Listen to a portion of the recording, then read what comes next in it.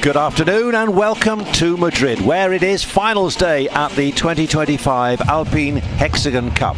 We're in the Madrid Arena, expecting a sellout crowd after 4 days of competition involving 8 teams and their celebrity owners. We're peaking today with 2 showdowns between the top 4 teams on the leaderboard for the big prizes.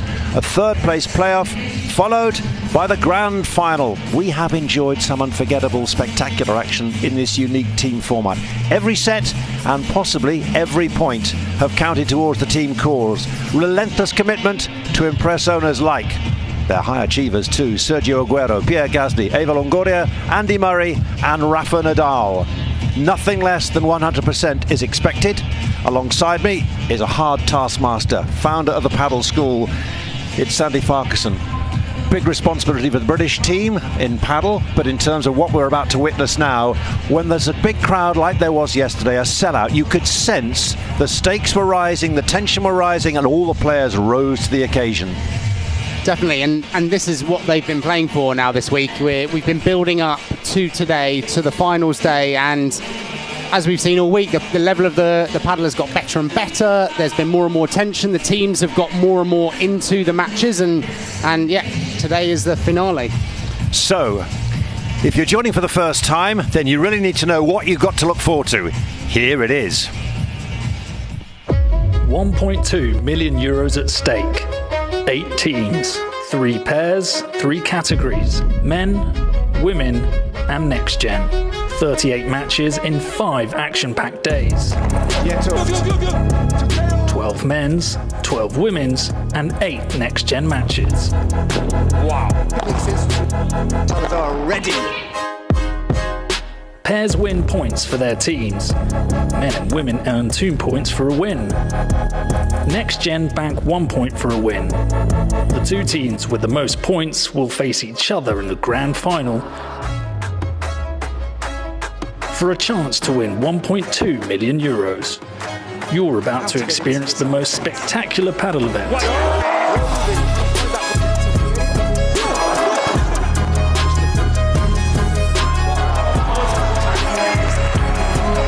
This is the Alpine Hexagon Cup 2025. This is the tension that you can feel around the arena, with the players preparing themselves after what we've had quite spectacular so far. We're hoping to get even better. A galaxy of stars assembled. Hexagon, el primer año fue increíble. Este año tenemos más jugadores, más equipos y mucho más fans también. And gave birth to a new universe.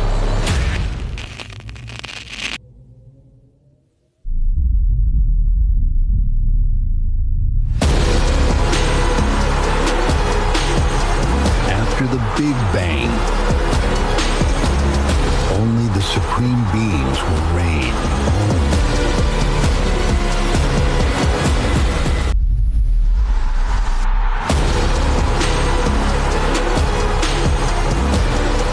It all comes down to this. Hexagon Cup 2025 Finals. The second edition has more than lived up to expectation. From 6 teams in 2024 to 8 in 2025, and this is how it all shook down when they finished after midnight last night. The Rafa Nadal and crew paddle. Rafa Nadal, owned clearly, involving Rafa Nadal. Crew paddle, Sergio Aguero. Team Bella, Puerto Rico. The advantage team, Andy Murray and Anthony Joshua. X10 padel, that's Pierre Gasly. The Hexagon team, for the players, for the fans, for the game. Robert Lewandowski's team, RL9 team, had a tough time. They'll be back, and so too with Eva Longoria's team. 11-11, not qualifying, finishing the bottom of the 8. So what are we looking forward to today in terms of the fixtures? Well, here it is. It's all very simple, isn't it? It's Team Bella against Advantage for the 3rd place playoff in the men's, the women's and the next gen, and then it's women, men and next gen if needed for the final. But first up, we have the women's match, Team Bella Puerto Rico against Team Advantage. This is what we got to look forward to. One of the best players in the world, 17 years old, Andrea Ustero with Jess Castello for the Team Bella, and then Delphi Brea and Sofia Araujo, the 2024 defending champions. Well, the best they can do is third, but they will be out to win to set their season rolling for 2025. And here they come in their familiar red. It's Andrea Ustero on the right, Jess Castello on the right. She didn't even know she was going to be playing until just over a week ago. Brea González was due to play, but Jess Castello stepped in and they played 3 and 1-2.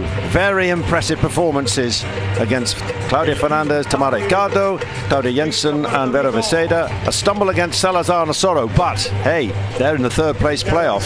They've possibly exceeded expectations, and we know what they can produce. If they're on song, then Delphi Brea and Sofia Araujo could be in trouble. And that's what we want, don't we? We want a match. Definitely. And they've been playing better and better this week, haven't they? Like all the pairs, they've found the rhythm together, the chemistry has gone well, and so now I think they're playing at their best at the moment this week, for sure. Andrea Ustero ranked 14 in the world, Jess Castello ranked 9. Up against, from Team Advantage, Delphi Brea and Sofia Araujo, both ranked in the top 10. Here they come, Sofia Araujo smiling 2 MVP awards already. She's leading the way, 30-year-old Portuguese Delphi Brea, 5 in the world, with designs on becoming world #1 this year with her regular partner throughout 2025. But they've been there, done that. They've done it the hard way, went to a super tiebreaker a year ago. How will this third place playoff unfold? They've had a day off, didn't play on Friday. Likewise, the Team Bella combination. So they've had Saturday to enjoy, although to be fair, they've been supporting all the time, haven't they? Yeah, they've had a tough week, haven't they? They started a bit slow, I think, at the beginning of the week, and then they had a tough match on that Friday, wasn't it, I think? And but they went down against Jensen and Virseda, a struggle. Yeah, and they're playing well. They're a lovely combination, really. I think what do you mean by that? Lovely? They're one of my favourite pairs to watch. I just think they suit that right side, left side so well. Delphi is so good at setting up the point, controlling the point, defending, and Sofia is, a good aggressive player from the left-hand side. Lovely power in her smash, and they have a lot of energy. What do we read into the fact that, just picking up your point, that they lost their most recent match on Friday against a pairing whom Team Bella won 7-5, 6-2 against Jensen and Virseda for Ustero and Castello? Do we read too much at this early stage into victories against other pairs?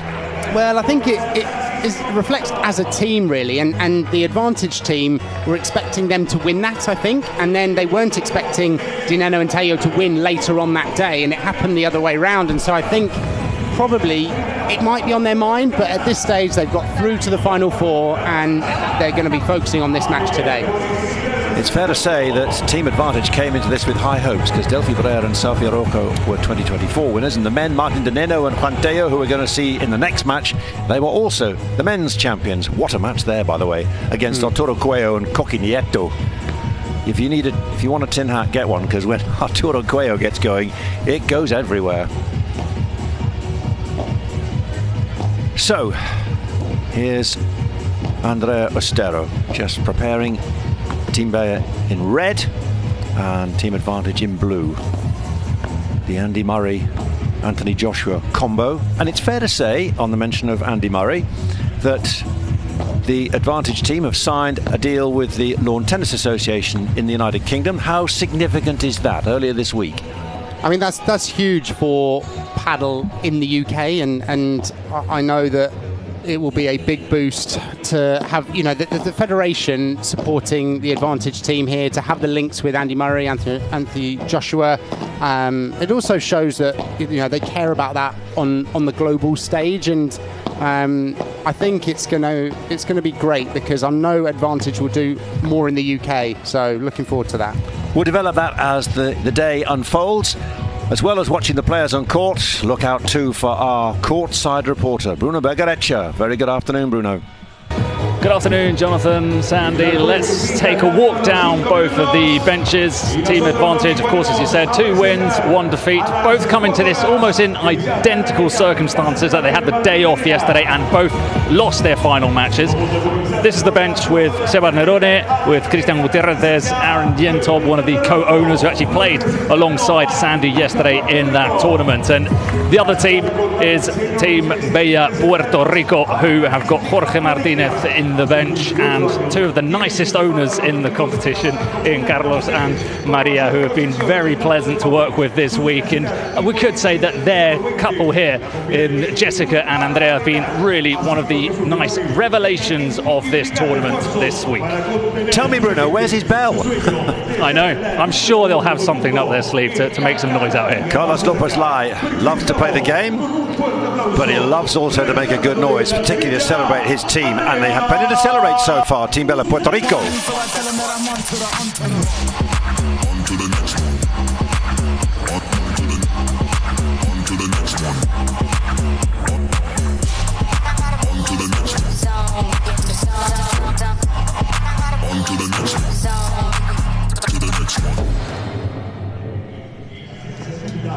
We've talked a lot about the men, the women, and the next gen. Well, the first of the pairs we're going to meet is Team Bella, and here is Andrea Ustero, 17 years old. Could easily be next gen.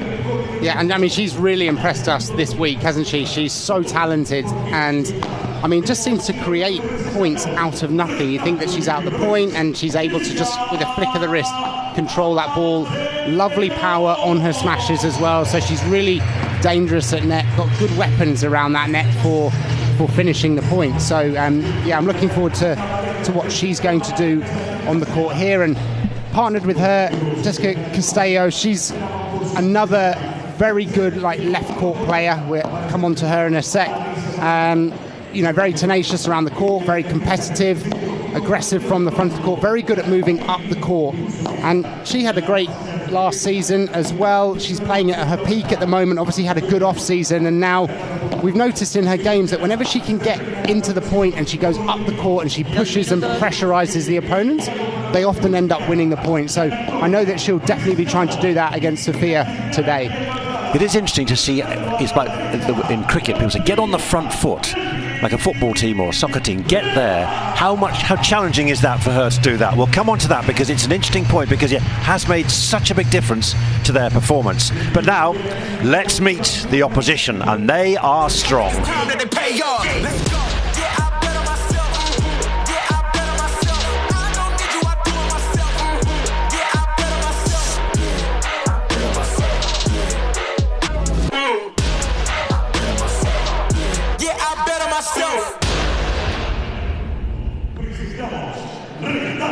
Highest ranked player on court is where we're going to start. I know you're a big fan. You've made that clear of Delphi Brea. Yeah, as I said, I mean, I really like this as a pair. Delphi's so good in defence, and we've seen it all week that she's been able to manipulate the speed of the game and how the game is played from really the front of the court and the back of the court. She defends really well, she attacks really well, she's very good at coming forward, has great overheads, a very complete player. And as such a tactician on the right, she's really, really good at doing that job. And what she does is set it up for her partner. Sofia is aggressive. She has loads of power on her smash. She can really generate some force, kick it out of the court, bring it back to her side. She's very good at coming forward and attacking, and also decent at defence. And one of my favourite things about her is the energy that she brings on the court. There's always a spring in her step, and yeah, they're definitely, I would say, in my opinion, favourites for this match.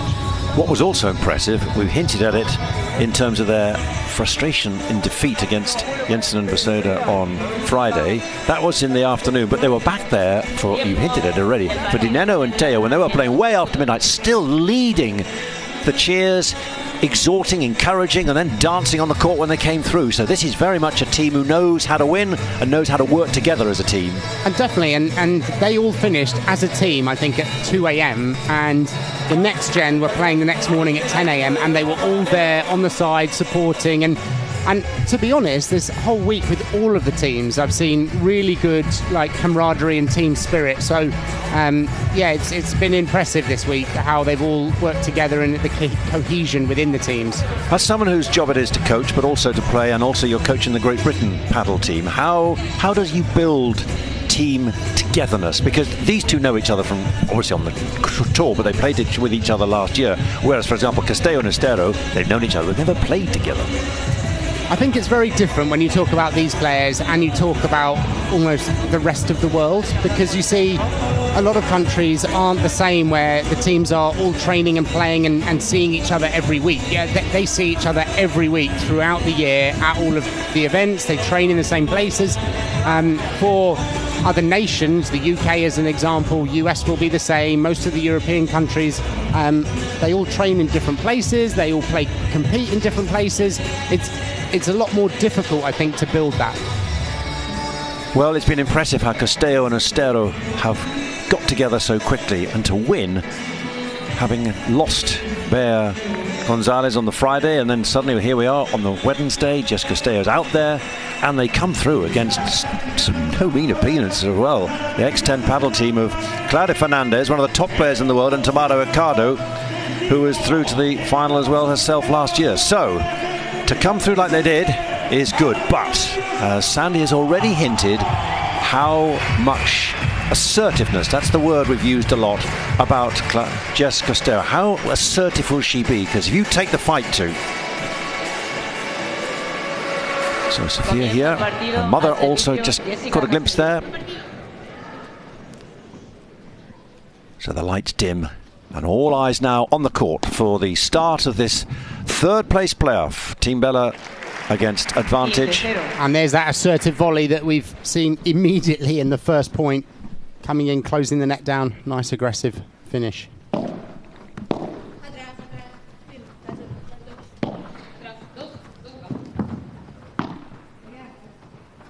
And the other differences, which is most marked, there's the lefty for Andrea Ustero. What sort of dynamic does that bring to Team Bella? I mean, it's always useful to have a lefty on your side. It means that the lob is down the middle is always covered by an overhead, whether it's a bandeja or a vibra. You're not seeing a lot of backhands, and particularly for Ustero, she's got such a lovely variety of overheads. The range and touch of Ustero is outstanding.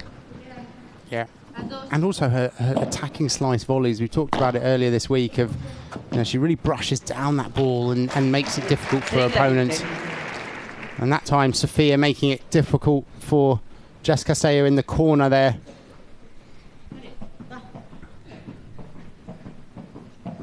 Scoring like tennis, if you're just joining us and wondering what paddle's about. It's a shorter, smaller court, obviously surrounded by walls, different balls, different rackets. And you'll see if we get to what in tennis would be deuce. It's a golden point in the Hexagon Cup. The next point wins the game. So started well for Ustero and Castello here, getting on the front foot, attacking. As a coach, be it of Team Bella or Advantage, you're bound to say both. You get out there, make a fast start, surely a solid start. Always, always. I mean, it's one thing in paddle, when we say make a fast start, we almost mean kind of, you know, have energy, light on your feet. It doesn't necessarily mean go out and try and win the points easily, because that's one of the big differences I found from tennis, is that you could go out and be aggressive from the start but make mistakes, whereas paddle is important to get consistency from the beginning. First set hold for Jess Castello. So exactly as Coach Farquharson would say, and also Team Bella undoubtedly. I mean, at the beginning, we always see a little bit of this, trying to find your way into the game. You see a few more unforced errors and shot selection errors at the beginning in the first few games, and then they often tighten up. And we saw that yesterday in all of the matches, didn't we? They end up being very long and closely contested by the end of the match. But at the start, there are one or two kind of feel your opponent out type errors. You can't win the match in the first few games, but you can certainly start losing it if things don't go your way. Concede an early advantage. And in the first match that Brea and Araujo played, they lost the first 3 games, and you thought, what has happened to the holders? But back they came. Now, they're never phased. Great shot down the line from Ustero with that backhand, Bajada. And they're trying to hold on to the net, and Jess is in the right place again. She's going to finish that, not quite. This one, she may. There we go. How many other options were there available? Because it's not just power. This is what those who love tennis and followed it and played it and are thinking of paddle. It's not just banging it all the time for those big winners. So much of this is almost finding space on the court, creating space so you can put them under pressure, and then taking that time away. And sometimes that means buying time with playing a slightly slower ball. But yeah, it's definitely not just power. Although there we see Sofia's smash, and that has power, bringing that back to her side there. Nice technique. Clearing Ustero, and Ustero didn't really have time to move forward on that. Sandy Farquharson, founder of the Paddle School, but also former tennis pro and paddle pro, so has huge experience, great insight into the differences of the games and the challenges that both present. Lovely Vibra from Delphi Brea there. Overhead, more aggressive. The Vibra. Ooh. That's difficult. That was a high lob from Sofia there, and even though it wasn't too deep, because it's so high, it's still quite difficult to deal with, and that's one of those errors at the beginning we talked about from Jess Castello. Lovely attacking volley. Oh, Ustero nearly got it back there, but excellent power into the corner from Delphi on that forehand volley. She's so good at that, Ustero, turning. Okay, that went into the net, but the way she's able to just watch and stay calm. She just reads the ball so well. When it goes into that corner, she almost knows exactly where it's going to come out, regardless of the speed and spin, and usually is in a good place to put her racket on and cause them some difficulty. Like the world number 1, Paolo Jose Maria, is also a lefty, just able to follow it out and give it all with the forehand. Just in there from Sofia, and that was good from Jess as well, putting a bit of pressure on Delphi. You see how she moved forward after this rebound and was on her way in. Great anticipation, and now half first, golden point. Whoever wins this point wins this game. Timbella looking for the break. Using their lobs well here to push team advantage back, and that's what we talked about, of Ustero knowing exactly where that ball goes in the corner. Oh, and it's a net cord that helps them win that point. And what a time to do it. See there, the net cord just tipped it over Delphi's racket. Well, that's an interesting development. It's only the first 2 games, but there's nothing like a service break to put a bit of a spring in the step. And it's almost worth saying at this point that the break in paddle is not quite the same as a break in tennis, in that the serve, as you can see, is underarm, so it doesn't carry the same advantage as the overarm serve in tennis. So to be a breakdown is not the end of the world, although they wouldn't want to allow the lead to stretch.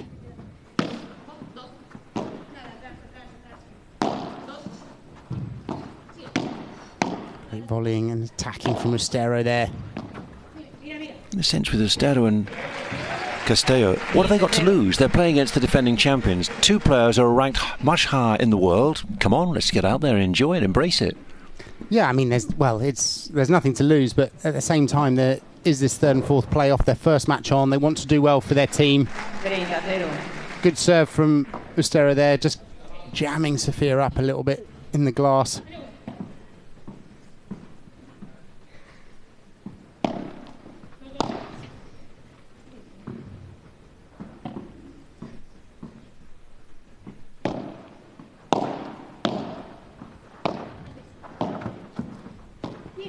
Oh, lovely touch shot down, and just out from Castello there. You can see that was a little Chiquita from Sofia, which is a soft shot down to the toes, right on that angle.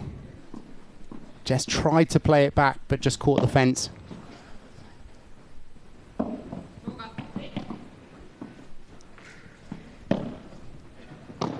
That was long. Oh dear. Don't often see a double fault in paddle because you do have 2 underarm serves.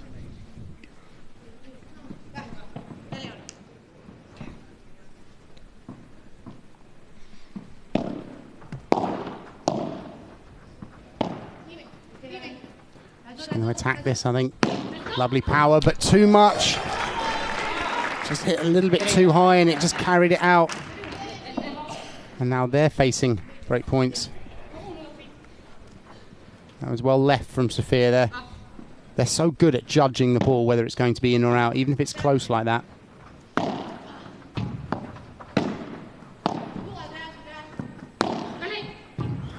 can see the way the ball is moving when Ustero hits it with that side spin of the lefty, and she's opened up the space, but Delphi's kept it in. And they've been able to re-establish themselves in this point. Oh, what a shot. Wonderful lob too. And now switch back sides. And almost like we're restarting the point here, rebuilding. Oh, that's gone high. Yeah, not much to do with that when it goes that high. You can literally just have to push a bandeja back in. Oh, and Sophia ends up being the one to make that mistake. And a second golden point. It's almost, as the point stretches longer, it's more and more difficult to stay patient. One of the key words, patience. If you're ever going to have a lesson with Sandy Farquharson, patience, positioning, and then power. But know when to use it. Oh, just long. That's another golden point there, and it doesn't feel... It doesn't feel like much when you're in that golden point to lose the golden point, but they accumulate. So they've lost 2 golden points, and now it's 3 love. So don't want to try and, you know, lose more than you win. So that's set a few things racing. It's in keeping what we've enjoyed so far, a spectacular week.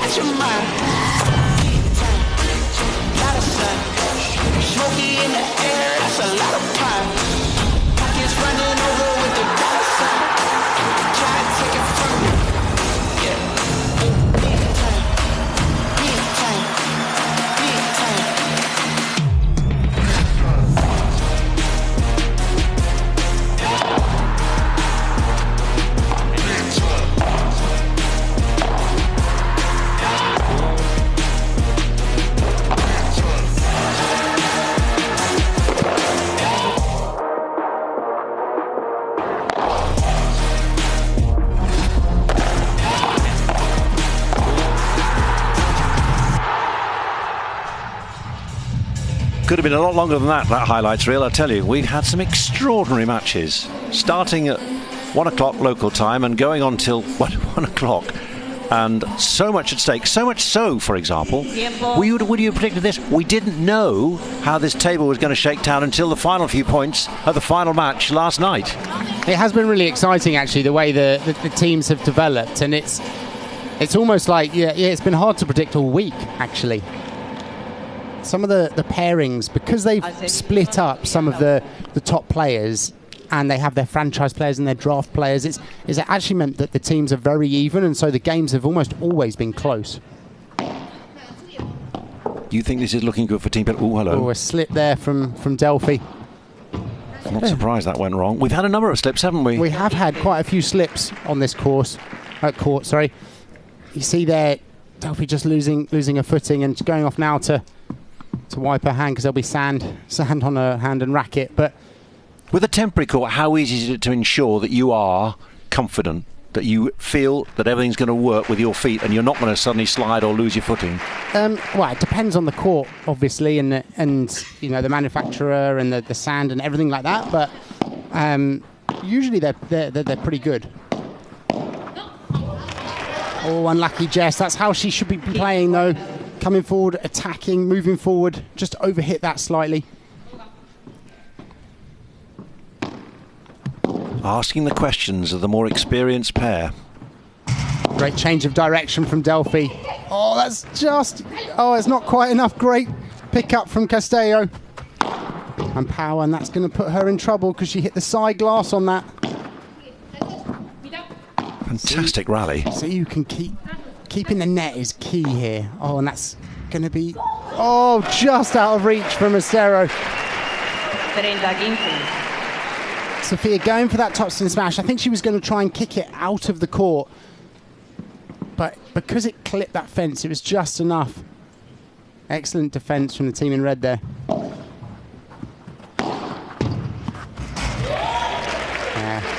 Even Ustero couldn't get that one back.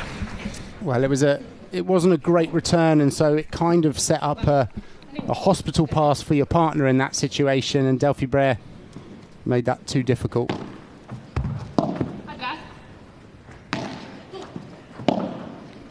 Really using the high lob here. I mean, sending it up. I mean, they've got the height, so they're using it.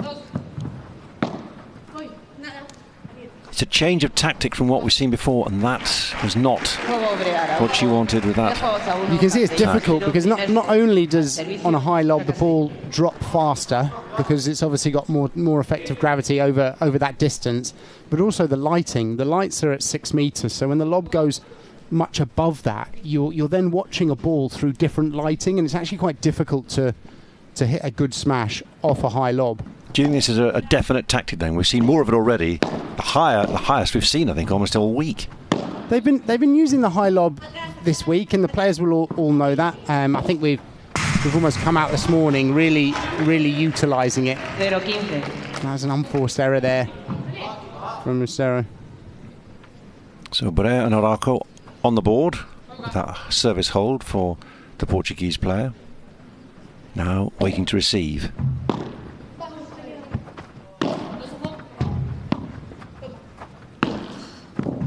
That's a great Vibra there from Ustero. You could see the perfect pace for the ball to go in for that side glass and just die right off that back glass.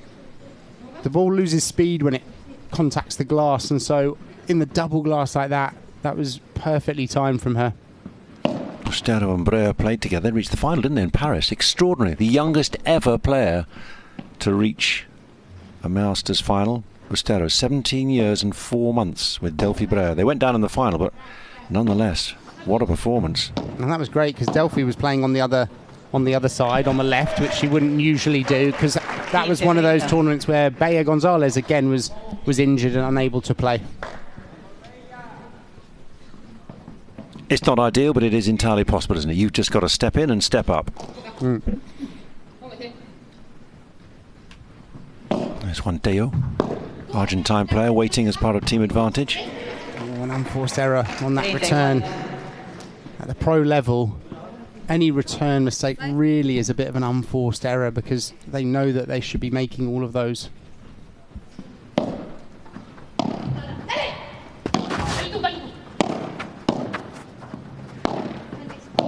Good patience from Ustero here. Delphi controlling the speed again. That's what she does so well. Amazing defence from Castello to keep them in it. Oh, right at the back of that court. Oh, and just round her enough there. Delphi Brea seizing the opportunity where the ball has just floated a little bit to her, and you can see that backhand volley in towards the side glass going round Castello. She wasn't anticipating her coming across there. That's what marks her out as the world number 5 and looking to become a world number 1 with Gemma Triay, her new partner. Gemma Triay is going to be part of the Rafa Nadal Academy team in the final coming up later today. Fascinating series of matches still to unfold. 6 matches in total, depending on how results go. If one team, for example, Team Bella, wins this one and the men's, then they will have taken this best of 3 encounter. Likewise in the later grand final, Rafa Nadal against Team Crew. Ooh, it's good enough. Yeah, Ustero went for it there, and it had just enough power to go over Sofia Araujo there. You see, she tried to get it, but just a couple of inches off. Another gold point. This is a big one. 3-1, becoming 4-1 or 3-2.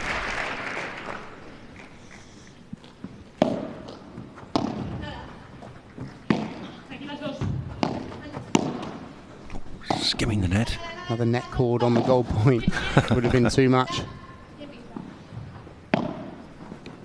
Using that high lob, but it's short. Oh, and she ran in as if she was going to be aggressive and just placed it softly down the middle. That was sensible play from Sofia.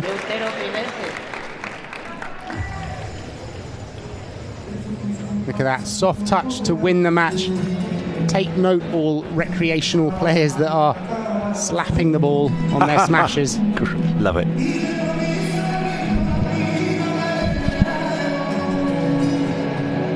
Bit of experience, bit of know-how, in fact plenty of know-how in blue.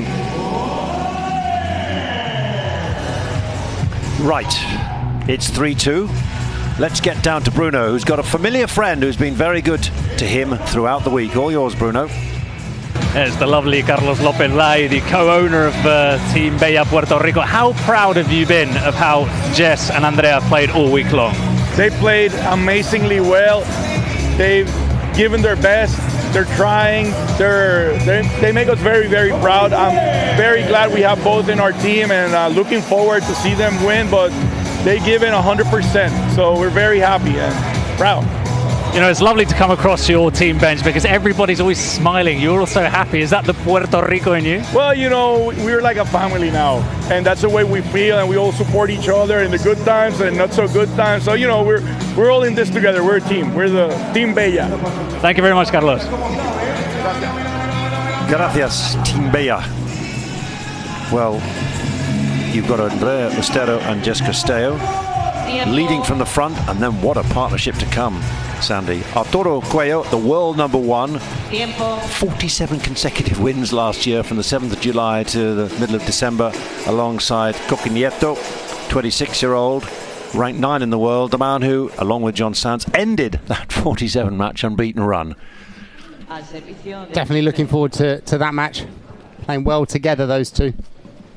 Would you have predicted that? Because some partnerships just don't gel. Others you think, wow, they've got hand in glove. I mean, Coello is one of the exceptional players that I feel like I could play well with him. What do you mean by that then? Just because he is so good? He covers so much court. I mean, he is, you know, the way he plays is just so dominating on the court, and I'm looking forward to commentating that match with you as well. That's next up. Nieto against Arturo Coello, against last year's winners Juan Tello and Martin de Nenno. And if I tell you that the advantage pair lost to Coello and Nieto on Thursday, 4-6, 4-6, that adds a little bit of spice. Just a mistake there from Ustero on the return again. A few return errors in here. They've almost allowed team advantage back into this. A hold would make it 3-all, and remember they were 3-love down. Seeing a lot of matches seesaw, aren't we, this week? I thought that was all part of the paddle protocol. Don't let anyone win too easily. The hexagon script. Nice attacking from Jess Castello, trying to force her way in there. And it was actually Ustero's Chiquita that allowed them to move forward, but been forced back again. Great Vibra from Delphi down the line. Oh, and just going for that drop shot. It was almost like she was running out of ideas there. She was hitting into all corners of the court and it was being returned back to her. It's a difficult ball to do the drop shot on. Great recovery by Jess Castello. Just sends another level from all of them. 1 or 2 unforced errors, but essentially it's a very quality game. Look at that. Yeah, that's trouble if you're going to go for that smash. Sofia didn't quite catch it as hard as she would like, and Ustero read it, anticipated very well moving forward, and that's what she's so dangerous at. Look at the way she moves her racket there. Unpredictable. Nieto enjoying that one. And here are 2 break points. Ooh, delicate. Scrambled over the net. Good defence, and this is where Castello is so good. She's so physical, and her partner comes in and takes advantage of that finding that space. Well done, Ustero, for reading that situation, and for Jess Castello almost pressuring them to do more.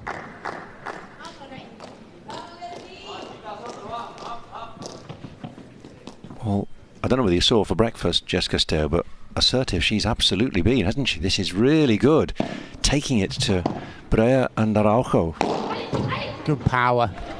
Good power. And it's that unpredictability there. You see, it looked like she was going to go cross court. Delphi was running in. You can see her running in there and almost caught Sofia by surprise. The fast flat smash down towards her feet. Nice control. Look at the way she just manipulates the ball around the court. So impressive. And again, unpredictable into that side that time. It's almost like when she goes into position to hit the shot, it's so difficult to read. Look, it looks like she's going to be aggressive to the other side, and then last minute just moves the racket head to play that as almost a gancho down that line.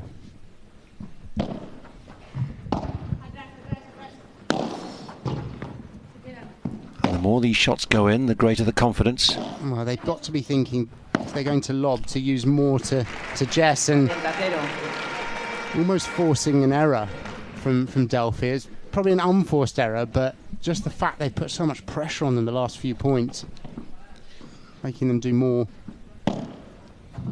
Oh, what a good serve that was. Great shot from Ustero there. The Reds are just about keeping the net. Oh, she was just falling back a little bit too much there. She knew Delphi was at net, so she had to make it a little bit better, but it was a difficult position. Keep that freedom of play. No nerves limiting. A really good, strong start. Yeah. Nice smash there from Sofia. Jess Castello was just jammed up a little bit at the back there and didn't hit that lob as well as she would have liked. Very clean hit though.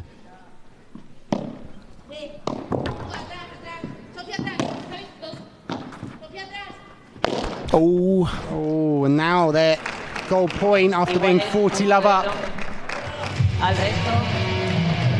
Not a position they would have wanted to be in. The momentum switch in paddle is extraordinary, how fast it can go. 1 point, 2 point, 3 points, suddenly it's changed. And what could have been 5-2 could well be 4-3, and a few stumbles with serve at the moment from Ustero.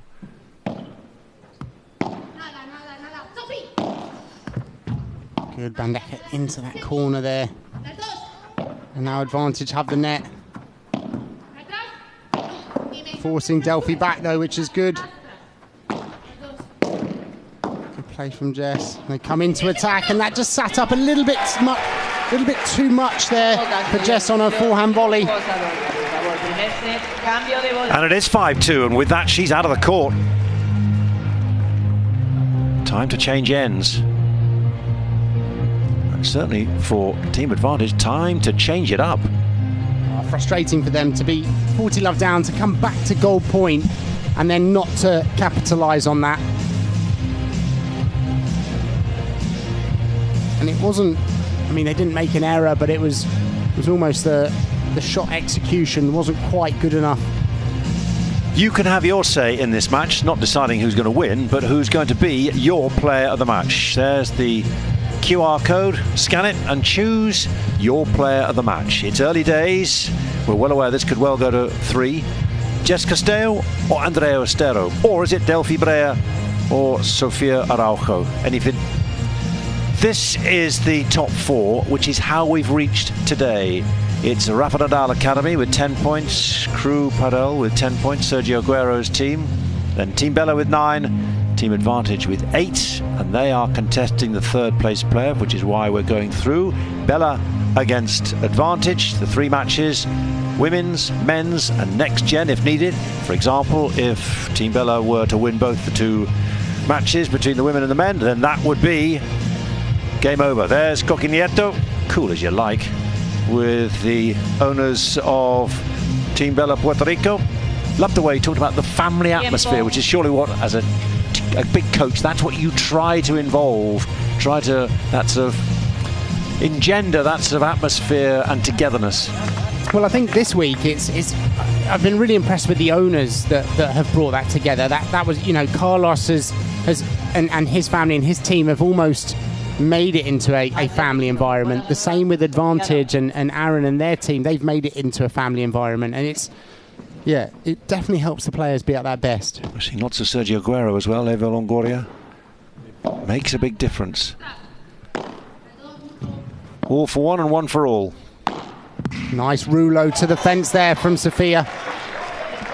Hitting that top spin smash so that it bounces just before the fence. Very effective. They need to win this game to stay in this set. They've come out with a little bit more sting after that change of ends.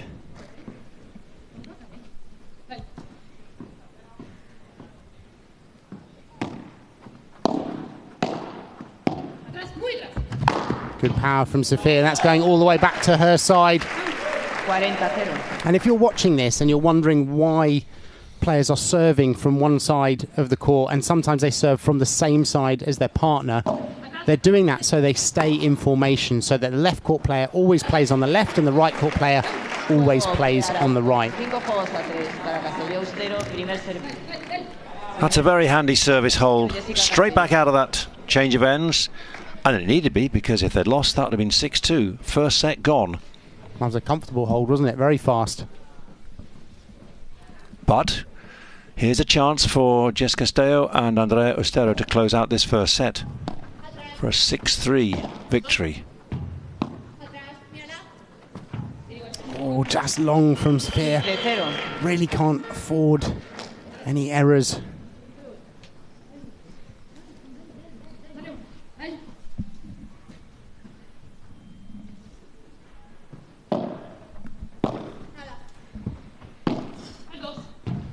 Nice Van Decker there from Ustero to come back in. Short lob though, and didn't get away with it. Almost looked like Ustero changed her mind there. Looked like she was going to play Chiquita and then decided lob and hit something in the middle. You said Bandeja, Bajada, they sound quite similar. What's the difference? Bandeja is a defensive smash where you basically play that without a bounce, and the Bajada is a shot that bounces and plays after the glass.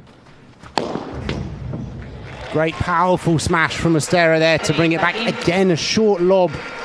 At this level, a short lob is almost as bad as an unforced error. Tease it up for the opposition, and they normally should crash it down and up off the glass, back over the net.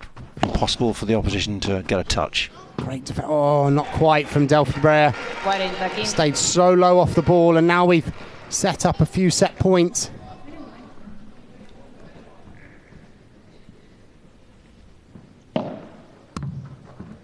Oof. I think it was in, but I think Delphi was expecting it to go out, and it looked like it took a little bit of a funny bounce off the turf. I don't think she's accepting it, is she? Or are we going for a review? Okay. Looks like it's going to be a review, but there's Arturo Coello. Delphi doesn't look confident. It is going to a review. Let's see. Well, you called it. That was in, and I think Jess Castello thought that was in, however awkward it might be to win the set on that. And I think Delphi Brea felt the same way, but let's see. Difficult for us to see from this angle, but certainly the rebound looked normal.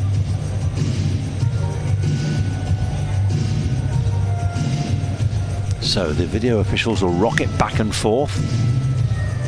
Did it touch the glass first? Or was it perfectly placed, very close to the glass, and then just dropped and died off it? A rare ace, if that's the case. A rare ace, yeah. And I mean, well, it's set point as well, so that would be quite a way to win the set. Come on then, what do you reckon? Well, it's right in the shadow, it's quite difficult.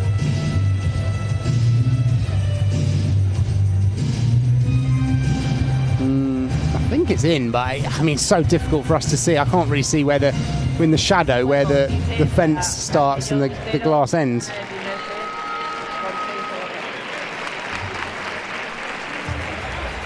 Just Castello. I hope they're not using that camera for It's in. the decision. Well, there we go. Just Castello looking a little embarrassed, but I think very grateful because she was in no doubt.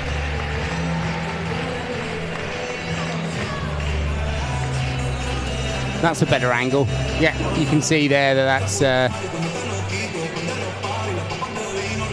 One of the features of paddle is its exquisite, impeccable sporting spirit. No one wants to win if they know that was it out. They speak up instantly, even if it goes against them. So 6-3, first set to Team Brea, Puerto Rico, if we follow the pronunciation from Carlos Lopez Lyon. He's the team owner. Jess Castello and Andrea Ustero lead the 2024 champions Delphi Brea and Sofia Araujo after the first set.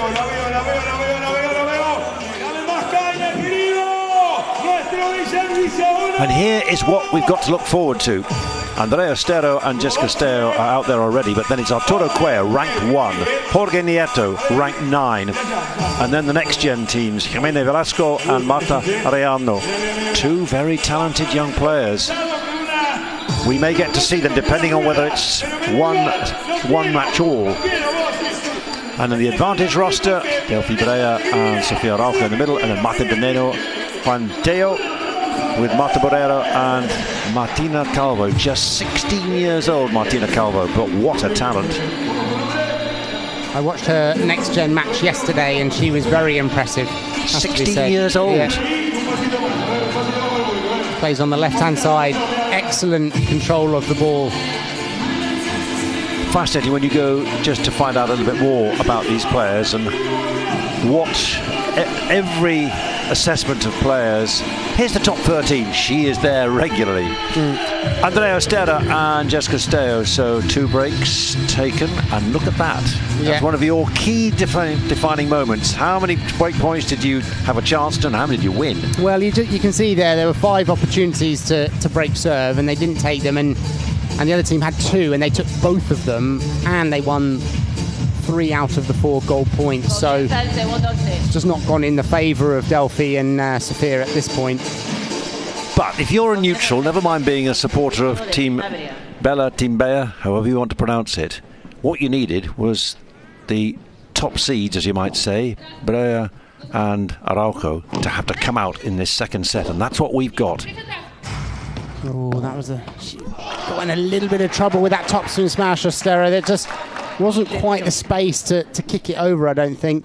Sofia did well to dig that out. Yeah, and Delphi punished. Great block from Castello there, coming forward, what she does so well. Unusual for Delphi to be making these errors.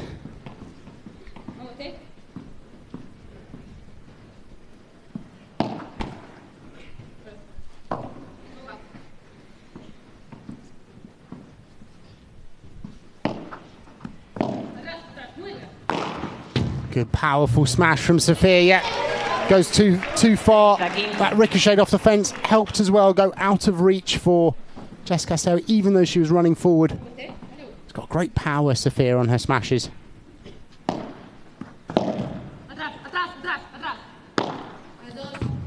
bandeja into the corner there, helping her recover her net. She wasn't able to on that one, it was too deep, and Jess Castello has managed to get 2 net now and holding that for dear life, and that's too short. And Ustero's got the power to finish that off. The depth of the lob is so key in this game. So's the information, communication. You hear them constantly talking to each other. It's not encouragement, it's telling people. Well, you explain. Well, what is so important about the communication between players? It's so important because the lob is such a big part of the game.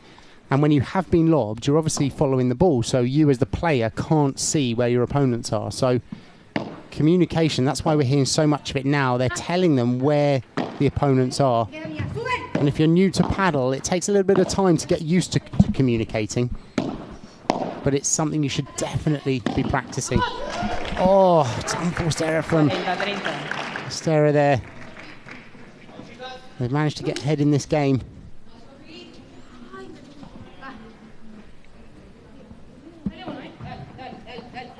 Delphi Brea looking to hold.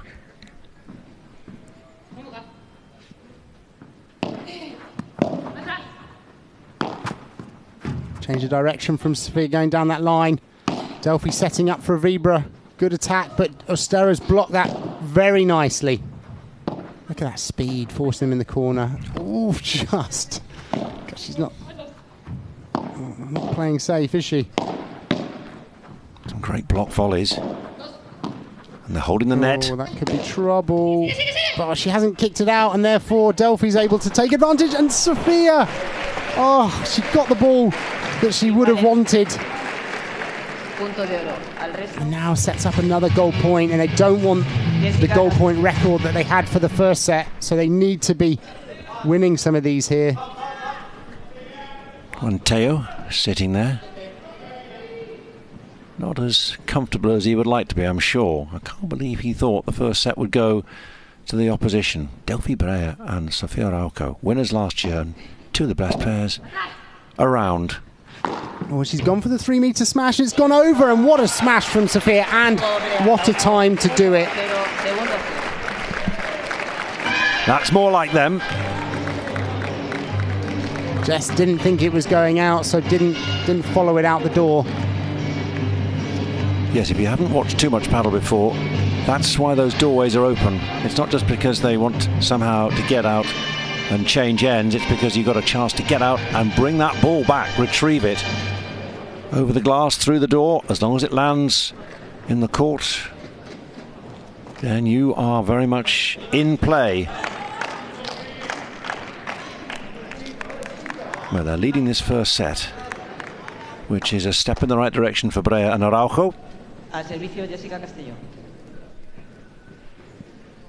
Now Jess Castello.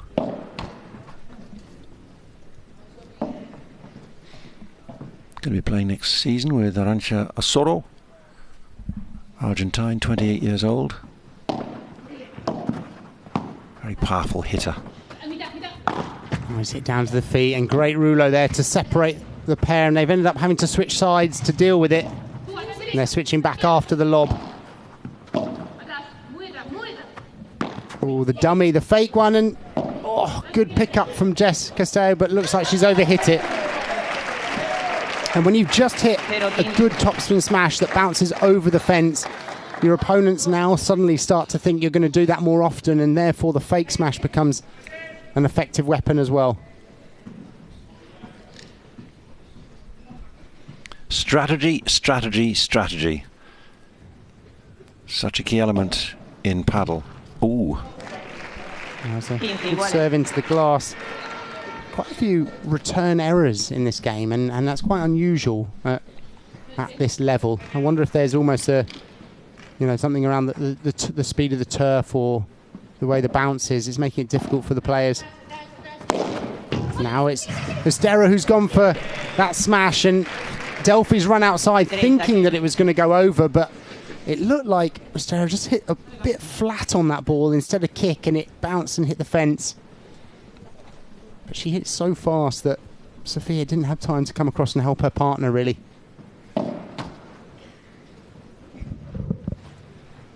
Let's serve, just like tennis.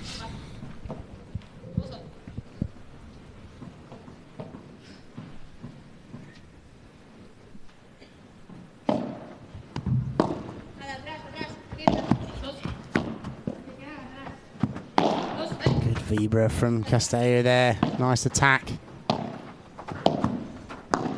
Yeah, lovely volley from Ustero right at the toes, and you can see the way that Ustero chops down on that slice volley. So much slice on it.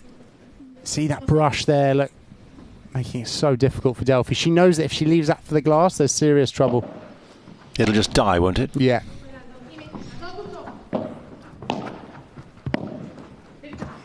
Good, nice trick Chiquita from Castello there, and Sofia just hit that a little bit too high, and therefore gave Ustero an angle on that volley. Great teamwork. I mean, that sounds obvious, but the way they met, as you would always say, this is like chess. You're setting things up 2 or 3 moves ahead. So important to watch almost the shot before the winner to understand how the point has been won, and that's going out. Not quite. Oh, great play from Castello there. It just didn't quite have the power, and you can see here Castello running forward and attacking with that backhand.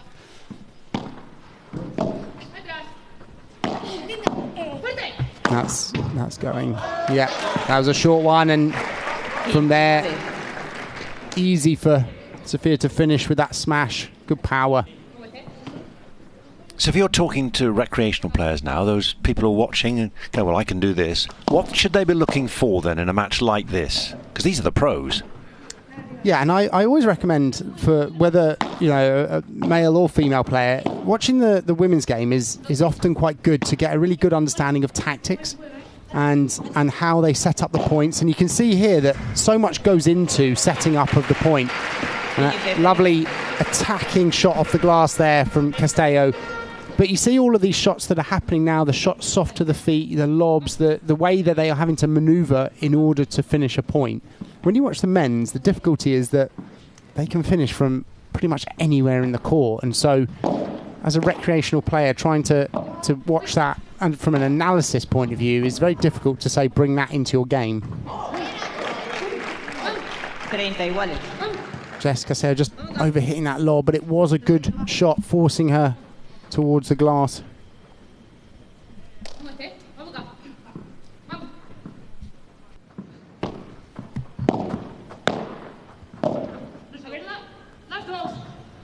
Drop down just right for her. Oh, another error. 40-30. Almost a little bit of concentration there for the last few points from Jess Castello. She's walking over to the other side of the corner, give herself a little bit of time to reset. Saw a lot of chats on the service line yesterday on decision day when all the positions were becoming clearer, just to pause and think, and there's another example. It's gone well for Sofia Araujo and Delphi Brea. They whole serve. You see, the points are so short, like normally, where you immediately pick the ball up and you start the next point within a few seconds, and so they've got to find their way of slowing it down and resetting and having a break. And often that's talking to your partner, or like Jess just did, she walked across to the opposite corner and then walked back again. It's only 5 extra seconds, but it gives you a little bit more time. So speaks a top-level coach and former player. Knows what he's talking about. And if you're slightly confused as to what's a bandeja and a vibra, here is Sandy. It's not rocket science.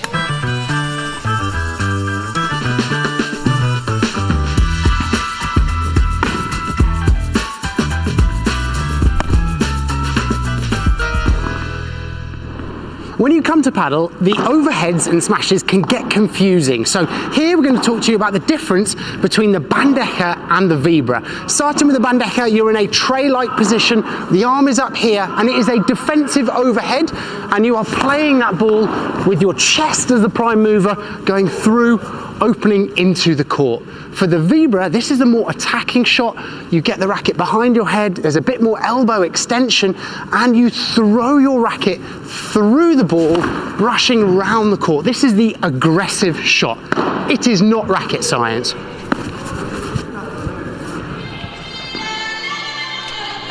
A lot of Spanish terms, and even for a British audience when you're working paddle school, and also a US audience when you're at paddle school in Miami, how much is that all part of the lingo? Just like it's a drop shot or a passing shot, or it's a chip in golf, whatever the terminology might be. It's a difficult one. When I first started, there were so many players around the world learning or starting to learn in English, and if you didn't use those terminology, then it was almost confusing because they'd go to Spain or other countries and they would use it. So at this point, definitely things like your bandeja, your vibra, maybe your bajada as well, you would need, I think it's worth to learning know what those. it is. Yeah, I don't think you need to get too wrapped up in all of the terminology, but a rulo, chiquita.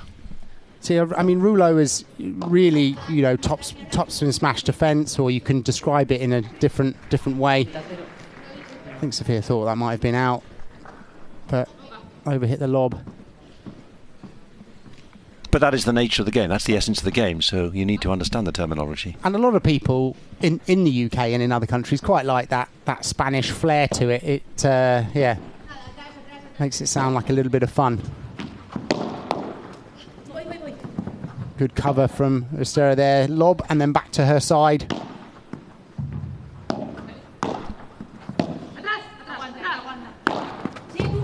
Nice attacking vibra from Sofia there, and just had the right idea of almost just touching it down to the feet of Delphi and then coming in, but just didn't hit it high enough. So what she was say that had got over the net. What was she expecting Delphi to do? Well, she would have closed the net because she would have wanted to take the net position using the Chiquita, and Delphi would either have tried to play to her feet or lobbed her.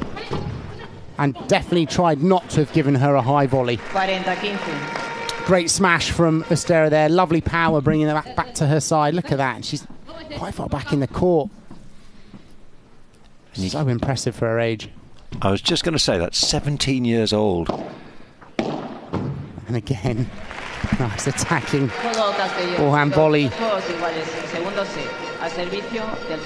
She's got such good weapons. I mean, we talk about how comfortable she is in the corner, but when she gets up to net, she's very dangerous.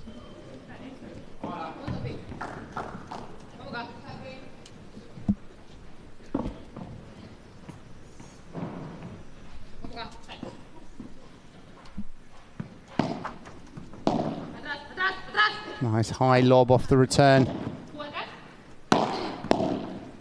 And that's a bit short. Are they going to be in trouble? Yeah. And they will, with Sofia bringing that back to her side. It's a big difference in that lob versus the previous two lobs. It's a distance where they are on the court, how deep they are, and that one's gone short, and Sofia's played that down and out over the 4 meters at the back of the court.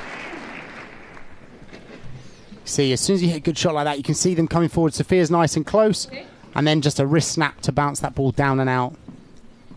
Important for Brea and Araujo to make a move, to ask questions and put the pressure on the other side of the net, and that's looking good.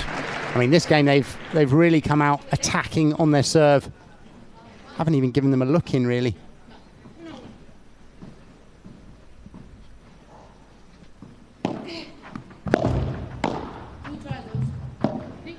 Oh, and again going for that Chiquita. Fine margins.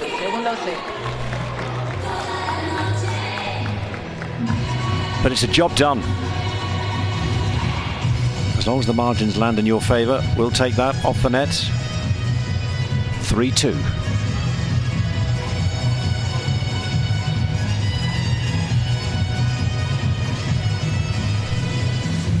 Let's go down to our courtside reporter while the players are taking their break. All yours, Bruno. Yes, I'm alongside co-owner of Team Advantage, Aaron Yentob. Aaron, I was speaking to Juan Tello at the end of the first set, and he was saying, never write off Team Advantage. We're used to coming from behind. We're used to overcoming adversity, so don't write off Delphi and Sofia. Last year, every match, they sent us through a heart attack. Every match down and come back, and they're such a united group that they build each other up every game, and I think that's why we had the success last year. So we'll see how this set goes, and we hope the same thing happens again. They're strong characters. Just a quick question. Sandy's listening to you up there in the comms box. How's he as a paddle partner? He's exceptional. Amazing player, fun to play with, makes it enjoyable. It can't get any better. Teaches you as you go. He's a great player and a great person to play with, so really enjoyed it. You're a good player too. I saw you yesterday. It's been a tough few days for me. I haven't slept for a while, so I need to get some sleep, and we'll get back on the court and play properly. Thank you very much, Aaron. Thank you. That was the wrong answer. He's just blown a huge amount of smoke up your... Actually, it was fascinating just to say, well, before the players go back on court, watching Sandy and Aaron together against Maribel Nagal and Fernando Lorente, that's right, yesterday. He was trying so hard, and I could tell, we're like chewing a wasp almost. Like, do you want me to try, or do you just want to sort of show off, basically? Well, it was a social event, really, wasn't it? It wasn't one for you, not him. My word. So, 3-2. Back in the match. He's not wrong, actually, Aaron Jentop.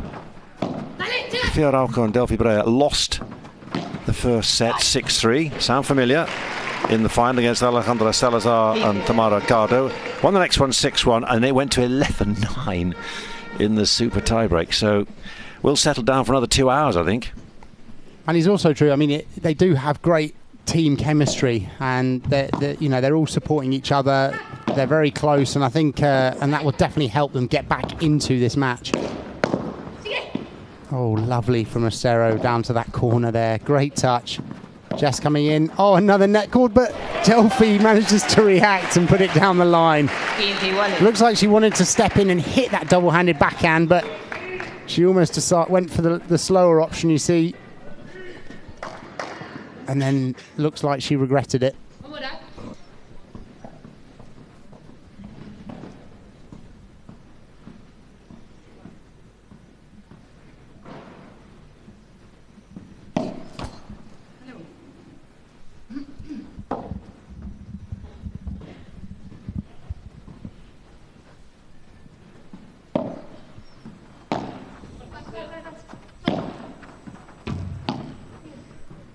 Lovely lob to come forward there from Delphi. And the power from Sofia. Oh, nearly the block from Castello. And you can see now Sofia's hitting more of her smashes, being more aggressive, almost hitting it towards the players at the back. Not giving them any time to move out of the way.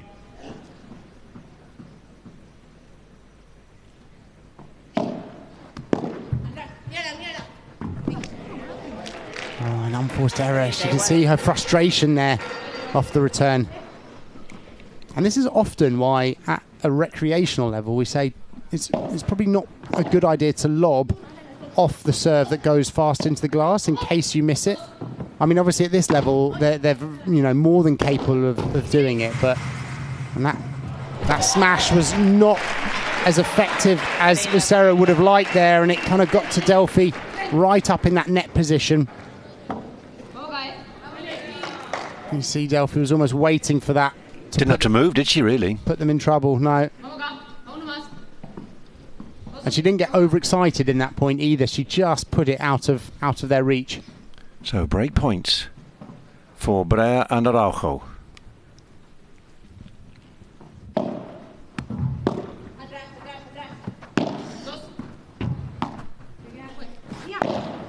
Good rouleau from Jess, but they've got the net now. Sophia biding her time. Good lob from Castello, and she's trying to find a good opportunity to come in. They're keeping her under pressure in the back there, though. Oh. This is a big point. The fake smash. Oh, and that short lob's not going to help, but they're still in it. Look how hard they're having to work to win the point, and well played, Ustero there. Coming forward, playing that almost short slice forehand volley down the middle. Stretching her one way and then opening the gap. Brilliant. This is an important golden point here. This could either be a 4-2 or a 3-all after this.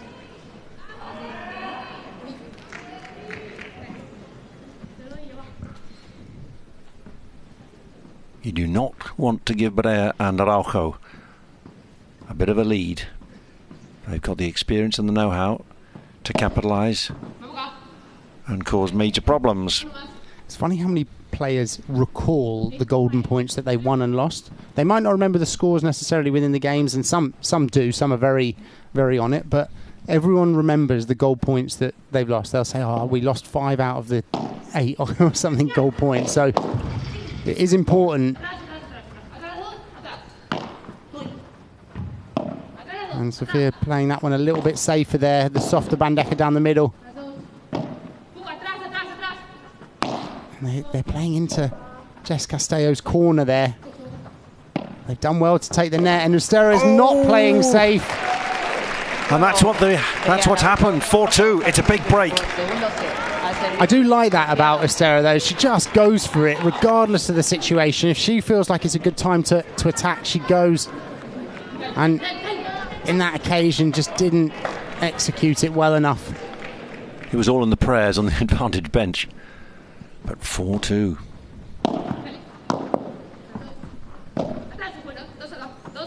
Nice lob, forcing them back.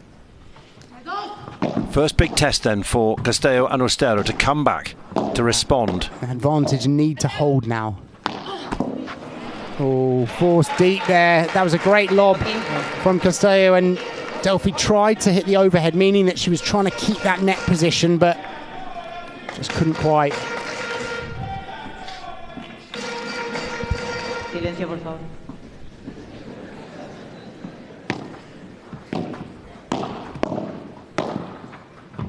Yeah, lovely volley.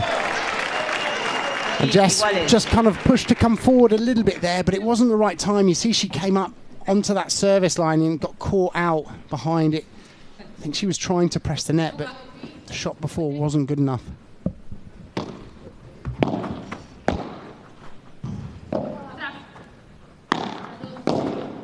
Lovely backhand cross, and Ustero coming in with that forehand again, but Delphi has dealt with that Chiquita.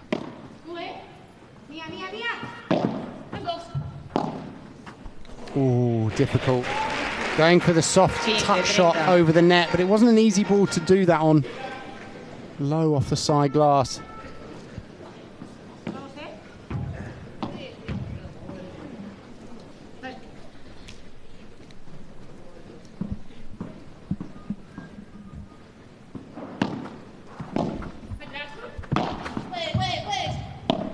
Lovely. She just knows where the ball is, Ustero, in that corner. Anywhere it goes, and this one is put away from Sophia. You just cannot give her a short lob. And that time out over the 3 meters on the other side.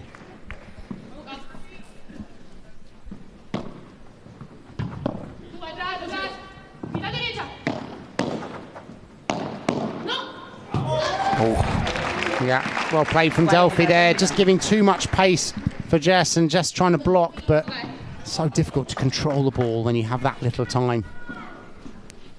Close to 5-2.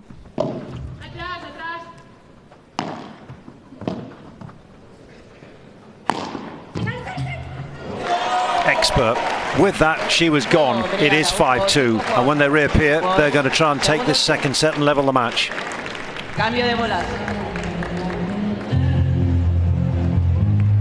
Yeah, she's been deadly with that smash in that last game.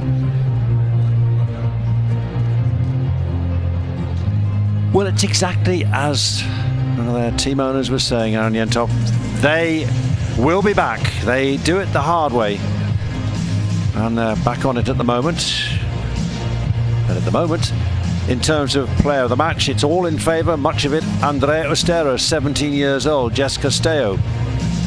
And then Araujo and Delphi Brea. And of course, this vote is still running because so is this match. This match, I think we're going for a super tiebreak the way they're carrying on. And if you're just joining us and thinking, I'd love to register my player of the match, then just scan that QR code and you're in. And settle back, because your afternoon and evening is sorted. If you like paddle, just take it easy. Feet up, get the tapas, whatever else you'd like, because after this match we've got another encounter between Team Brea or Bella, depending on how you want to pronounce it. Puerto Rico, we've got Arturo Coello, the world #1 again with Nieto, ranked 9, against last year's winners, Nenno and Tello. This for the 3rd place. And after that, there's the next gen match, but it all depends really on how this match here goes and the next one, because if it's 2-love to one of the teams, Team Bella or advantage, that's it, we're done. But if it's level at 1 match all, we're going for the decider with the next gen. And then we got the final, Rafa Nadal Academy against Sergio Aguero's Crew Paddle. Fireworks guaranteed. Big now for Ustero and Castello to come back in red against Delphi Brea and Sofia Araujo in blue. Oh, that's gone high. Oh, she's gone for it. Didn't get the power she needed because that's come back again. That would have been very difficult for her to bring that back. The timing would have had to been immaculate on that smash. But they're in it now and they got the point, and Sofia's tried to kick it out, but it's hit the side and now they've lost the net. You can see a theme here. If you go for the smash and it's not perfect, you end up losing the net. And that will be good enough there from Jess Castello, choosing the right ball to go for it on. Nice and short. And you're seeing how, this is what we were saying earlier about watching women's paddle, to understand how to set the points up and see how they have to create. There's so much work that goes into the point to get that easy ball. You're working, looking for an opening. Nice speed from Ustero there. Soft down the middle. And look how many soft shots there are before they go aggressive. That's another thing that I always ask players to watch when you do see this live, or on the TV for that match. It's almost like, you know, at least 70% of these shots are soft, control to the feet, controlling the ball. It's not, you know, it's not the highlight reel that you see on social media. And that's the difference in tennis. We're sort of just slugging from baseline to baseline to baseline, slug, slug. This is much more strategic and, as you say, soft. Playing for position, manoeuvring for the kill.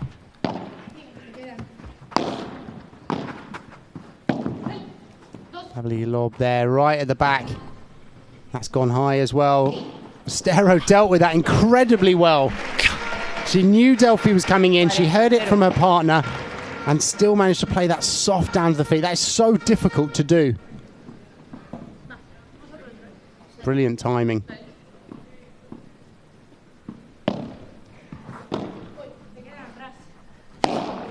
And that might be okay, but Sofia got on top of it.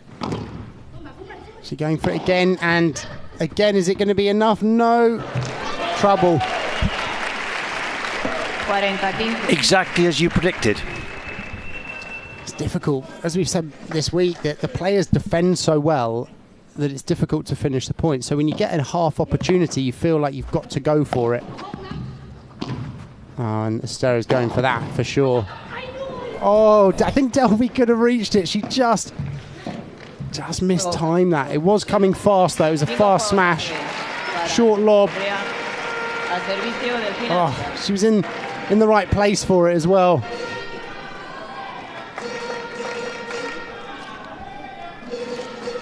There was no doubt that Ustero was going to give that a wallop. She's been playing paddle since the age of 8. She's a 3-time champion of Spain. She's determined to become the world #1. Well, you can understand why. Realistic ambitions. Great shot from Delphi there, down towards that fence, but they've taken the net, and what a bajada from Sofia. Ustero's got that in court. That is amazing. Oh, double hit. Fantastic from Ustero and Castello there. I mean, what a pickup from that bajada. There, look at that. Amazing. To go over the head and get a good lob from that. That's fantastic hands to be able to do that.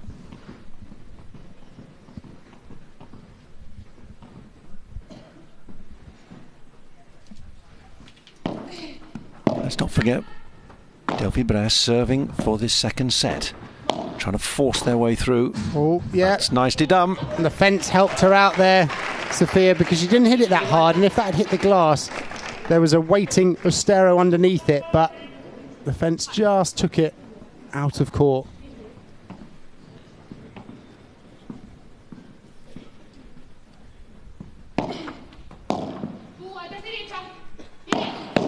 Oh, that's what the block that she wanted, Castello there. She got into a good position.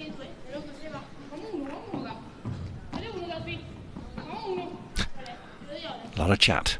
A lot of positive. Yes. Reinforcement, come on. 2 more points. This could be 6-3, and we're going to a super tie break. Well, she's gone for it, and that's not good enough. And Castello just finding the body of Delphi Brea. Didn't hit that as well as she would have liked. Actually looked like she almost flattened the racket out slightly on the shot, so it didn't get enough kick. Haven't seen too many of those facial expressions this week, I tell you. She's revved and ready.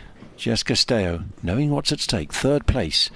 This family atmosphere, but it's also a determined winning attitude they're looking for. Oh, and they're in trouble with that one as well. Yeah, again, going for the smash and not executing enough.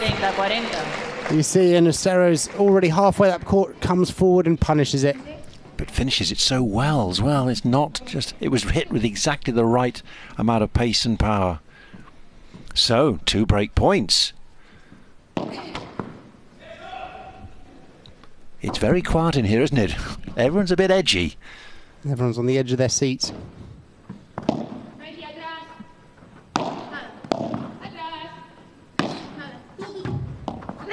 Ooh, that's short. And again, she could be in trouble. Yeah. And this is the thing, is if we go for that smash and it's not good enough, then the opponents often punish. Such a cool shot, that. Love it, always. She's moving into position just so fast. Well, it's becoming a bit predictable from Sofia now that every time that's going up, she's going for it, and it's going against them. So time for Delphi Brea and Sofia Araujo to think about what comes next. 5-4, set 2, all down to Bruno, odd courtside. Yep, I'm on the team advantage bench first. Let's show you the looks on their faces after having kind of lost momentum when it looked like we were heading straight towards a super tiebreak. But as Aaron said earlier, you can never write off team advantage. As for Brea Puerto Rico, well, it's been a bit of a common theme, hasn't it, in some of the matches yesterday and today, where people have really struggled to close out the set. But I think they'll be feeling that if they can nick this one, they'll be confident in the fact that they've got, I was going to say that man behind them, but he's not here. He's getting prepared for his match. Arturo Coello waiting in the sideline to come out and seal the deal for Team Brea Puerto Rico. So that is very much the sentiment for them, that they're hoping to tee it up for Arturo Coello to finish off later on. If you can channel your inner Arturo Coello, then you're going to do well. Phenomenal athlete, remarkable player, bestriding the world with his partner from Argentina, Agustin Tapia. Sadly, he's no longer here. He picked up an injury in the first match. And he's watching from home in Barcelona, getting ready for the first big tour event next week in Saudi Arabia, when he hopes to be with Arturo Coello, who may or may not be a third-place winner for Team Brea Puerto Rico. Much rests on this next game, really, because it's 5-4 in favour of Brea and Araujo, the advantage team. Jessica Ustero and Andrea Ustero need to win this to take us to 5-all to stay in this set. There's a wild volley from Sofia there.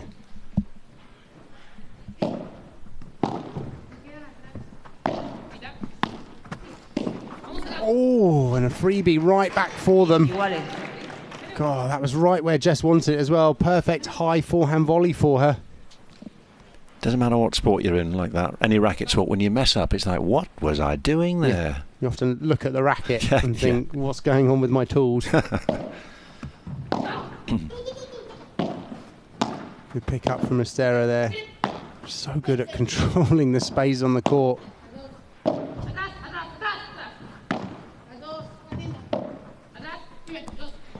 And they've taken the net. Oh, lovely shot from Sofia. Finding the angle that time, and they were used to her hitting quite hard through the middle. And so that caught Jess Castello by surprise down towards the fence. Beautiful angle.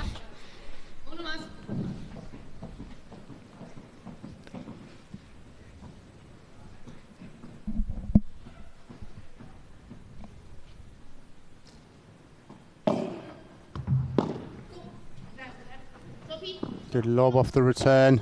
Oh, they've gone to Sofia. That was a risk because they knew she was at net. Whoa, where's that going? Looks like it's going out. Yep.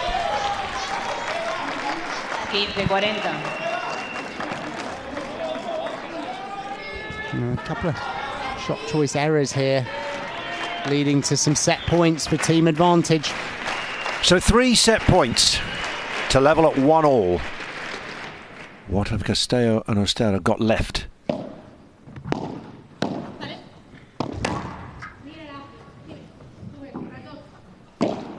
Oh, lovely. And Ustero's come in, but it's hit the fence, and that could be in trouble. It's funny, isn't it? One pair is attacking, and then the moment later, the next are. It looks all over, then it's not. Far from it. It is now. Well played. On that point, they're back in it, 30-40. Great attacking from Castello, and this is what she's just got to keep up, is this intensity of the attack. And that was a great Bajada we saw there. And again, nice Vibra coming in, attacking volley. Can they level? Big point in the momentum of the match. Lose this and the set's gone. Win it, we're at a golden point, and then it's still all to play for. Good lob off the return. Oh, and a net cord again. You wouldn't believe it. Oh, that was dipping down to the feet, and another fortunate moment there for Castello. So it just tipped the net. Nothing they could do about that. You can see it on Sofia's face. Stop smiling. This is a huge point. So golden point for the set and for the hold, and level at 5-5. That's a good serve. Nice lob. Soft play down from Ustero. Is that too short? Oh, a fake smash there from Sofia. Down the middle. Smart play. And that takes the set.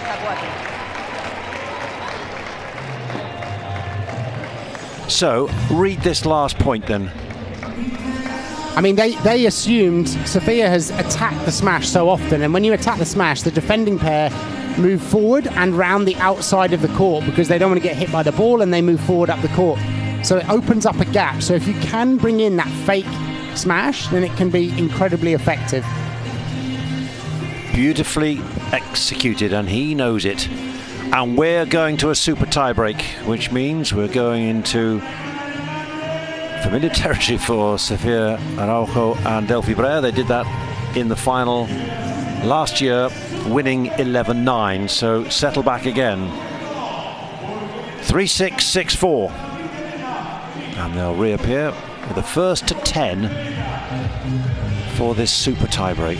Who's got momentum here, do you think? Because there wasn't much in it again. I mean, they've taken it 6-4, but it wasn't like it was 6-2. No, it's difficult there, and I think that's, this is the match, up to now, and it's so close. And yeah, I mean, we're seeing 51%, 49%, and overall that's the break points, but there were a lot of break point opportunities in the first set. So I think that they definitely pulled up level now, Delphi Brea and Sofia. Obviously, they just leveled with the set, and so I think it's fairly even in terms of momentum. They only just won that on that gold point in the last game to go to this super tiebreak. So I think it will really be who is going to start the strongest in this tiebreaker. But it's certainly given us plenty of enjoyment. It's teeing up the next match, and maybe also the next gen, depending on who comes through. Maybe we're building up Arturo Coello without giving due respect to Juan Tello and Martin de Nenno, because they don't know a losing cause. Constantly on the go. Here you can see not the heat map, the percentage in the areas, and you can see they're coming forward on that map.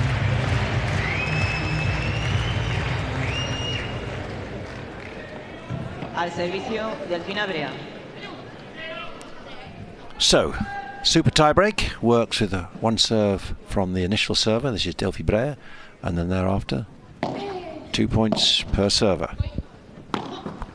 Oh, force back there. Looked like Sofia almost wasn't quite sure who was going to take it, and then didn't focus too much on that bandeja. Lots of vamoses. Let's go, let's go. Short lob. Jess has gone for it. It's hit the fence. Oh. I think this tiebreak will be won and lost on whoever makes the least amount of those errors on almost the volley that when you get a set up. Like, that's the most difficult one, as you set it up and you get a chance and you miss that volley. She's done very well, just immediately a raise. Stay in the moment. Good power, but in trouble because it came off two glasses. But they've still managed to keep the net. Team advantage. Great play from Delphi there. Fantastic keeping the net and putting them under pressure, but it can turn in a moment. We've seen it almost every point. Just when you think someone's completely on top, back the others come. Good lob from Delphi there. Oh, that was a nervous-looking bandeja. Good reaction from Ustero. It stayed in. And that is well played from Delphi. Finding the angle with the bandeja there. Couldn't handle the second shot to the fence. That death rattle again. When it hits the fence, you've no idea whether it's going to just come out normally, whether it's going to go forward, or it's going to drop in front of you. And there's a case in point.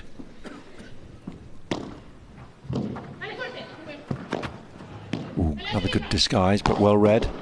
Great block from Ustero there. And they're staying in this somehow, but it's not enough.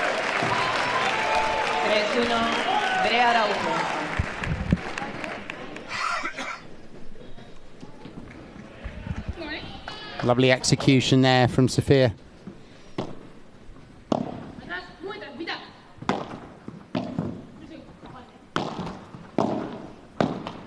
Oh, there's one of those volleys as well. Top of the net. And Jess just forced her over into the middle with the lob, and then that double-handed backhand, making her go in towards the corner, just making her work a little bit for it. Big point. 1-4, a lot to make up against players like Ustero and Araujo. Good Vibra. Oh, Jess, very nice execution there. Still in it though. Oh, and they just couldn't quite finish it. Oh, and now a net cord for them. Oh my goodness. It's all part of the game, and it's added to the fun in a massive way. Oh, look at that. And that was a perfect net cord in that the ball just died. Not even Jess, who's very fast on the court, could get to that. It's gone up another level, not surprisingly, because this is the decider. Did everything, couldn't get there. And after the first 6 points, it's a change of ends. Sellout crowd loving this. Not quite full yet. That builds during the afternoon, because this is quite a marathon. We got 6 matches potentially on the final day of competition at the HEXAGON Cup, sponsored by Alpine. 2nd edition, 6 teams in 2024, 8 in 2025. David Villa says he'd love to have his own team. The Spanish World Cup winner, Andrei Shevchenko's expressed an interest. He was part of the Celebrity All-Stars paddle match yesterday morning involving our own Sandy Farquharson. So there's interest there. Pierre Gasly talking about some of the Formula 1 drivers who may get involved as well. Lando Norris, Carlos Sainz. Oh, it's another good point, another big point for team advantage.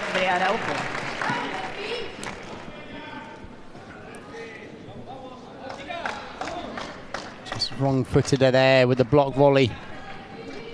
Well played, Delphi. Can she push on from 5-2?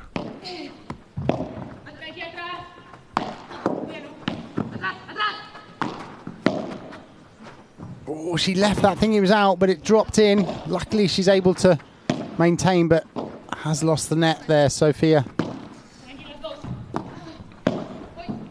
Good volley down the middle. And of course, Ustero's going to go for that. Oh, and it's bounced in. Oh, what a shot. Backhand down that line. Jess Castello. Impressive. 5-3. Outstanding play, and it needed to be, because Brea and Araujo had previously had all the answers. 2-6. That would have been a big problem. But 3-5, it's still manageable.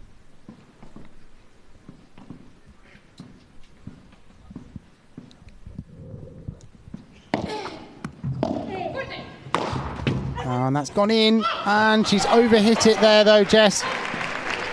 She read it, she was in the right place.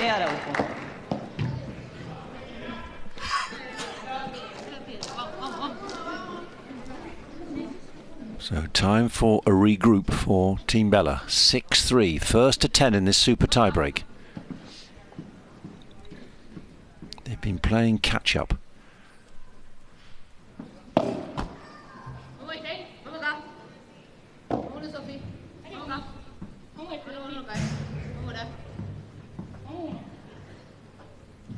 We'll get it out eventually.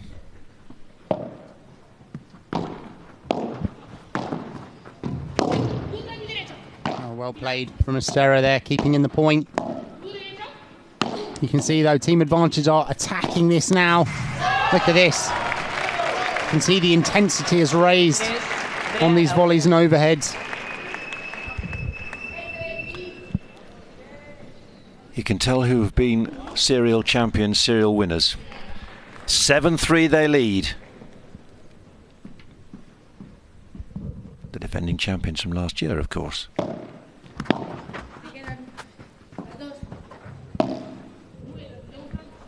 Oh, and she's going for that as well. Lovely smash from Sofia. Yeah, that lob just wasn't deep enough. And they've played aggressive paddle in this Advantage, but at the same time, Team Brea haven't quite challenged them enough in this tie rate. They've almost hit too many short lobs and mistakes. So there's still time. Well, we've seen in some tie breaks, super tie breaks, 8-4, we're on our way, and then suddenly 4 points have gone and it's 8-all. And it all jangles on both sides of the net. But this is looking good for the Advantage team. They will not give up, they will not throw in the towel, Team Brea, Puerto Rico. But it's asking a lot of two players, particularly one who's 17 years old, however mature she appears for her years, and so composed.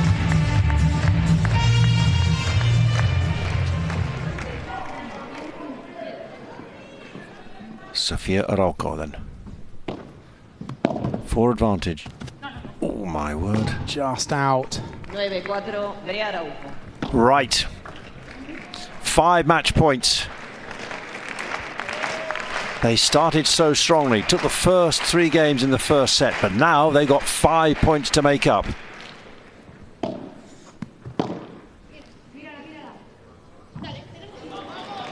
Oh, they're going to have to keep the pressure on. I mean, they do have 5 chances, but at the same time, as a player, you'd want to get over the line as early as possible.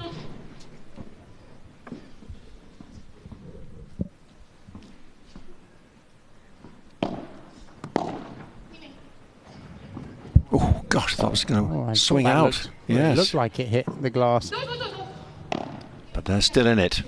Good volley from Ustero. Oh yeah, Jess is in trouble now, but pulls herself out. Whoa, what a deep lob. Good vibra from Ustero there. Great volley. Fantastic point. All or nothing, remember, for Team Bella. They've got to win this point. Oh, and just soft on that bandeja, but they're still in it. Oh, Chiquita from there. I like that, Ustero. Really gutsy play. Oh, and it's still in. Oh, thought that was going to touch the glass.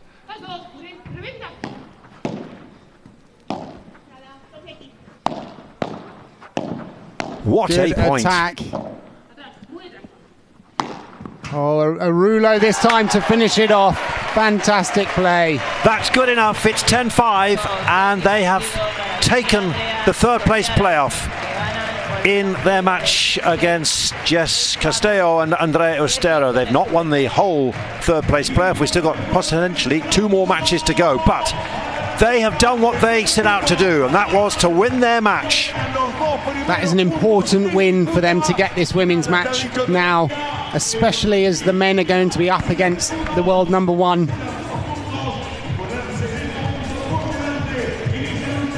That'll fire up Arturo Coello and Nieto. So now the baton will be picked up for advantage by Martin de Nenno and Juan Tello. You will not be surprised to know, or let me ask you then, who do you think has taken player of the match, Sandy? Who would your vote have gone to? That's a good one. I would say Sofia Araujo. He's done it again. You've never got it wrong yet. You've always called it right. I mean, they both played well, though, Delphi also played, I would say, almost equally well, and it was really, the difference was Sofia's smashes at the end there that were putting them under a lot of pressure, but it could have gone either way. Big hug for her mother, because she was the person who really got her started in paddle. She was a former tennis pro, Sofia Araujo. Uncle suggested a paddle tournament. She entered with her mother, and here we are, picking up tour wins. And this is how they closed out their match against Ustero and Castello. We could be here all night if we showed the replay, because it went on such a long time. But in the end, that was the winning point. And they have come through 2 sets to 1. 6-3, 4-6, 5-10. If you want to turn it round in favour of Brea and Araujo, 3-6, 6-4, 10-5. The first points in this third place playoff goes to Team Advantage. Andy Murray's team, Anthony Joshua's team, Aaron Yentob's team.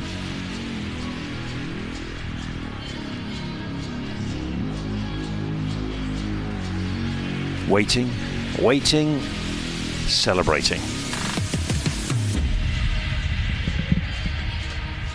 The full team are fired up now, aren't they? And that will undoubtedly filter through to the practice court. Juan Tello and Martin de Nenno started with 2 defeats. One of them, the second, to Coello and Nieto. Let's see what happens. We love a good story of the return from adversity.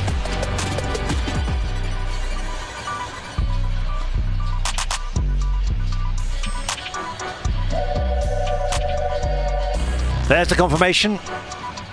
The crowd have been treated, and that, I think, is going to set the tone, don't you, for the day? This is a final, and they are well matched, and we've seen the momentum switch. Unless, I don't know, let's see, Coello and Nieto just get it together. But this is the team environment. You heard Aaron Yentov say they built it together. It means so much. So they'll be back. Sofia Araujo then comes through as player of the match. That's her 3rd award in this competition. So let's get down to Bruno, because he has with them the winners in this match.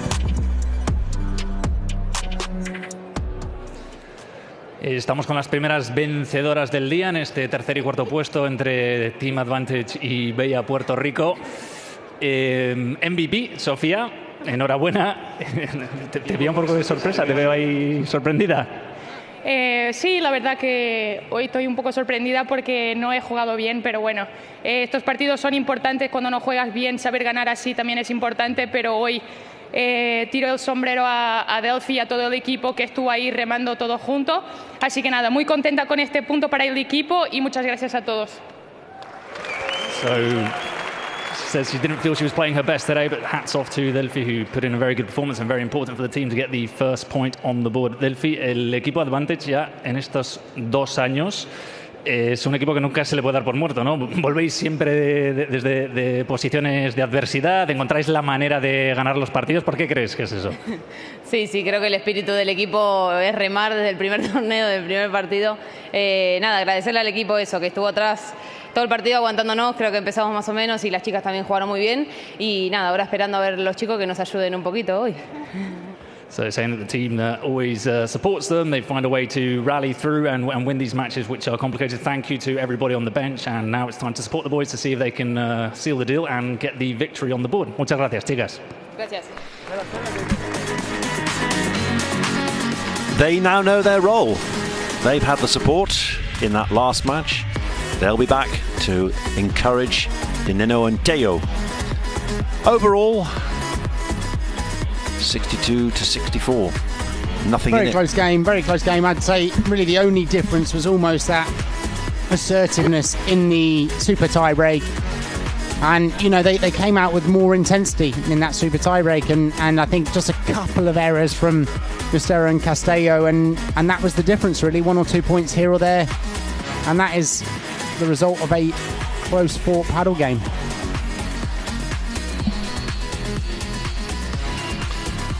And so, this is what we've got to look forward to. We've just seen Advantage come through 2-1. Next up, it's Team Advantage against Team Bella again in the men's. Very much contesting this third place playoff. If Team Advantage win, that's it, we're done. No need for the next gen, but if Team Bella come back through Nieto and Coello, we're going to the next generation match. And then still to come, Rafa Nadal Academy against Crew Padel. Sergio Garcia. I'll be wondering if Sergio Garcia wants to bring his team, the Spanish golfer. Sergio Aguero is here as the owner of Crew Padel, along with Lionel Messi. He's not here, but he's also involved. So much to look forward to. So, how much do you think Advantage take from that then? How much of an inspiration is that, or is that just doesn't matter at all? Coello, Nieto, new game, new match, on we go. Oh no, it's definitely important. I mean, that's one now where Martin Nenno and Juan Tello will go in and they'll be just a little bit more relaxed. If they were 1-love down, then they're having to fight to stay in the tie. But now they're 1 up, they can be a bit more relaxed. They can go on, take that positivity into it.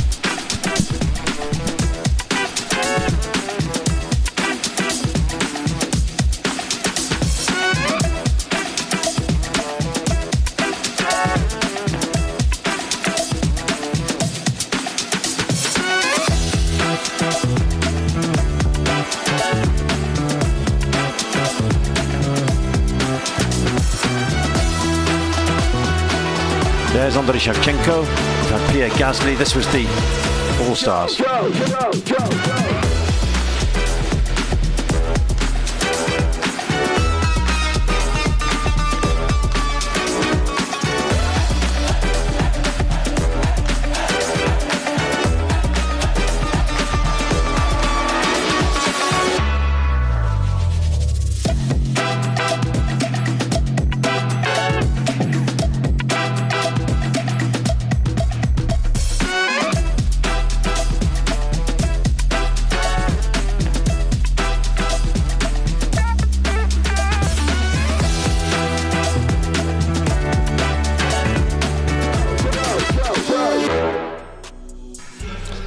Can you believe it? All the All-Star shots and not one snatch there of Sandy Farquharson. Eva Longoria, we've got Maribel Nadal, Sergio Aguero, Pierre Gasly, never mind. Yeah. But that gives you an indication of the excitement that paddle is creating, that so many people of all generations, but also people with very busy lives, successful lives, want to play.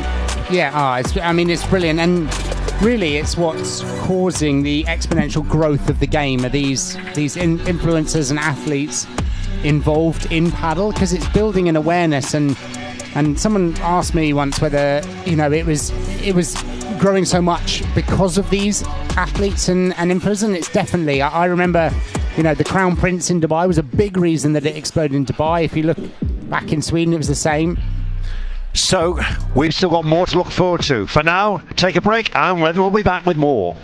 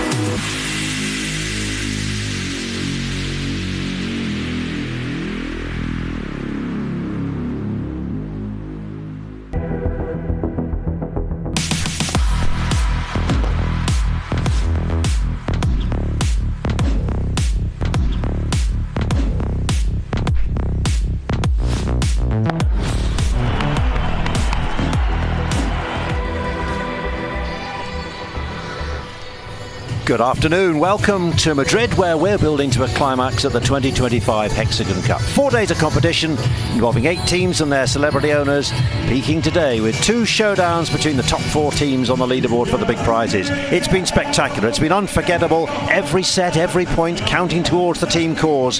Relentless commitment to impress owners like Sergio Aguero and Andy Murray. But this is finals day with all to play for.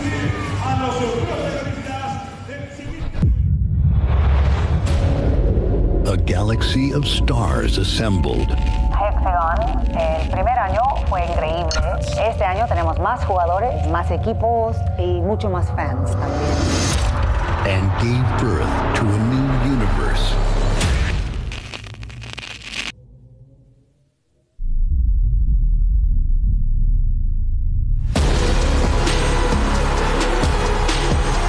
After the Big Bang, only the supreme beings will reign.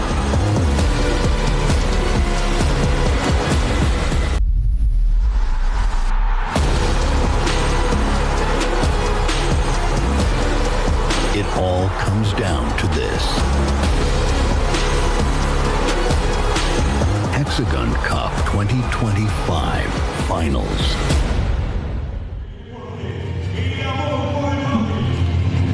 We are ready for match 2 on finals day, and this is the lineup.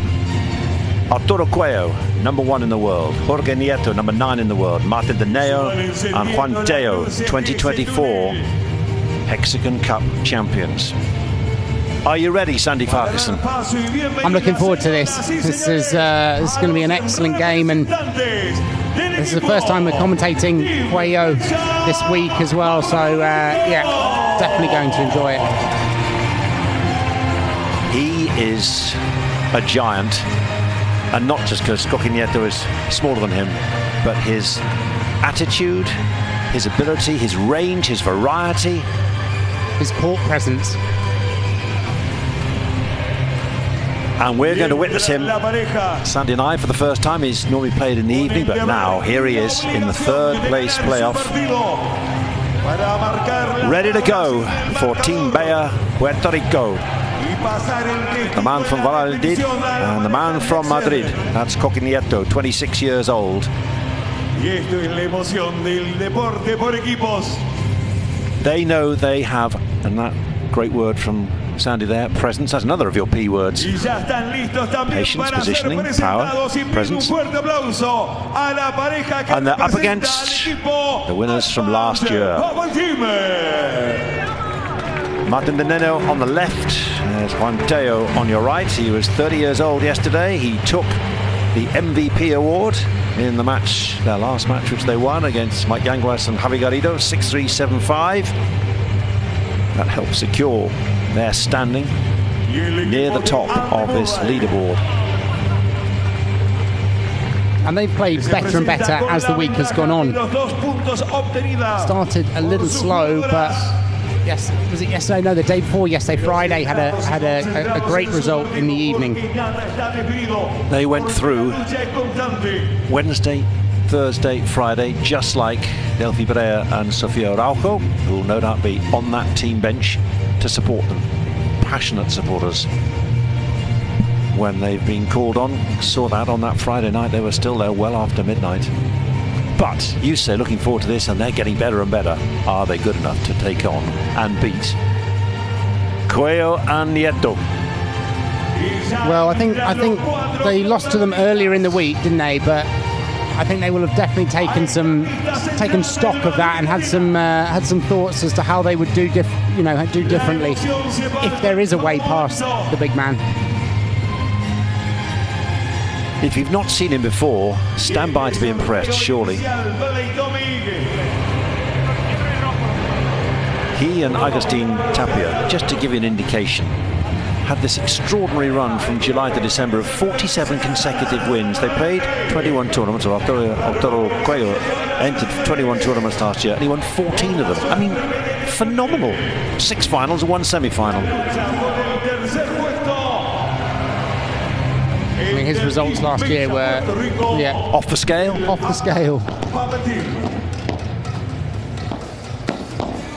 What is it about him then that has caused so many people to do so well? That's a question then I'm going to throw to our courtside reporter, Bruno Bergareccia.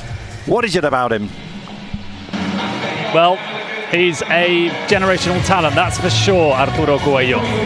Let's start on team advantage as we're on their bench here. Obviously, empty seats now as two of their competitors have just walked off after having grabbed that win. But you said it earlier, they've met previously in the week, and that win went to Coello and Nieto. Nieto and Coello having won 2 of their matches this week. Tello and Martin Di Nenno have won 1 of their fixtures and lost the other 2. Now let's head over to Team Brea Puerto Rico. As you know, I'm a little bit biased sometimes, but I really do enjoy spending time over in this corner because it's just such a happy atmosphere. Well, this is a match point, you could say, for them. They need the win, but you couldn't be in much better hands than Arturo Coello and Nieto. Look, all 4 of them are remarkable talents, but for anybody new to paddle, keep an eye on this man, Arturo Coello, because, as I said, he is possibly the best player in the world alongside Agustin Tapia, and someone who, if you're new to the sport, you will definitely really enjoy watching him play out here. His wingspan is extraordinary, his coverage of the court. So, you've seen them on court, but let's give them the true big build-up.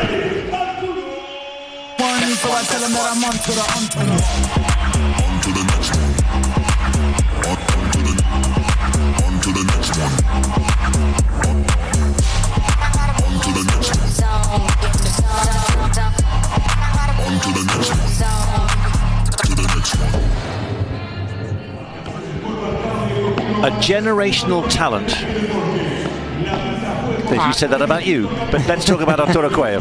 No, I mean he's fantastic. I mean, we talked earlier about a little bit about his season, how well that's going. I mean, he's that excellent combination of like so mentally strong as well as having a very complete game, being so physical, and the weapons that he has is fantastic. He said he's got a big wingspan. He's 6'3", but he just feels so big on the court because he just covers so much of the court and puts the opponents under so much pressure, and we're going to see that definitely today. And his partner Nieto is a great partner for him as well. He's playing on the left-hand side, right-hander, very fast around the court, like very consistent, and he can finish when he's given the opportunity, but he's also someone that will be a setter-upper of the points, if that's even a word. It is now, but and what a person to set up for. And of course, Nieto and his partner, John Sanz, beat Coello and Tapia earlier this season in Barcelona. Right, let's meet Team Advantage. I think it's time that they pay off. Let's go. Yeah, I bet on myself. Yeah, I bet on myself. I don't need you, I do it myself. Yeah, I bet on myself.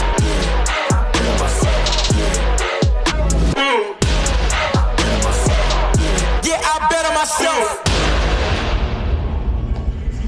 The story's been told many times about Martin Di Nenno, but at one stage he was lucky to be alive, lucky to be, never mind playing paddle again. Horrific car accident in 2016, but here he is and still pitching for big moments, big prize money at Premier Paddle level. He's one of my favourite players. Not, I mean, just as a personality, but also the way he plays. I remember when I was in Dubai, Stupa, and he came to one of our tournaments, and they were 16-year-olds. Stupaczuk, yeah, they were playing together, and I mean, he was just so humble and such a good player. He's a great defensive player. He'll be using the lob very well tonight. Hopefully for him, probably not lobbing too much to Coello, but yeah, he's excellent in defence and setting the points up. A great strategic player. And his partner, Tello, the Cat, is an excellent offence player. So fast around the court, has a big smash, very explosive. The question for him, for us and for him will be, can he counteract the offensive weapons of Coello? And I know he's on the cross with Nieto, but he's going to have to play at his absolute best in order to finish the lobs that he's going to receive and to put them under pressure.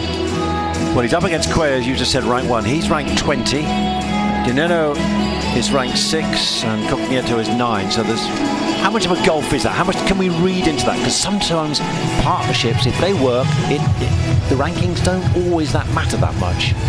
I think it definitely is a kind of emphasis. I think it pushes a bit in their direction, but like you say, the chemistry is almost more important.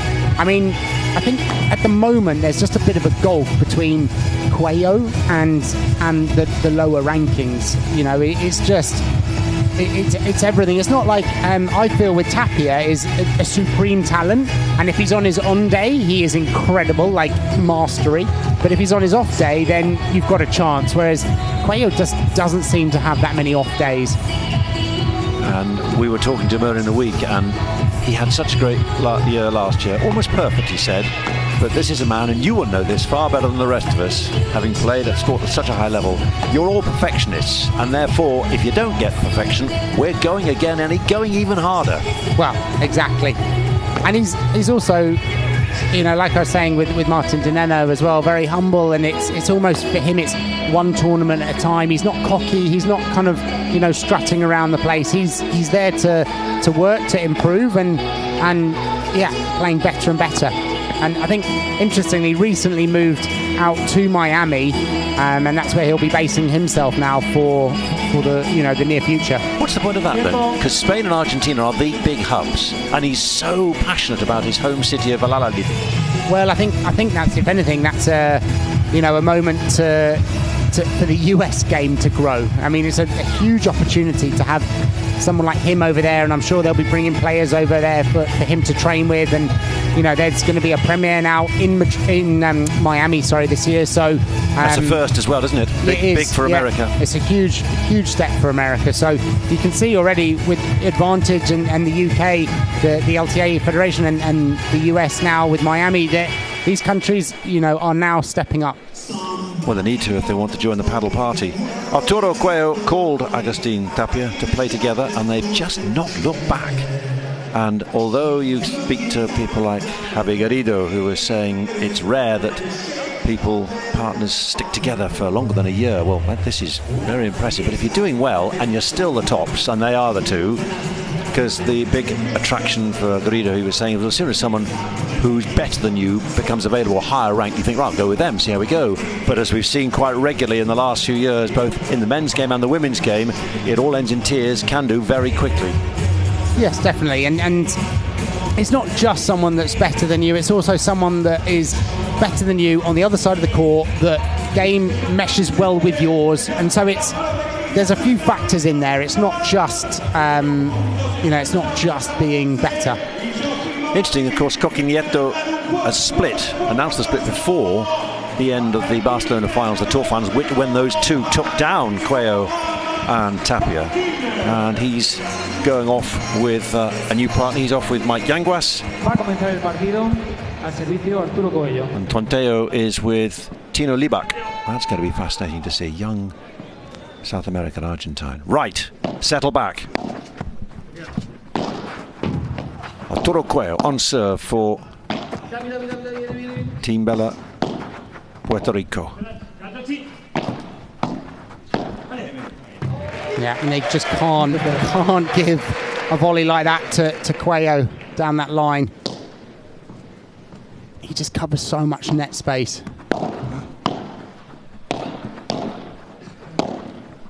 Nice Chiquita from Tello coming forward.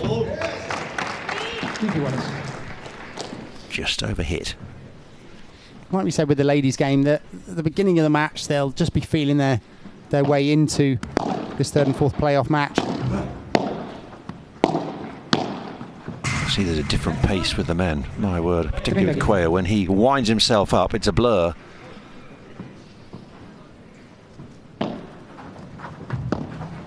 Great pick up there from Tello. And they're trying not to give Coello too many of those high forehand volleys. And they'll try and find a way to switch back Coello and Nieto. He's the lefty, just like we saw Andrea Ustero for the women in that first match. And you can see why when a lefty is on the left here, that it's difficult. Like that lob, for example, they can't be too damaging because the middle is both of their backhands. Oh, and Juan Tello's trying to take his chance.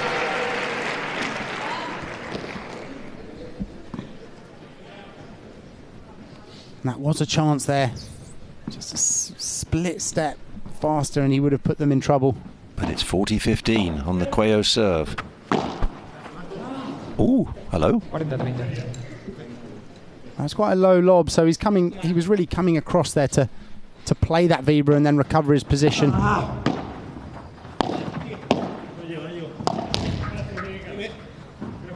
Great lob from Nenno, and he's someone you just, the accuracy of his lobs is impressive. That's going out, and just a little brush of the racket. See the way that just spun and kicked up over the fence. Nenno and Tello would have a chance to get out through the doorways. That's all part of the game, but such was the power and precision of that shot.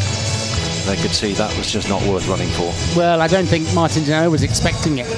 I mean, he was, you know, moved down the line. It was a smash on his side. He wasn't thinking that it would have that much kick on it. So, Martin Nenno, first serve for team advantage.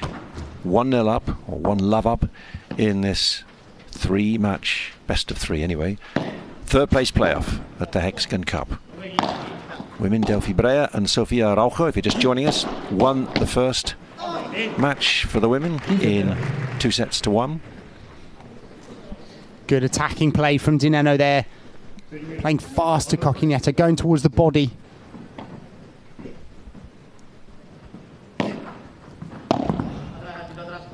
That's going to be too deep for Tay. He's going to attack him harder off the glass. Great power. And Nieto just getting a racket on it, just ends it rebounding out there. That's when you know you've hit a powerful Bajada. Look at that. Lovely. Bringing down the Bajada, literally. An attacking shot. Going to the body. In Spanish. Oh, just looked like his grip slipped there. Going to the body of Coello. He got set up where he wanted, but...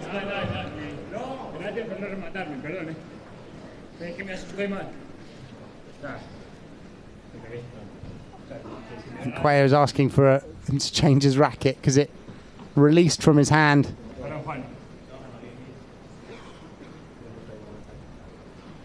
I think he was worried that the rope was going to snap on the wrist, and you've seen that before when that rope snaps and the racket comes out of your hand. Happened to you at all? It's not happened to me, but I don't hit as fast as smashes as these guys. Voice of Sandy Farquharson, founder of the paddle school, Great Britain paddle coach. Great play from Juan Tello there, falling back but still maintaining the net position. Shot from Martin Nenno, attacking here, and he does that so well. Found the gap with the Bajada down the middle, approached nicely, and then hit into the space that he had created from the previous shot.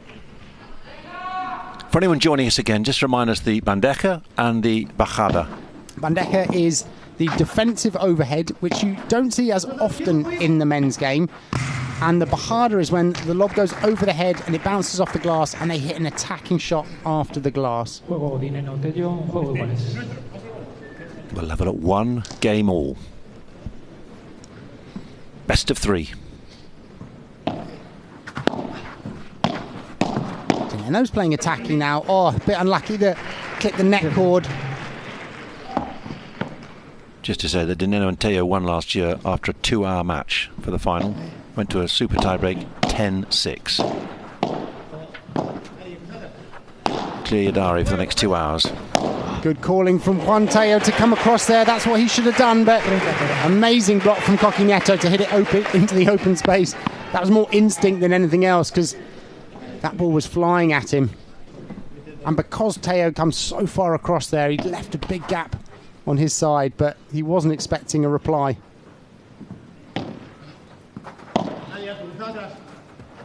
Oh, the fake. And it may look there like, you know, he didn't hit that hard and it's still on the point. You're thinking, what's Tello doing? But he was expecting Coello to absolutely wallop that ball, and so he got into a position and wasn't expecting the soft one.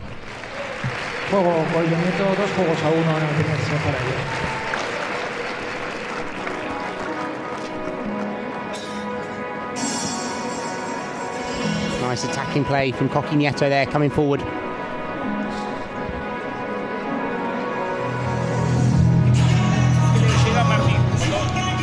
So, 2-1 to Team Brea, Puerto Rico. And just to develop the themes that Sandy has been talking about in terms of improving your game, here is how you play off the glass in paddle. It's not racket science.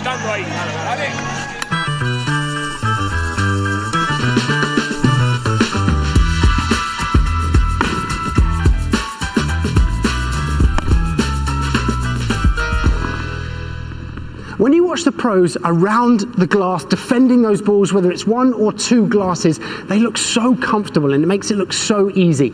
I'm now going to give you 2 tips on how to defend the glass. Tip number 1 is, from your ready position, immediately get your racket back, whether it's forehand or backhand side. Open the door, as we like to say, to allow the ball to go past. And tip number 2 is to get behind the ball so that when you're contacting in front of you. Therefore, you can control wherever the ball goes, and that's the same no matter where you want to hit. It's not racket science. Thankfully, your strap was well attached, because that could have got straight at the camera operator. Or maybe you wanted to do that, I don't know. Keeping him on his toes. So Juan Tello on serve for team advantage. You were trying to play it off the glass. He didn't follow your tip then. No, there was a lot of spin on it from Juan Tello there, just kicking away. Didn't quite catch it. Oh, net cord again there. Martin Di Nenno, he'll take that at this stage. I think he'll take anything, won't they? Both of them will, against someone as complete as Arturo Coello, without building up to be Superman. And that's where he's dangerous, Coello, is almost where he hits that lob and he comes into that zone, and at a recreational level we call it no man's land, but at a high level it's like their transition zone. It's like where they come when they're making their way up to net or back. And that's where Coello's so dangerous, because he goes in that zone and you can't get him out of it. Oh, well played, Juan Tello there with a nice soft bandeja down the middle to finish that point. Servicio Arturo Coello.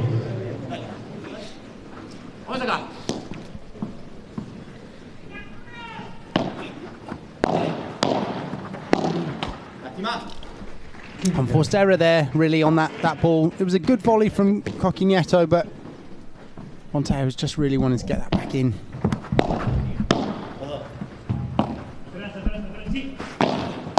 And good block from Tello. Oh, he's going for a difficult shot there, Coello. Was that his ball? I mean, you can see how much court coverage he can get, but probably not, but he saw it as an opportunity. And I just think it probably got away from him more than he realised when it came off Tello's racket. Saw that with Agustin Tapia when he was fit and playing with John Sanz, Nieto's erstwhile partner. Taking a lot of the balls, and Sanz got a bit restricted and seemed a bit subdued as a result. The way they block these shots is amazing. Like that block from Tello, that ball is going so fast when they block it. Nice Chiquita there. Brilliant Chiquita from Martin Di Nenno. It's that soft shot down to the feet. They use that as the approach to come forward. And then you're in a difficult position then, because if you try and play fast through them or past them in the gap, like then, it's easy to overhit. Good block from Di Nenno. Oh, and a big smash, and Coello's. Oh, he nearly got it. The bounce on the fence gave him a little bit more distance, but not in he could get there. 3-2, team advantage. Coello's serve broken. You see what I mean? Have that doorway clear, because someone's coming through. He wasn't far off there, even though it was a big smash from Martin Di Nenno. He gave that everything.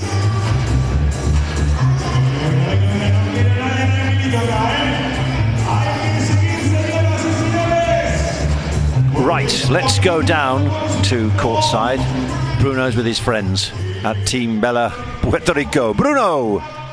Yes, I'm with Maria Estevez, co-owner of the team. Maria, where's the cowbell? Oh, they have it in this stand. Our fan club has it with the other instruments, so we are letting them do all the noise, and we're concentrated on a great match and a team effort here. I always say in the commentary that it's an absolute joy coming to this bench because you're all always so happy and so supportive of your team. It's a brilliant atmosphere over here. That's how we operate our business and how we do our things. We're always happy.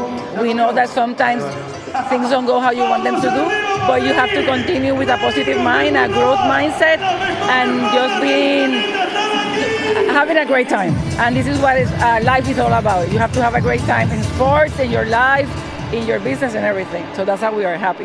Absolutely right. Thank you very much. Hang on to that thought, your thought for the day, Maria Esteve from Team Bella Puerto Rico. The positive mindset. That's very much how Arturo Coello approaches life, along with his normal teammate, Agustin Tapia. And it's certainly what Nenno and Tello need. Do not be overwhelmed by reputation. Get out there and make your own day. Nenno dealt with that lob really well, but they've managed to stay in this somehow. Coello just hitting with enough force against that side glass with his backhand to cause them trouble.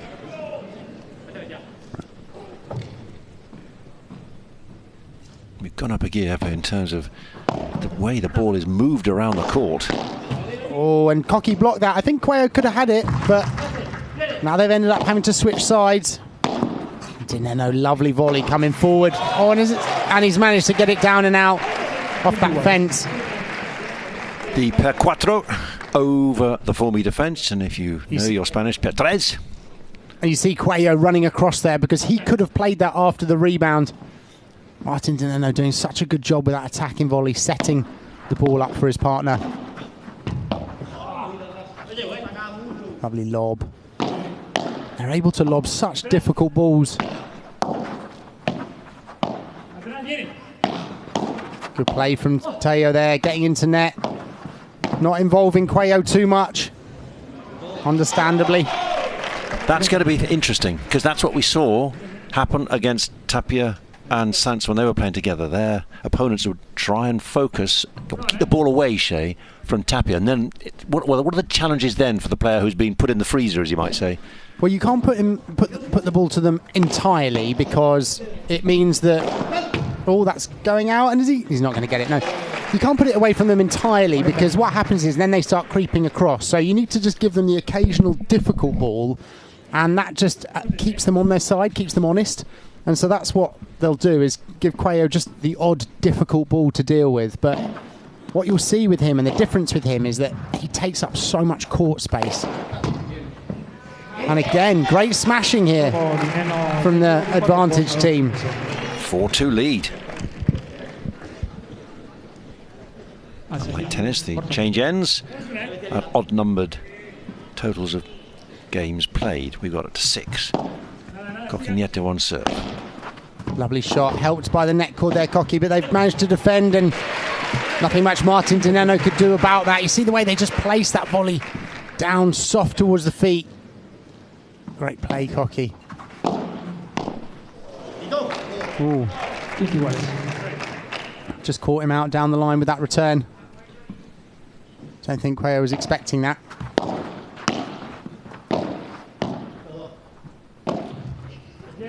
And that looks like it's going out.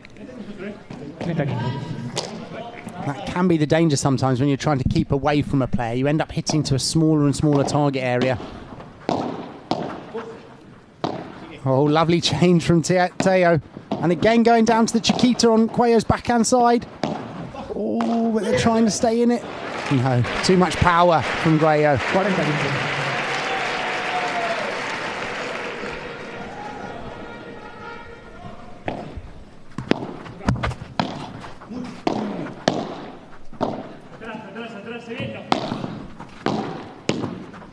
Good play, trying to force their way in and just overhit the lob there.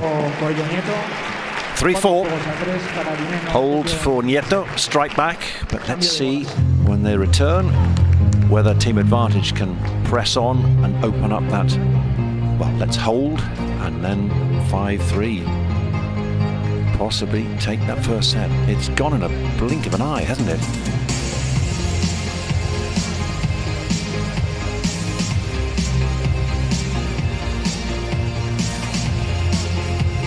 This match 2 of our 6 matches today. This is Arturo Coello and Jorge Nieto with Andrea Ustero and Jess Castello, who've seen already. And we may yet see Madrid Arena and Jimena Velasco for the next generation match if Team Bellum win this one against Advantage. So a 1 point all. For Team Advantage, Martin de Nenno and Juan Tello, Delphi Brea and Sofia Araujo. Every reason to smile because they won the match we've just seen by 2-1. Will we see Marta Barrero or Martina Calvo? Just 16 years old, but already one of her big fans is alongside. Sandy Farquharson, founder of the paddle school, watched her in the next gen match. Very impressive performance. So that's the schedule for the day. We'll do the third force player matches first, and then we go from 5 o'clock onwards, if that's how things go, the Rafa Nadal Academy against Sergio Aguero's crew paddle. Women, men, and if necessary, it'll be the next gen to decide who takes the title as HEXAGON Cup winners 2025. That honour went to the team serving now. Tello and Nenno for Advantage. Owned by Andy Murray and Andy Joshua. Haven't seen them this time, but we'll look forward to seeing them in 2026 because we've seen plenty of owners. Sergio Aguero loving being part of it. Pierre Gasly as well. Telling us how Formula 1 drivers love paddle. Verstappen, Sainz, Norris. Will any of them decide to get involved like he has? Good smash again there from De Nenno, not giving Cocky any time, just a short block and they finish the point.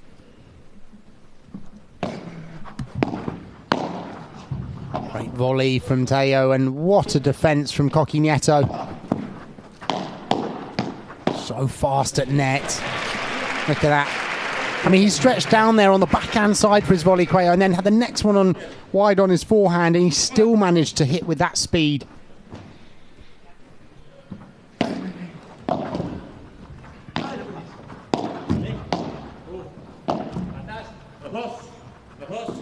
Martin's going to hit this one. Good power, great block from Cocky. Those balls are coming at you so fast on that Bajada. Oh, unlucky.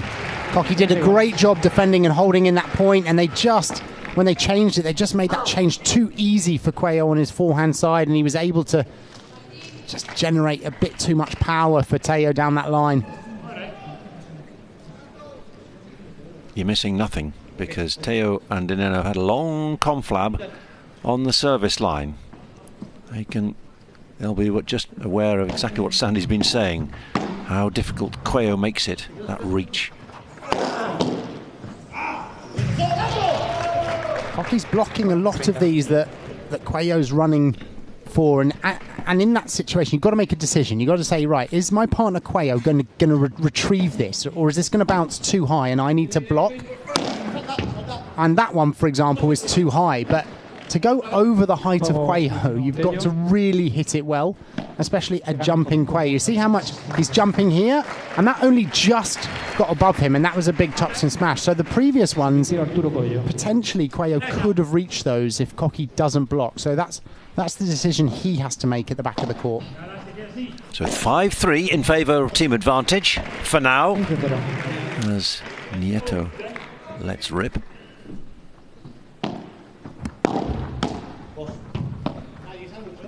So break of serve here, and Advantage have got the first set.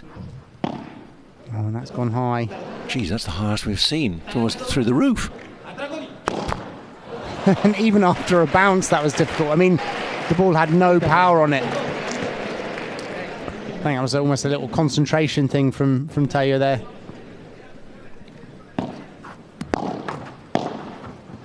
Great volley from Coello, and he plays that Changletazo so well.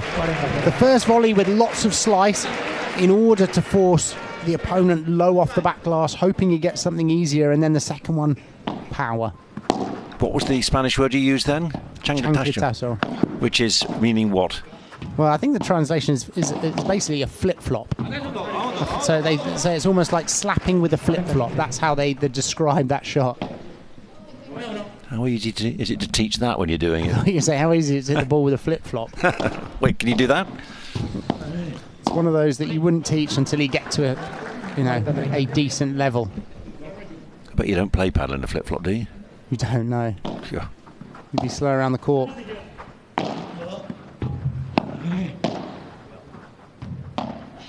That's gone high as well, but Coello's going to hit that. Yeah. Oh, and he's in the right place, and he hits it into the net. Fantastic from Nenno.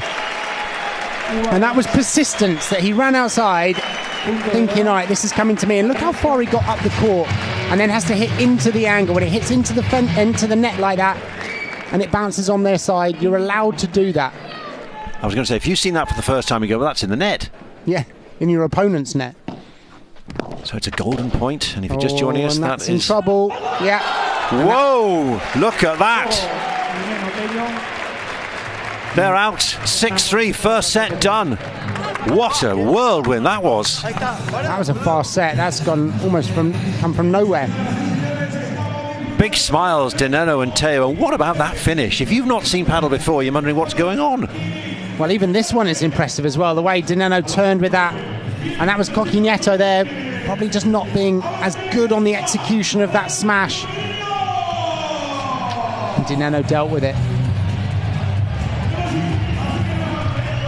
But just tell us about the outside, how quick Nenno was there and how he won the point.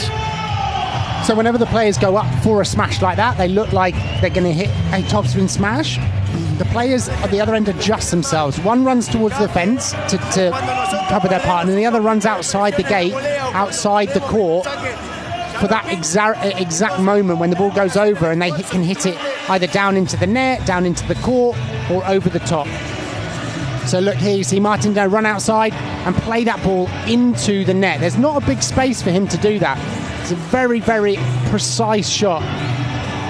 So from here, he could have gone over the fence into the court. As long as the bounce is on the opponent's side of the court, it counts. Well, when you get a round of applause from Arturo Coello, as you saw there, that tells you you've done something special. Because he, as you mentioned, very humble, sporting, as are all the paddle players, but they appreciate great play, and that was stunning because that has given the first set. So, what do you reckon? Who's your player of the match? There is the QR code. Scan that and tell us. Arturo Coello, Nieto, Martin Nenno, or Juan Tello. Right. In their meeting on Thursday, Coello and Nieto won 6-4, 6-4. Martin Nenno and Juan Tello, the defending champions, remember, from 2024 for Team Advantage, have come out taking the first set.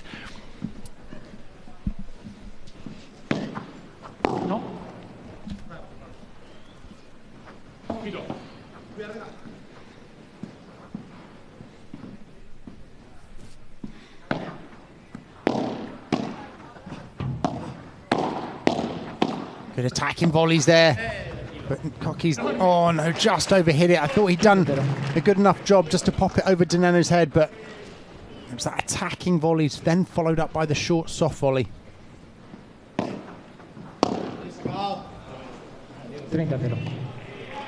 Can't afford errors. When there's a super tie break for the third set, it's not much of a cushion, this one set. So they're going to have to stay on it. And that's the one, and Arturo's got that. It's not all about the power. And that's, well, I mean, they're so, look at it, he's runs forward, he'll contact over the other side of the net and just bring it down into the net. Once it's bounced on their side, he is allowed to reach over and play that ball down into the net. So many sports we get done for reaching over the net, not in that instance in paddle. And then Coello, brilliant. And I think that went off the side fence there. When he gets that ball, he just puts so much pressure on the opponents with his volleys.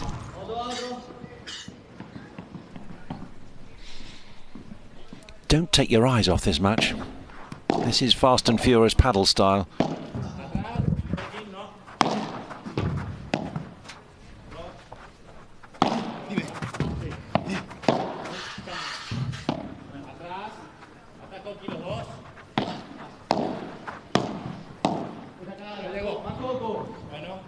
Great defensive work at net there from Coello, and it is defensive work when they're being forced to the angles. You can see Coello staying up there, waiting for his opportunity. It's all on Nieto at the moment, his partner. And they're forcing that ball onto Nieto, making him play a lot, and this is probably why. That was not an easy ball for him to bring back to his side. Like, see this again, you see Coello's falling back, and it still goes over a jumping Tello. There's not many players in the world that have that kind of power on their smash. 6'3", and then just takes off. Great Bajada down the middle, but he's able to retrieve it and keep the net.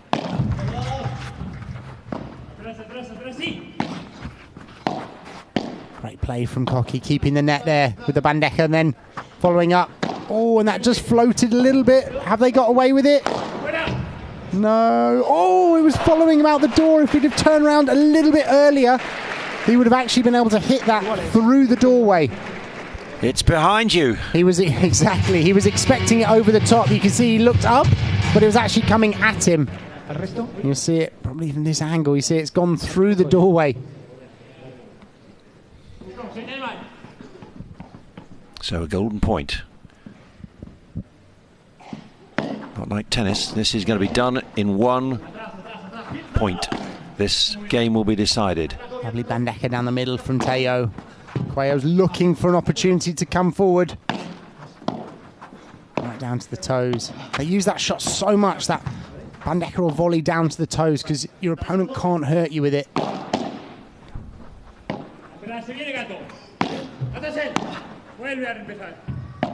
And you can hear the calling as well, telling them where they are. Great shot down to the toes from Tello, and that lob was a little short, but... Oh, right in. Oh. Measured. Within a centimetre or two of that back glass. Stunning. But key for Nenno and Tello, keeping up the pressure. I think Nieto was expecting that ball to go out, and so he didn't quite position himself for it.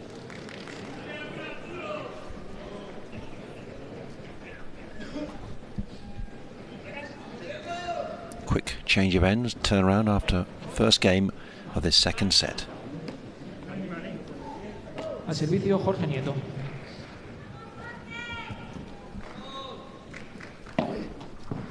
Primer servicio.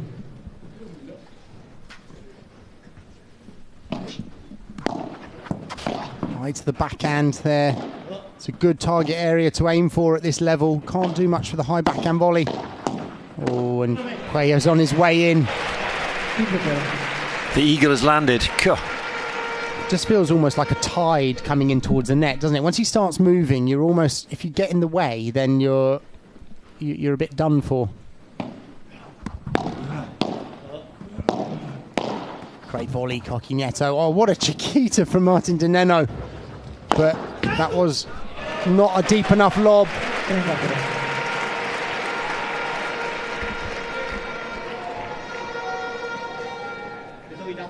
The Coello fan club very much in town. They realise it's the afternoon, they need to be here. So the horns are out. Good bandeja from Cocky Nieto, get back into net. Oh, an error on that. 40-0.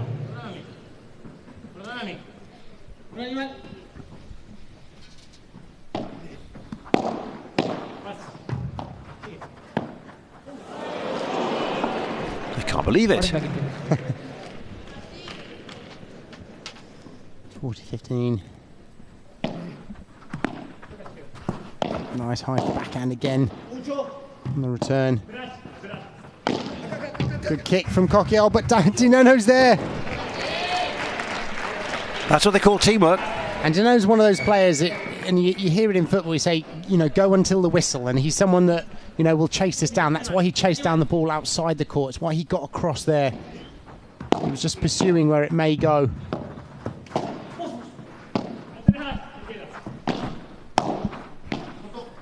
And that's gone up.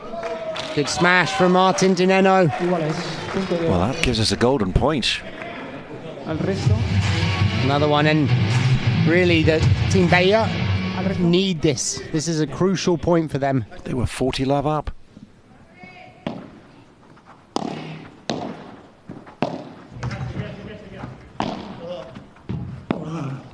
Good defending from Tello. Oh, and Nenno, has he kept that in? Oh, and an unusual smash error from Coello there. That's downtown Madrid. They were hanging on for dear life in that point, and I thought when they sent it up to the big man they were in trouble, but you don't often see that from him. Well, they've just got the ball back from about row W, just down below us, and that's a massive break of serve.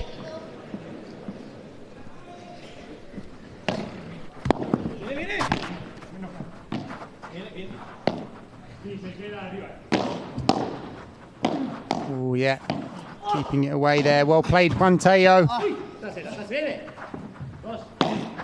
Oh, too much. Slightly too hard there. What are they doing then that's working? Because I'm sure Team Bella and also a lot of the Coello fan club are saying, right, we're going to watch a masterclass. Well, it's been a very different match so far. I mean, let's also not forget. I mean, they're very high level players. Like I think you said, you know, Nenno's ranking is not far off Coello's, and they're at, you know, the top of their game. So it was never going to be a walk in the park. And what they've done is they've targeted Nieto and not put Coello necessarily in the fridge, but they're just not allowing him to get too involved in the game, forcing Nieto to play almost every point and only giving Coello difficult balls. They haven't made many mistakes. They put the pressure on, and they're working well as a team here. Chemistry, can't beat it. And Martin's gone for that, and big smashing. And Martin Nenno is playing a great game from the right-hand side. Like he's smashing well. He's putting them in trouble. He's using the Chiquita. He always lobs well, but the rest of his game is just really flowing at the moment. One win last season in 2024 against Nieto and John Saints in Finland. What's another big hit? Good call, and Nenno wanted it, but Tello's just jumped above him and absolutely smacked that. 3-0.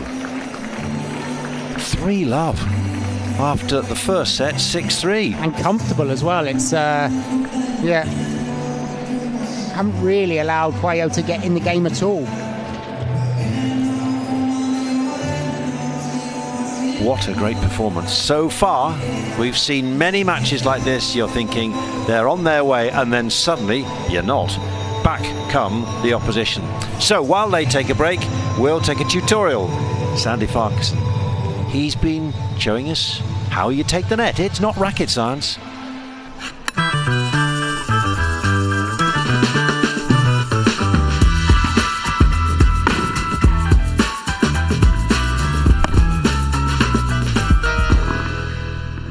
When you're at the back of the court, your objective is to take the net. It's not to win the point from the back. So we're going to give you 3 ways that you can take the net.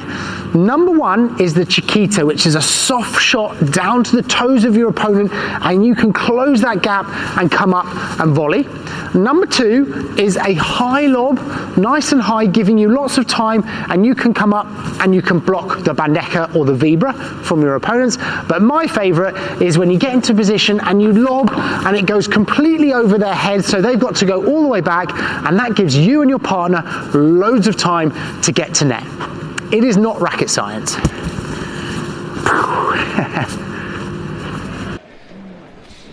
Well, at the moment, Nenno and Tello are doing everything that Sandy Farquharson would recommend. 3 love with Coello now on serve, trying to hold. Oh yeah, good volley from Nieto there. Not really a lot Tello could do. He got down on his knee to try and return it, but it was too low. Oh wow, there's a bullet of a backhand there from Coello. Body weight all in behind that. Well, if anyone can respond, or anyone will be not enjoying it, it is Arturo Coello. Whoa, look at this. Making holes in rackets at this rate. Yeah, they both almost approached this game with a bit of intensity, haven't they? Well, they need to. Well, that's done and dusted. Interesting that it looked like a little bit of their tactic there was almost to put Nieto closer to the net and have Arturo Coello a step behind him there. So let's see if they maintain that tactic of Coqui getting a bit closer. So Martin and Nenno now. They've got to maintain that intensity, which they had for the first, what was it, 12 games. Great smash. What timing from Tello. It was a high lob, but it just didn't go deep enough. And against a Tello or a Coello, that's just not, that's not going to do it.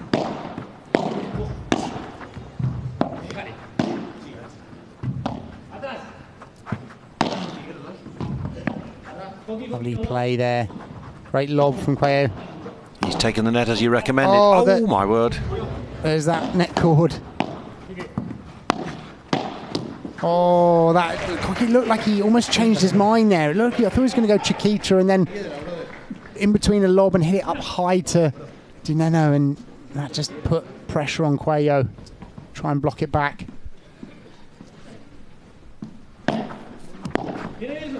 Great shot from Coello. He's trying to make himself more involved in the game, hitting that Chiquita down the line, and what a shot from Coqui there. Just soft into the corner.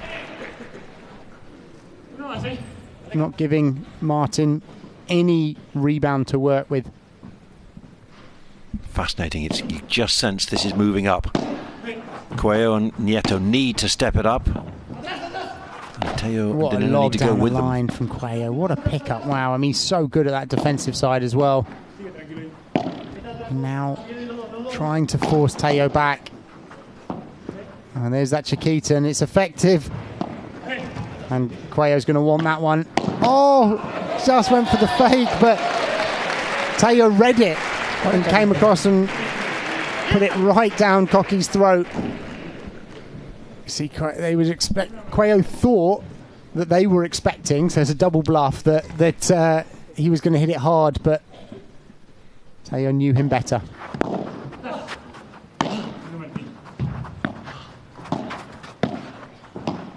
Lovely little shots around the net. And that's good enough for a 4-1 lead. They're running away with this.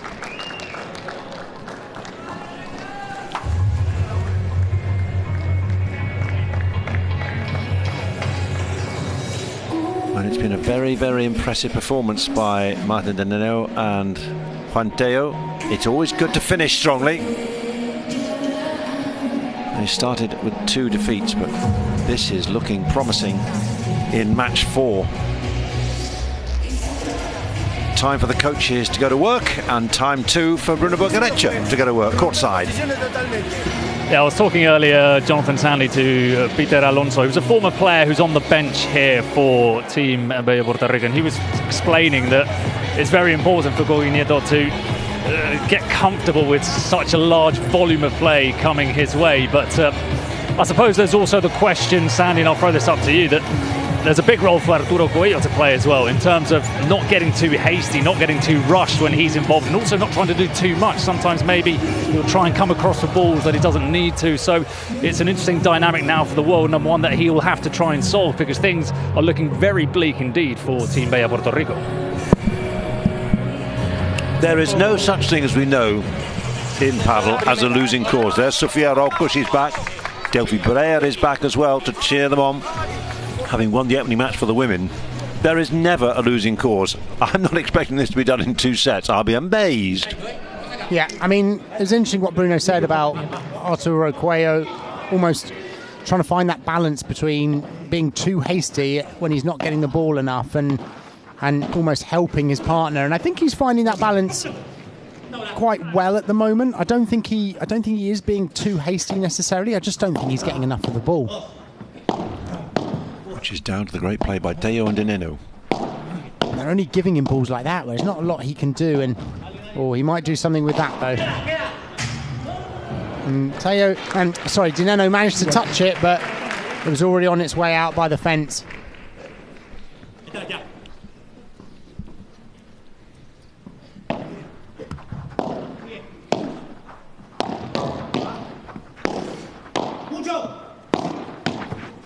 Trying to come in with a faster ball.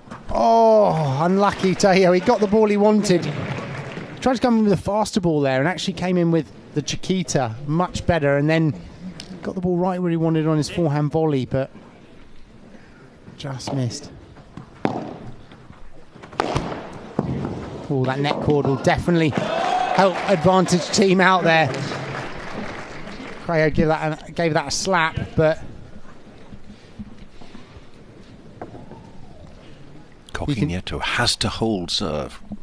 You can see Coello trying to get more involved in the points now, almost those middle ones like this, again coming across, playing faster balls. Great attacking volley from Martin de Nenno. So low. Look at that way he brushes down on that, and that stays just a few inches above the ground after the rebound. 2 break points for team advantage. Oh, what a pick-up from Martin de Nenno. He's so good in that defensive position. And this is the trouble that they get. Oh, it's too long. It's the golden point. But that's how they're setting the points up, with almost getting to net and pressurising Coqui, and then it's quite difficult for him to get out of it.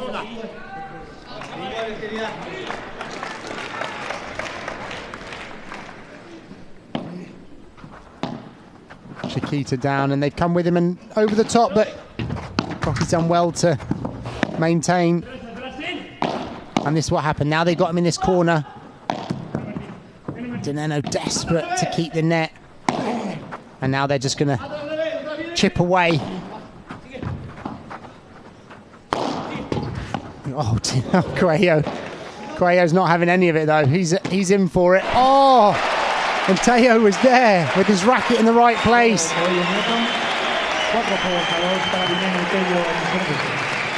And again, he went for the fake, and fortunate that Tello put that in the net, because he was there with the racket waiting for the ball.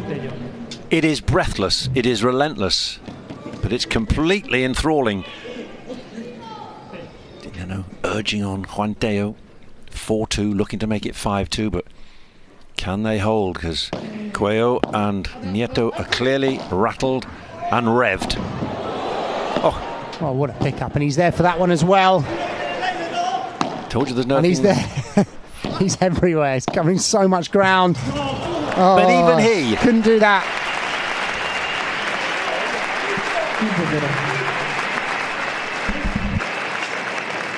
Listen to the warmth of the applause from the sellout crowd. They are loving it.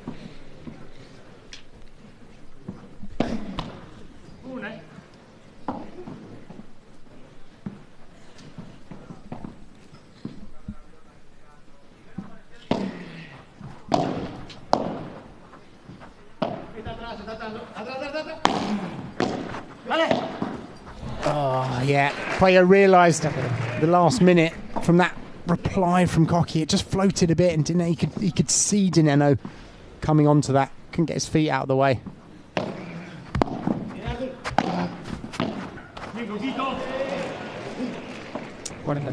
Can't have these mistakes. I mean, Coqui Nieto's just got to play such unbelievable paddle now to get Coello involved and to deal with the pressure that's being put on him from the advantage team. It's another horrible ball for him to deal with right back there. And again, they're hammering away at him. You can see him just backing off almost. Can't get out of the corner. The pack is there around him. He's cornered. And Tello's having a great game. I mean, he's really putting him under pressure. He's smashing well. He's playing the soft shots well, volleying well into that corner. Martin de Nenno as well, using the lobs down the line, forcing the point. It's difficult. There's not really a little chink in their armour at the moment.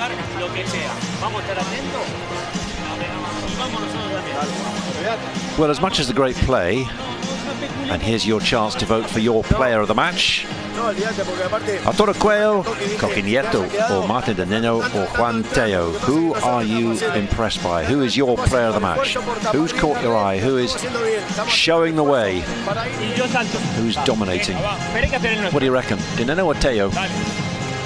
It's difficult. They're both playing really well. I think for me, Martin de Nenno just edges it, just ever so slightly, in that his defensive game has almost set Tello up. I mean, Tello has been the more explosive player. Obviously, he's the left court player and he's attacking. But I mean, I've been really impressed with Martin Nenno here. He's attacked, I would say, more than he usually does. He's shown great intensity with his volleys, and yeah, that's a rocket from Coello there at 151. But Tello also hitting some big smashes, and they're doing this thing of knocking the balls into the corner with the new balls.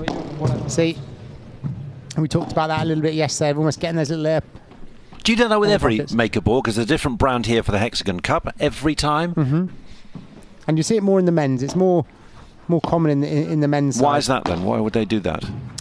I just feel like, or they would feel like it affects their game more. You do see some of the ladies doing it as well. Affected in what way? Oh, Coello, what a miss from Coello. He set that up and got the easy ball on top of the net. How does it affect the performance then? Because that might have affected them. It just happens. Yeah. So, 15 all. He's still not happy with the ball, is he? He gives it another whack or two against the glass.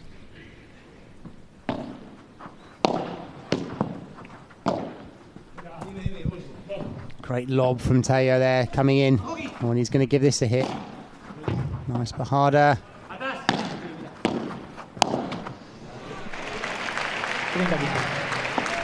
And they are ahead in this, but they can't be too complacent. So they'll have Coello champing at the bit to get back in it. Coello's got to hold his serve, otherwise it's match over.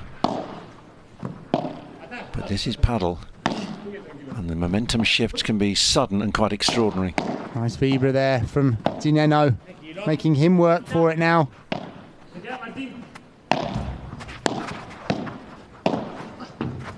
Oh, he got it back, Cocky Nieto, well done, and that was too fast even for Coello to block. Great coverage. I mean, that's, really gelling well as a team there. Tello taking that opportunity, covering his partner and being aggressive off the vibra.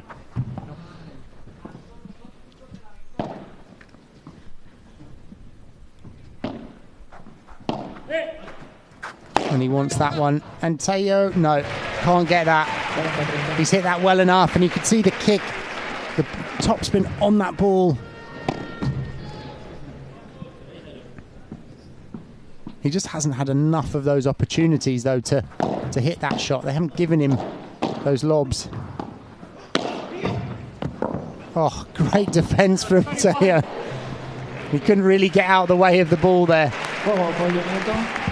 That's more like it from Coello and Nieto. 5-3. They have another foothold. But what service magic can Martin Nenno produce? Serving for the match at 5-3. Oh, you can't make mistakes at this stage on the return. You can see by Coello's reaction. Don't often see him react like that. He knows it.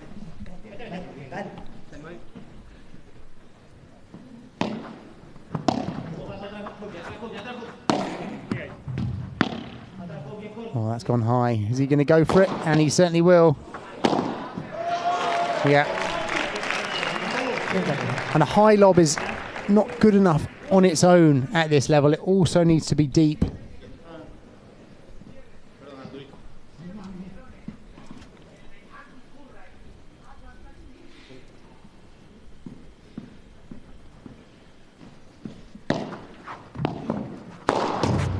And he's given that a thump.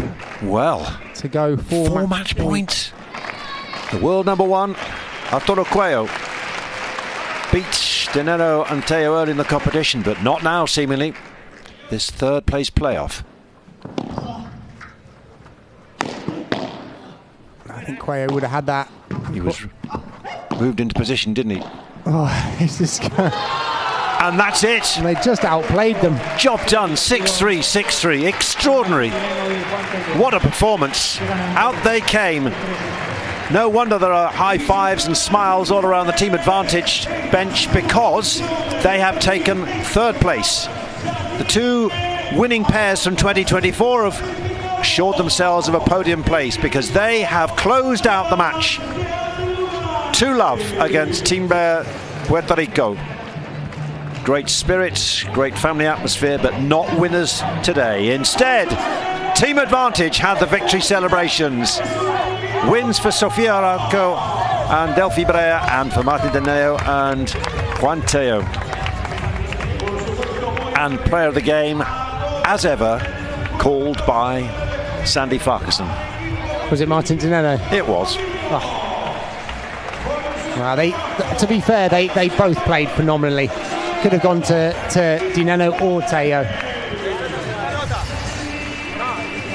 Well, the power of great tactical and coaching strategy, really, because you could be overwhelmed by Arturo Coello, and they were 4-6, 4-6 on Thursday night, but not when it counted on Sunday afternoon on finals day.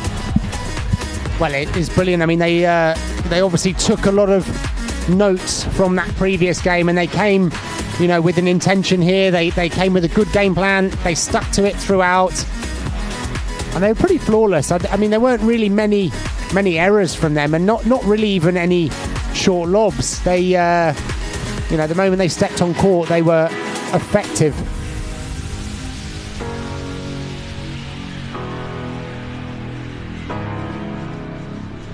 Look how pumped the bench are about that, and that's Aaron Yentop's team of Advantage. They've been a good unit this week, supporting each other. You'd say through thick and thin, but through all hours of the day and night. But it goes back to what we were highlighting before. Yes, you can be the best player in the world, and Juan Tello is ranked 20 in the world, but there is nothing like a team which works. The partnership, the trust, the confidence, the belief. Yeah. That shone through. Certainly did. But then you know far better than the rest of us that Arturo Coello will be back. The first big event next week in Saudi Arabia, the Riyadh Premier Padel Tournament. He will be there on the World Tour, and he and his partner Agustin Tapia very much the players to beat. And I think after these type of events, they'll be looking forward to playing again with each other. And you can see that's quite a convincing statistic side there. 16 more points won, high percentage of points, and they looked in control throughout, really. But if that was your first exposure to a paddle match, and maybe a man's paddle match, you'll see it has such dynamism, such athleticism, such strategy, and it is breathless and breathtaking. And it's meant that Advantage have taken third place from Team Brea Puerto Rico. Very happy to say that both the winners, Martin de Nenno and Juan Tello, are with our reporter Bruno. Pues estamos con los vencedores de este auténtico partidazo. Juan Tello, Martín de Nenno, victoria que además le da al equipo la tercera posición. Enhorabuena y menudo entendimiento tenéis en la pista, ¿no? Es una cosa bárbara. Bueno, sí, con Juan nos conocemos hace mucho. Buenas tardes a todos. Gracias por venir todos estos días y apoyar los torneos, bueno, en cada momento se hacen, en este caso acá en Madrid, pero en España y en todos lados. Y bueno, con Juan nos conocemos hace un montón. Es verdad que no tuvimos la posibilidad de jugar el Tour, pero bueno, de conocernos nos tenemos bien vistos, de jugar en contra, y eso hace que congeniemos bien. Así que feliz por el equipo de lograr esta tercera posición, que para nosotros era súper importante. Y bueno, nada, agradecerles a todos, a Arran, a todo el equipo, a las chicas jugaron increíble, las Netsgen también, y a Juan por compartir cancha conmigo. La verdad es un placer jugar con él. Y nada, muchas gracias a todos. So very happy to have claimed that third place in the championship. Thank you to everybody who came out to support, and also explaining that he knows Juan very well from having played against each other for years in Argentina. Juan, en un torneo convencional no es habitual jugar contra la misma pareja dos veces en una semana, un par de días después. No sé cuánto os ha ayudado eso en este partido, y si nos puedes decir que igual no, ¿qué son las cosas que habéis ajustado de aquella derrota al partido de hoy?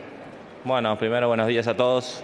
Gracias por seguir apoyando este deporte. Espero que a todo el equipo que que nos haya apoyado. Nada, feliz de estar acá, feliz con el equipo, de un tercer puesto también, que nosotros no queríamos salir cuarto, obviamente luchamos por los primeros puestos, así que hoy tuvimos que dar todo, creo que tuvimos que dar una marcha más contra Coello, que siempre hay que hacer un poquito más, no nos íbamos a quedar con lo que hicimos el primer partido contra ellos, así que hoy salieron las cosas, nos entendimos un poquito más, yo creo que a medida que vamos jugando pues nos vamos conociendo un poco más y feliz de compartir este partido con Martín, el tercer puesto con el equipo, así que a ver si esta noche podemos disfrutar con el equipo, una buena comida y despedirnos y ojalá que otro año podamos estar presentes para seguir defendiendo a este equipazo. Well, saying that they understood each other a little bit better on the court today than they did the other day when they lost, and very happy to have been together and get this third place for Team Advantage. Muchas gracias, chicos, enhorabuena. Gracias. Well played indeed. Decisive. 6-3. 6-3. So that means that we know next gen match. How much we were looking forward to seeing the stars, and they are, believe you me. Jimena Velasco and Marta Algalano from Team Brea, Marta Borrero and Martina Calvo. 16 years old. So many bright stars coming through, and we were seeing one already. Andrea Ustero, age 17, Claudia Fernandez. Everyone was raving about her, age 16 a couple of years ago. She's now ranked 3 in the world, age 18. That tells you how fast this sport is developing and moving, and how the rankings can change and the demands on the players can change as well. So it's time now for Team Advantage to take in their achievement. It wasn't the win from a year ago, but it's third place, so they've shown themselves to have staying power, and we've still got the grand final to come. So let's confirm things, shall we? Advanced Next Generation won't play because the women of Advantage won 2-1. We've just seen the men sweep the board with Coello and Nieto, so they have taken that to love. They have third place in the bag. But still to come, the women and the men and possibly the next generation of Rafa Nadal Academy team and Sergio Aguero's and Lionel Messi's crew paddle. And we've got some big stars there. That will be live in. Now, last night we said goodbye at the Madrid Arena to one of the great names of paddle, the man whom the world calls simply Bella.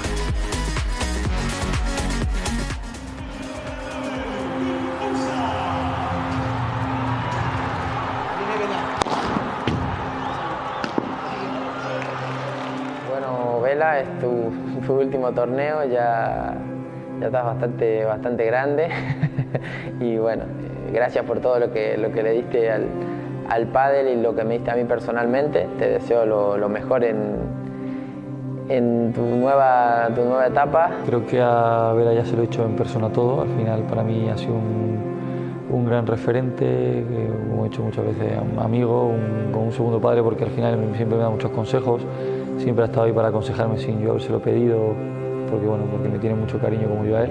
Y nada, le daría las gracias por ser un ejemplo para todos, por ayudarnos tanto a que el pádel crezca, que se conozca a nivel mundial, que es el mayor referente de nuestro deporte. Creo que hay muy pocos que han hecho eso en cualquier deporte, ser 16 años número 1 de un deporte. Quería sobre todo agradecer a Bella el poder enseñarnos a la gente que no tenemos pegada, que no tenemos mucha potencia, a cómo poder jugar al pádel, y bueno, felicitarle por su carrera de 16 años número 1, envidiada por todos los jugadores.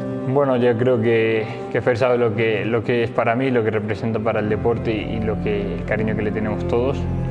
Esta semana es una de las últimas que lo vamos a ver en pista, ya no en un circuito profesional, pero sí en la HEXAGON, que es un eventazo y que creo que merecía tener a Bella como emblema esta semana. Y nada, desearle muchísima suerte en su futuro, que seguro que le va a ir igual de bien que le ha ido en su etapa como profesional, y nada, que sabe que aquí tiene un amigo para siempre. Hola Bella, un nuevo homenaje inmerecido ahora en HEXAGON, agradecerte por todo lo que hiciste por el pádel y desearte lo mejor para el futuro. Un abrazo grande. He estado en todas las etapas profesionales de la evolución de nuestro deporte, así que nada más que tengo palabras de agradecimiento, darle las gracias por todo lo que ha hecho por el deporte, por ser un espejo para mí en particular, desde que empecé a jugar, lo llevo viendo desde que empecé y la verdad que es un auténtico profesional y sobre todo también muy buena persona, lo conozco muchísimo de todos estos años que llevo compitiendo y es un auténtico número uno y una leyenda. En mi caso como argentino, más allá de decirte gracias por el legado que dejaste en el pádel, que creo que lo has hecho crecer muchísimo, sin duda lo que más te agradezco fue la oportunidad de haberte conocido, de haberme dado la oportunidad de entrenar cuando ibas a Argentina, cuando yo era un poco más chico. Tu carrera fue algo inigualable, me parece, y tener la suerte de que tal vez sea tu último partido en esta HEXAGON en contra de nosotros el sábado. Es un honor poder disfrutar la cancha con vos en ese partido y nada, desearte lo mejor en esta nueva etapa, que disfrutes de tu familia, que seguramente bastante lejos has estado, que lo vivimos todos y nada, muchas gracias por todo. King Bella, Fernando Belastaguin, just to give you some context, he was world #1 for 16 years in a row, 230 titles, 286 finals, an extraordinary performer, a 6-time world champion. How do you gauge Sandy Farkas and his impact on the sport of paddle? Oh, it's massive. I mean, I think if you look at the responses from all of the players there, I mean, he's really a kind of role model and icon for them, you know, over the last 16 years. I mean, 16 years world #1, and I mean, it'd be interesting to see if that's ever going to be repeated. It seems like it would be very difficult to do at this stage, and he's gone, like they said, he's gone through different generations of the paddle, but all of these players we've seen on court today have all grown up like in paddle, and he's been world #1. Whichever the age is, he's been that world #1, and so you know, he will have inspired so many players, particularly in Argentina, but around the world and in Spain as well, to take the sport up, to pursue it as a profession. So yeah, I mean, he's been enormous for the game. And like many greats, very humble, supreme sporting spirit. If there's anything he feels is not right, it may be him losing a point, a set, a match, he will say, that's yours. Yeah, very honest on court and very humble as a guy. And I remember, well, like my first trip was just spent to go and watch him train and watch him in his club in Barcelona at the time. And I mean, I was a kind of foreigner just starting out in the paddle world, and he was he took so much time for us. I mean, in those days it was much easier. All the players were much more accessible. We're going back 13, 14 years, but even still, I mean, he took the time to explain it and to help me on my journey. Sadly, there was no fairy tale ending. He went down 6-3, 6-3 in the final match he played, coming out of retirement against Chingotto and Momo González. Chingotto, you saw there, was one of his inspirational figures. Well, he's going to be playing again later.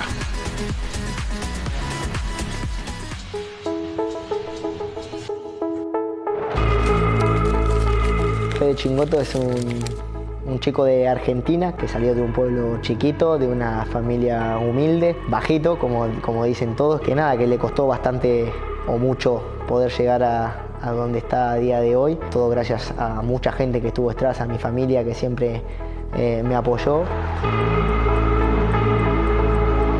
Toda mi familia lo jugaba, así que estuve desde muy pequeño en una pista de pádel, siempre molestando y demás. Y mirá que he practicado otros deportes, tenis, fútbol, intenté el básquet también, a pesar de mi estatura, pero sin duda el pádel se ganó mi corazón desde un primer momento. Tenía 10 años y como todo niño, cuando cumplís años, quería ir a un parque de pelotas, como dicen acá, que allá es un pelotero. Mi familia, gracias a Dios, hacía lo imposible por darme cada capricho, y en ese caso mi madre sacó un crédito para poder alquilarme ese lugar y yo festejar mi cumpleaños. Y nada, yo todo ilusionado, ¿no? Como es un niño, armando la lista, todo, y llega un llamado a esa misma noche y que me invitaban a jugar un torneo clasificatorio. Obviamente me dijo mamá, mira, las dos cosas no las podemos hacer, elegí lo que vos quieras y que te haga feliz. Y desde un primer momento le dije, se suspende el cumpleaños.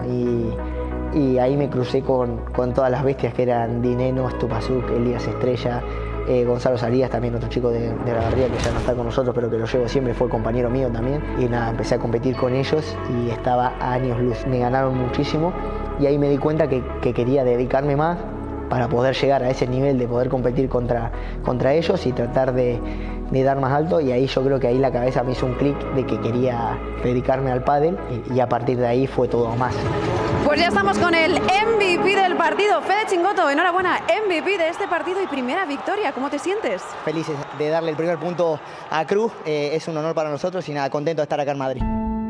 Soy hijo único y irme de casa era difícil, como por así decirlo, pero mi objetivo era claro, mi familia también lo sabía. A mi familia la maté, obviamente, cuando me fui, o sea, de que pobres sufrieron muchísimo porque se iba como el nene de la casa. Es mucho sacrificio, mucha entrega, mucha dedicación y que sin querer a veces la gente por ahí con algún comentario o lo que sea te lastiman mucho porque vos lo estás dando todo y estás sacrificando muchas cosas y a veces como que nadie pone en valor todo lo que luchás en el día a día, que no se ve, que no somos conscientes que estamos en el mayor circuito del mundo y que no toda la gente puede estar jugando esos octavos de final en un torneo o en un escenario como es acá en la HEXAGON Cup. Nosotros tenemos la suerte y nosotros sí lo valoramos porque lo que te digo es muy duro el camino para todos. Yo sé que todos hacen muchísimo sacrificio y que dejan muchas cosas de lado por cumplir su sueño. El mensaje que trato de transmitir es que cuando me vean, que a pesar de no ser el más alto, el más fuerte ni nada, que se puede, que los sueños se pueden cumplir, que a pesar de tener muchas dificultades, las puertas a veces se abren, que crean en uno mismo y que den el máximo siempre.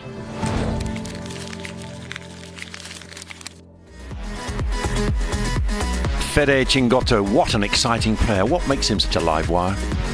I mean, like you said there in that little video, I mean, he has sacrificed so much, you know, like he will be the first to say he's smaller in stature than everyone else, and he's had to work so incredibly hard to get his game to that level. And actually I spent some time with him a few months ago, and it's an inspiration how hard he is working to train. We've got to know a lot of the players a little better, and we've asked them some pretty tricky questions. ¿Quién es más probable que llegue tarde a un partido importante? Alex Choza.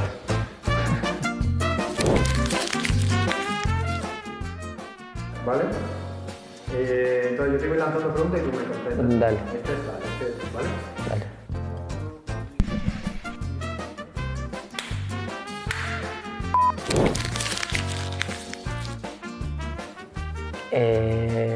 ¿Quién te puedo decir? Tapia, diría. Al final tiene tanta facilidad. John San.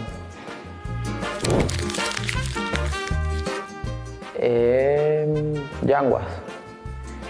No te diría que todos nos comportamos bastante bien en ese aspecto, Juan. De lo rápido que es, diría que Franco. Momo.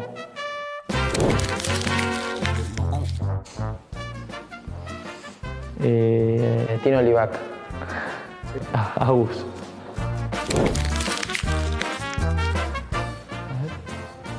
Qué garrido, ¿no? Por lo fuerte que está. Arturo. Paquito. Tapia. Qué baile. Paquito. Chingo.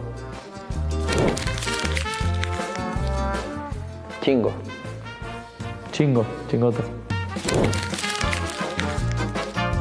Nenno. Coello. Coqui. No lo sé. Somos todos bastante simpáticos. Yanguas. Yo. Pues llevarnos la contraria, Garrido y yo. Nos pelearemos seguro, pero bien, nos queremos mucho. Chozas, te digo, por ejemplo, que todavía le quedan muchos años. Vela.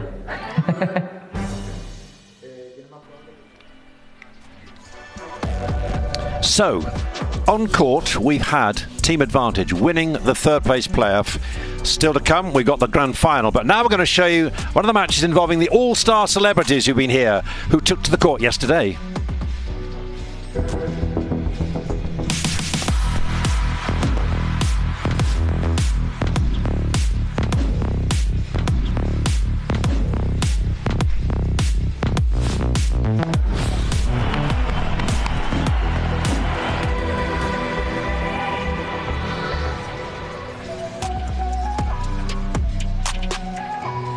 as you know, we've been watching a whole series of celebrity owners who've been involved in the HEXAGON Cup in 2025.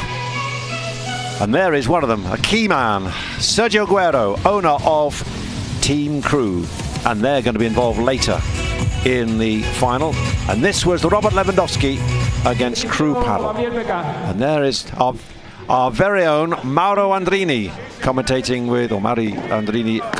with Marcus Buckland, and they'll be doing the final later. Oh, Maury's covering some court, isn't he? After watching Coello, it feels like he's playing that role. The lefty on the left-hand side at the moment. But this is where we're going to see you later as well, Sandy Farquharson, because you took part in this. It's as a coach and as a player. And there's Sergio Aguero. This is quite a balancing act, isn't it? How to bring the best out of people while keeping aware of those who are going to try really hard and make you look stupid. Well, I mean, Mauri will be doing the same. So he's making it challenging. Well, he's actually trying to win the points by the look of it. But the idea is trying to make it challenging, but at the same time not make it too unfair. Mauri Andrini, former Argentine player and coach. He's got paddle school of his own. Opened one up in London, looking to expand around the world, just like Sandy Farquharson, spreading the word. And he's waiting for communication from his partner there, and I'm not sure if he got it. Oh. It's quite difficult, these pro-ams that we often do. It's almost finding that balance of helping your partner at the same time as trying to make sure you come through on top. Interesting to see how good is Sergio Aguero. Oh, they're going for him, going for the body shot. One Argentine to another. They took a long time, I'm well aware. They took it very seriously. This was not just, let's go out there and have a knockabout. I was told the umpire was saying, right, okay, let's start. No, we're going to carry on warming up a little bit more. No, we're starting that. No, we're going to carry on warming up a little bit more. It might be why the event wasn't finished. Oh, Mauri's hustling round. When he's got that. Oh, no, he hasn't. Too much power at the net there on that smash.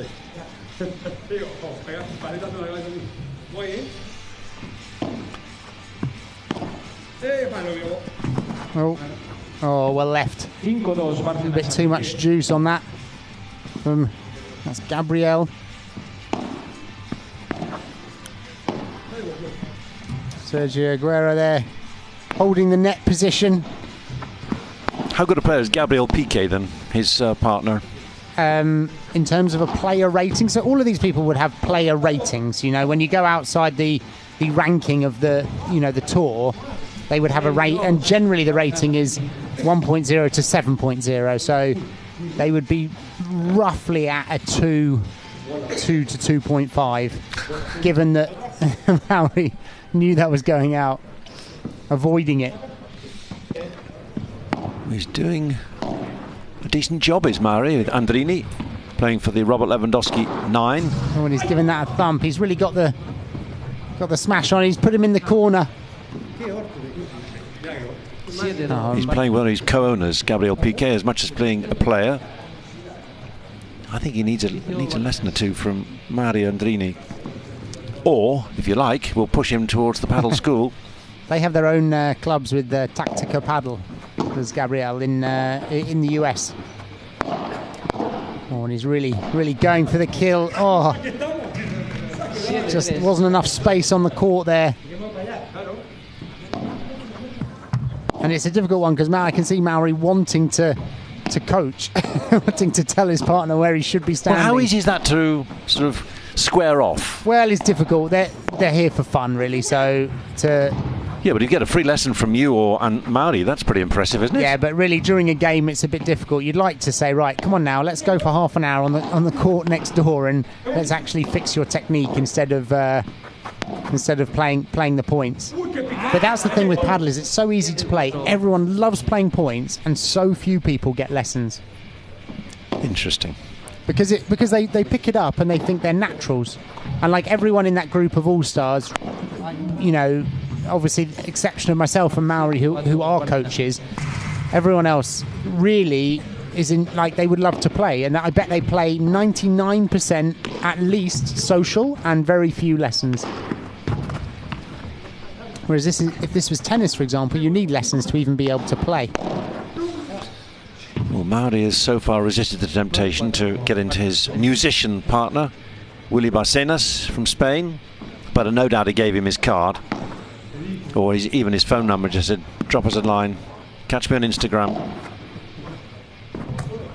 The one thing which I noticed watching... Having a laugh with it. Andrini and Barcenas come through against Aguero he missed and the swing Piqué. and just got him. Sergio, what were you doing? That's meant like missing a volley. Right, let's catch up with the winner. Or is it Sergio Aguero?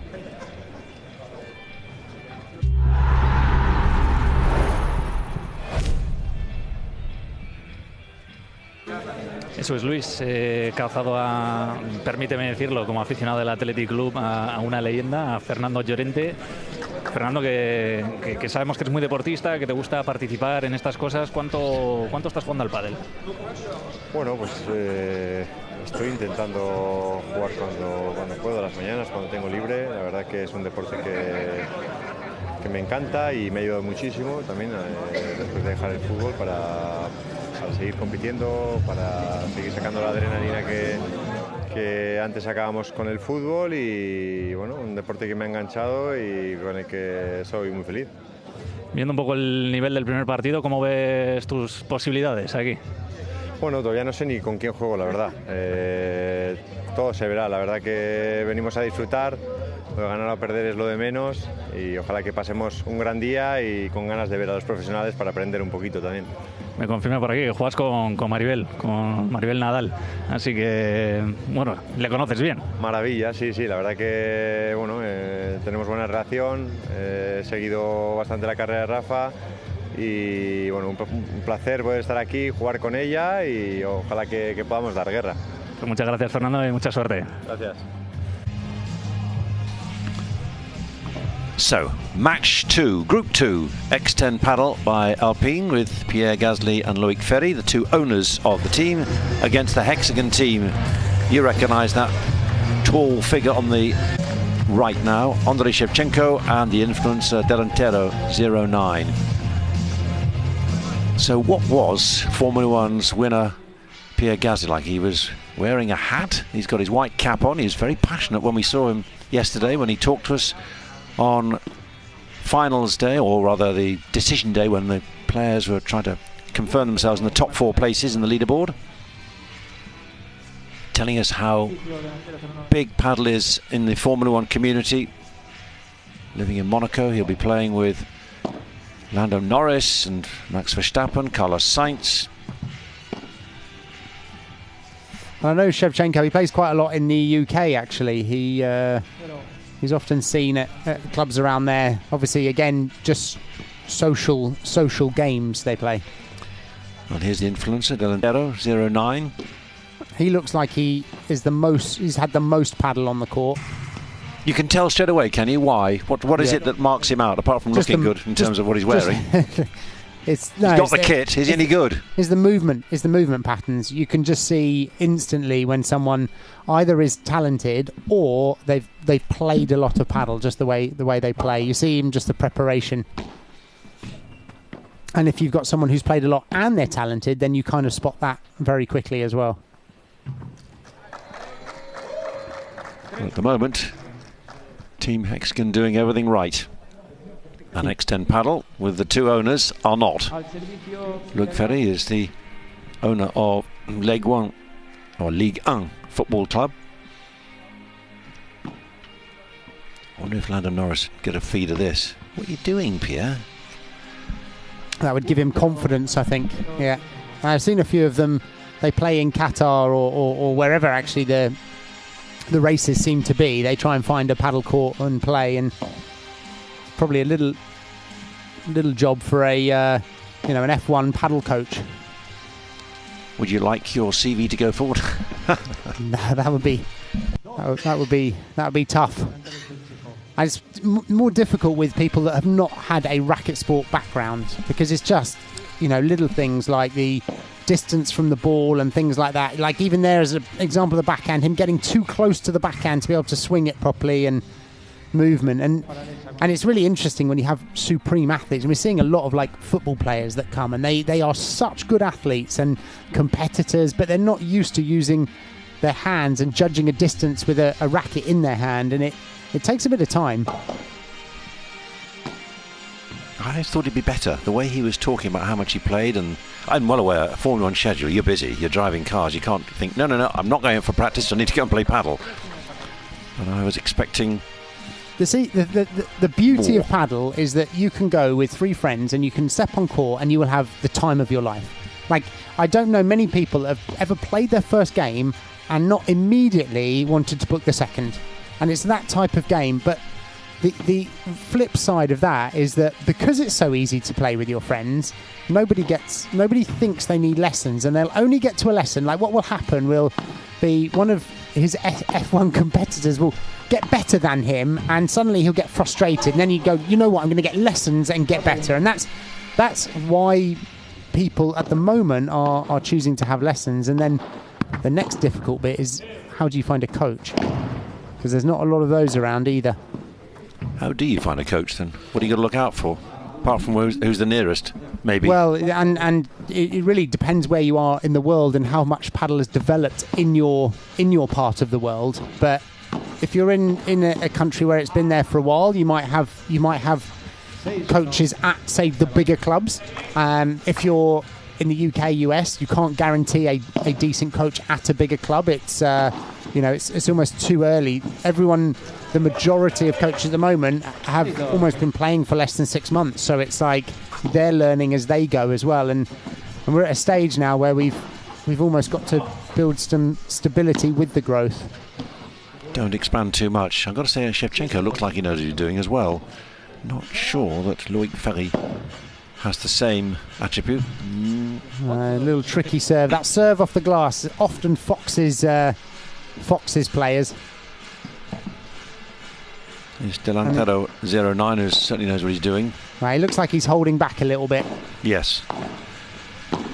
I'm looking forward to your tactical analysis of your performance. Well, I'm going to have a lot to work on. I know that. But I often say it's one of the best things you could do is watch yourself play. Oh. Whose ball? Where's the communication? This is the coach Farquharson would say, what are you doing? Oh, looking up at the lights. This is the All-Stars competition, by the way, which was filmed yesterday. Saturday morning it was filmed ahead of another absorbing day of competition for the professionals. And we're just enjoying ourselves ahead of the final between Crew Padel and Rafa Nadal Academy. So, time for an interview with the influencer himself.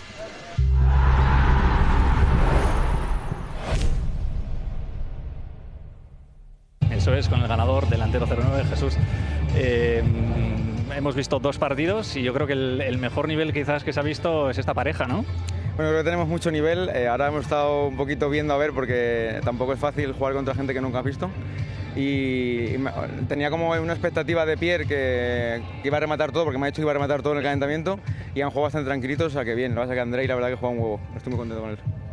Cuéntanos un poco el ambiente de este evento tan distinto, ¿no? Que vemos a mucho influencer, mucha cara conocida, mucho famoso. ¿Qué te está pareciendo el evento? Pues para mí único. Al final también es un honor ser del Team Hexagon, porque al final me hace mucha ilusión, y bueno, pues ver a caras como Kun Agüero, como Pierre, como bueno, pues mucha gente que está aquí que es de todos los equipos y que es muy importante, pues te hace sentir más especial y te da un poquito de nervios incluso en la pista, ¿eh? O sea, no te voy a mentir que incluso si tienes a Pierre Gasly delante, juegue bien o mal, dices, oye, está aquí, ¿sabes?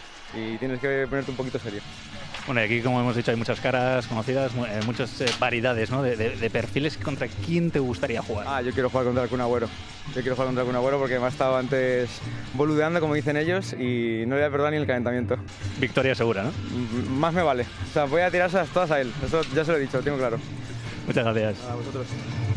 The most influential Spanish-speaking influencer in paddle, Delantero 09, and you may have just picked up the word Agüero. That's his goal. Let's see if he manages to reach it and achieve it. Will he play against Sergio Agüero? For now, we're back with Mauri Andrini and Willy Barcenas for Robert Lewandowski 9. And the X10 paddle team. It's Loic Ferry and Pierre Gasly once more. Well, if the previous 2 matches are anything to go by, I think Mauri probably is not going to have too much to worry about in this match. No, it's all safely under control for the man in white at the far end of the court. 1-0.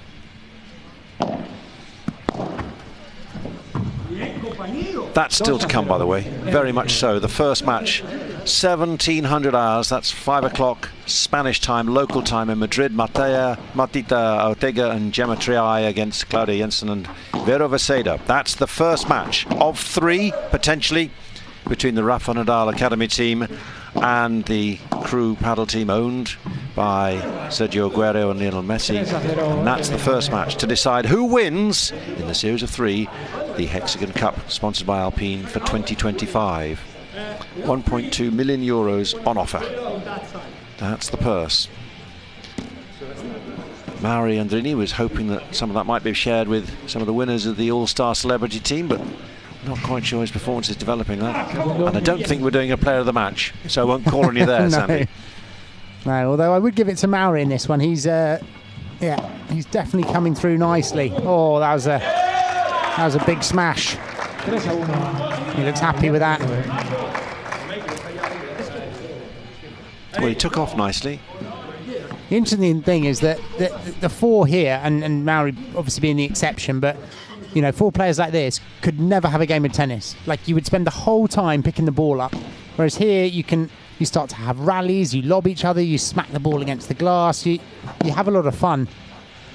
But trial and error in this game, or in this sport, paddle, because of the nature of the courts with the walls and so on, is so much easier, because as we know, if you can't get the serve back, you're stuffed. That's it in tennis, you're gone. Well, I mean, squash as well, badminton. I've coached adult beginners in tennis, and let me tell you, like, to coach an adult beginner the serve in tennis is a trial. I mean, that is really tough as a coach to be able to do it. It's just so technically difficult. And if you can't get the ball in and serve, well, yeah, you ain't got a game. Yeah, exactly. Whereas everyone surely can serve underarm and get it in the box. It doesn't have to be dynamic, because, as we've said, it's just getting play underway. Yeah. What other, in terms of the basics, so are there 3 basic skills or 5? Is there something where you can simplify it, whereby if you focus on these, don't get too ambitious? I think when you're learning paddle to begin with, it's, you know, not hitting too hard. You know, we talked about it, almost the power. Like, it's almost like, understand that to smack the ball, it might make a nice sound off the racket, but if you actually want to improve, then you want to understand how the soft game works. The biggest tip is get lessons at the beginning, because what happens with everyone, and you'll see it, like this group as an example, is they play, they have fun, and let's say that, you know, he comes in a year's time because he's frustrated that his friends have got better than him. Me, as the coach, I would now have to train out a year's worth of bad habits in order to get him better. Whereas if I get him now on day 1, it's much easier to get him to a good level quickly. And that, players just don't understand that, because what happens is they take it up and they think, oh, it's only a hobby. Like, I won't be that bothered about it. I'm not going to be competitive with it. And then in a few months' time, you realise actually you don't want to keep losing to your friends at it, so you want to get better. So that would be a top piece of advice for anyone learning, is, like, you know, get a lesson or get advice. To be honest, that's why we set up our content, was to give people advice. Otherwise, you know, most people, they go to their local club and their coach doesn't know, because they are also new to the sport. Yes, it's a question of, you want to grow fast or to expand, let's put it that way, but also you want to have good habits and show how to do it in the most positive way, rather than just, it's a bit like a skier getting out on the slopes, because a lot of people just can get down the slopes fast, or in some style, rugged style, but actually, do you look safe? No. Are you particularly coordinated? No, but they're getting down, so why go and spend, I don't know, €80 a lesson or something? Well, I think the difference is that, and I've only skied a very small amount, so I'm not a skier at all, but it seems like one of those where you compete with yourself. So it's not like you're going to take a group of friends and say, right, we're going to time each other from the top of the slope to the bottom of the slope and we're going to compete with it. Whereas here, all four of you are on a court and there's winners and there's losers. And so, you know, even as complete beginners, you get competitive and you want to win. And so, you know, it's that's what's so good about the sport. And also, I think part of the reason that so many professional athletes do it is because it's relatively injury risk free. Like, you know, they're not hurling themselves around a court, or there's no real danger that he's going to injure himself. I say that as he takes a body shot, but it's that's another thing to consider for these guys. Yeah, you certainly wouldn't recommend skiing to many top flight athletes. Well, exactly. Or even football. A lot of people, play football growing up, but it's just not worth the risk of going out for, even a friendly game against your mates. Yeah, there are very few Formula 1 drivers. They like football, but it's like you've got to be very careful, otherwise. Well, any sportsman. Journalists or engineers getting it wrong by mistake. Suddenly, before you know it. Nigel Mansell injured himself in a football match one time and struggled on. So, Pierre Gasly looking good against Mauro Andrini and Willy Barcenas. Let's hear from the man in the white cap.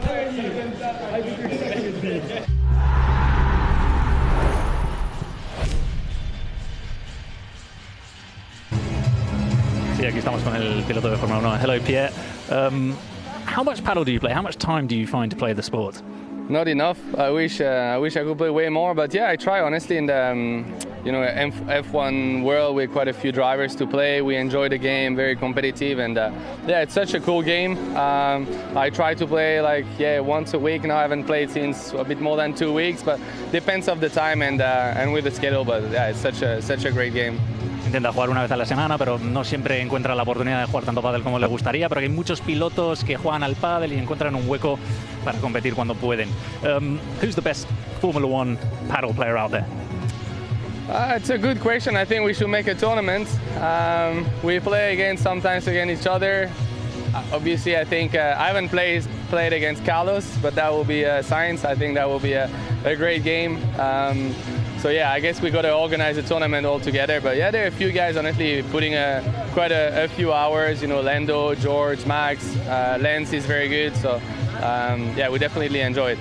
No está claro quién es el mejor piloto de Fórmula 1 jugando al pádel. Hay muchos que tienen nivel. Le gustaría organizar un torneo entre los jugadores de pádel, que Carlos Sainz es de los mejores, Lance Stroll, Lando Norris, muchos que juegan. I want to ask you about the tactics in that last match. Very clear that the ball was going to one side of the court. You got to play with strategy, right? It's that's how it works. So yeah, we wanted to win. We knew if we go the other way, it's definitely the score will go the other way as well directly. So yeah, I mean, we try to enjoy. Honestly, I'm very happy to be at the HEXAGON Cup in Madrid.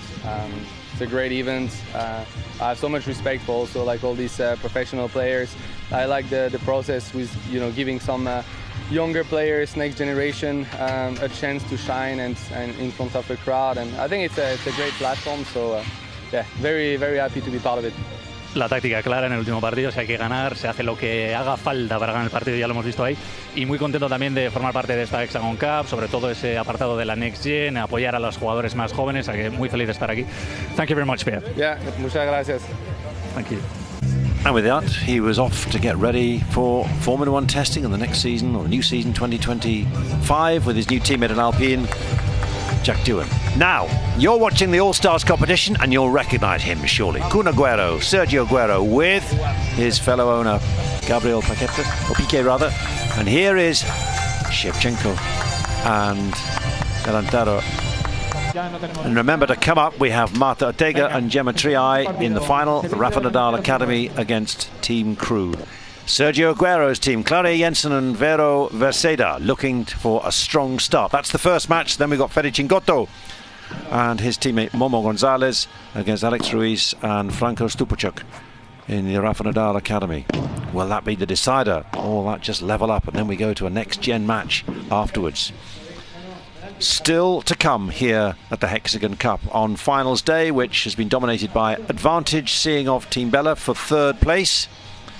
He's got his life ambition, I think, playing paddle against Sergio Aguero. He's keeping the ball away from him at the moment. Sheva, you went the wrong way then. All right, I put it in the corner. Oh, he didn't move nicely. Wait for it to come back. What's quite interesting as well is watching all the players standing in that same zone in the court. You remember we talked earlier about it being a transition zone for high-level players. And this is almost like there's a magnet, and a lot of recreational players almost stand in this middle zone here. Oh, made him work. Hit to the gap.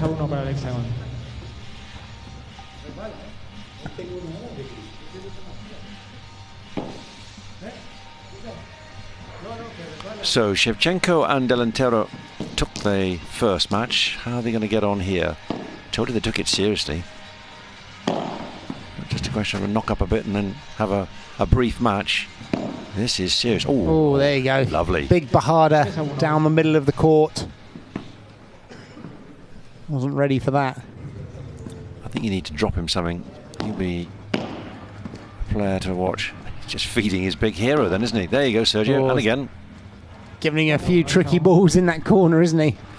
Seems like he's a bit more serious in this match, Delantero. Well, when you're up against your hero, maybe you want to impress. Looking for a call up on Team Crew next year. Well, if he's only influencing, that's good enough, I should think. 5-1 para el HEXAGON. Hay cambio de campo. 5-1. Cada 6 puntos cambiamos. Come on, Sergio, you need to find your way through here. I wonder if There's all the players... Maribel Nadal, owner of the team Rafa Nadal. There's Gemma Triay as well. Is she getting a little bit of help there? Talking tactics. Fernando Llorente, for ex-Spurs player, Spanish international. They're partnering each other later. In fact, as I recall, that was a match which featured Sandy Farquharson. Ooh, yeah, I think he could be on next. We'll look forward to that. I think I'm quite a while. I think we played towards the end. Okay. So there's a few before that. Shevchenko, the nice little shot down the side. 7-1 HEXAGON. We've talked a lot this week about unforced errors.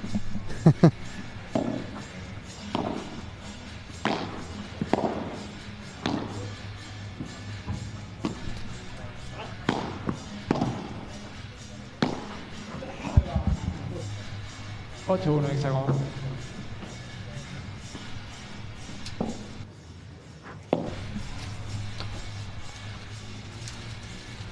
Come on, Sergio.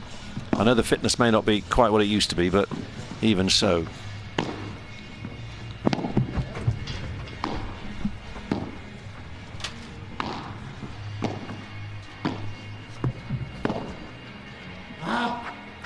That's too long. It's another unforced error.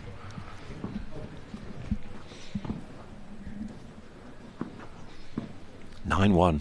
It's another great result for Sheva, which is why he's talked a lot about getting himself involved in the sport. He's enjoyed a lot of these days here at the Hexagon Cup. Two top footballers. Oh, there's a bit of an argument going on. Yeah, You come on. don't often see this at 9-1. Oh, it was out. What's the umpire saying? Well, he had trouble getting him on court, so are they going to take his word here? It's funny how all the paddle players at the top of the world have not had an argument all week, but you get the all-stars on a court. Oh, yeah. Well, you know that. You saw that with what you went through. Two footballers. Come on. What are they going to go for? They'll claim for a penalty at the best of times. Are they claiming a point? 9-2. Come on. Eva Longoria is ready to go next with Fede Chingotto. Is she getting a lesson? He's playing for Team Crew. He's not going to come and talk to you at 11-11.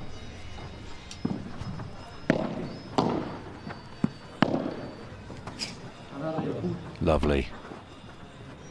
Is it going to go away? No. He's just feeding his hero.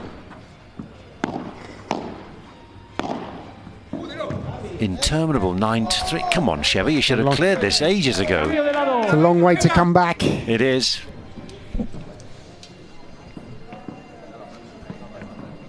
9-1, 9-2, 9-3. Time to put it away.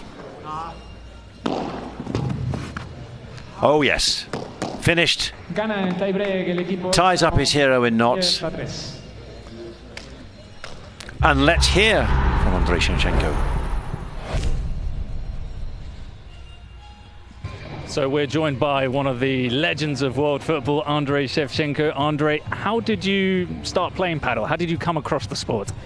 I come across the sport long time ago, about 10 years. I was playing with my kids sometimes in vacation, but seriously I start to come last year.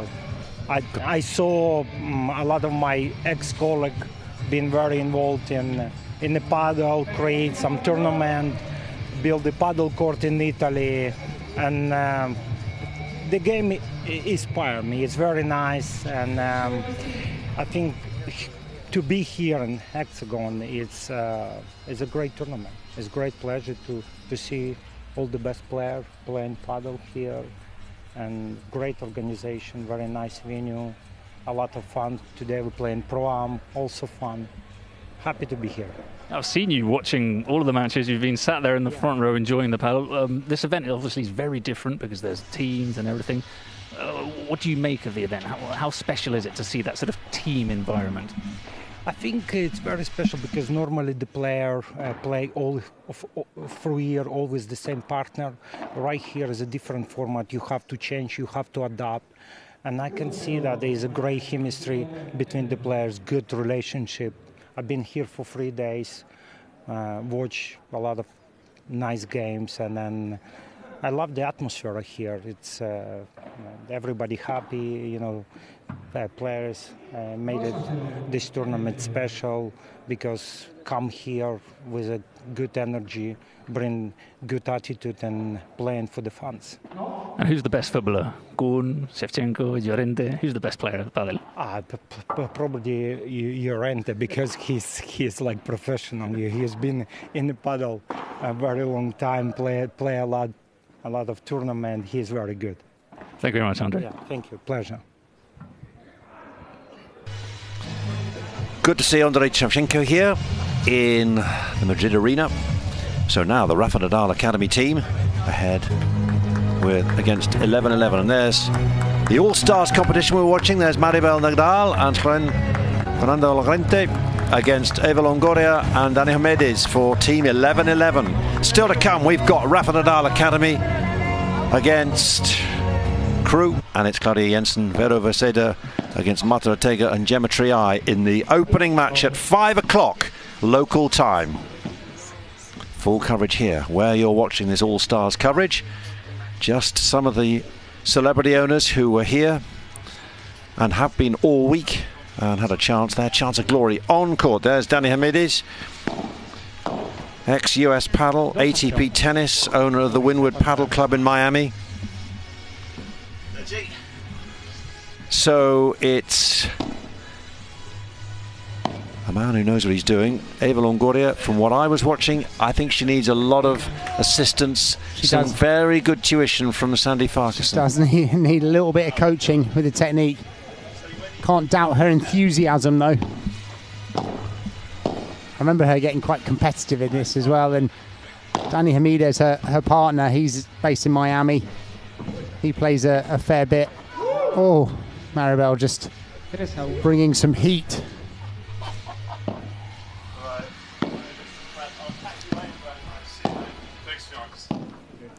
This is the pairing that you played against, where Llorente was very keen to make his mark. Yeah, we hadn't arrived by this point, so I hadn't seen how much they were beating up on Eva Longoria. Otherwise, I may have come with a slightly different. You just thought it was all nicey Saturday morning knockabout. I thought it was everyone having a little bit of fun. Well, you could see Eva and Dani were struggling a little bit here. 5-1 down already. There's Sheva, Pierre Gasly, Delantero. Discussing the last game. Yeah.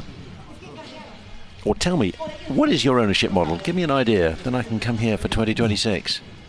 Yeah, who's your next draft pick? Yes.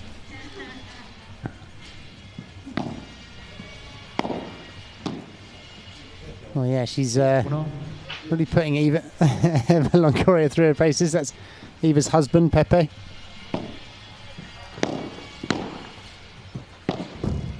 How many times how often do you come across Danny Hamides in your time in Miami? Come across him a few times in Miami. He's one of the owners of one of the earliest clubs, Windward Paddle, in Miami, and so he's been there almost from the start. Miami's the centre then for paddle for obvious reasons, yes? It is at the moment. It didn't start that way. I mean, almost there's little pockets in the US. There were, Houston had quite a few clubs, and at the moment, Miami does seem to be where it's growing the fastest. There's a lot of kind of South American influence there, and a lot of people that with money that want to build clubs. So it's grown probably the quickest there. Or a bit of payback there from Danny. That's why I was keen to get at you, you see, because he got a hit like that. Yeah. He's another sportsman, footballer, you see, they want to win.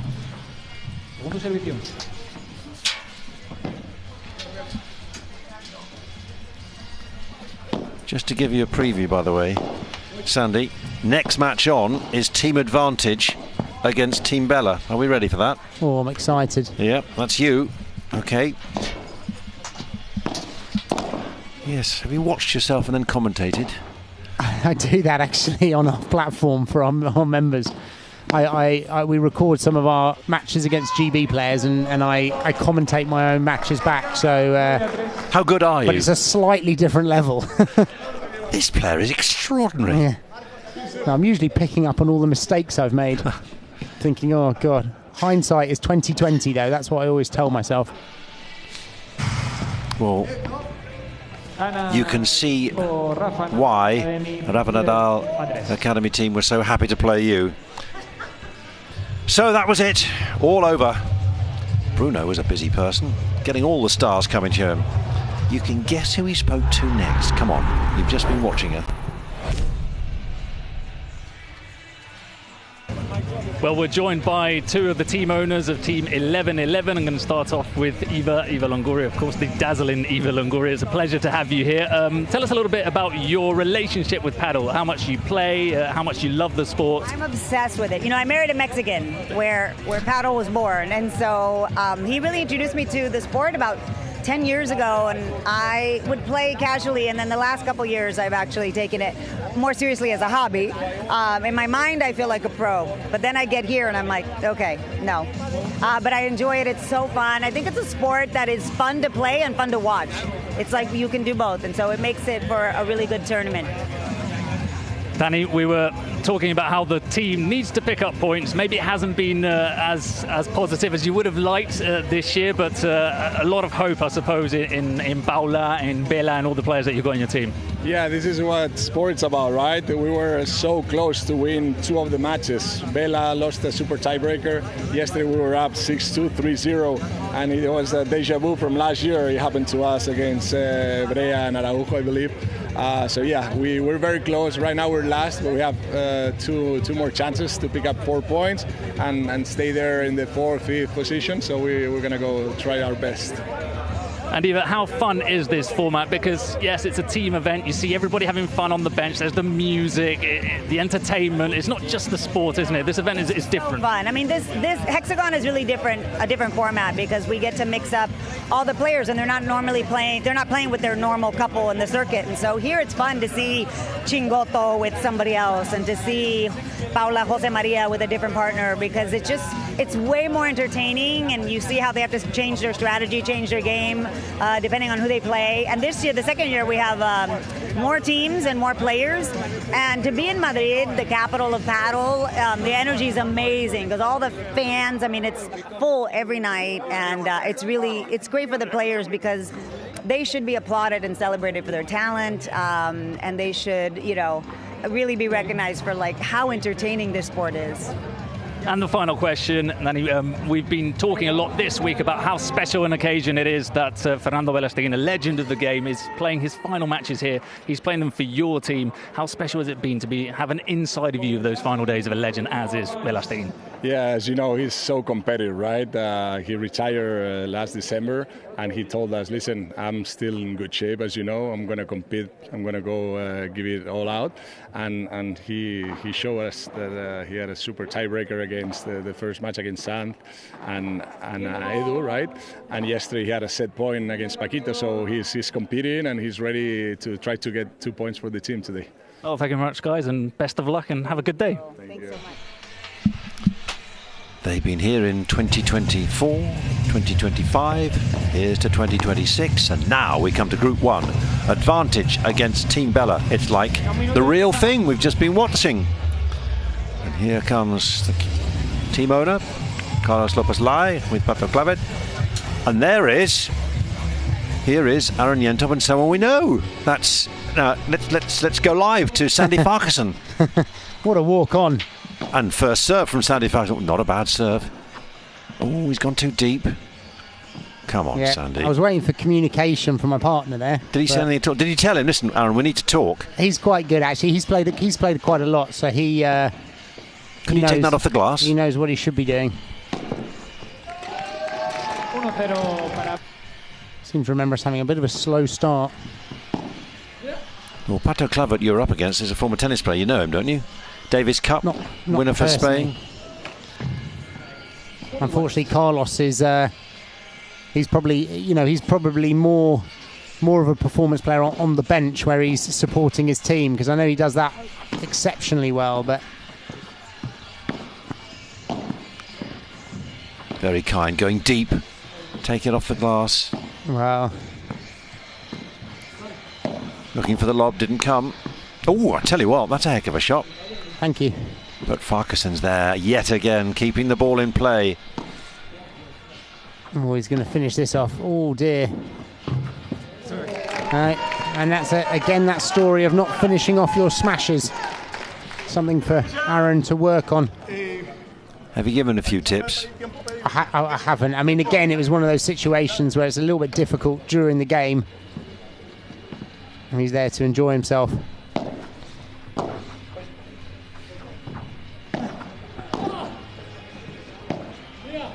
Oh, he's gone deep. Good lob. He's keeping Pato Clavet at the back, who's clearly playing within himself. Nicely. Cool as you like, just walking back, taking it off the glass. Oh, unforced error, would you call that? That was an unforced error, yeah. And I would need to have a word with him about that. Oh, a lovely drop shot though.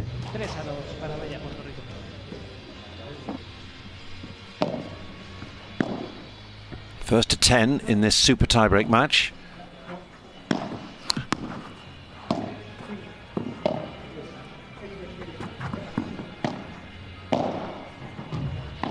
Did you give a good interview with Aaron? I don't think Bruno asked us for an interview actually, which I'm a bit offended about. Yeah, well, have a word. He's a bit starry-eyed, you see. Yeah. How do you follow an interview with Eva Longoria? Well, you speak to Sandy Farquharson, of course. Yeah, a lot of consistency going on here. Oh, lovely smash. 4-3 para el equipo advance. Were you communicating much? That's a serious look. I certainly from the was. Coach. Yeah, you can hear me.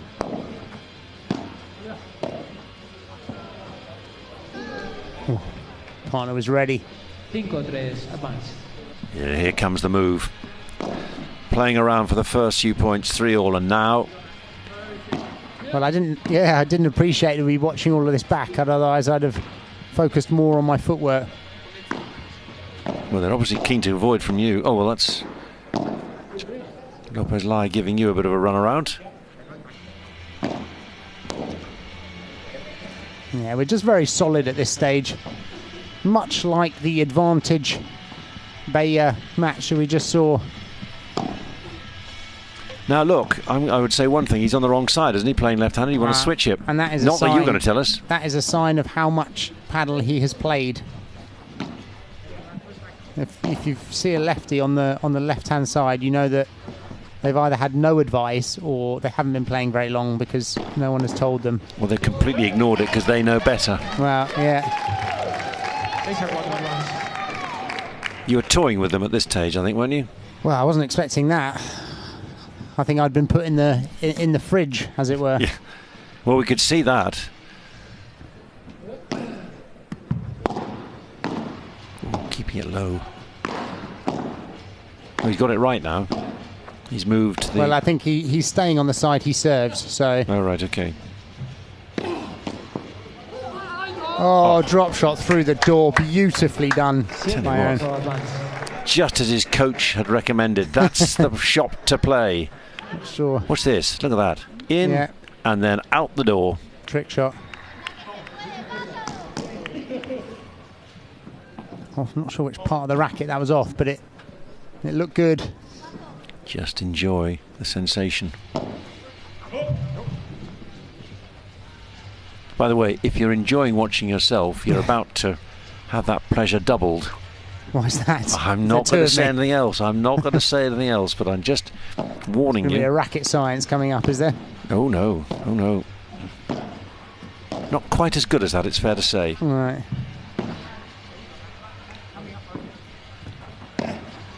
Look at that communication.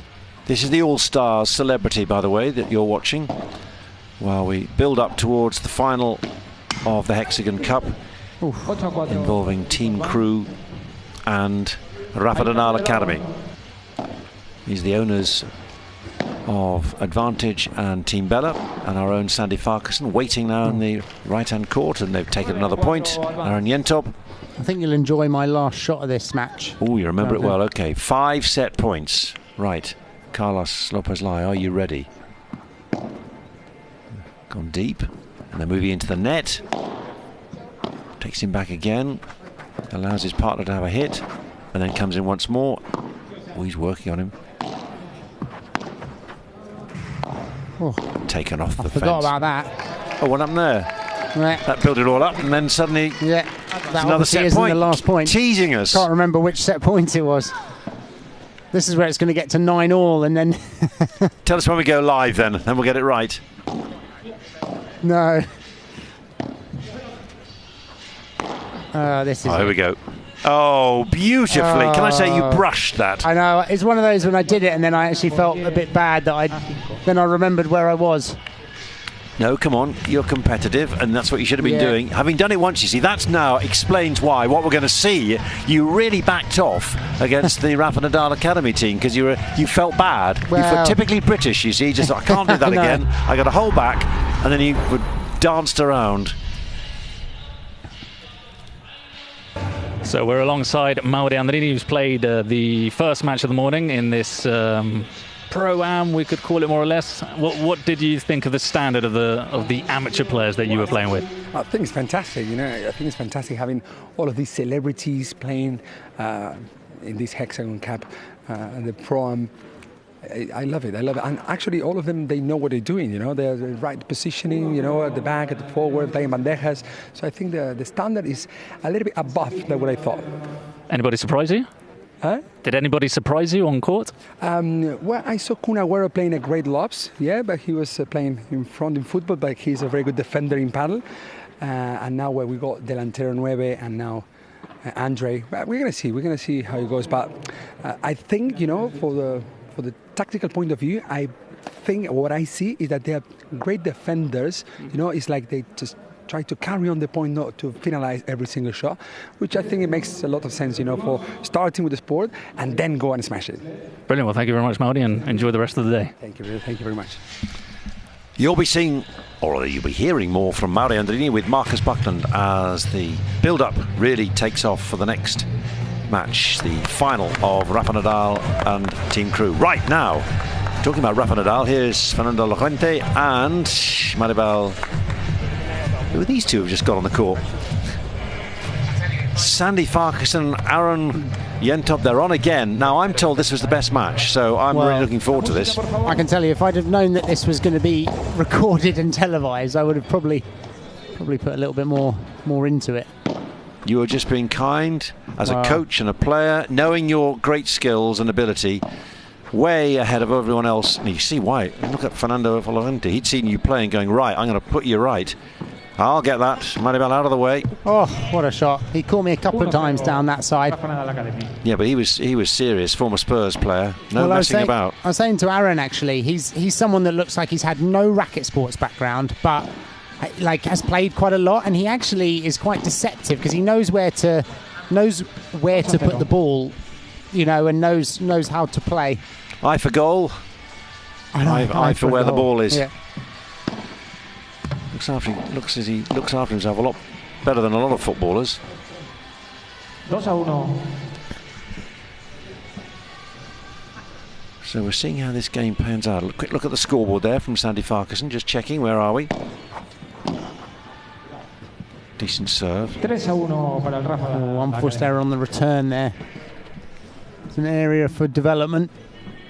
Well, we'll give you a tape of this and you can take it back and you and Aaron can study it together.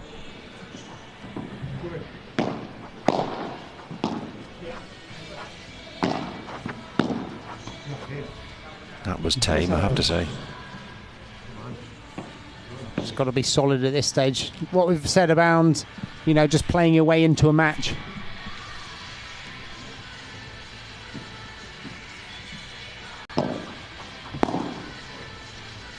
Oh dear. Yeah. With a drop of the head. Oh. A bit wild. I'm sure Aaron wasn't expecting this to be recorded either, otherwise he'd have worked a bit more on his footwork. Well, now for the future, you're well aware. You can go and speak to the people in authority. Go, right, just tell me this. What is being shown? Is this being recorded? Yes. Is it live? Am I going to have to commentate on my own match later on? And if so, yeah, that may change things.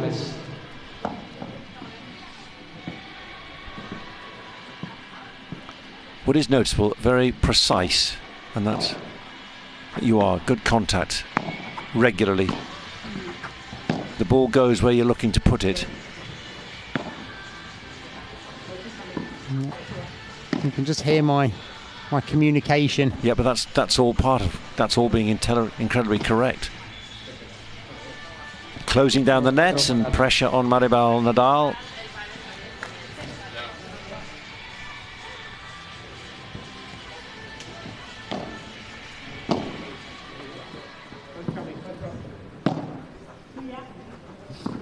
Quick look by Laurenti.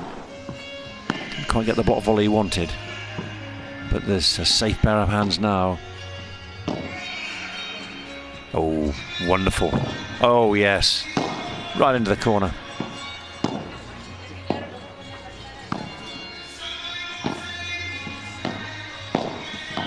You were kind, weren't you? Wow, we're having a bit of fun out there. You know, consistency and patience is what it's all about. Try to show people what it's like. Get it in that corner and just how it dies between the glass. And there's another point, but not quite. My job as the right court player is really to set my partner up here. So where is this going to go? Oh, beautiful. Oh, there's a little spot down there, wasn't there? There was. Had to get him back for that one earlier. Little shape and disguise. Could have gone cross court, but just put it down into that space, and he was wrong-footed. Yeah.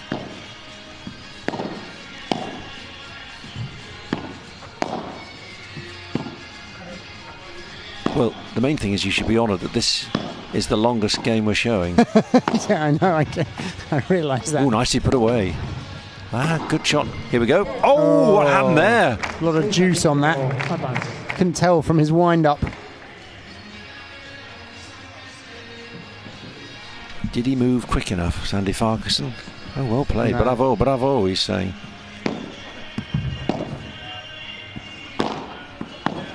Good crowd gathered to watch this, you can tell. Look at it. Standing room only on the left-hand side of the court.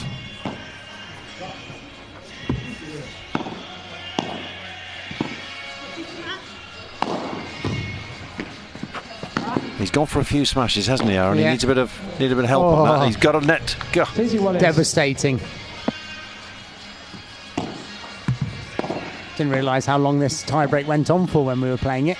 You were just so just in the moment. Just a blink of an eye. Yeah. It's not often Eva Longoria is hanging on your every shot, is it?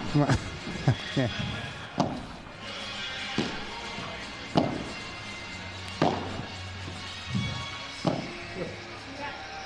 I remember I was watching here thinking, is Maribel Nadal ever going to get a chance to play? See, I'll have that. I'll take that as well, Maribel. Yeah, you just get in the corner. Oh.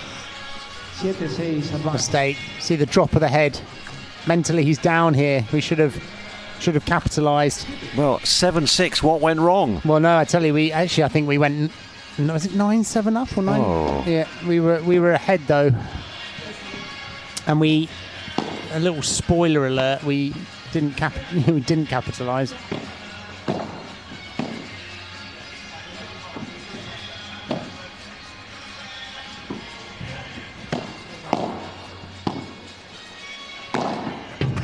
Oh, he's done it again. Hasn't quite got the smash right.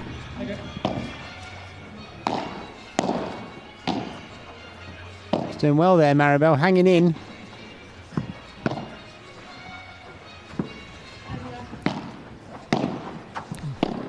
Get on your side of the court, Aaron. He's having a bit of fun out there. Oh, look at that. That's better. 8-6. Yeah. Some questions will be asked. Well, we've talked about matches seesawing this week, and that's exactly what happened. You decided to add yours to the list. Don't make it too one-sided. Crowd wanted more.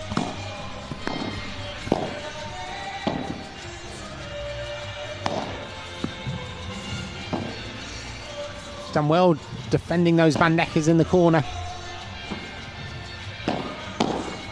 Oh, actually came off my partner. But they all count, seemingly. So now,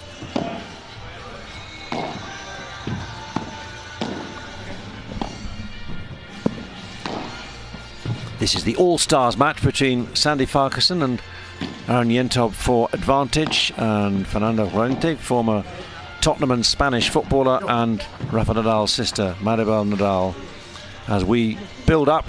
It's all part of the pre-match entertainment before the final of the HEXAGON Cup 2025. The All-Stars celebrities who were on court Saturday morning, but Sunday afternoon is all about who is going to lift the HEXAGON Cup. Is it going to be Maribel Nadal's team, the Rafa Nadal Academy, or is it going to be Sergio Aguero's team, Crew Paddle? 3 matches lie ahead.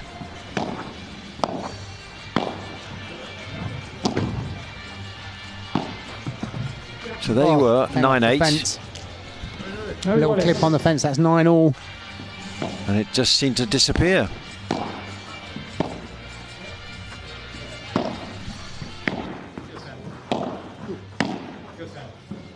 Yeah.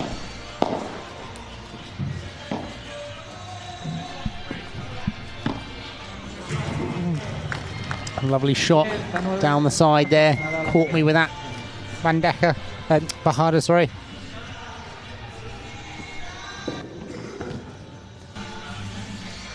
I think this is the match point now. Oh, talk us through it then. A good serve in towards the glass there. Nice from Maribel, coming forward, putting a lot of pressure on. Decent in the corner, and just got behind Aaron. They're very happy with that.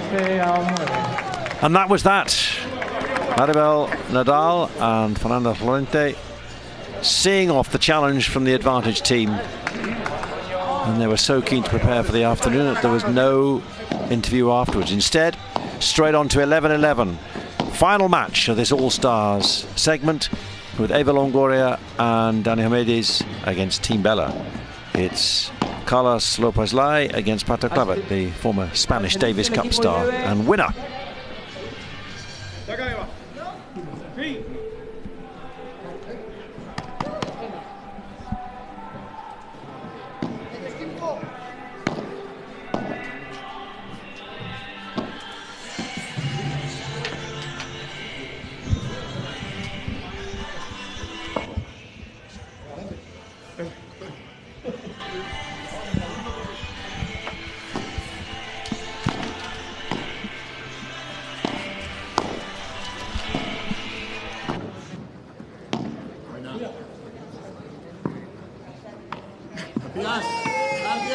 iguales.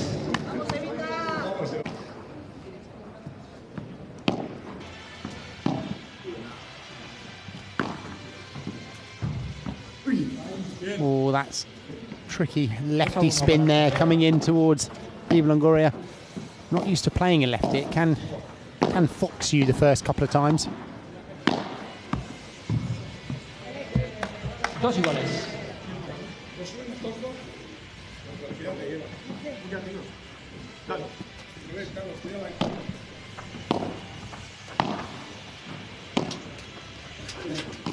Oh, good reach from Eva. Has it gone? Yep, it managed it. Partner's helping her out a little bit. Just away in the corner.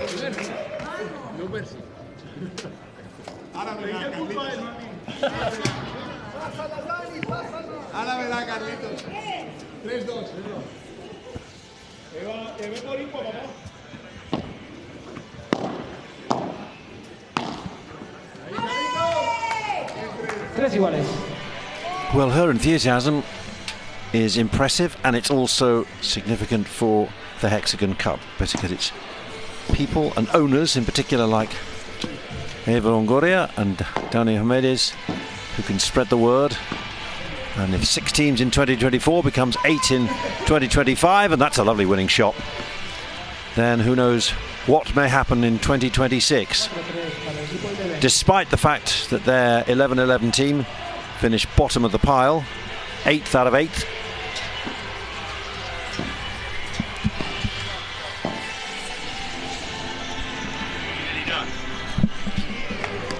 Oh, 5-3.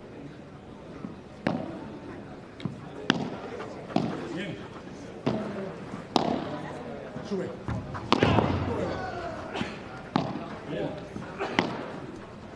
Wow.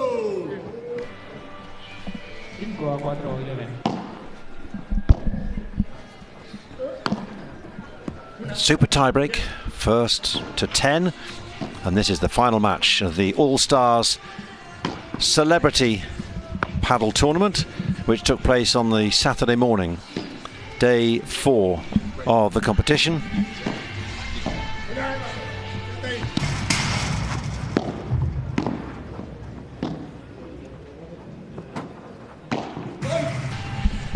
But coming up, for all the excitement and fun of this match, is the serious business of who is going to win the Hexagon Cup, sponsored by Alpine in 2025. Is it going to be the Rafa Nadal Academy team, or is it going to be Crew Paddle, owned by Sergio Aguero and Lionel Messi? Because that is the match which is building up, and very shortly we'll be with the commentary team, Sandy Farquharson and Jonathan Nedjard, saying thank you for watching, with Team Advantage taking 3rd place against Team Bella Puerto Rico, and instead it's Marcus Buckland and Mari Andrini who will be here.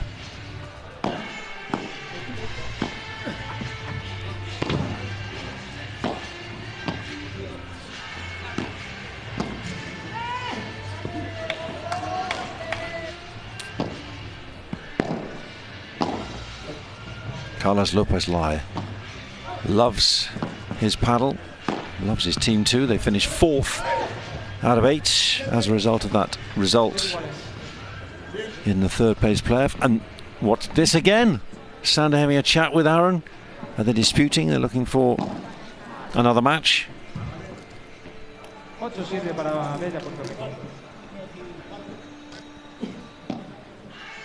It's not often that, however well known you are, you get the chance to play on a court like this with so many of the big world stars around you of the sport.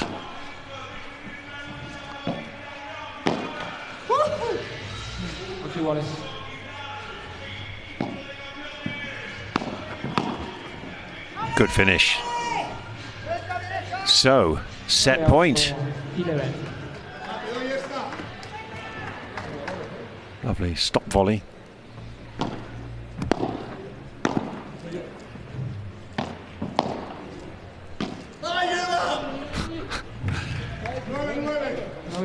Is this one of these interminable finishes? Come on, Ava, that should have gone over. This is going the distance.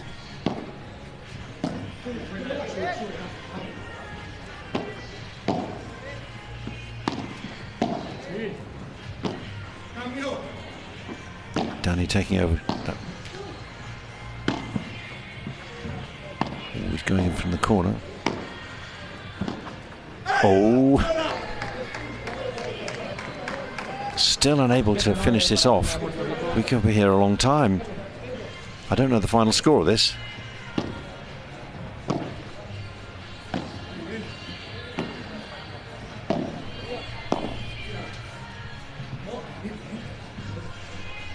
Iguales.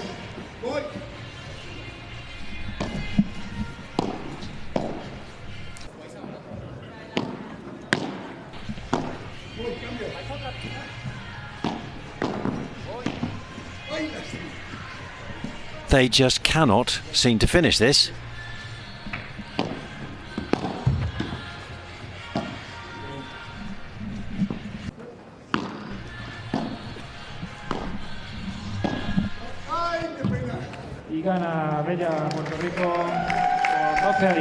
And that's it.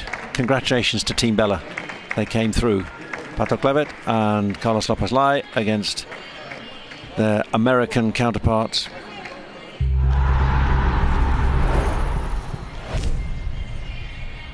That was the All-Star Celebrity match. And there they are, happy as can be.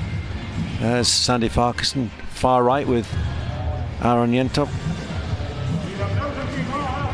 They had a great time. There's Mari Andrini at the other end, and Mari's going to be with you very shortly, and Marcus Buckland to take you through the 3 finals for the HEXAGON Cup 2025. So the fixtures to come. It's all about who is going to be the champion team. Is it going to be the Rafa Nadal Academy team, or is it going to be Crew Paddle? Sergio Aguero and Lionel Messi. We've got the women first, and thereafter it flows from there with the men's team, and then it could well be the next gen, unless one of the 2 teams, Rafa Nadal Academy team or Crew Paddle, is able to establish superiority, just like Team Advantage. They came through, took the first set and the second set, and then they also did exactly the same in the men's events, with Arturo Coello taken down by Martin Di Nenno and Juan Tello.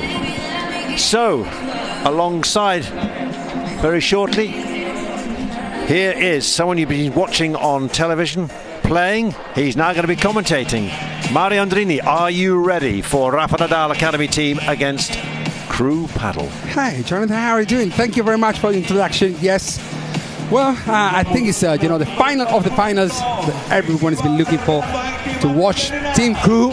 Unexpected, I would say, because they were very low in the beginning of the week, but then all of a sudden the team did great, and that's why they're here in the final. So in terms of what we're expecting, because we didn't expect things to go so fast, I have to say, when you've got Arturo Coello on court, you're thinking, right, okay, this is going to be a challenge for Team Advantage. Instead, hey-ho, very, very different.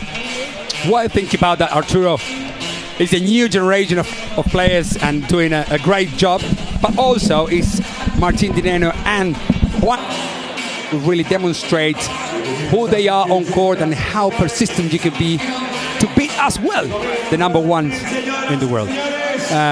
So in this case, we're going to have Gemma Triay and Martita Ortega against Virseda and Jensen.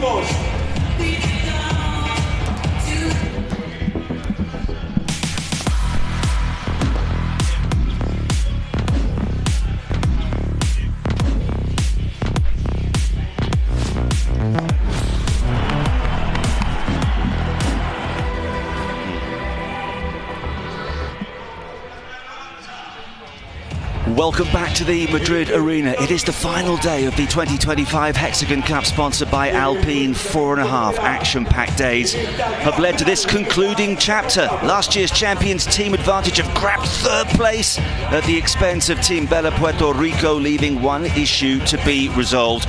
Who will come out on top? It's either going to be the Rafa Nadal Academy or Team Crew, who flew through last night.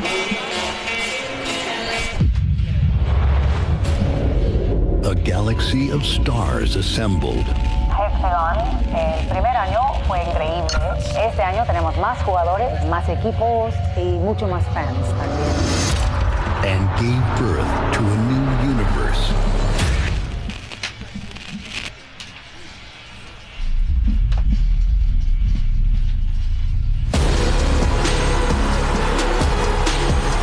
After the Big Bang,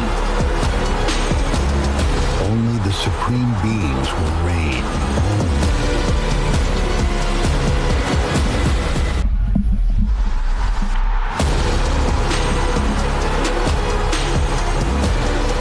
It all comes down to this.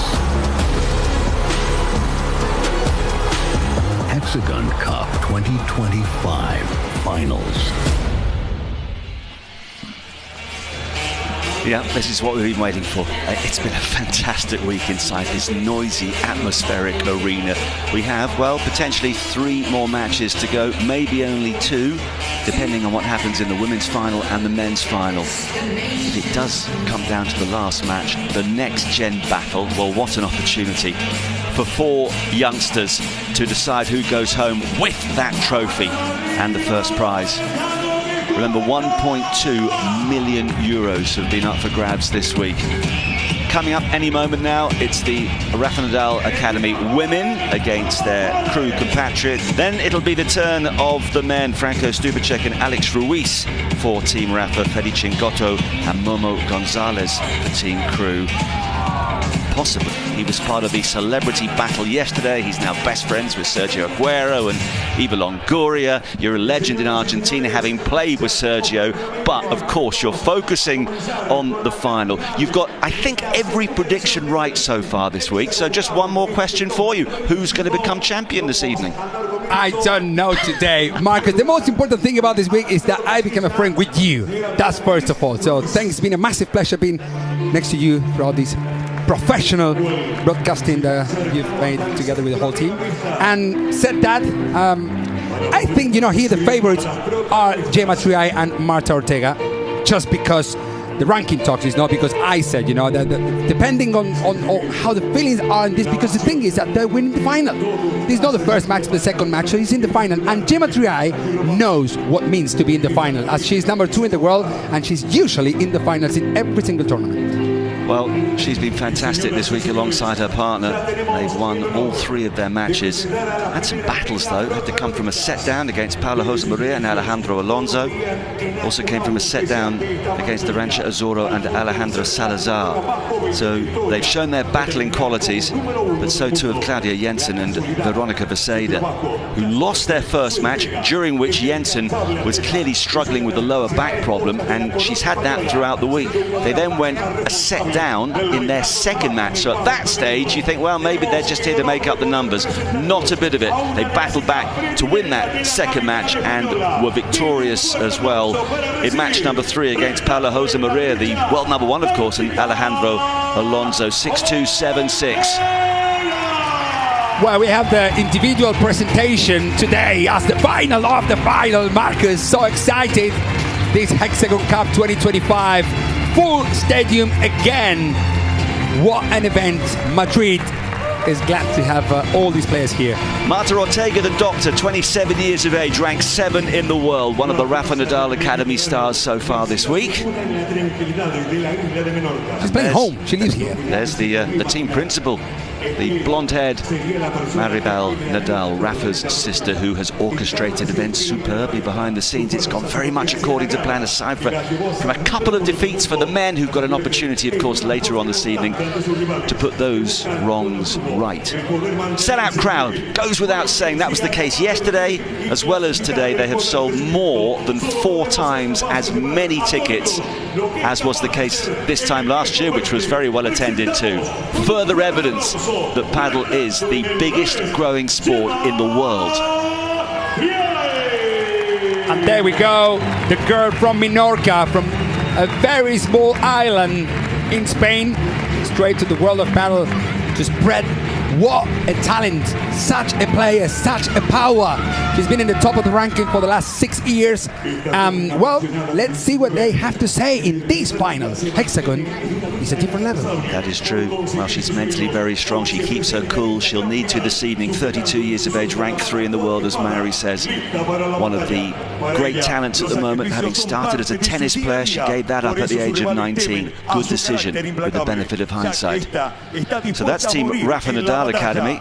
Pedimos un fuerte aplauso para recibir, restando en la derecha, a Claudia Maravilla Jensen. There we go. There is Claudia Jensen, a left-handed player, of course, playing on the right side of the court, top 5 pair, top 10 individual ranking in the world. Well, you know, it's kind of the better version of Paula José María. A little one, yeah, but also very strong, very tactical. Let's see, because she partners a very good partner. It's going to be introduced right now. It's in Spanish because we're in Spain. That's fair enough. Yeah, okay. We accept that. We get the gist of what's going on. He's brilliant, by the way, this MC. Presentamos, restando en el revés,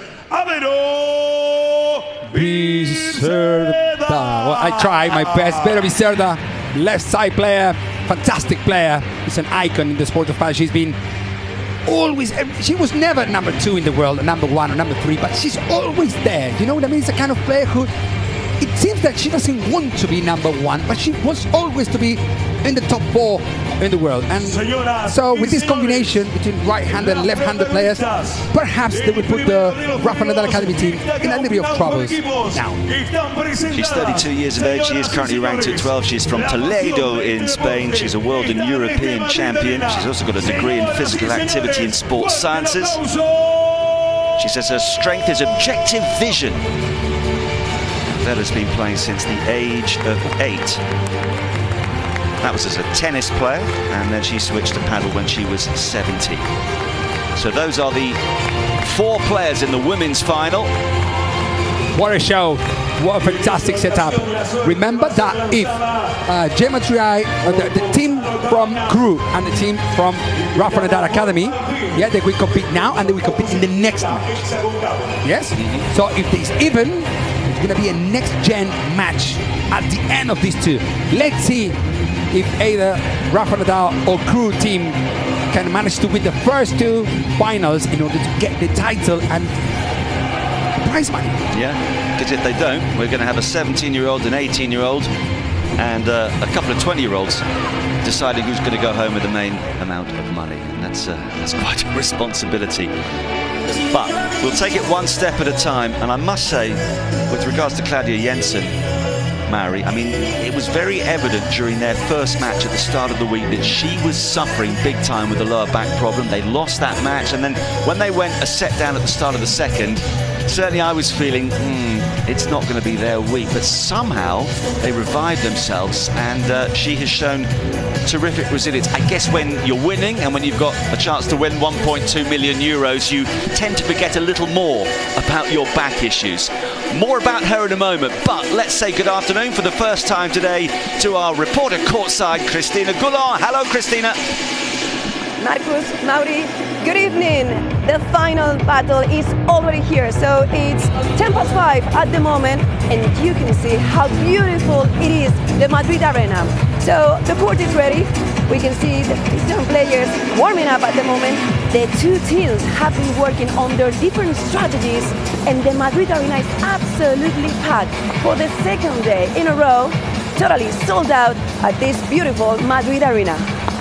Yeah, it's a wonderful atmosphere. Huge queues outside as we arrive. Plenty of security, as you'd expect. But everybody's in their right place now as we look forward to seeing Team Rafa Nadal again.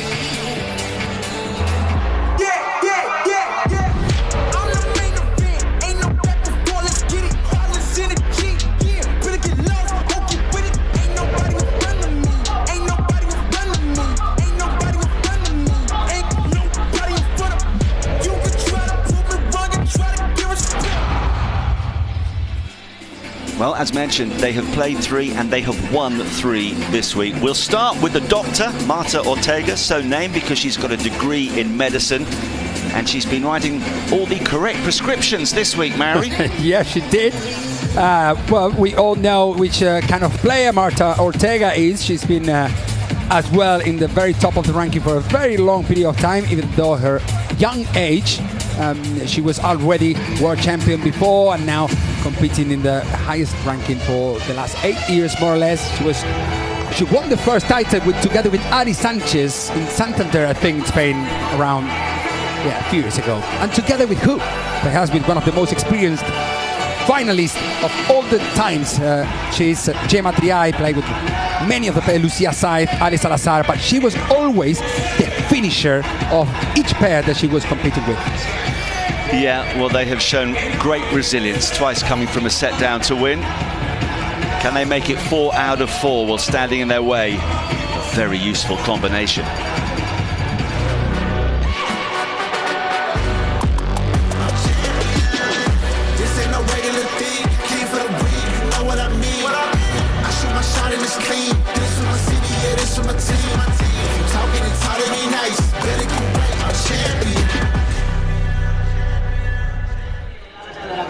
We touched upon Claudia Jensen's back injuries. We'll forget about that. Both her parents were pros. She's a born winner. She also said, Mary, she was born with the sound of paddle in her ears. For Jensen, a career as a pro in this sport seemed almost inevitable.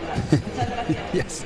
Well, this little young girl, I know her father actually, Christian Jensen. I would like to say hello as well. Christian is a professional coach. Of course he is. Like Nieto Brea with Delphi and all those Argentinian Spaniards, and hopefully the new generation of players worldwide. Claudia, although she's a left-handed player that usually playing on the right side, we're more aggressive, she's also a very steady player, but having covered the angle with the forehand down the middle gives her that extra advantage to compete at the level that she plays. And together with who?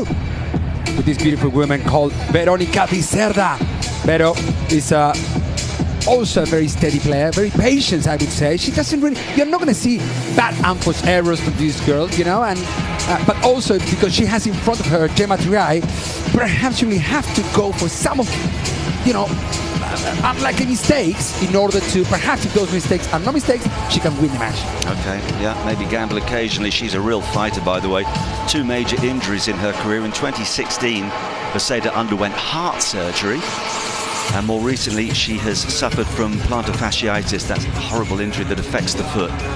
But she's battled back from both of those. Now she's ready for Team Crew, Sergio Aguero's team, who leapt into this final late last night thanks to the victory for their men in the last of the round-robin matches. That took them from 5th. Had they lost that match, they wouldn't have even contested 3rd and 4th. But instead, they jumped from 5th up to 2nd. Here they are, they've got the wind in their sails.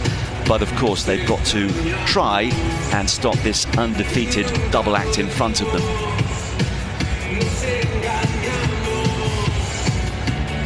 Must say, by the way, thoroughly enjoyed watching some of the all-celeb match a little earlier, Mary. Yes. I mean, you were put in the fridge for a while. That was good. It was a sensible decision, I think, because you were on top against Sergio Aguero. You can't be doing that to the great Kun Aguero. Yeah. Actually, he hit me once with the ball, and I said, man, in football I don't know, but in padel we say sorry when you hit your opponent. And he said, yeah, Mari, I don't care. I just don't care. Actually, straight before coming here, I was with him down there in the VIP area, and he was drinking this. Was he? Oh, the mate. Argentinian tea that's kept you going all week. Actually, he saw me with that, and he said, hey, give me one mate. Got a little glimpse there of a current Real Madrid star just a few moments ago. Vitso, and there's Kun Aguero. What a player.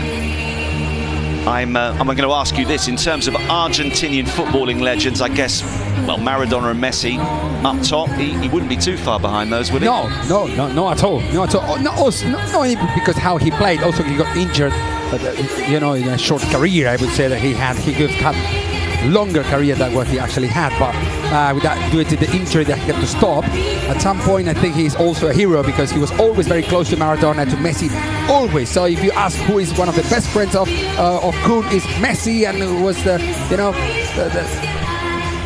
son-in-law of Maradona as That's well right. at that moment. So it's like he was always around, and because his fancy way of talking to others is, he's quite a very famous guy and such a character, I would say. Yeah, they must have been fun family get-togethers. They had a little five-a-side match. You put Maradona and Aguero on the same team. Good luck to the rest of the brothers and sisters. Actually, I was talking to him right now, and I said, man, it's unbelievable that you reached the final, which is fantastic for all the other football players who get involved in it, because this is being shown to the whole world.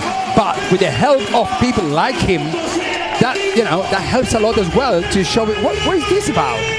Is the tennis with glasses? No, this is paddle. Yes. And they're being pumped up by our brilliant MC. To be honest, the Madrid crowd doesn't need too much to get carried away. We've got our Mexican wave. We've got it all as we enter into the final session. It all began on Wednesday afternoon. 8 teams this year, up by 2 from 12 months ago. It'll be fascinating to see what the format is next year and who might be the team owners. David Villa, the Spain World Cup winner, terrific footballer, said he quite fancies it. Andrei Shevchenko has been around this week. I think he'd like to get his name onto a team. A lot of interest. Jonathan Ledger was mentioning earlier that some of the racing drivers, the Formula One drivers, are really into their paddle. Pierre Gasly, one of them, is a team owner this time around. Right, how are your nerves? Mine's or theirs? Mine's are already higher than the final we had yesterday. The final match, with Bella and Tino Libak. The very last match ever as a professional from Bellastekin here as well in this event. Fantastic. Where? Of course, in the purple heart of paddle. You love that. I think you get paid every time you use that particular phrase. No. But it's great. I just love it. Here we go. It's the women's final. It's Gemma Triay to serve.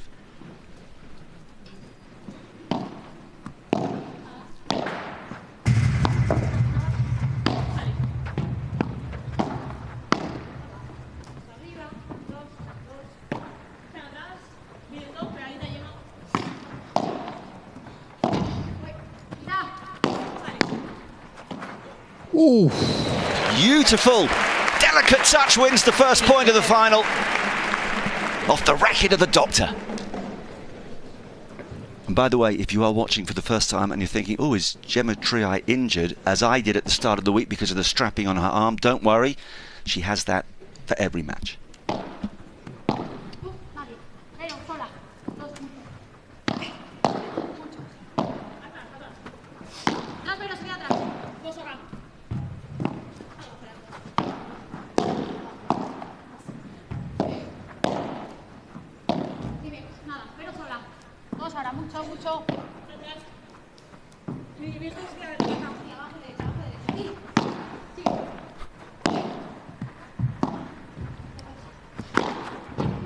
I don't actually know why Martita stayed at the back, which is not, I would say, great business when none of the players was attacking, I would say. But well, then now she might realize that it was not a good business for the very beginning of the match.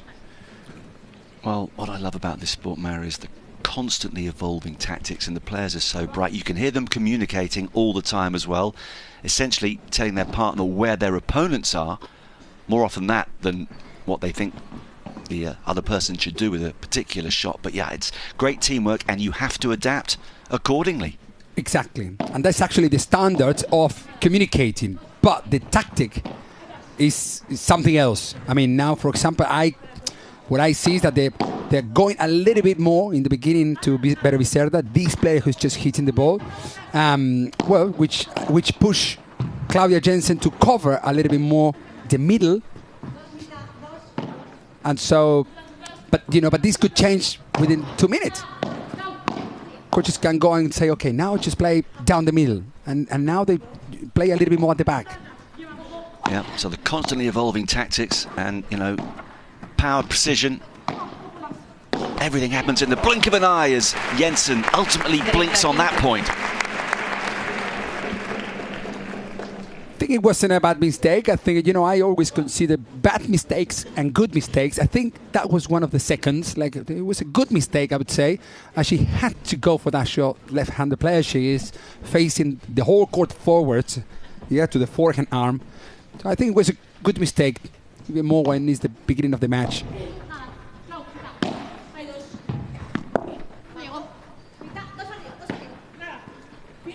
Call right into the corner.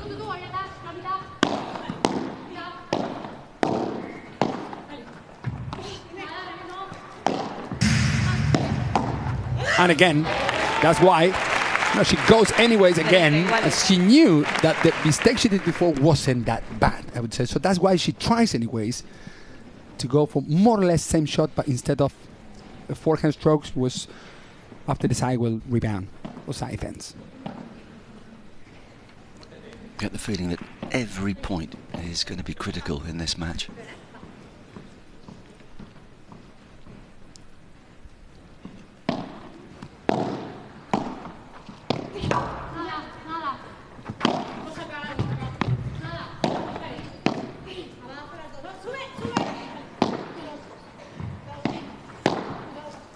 No. Of course, if the ball strikes the end wall without bouncing, you lose the point. All these fascinating little tactics that if you haven't played paddle or you play it for the first time, it does blow your mind a little bit as to what you can do, what you can't do. The fact that you can win a point from outside the court. Anything is possible. Ace? No, she touched it. Just touched it. It doesn't mean it was ace, but what kind of ace? So almost an yeah. ace. Veronica wasn't fast enough there, but the serve was amazing. Think she did touch it? I heard well, perhaps she didn't. I'm giving her an ace there. Okay, Mary. give her an ace. Come good. on. The first ace of the whole Hexagon Cup. I think it is. That's good. Well, we haven't seen an unforced error from, I would say, only one unforced error out of 8 points that we've just seen. And, at some point, that's more or less shows which kind of match we're going to watch. Very tactical, very steady, waiting for the right moment to go for winners. And I think the ones who are going to do those variations will be either Jensen or Triay from the Rafa Nadal Academy team.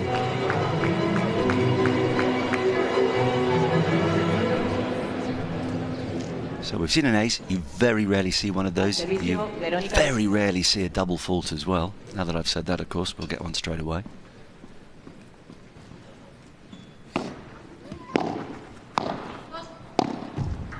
Great volley, slow.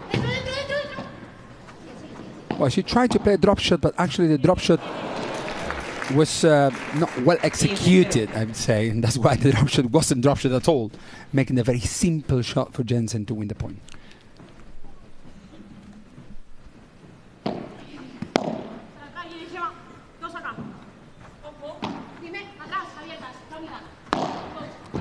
That shot is great.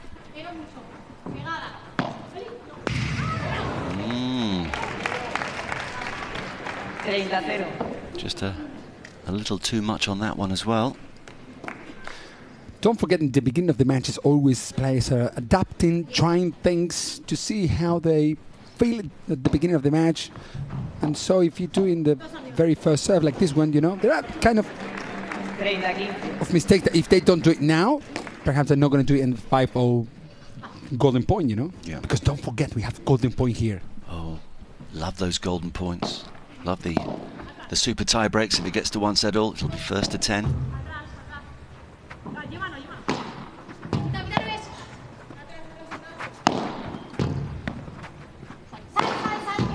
She'll get that. And out it goes. Por cuatro, Martita! What a shot! Wow, there, Noah Cánovas celebrating for the Rafa Nadal Academy team. Have a look, man. It's called a por quattro because she gets the ball to bounce over the 4-meter wall at the back of the court. She cannot touch the net until the ball goes out, not until the ball bounces again. This is a rule, and I will tell you something I will try to make as quick as I can. If you kick por tres, then you got to wait until the ball bounces again outside in order to touch the net or whatever, if you would. But when the ball is por cuatro, once the ball goes above the 4 meters backward, the ball is already point, whenever the ball is out. Got you. So why? Because we used to play in Argentina with concrete walls, and the concrete you couldn't see behind the 4 meters backward. So that's what I say. Some of the rules will change in the close future. Yeah. Because sometimes, you know, those por cuatros, with the smash is impossible, but with those por cuatro after the smash, I've seen already some players going behind and reach that shot with a lob. Wow, it happened. But because it's not allowed, you can't do it anymore. Exactly. That's interesting. Hopefully they change the rules. Some of the rules, not many, but just little. Well, you had an interesting suggestion last night that got me thinking. Of course, you can go outside the court, do what you want. Put a trampoline outside, and then the players could really jump up high and get to some of those difficult ones. Might be a bit dangerous.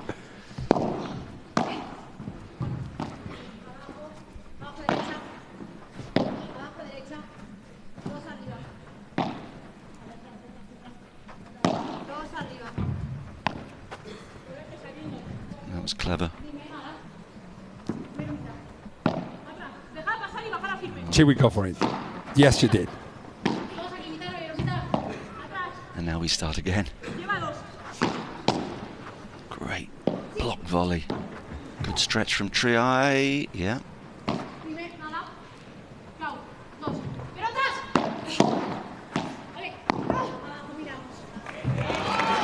It's, you know,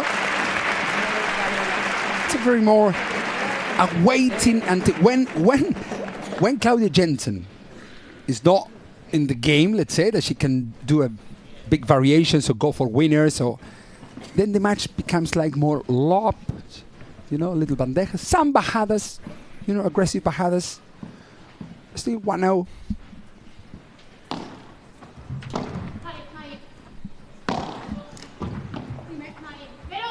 Triay's under that. Well, you better stay. Perhaps Gemma said to Virseda, you better stay back. Yes. More than just a subtle warning there. Goodness me.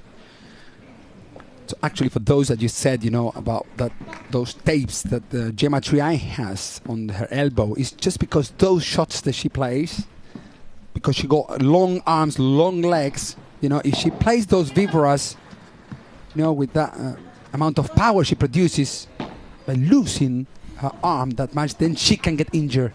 That's why she used that to prevent and to keep the elbow on this place, you know. Well, she's earned the nickname Miss Tickle because she can reach anything. That's in honour of the Mr. Man series, very popular in the United Kingdom. I'm not sure if she'd have grown up reading those books, but it's a compliment, and that's a powerful stroke from Ortega.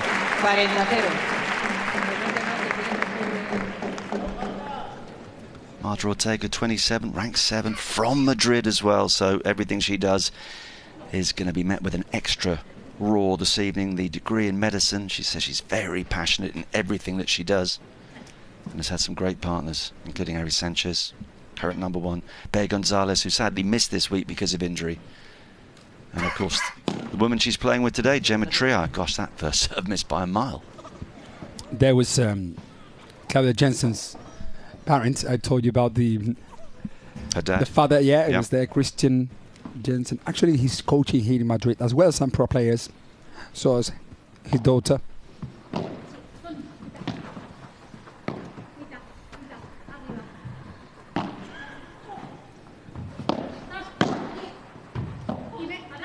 We could see better Virseda just closing a little bit more the angle, and Claudia Jensen playing a little bit more behind.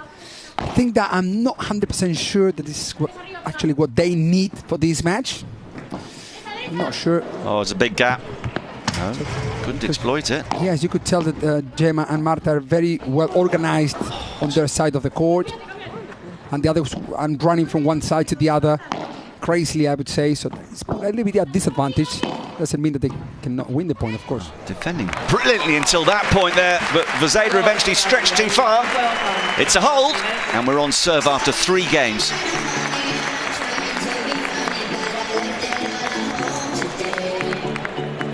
If you're an expert in the sport, well, we're delighted to have your company. If you are just learning, Mary is the perfect person to learn from, and we'll go through some of those key terms that he just mentioned, the likes of the Chiquita, the Bajada, the Bandeja, the Fridge, etc., etc. First, a reminder of how the Hexagon Cup works.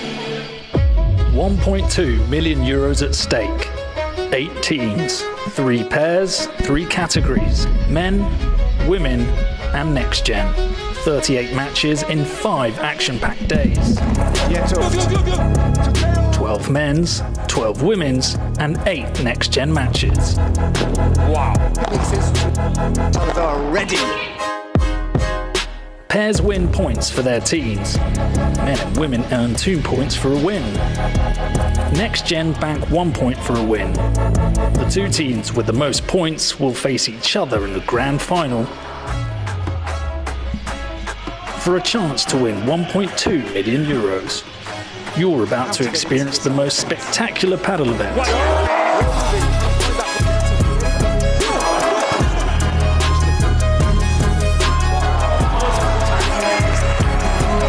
This is the Alpine Hexagon Cup 2025.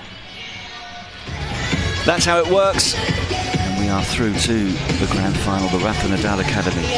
Up against Team Crew. A little earlier, we saw Team Advantage, last year's winners, take 3rd place at the expense of Bella Puerto Rico. Delphi Brea and Sofia Araujo won the women's final. Oh, another famous face around here. Everywhere you look, you've got a footballer or a racing driver or an actress. Man, there are more celebrities than the Oscar here. Yeah. It's amazing. And invariably, Christine is in position to talk to them at some stage or other. But just to confirm what happened earlier, Delphi Brea and Sofia Araujo came through against Castello and Andrea Ustero, 3-6, 6-4, 10-5. And then in the men's final, an explosive performance, well, the men's 3rd place final, I should say, an explosive performance from Martin Di Nenno and Juan Tello, who saw off the world number 1, Arturo Coello, and his partner Coqui Nieto, 6-3, 6-3. Di Nenno and Tello were the champions last year. They saved a match point in the final. They actually lost their first 2 matches this week, won their 3rd one, and I think it's fair to say, Mary, they were back to their brilliant best a little earlier this afternoon. Well, yes. Anyways, I think it was a very well deserved for Di Nenno and Tello, who really found the way to compete on this court. Unfortunately, Team Advantage didn't reach to the final as they did last year, hitting the title. But we have 2 fighters here to get the title, and the 1.2 million euros prize money for Kun Agüero or for the Rafa Nadal Academy team. Great speed there from Jensen. Middle is open. I think now they changed a little bit, that Virseda is not going forward as previously they did it the other way around. Do you remember when I told you that Pérez was more in front than her partner? Yep. And now I think they got you 2 options in this match, in this special match. Yeah, would you remember that you got to be able to learn how to read the game in order to play with different opponents. So in this case, I think it was more accurate to be at the back, awaiting to Gemma or Marta to make a little mistake. A mistake that never will be made by this guy, Mr. Chingotto, that we're going to see him in action straight after. We are. Feli Chingotto has been fantastic, unbeaten all week.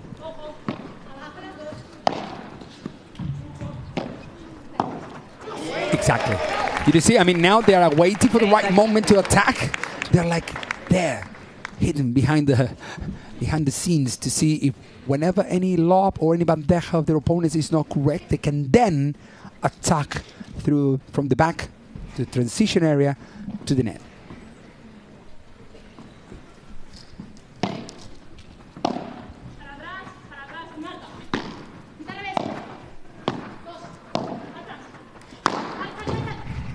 Well, there she goes. A well-needed shot from Virseda. That kind of bande vibora, I would say. It wasn't a massive vibora, but was a bande vibora. A little bit flat, but with power enough to make the ball rebounds like in 2 goals. A little bit unpredictable shot. For you mentioned the vibora, as we look to see if they can close out this game to 15. Going to get you every now and then, Mauri, just to translate some of these Spanish terms for those who may still be learning the sport. Yes. Oh, what an angle. Wow, that's the proper chiquita from Gemma. Open the angle. So. Yeah, she's there. Wow. No! Unfortunately, she kicked with the top of the edge of the racket. Got herself in the perfect position to capitalize and couldn't. Look at that, man. That shot is unbelievable from Gemma Triay. Just stopping the ball, just putting the ball next to the opponent. Then you might be thinking, oh, but that shot is very easy for the opponent. Yes, but gives you time to recover your position either at the net or at the back to restart the point. Because in paddle, we can play 7 points during the same point. Are you up to it? Do you know how to do it? Yes. Yeah, that's right. They do. Yeah, so the Vivora, for example, is a shot that we play with side spin and the ball goes to the corner. Yeah, with so much spin. That's why we call it Vivora, because if the ball, it's a rattlesnake. Yeah, so it's a viper. So if the ball reaches the backward, then the ball will take a weird movement. How to say? Yeah, a little curve away. Yes, exactly. Like the viper would do. Okay, so that's the Vibora. You've mentioned the Chiquita a few times. What exactly is that? Well, the Chiquita is a shot that when your opponents are at the net, you try to play a shot that take time off from your opponent, that the ball down to the opponent's feet in order to either to get more time or to go from back to forward to attack. That's why Chiquita, because it means little, very little. And the Bajada? Bajada means downwards. Yeah, Bajada is like subida is upwards, Bajada is downwards. That's why the Bajada is only the shot when the ball is coming off the back wall very high, that you can produce a proper backspin from high to low, a shot that, for example, Arturo Coello is a master. Brilliant stuff, and we'll listen out now, because every so often we'll hear Mari use one of those terms. And hopefully we'll identify the shot before he actually confirms it. These are the mistakes which they regret, very bad, because they know that, I mean, Gemma played the bandeja from very back, yeah, on the line more or less. And then she plays this, look where Gemma is. If this shot is much higher to the net, no mistaking at the net, Gemma is not able to attack anyways because she was almost behind the line. So that's why sometimes there are good mistakes, mistakes, and bad mistakes. Let's classify them in 3. Sure. But of course the point you also make is, irrespective of whether they're a good mistake or a bad mistake, your teammate will stay with you, because you win together, you lose together. And it's so important to maintain that belief, irrespective of what's happening on the attack there. Between the legs, sometimes, it happens, and some players would do it for fancy, because they're, trading shots. And, very nice, fantastic. But in this case, of course, Gemma didn't want to do it, but she didn't have any other options. So it was a resource that that she uses. Yeah, well, they look good, those trick shots, particularly when they work, but they're not high percentage.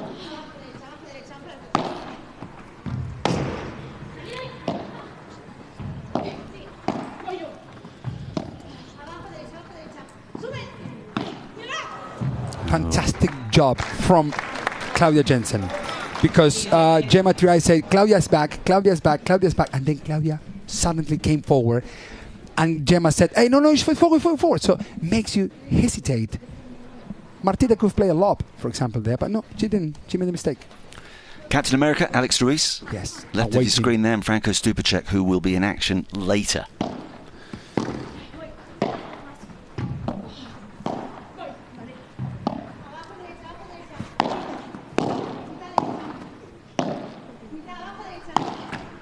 And actually those two will perhaps feel they have a little extra to deliver for Team Rafael Nadal Academy. The team only lost 2 matches all week, and on both occasions it was those two who lost in the final despite that. But a real chance to make amends this time, and for the first time in this final we've got break points, 3 of them. Tough for Martita at the moment. She's been struggling a little bit. They're charging a little bit more on her. This 5th game of the final. So, yes, she needs this win. Actually, Virseda, I don't know why she went for a shot where Claudia was really controlling the situation, but well, you always say, if you see your partner is working properly, just let the partner work. 2 more to go. See if Kun not only be a champion in football, but in paddle as well. What we do know is that even if they get broken here, they will not panic, because Triay and Ortega have made a habit of coming from behind this week.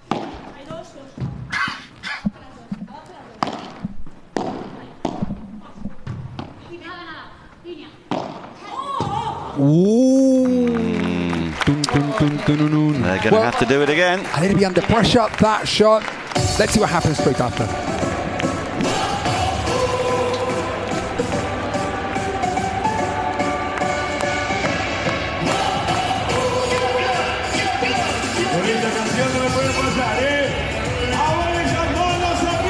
I mentioned that they've shown Brazilians, Gemma Triay and Marta Ortega,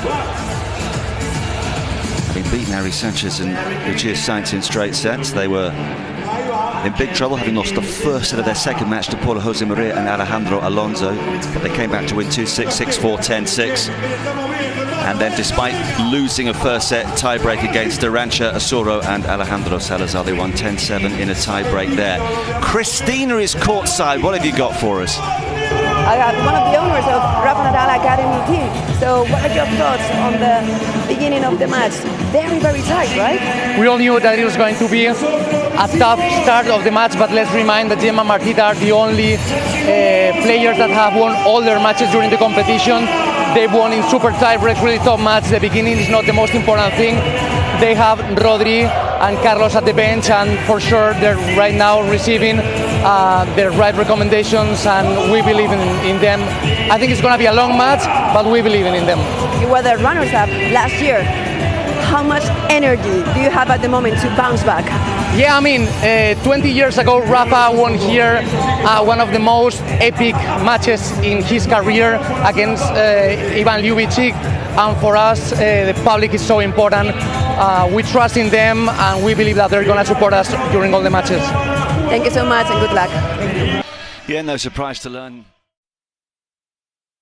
He had successes all over the world. Quite ridiculous. What a player. I think the tennis world is still coming to terms with his retirement, with Roger Federer's retirement, of course.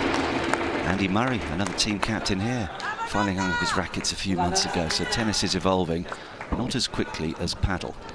Hopefully Rafa is watching. I've heard that he was watching yesterday to see if his team was leading to the final, and I assume that he might be now watching as well from Mallorca, wherever in the world where he might be. So hello to Rafa, and hope to have you here very soon as well at the HEXAGON Cup. Well, I hope he's choosing the English version. Of course, with this HEXAGON Cup coverage, the choice is yours. You can listen to us in English, or you can listen in Spanish as well. Rafa's got great English, so hola Rafa, if you're with us. What a vibra, and now Vero Virseda is with a little bit of confidence, and that is a very bad news, because Vero Virseda with confidence could become a Gemma Triay. Do you know what I mean? Mm-hmm. She's not Gemma Triay because she doesn't have that confidence all the time. That's why, but it might grow. That's the point. Yes, the thing is that these two, Gemma and Martita, are very conservative and point builders. I don't know. They create spaces. They wait. If they lose, they lose.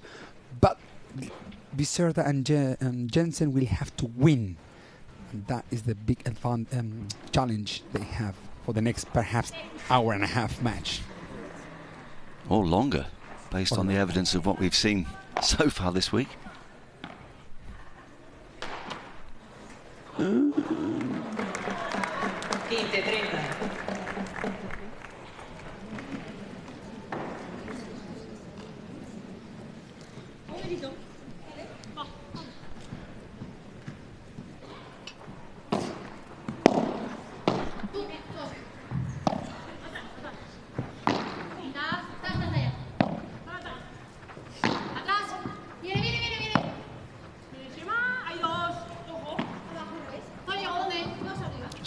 Listening to the two teams guiding their partner through every single point and every part of every point.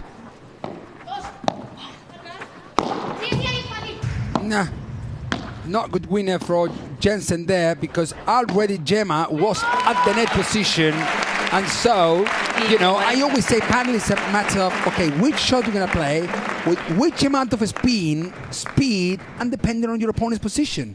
So the shot that Jensen played down the line, with Gemma Triay, which is the tallest player on the circuit, was already at the net, so the shot becomes not good. A winner becomes a loser. So anyways, I think the players are already at the highest.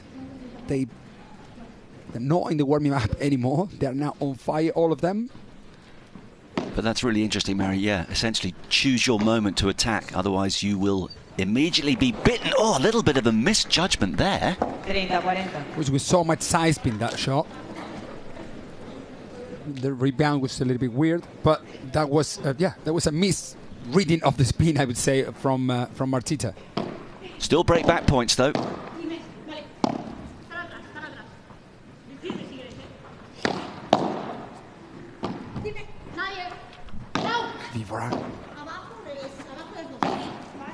Vivoreja. Half Vibora, half bandeja. And there they go. The break is back home to the Rafa Nadal Academy team. 3-0. Yeah, the rat-a-tat-tat. Ta-tat-tat-tat of all those volleys at the net. But eventually a slightly misjudged one by Claudia Jensen. So it is 3 apiece. Crowd fascinated. Of course, we all love the power. We love those por cuatros. We love the outside of the court winners. But it's the fascination of this chess match being played sometimes at breakneck speed and sometimes quite placidly. Hold in. I think she thought the point had come to an end. It does now.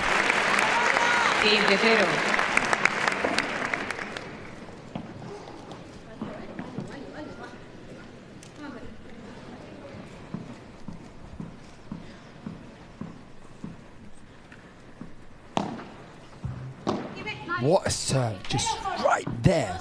That's very hard to do.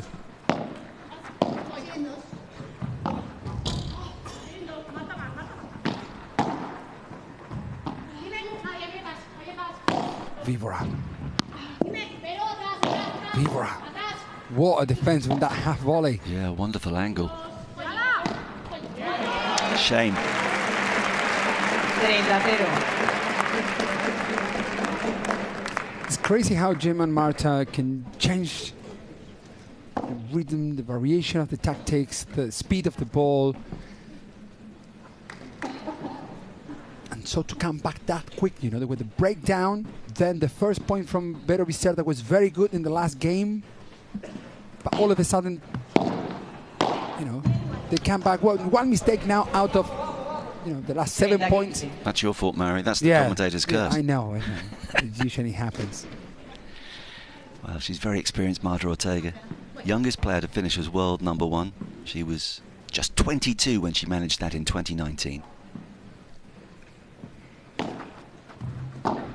Another good serve. Wow.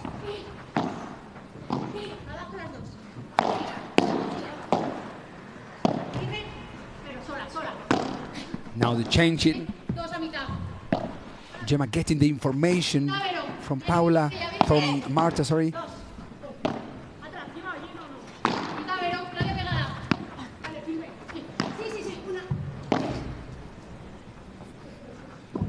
The walls are your friend, of course. Oh, and that was it? Me! Yes, it was. In. Yes, it was. She unleashed an absolute bomb. It's like in a smash off the back with that shot, yeah? So she's hitting the ball more or less in line with her body. The shot goes with somehow of side spin, I would say. But it's not going with back. She's hitting the ball at the highest point. There is mother of Claudia, and there next to her is the father as well, the coach of Claudia Jensen. Here, they live in Madrid. They're from Argentina, actually from Mar del Plata, from where Juan Martín Díaz comes from, the ex-partner of Velasteguin, who is also at this Hexagon Cup this week. Just caught the top of the fence there. 40-30, and Martin Triay showing why they are in this final. It doesn't matter if they're winning or losing, they will leave all they can to lead every single point.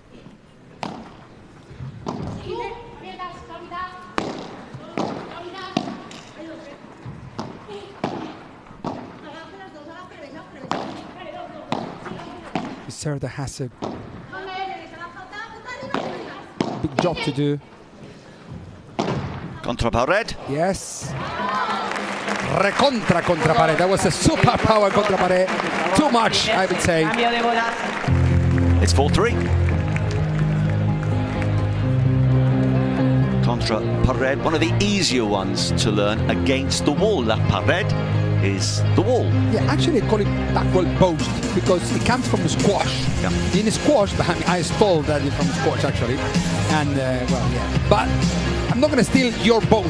Yeah, you can vote whoever you want, Marcus. Yes? Well, listen, it's one of the great interactive parts of the Hexagon Cup. Thank you so much for all your votes this week. The choice is yours for player of the match. You simply activate that QR code. If the vote was to be made right now, Mary, who gets your early nod of approval?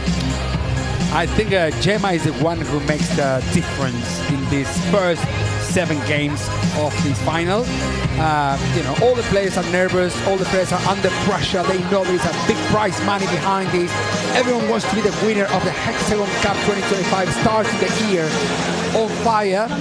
But at this stage, Martita is doing the job properly, but the one who is doing the variations is Gemma Triay, as well as some of the team of Maribel Nadal, who's just there behind Gemma and Marta, giving her the support. But you see, there are 2 coaches, Stupaczuk there, Alex Ruiz, next-gen players, Maribel Nadal behind them. Ask you to listen in, but there's about 7 different voices all at once there. We need AI to translate all these Argentinians and Spaniards talking about tactics. Maribel's the only one who's keeping quiet. She's just lapping it all up. That she knows what it's like to be part of a winning combination. How many years did she travel the world watching her brother? I don't know, but I saw her playing yesterday actually, and she was very steady player, you know, very well positioned. Maribel Nadal. I think that Rafa would not be as positioned properly as she does because he might be smashing her around. That's Robin Lenneman, by the way, from Atletico Madrid, who had a good win in the Champions League during the week.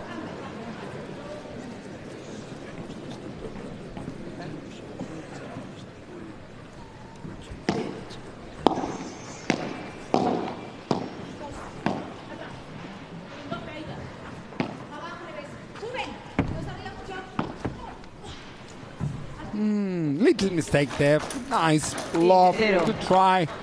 Has to open, not to allow Jensen to go for Viveras on the middle of the course. So she prefers to open a little bit more the angle to Jensen's non-playing shoulder. Nah.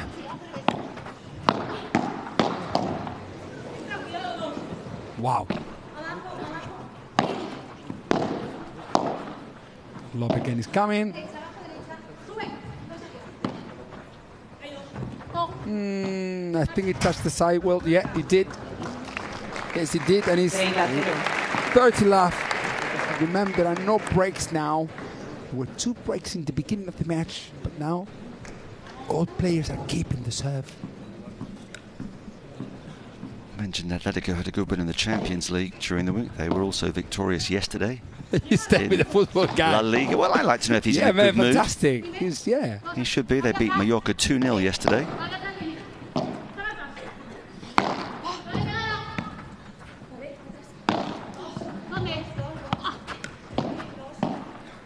Very well executed lob from Martita at the right time. Jensen should come back, as I told you. She should come back a little bit quicker. Oh, look at that shot. That's what she had to do to win that point, and asking to all the crowd here in Madrid, hey, here I am with the Cu Aguero. 40-0. Give her his applause to his player, Claudia Jensen. Look at that change of direction of that ball. Impossible to reach to Gemma Triay, impossible to Marcus, impossible to everyone.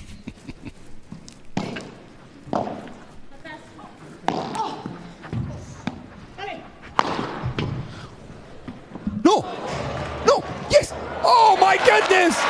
Fantastic reach from Martita Ortega, but not enough for this girl. Claudia Jensen reaching that fantastic shot, putting smooth down the middle. Nothing, no one can reach that shot. Perfect execution from the Argentinian player, putting this 4-4 in the first set. Yeah, well, as we said, it's going to be tight. By the way, if you're wondering why there's lots of Atletico Madrid players, but perhaps not so many Real Madrid players, it's because although Atletico won yesterday, Real Madrid lost, beaten 1-0 by Espanyol. So maybe they've all been called in for extra training today.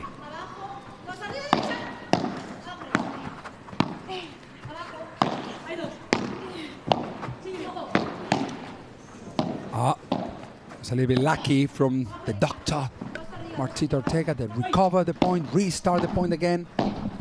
Going back, but that beautiful backhand down the middle. I mean, Gemma is not involved at the moment on this, yeah? She's in the fridge. She's a little bit cold at the moment. You can give her a jumper, just for now. But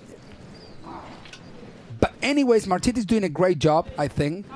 But also, Gemma and Vero are not making any mistakes. They're playing, they're winning with not winners, if you understand the point. I mean, they're winning, playing chess in a paddle court, like playing the right lob at the right moment. Which is what you wanted to see them do. Yes. I like some winners sometimes, of course, don't take me wrong, yeah? And not every day is Christmas, as we usually say. That is correct.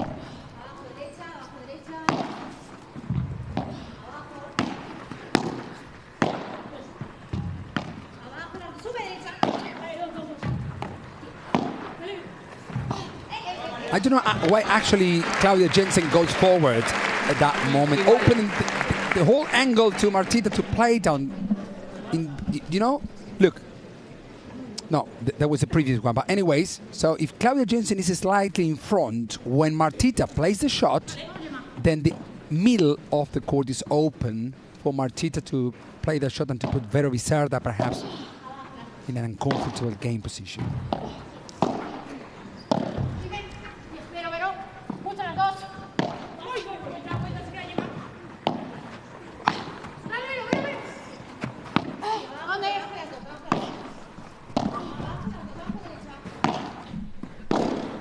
What, double-handed? No. So easy to do that, of course. Saw the gap down the line. That's you know, the typical mistake of tennis players, that always you see a gap and you just go for it. And sometimes it's not the shot that you have to play, only to see that gap there and go for a hard shot. No, because not every shot that you play will be exactly where you want to. So that's why learning to play the chiquitas, the lobs, the shots that look easier, but you got to master them, allowing you more time available for the next coming shot, are very important to learn. Not always is a vipora or a kick por tres. Well, we are heading towards the business stage of this first set. Point to take a 5-4 lead.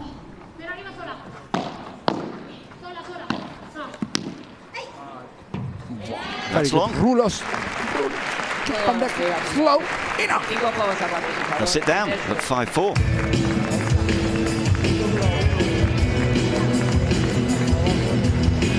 Well, Mary and I felt a bit shortchanged last night. We didn't have any super tie breaks. We had 3 super matches, don't get me wrong, but they didn't go the distance. I wouldn't be at all surprised if this one does. Are we going to go the distance in terms of this final? Alex Ruiz waiting in the wings alongside Franco Stupaczuk. 1-1, lost 2 so far this week. And, well, if you're Noemi Aguilar or Noah Cánovas, the 2 next-gen players, I wonder, do you want to be thrust into the spotlight to decide it? Or would you be quite happy to see your team win the 2 matches and walk home without having to hit a ball in anger? Depends on your makeup, I suppose. As for Team Crew, well, Federico Chingotto is magnificent. If you've not seen him play, you're in for an absolute treat. Momo González is a fantastic partner for him. He was having a very nice lunch in the hotel as we sat down a couple of hours ago with his partner, and Marina Lobo and Agueda Pérez equally. Okay, Mary, I'm putting you back into your youthful days. You're 17, you're on the next-gen bench. Would you relish the opportunity to win it, or would you rather the senior players made sure you didn't have to play today? For me, we have a next-gen match coming as a 3rd match decider. It's my guessing. But everything will be... this guess is going to be too much for her. But yeah, I think it's everything...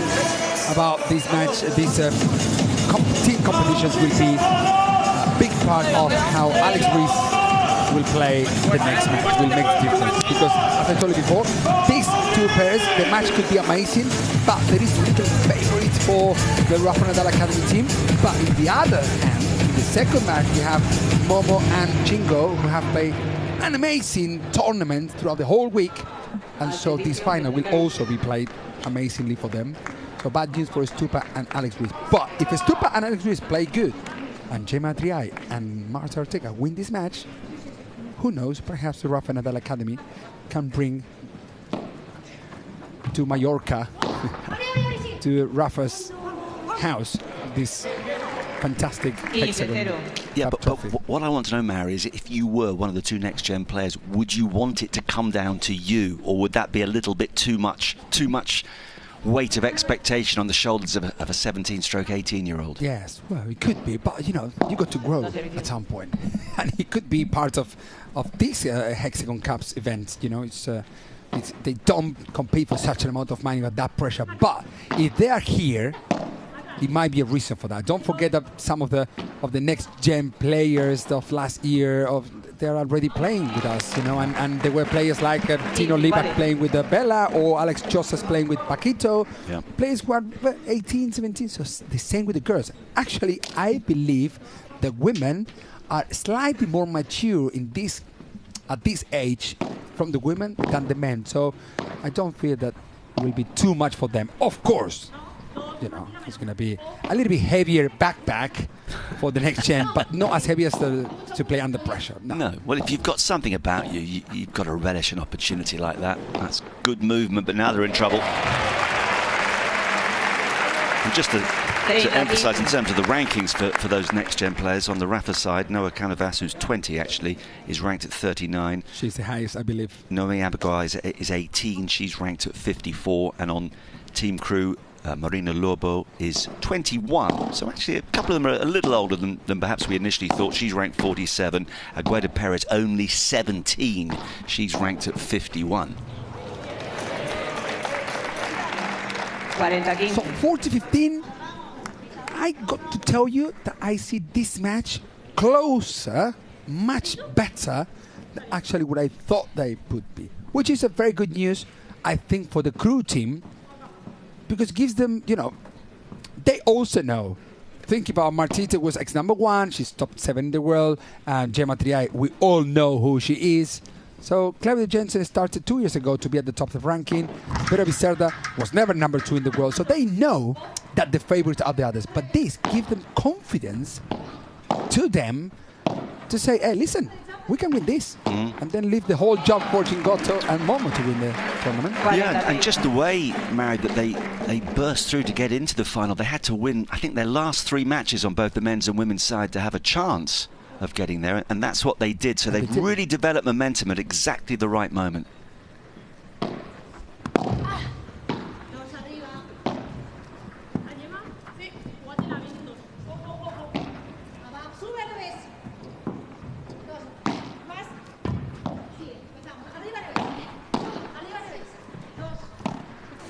That was a little bit more with sense, that Vero was a little bit forward and Claudia at the back. Wow. When Martita plays the shot, that makes a little bit more sense. But now Gemma Triay, I think, will ask for that golden point. Yeah. It's the first one that we have in this match. It is, and it's hugely significant. It's not just a golden point, it's a set point, as well as Team Crew have done. When we speak about the momentum and everything else, that momentum could be halted dramatically should they lose this golden point.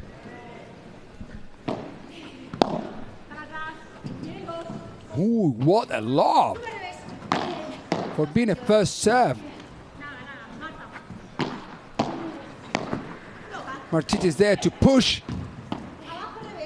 She wants this first set.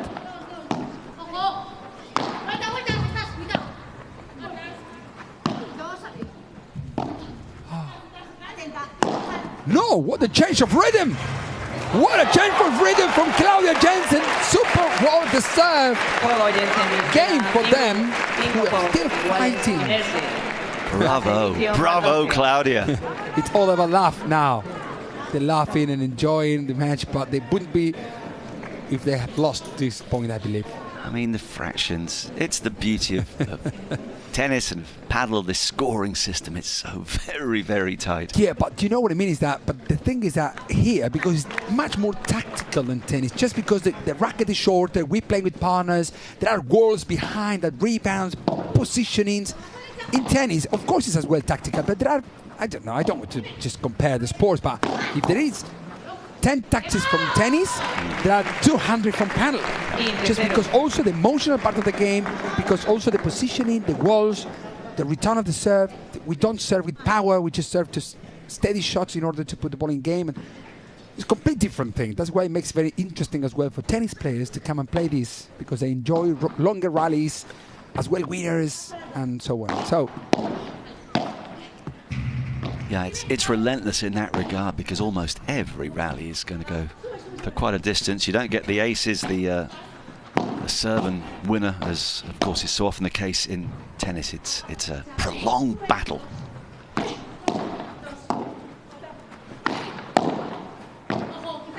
Gemma Triay is there in between, in the transition area, but volleying perfectly, making the life very complicated. It's a cruel team.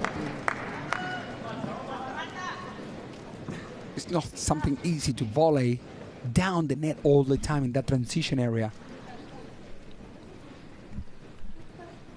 5-all, 30 love, heading perhaps towards a super tiebreak. Or rather a tiebreak. I get carried away, it's only a tiebreak. The super tiebreak only comes at the end of the third set. That's missing as well. That's kind of your love, isn't it? Not yet, now, but in a year time, I believe the next HEXAGON Cup, yeah. I'm assuming first we're going to have a match. We have to somehow. You and me. I'm going to spend a year of studying you online, as Eva Longoria said when she met you. There's my online coach. Yes. You're going to be my online coach as well. Hello, paddle. Hello, world. So now they're playing like a tennis in a paddle court. Martita and Jensen from behind are waiting for the right moment to attack.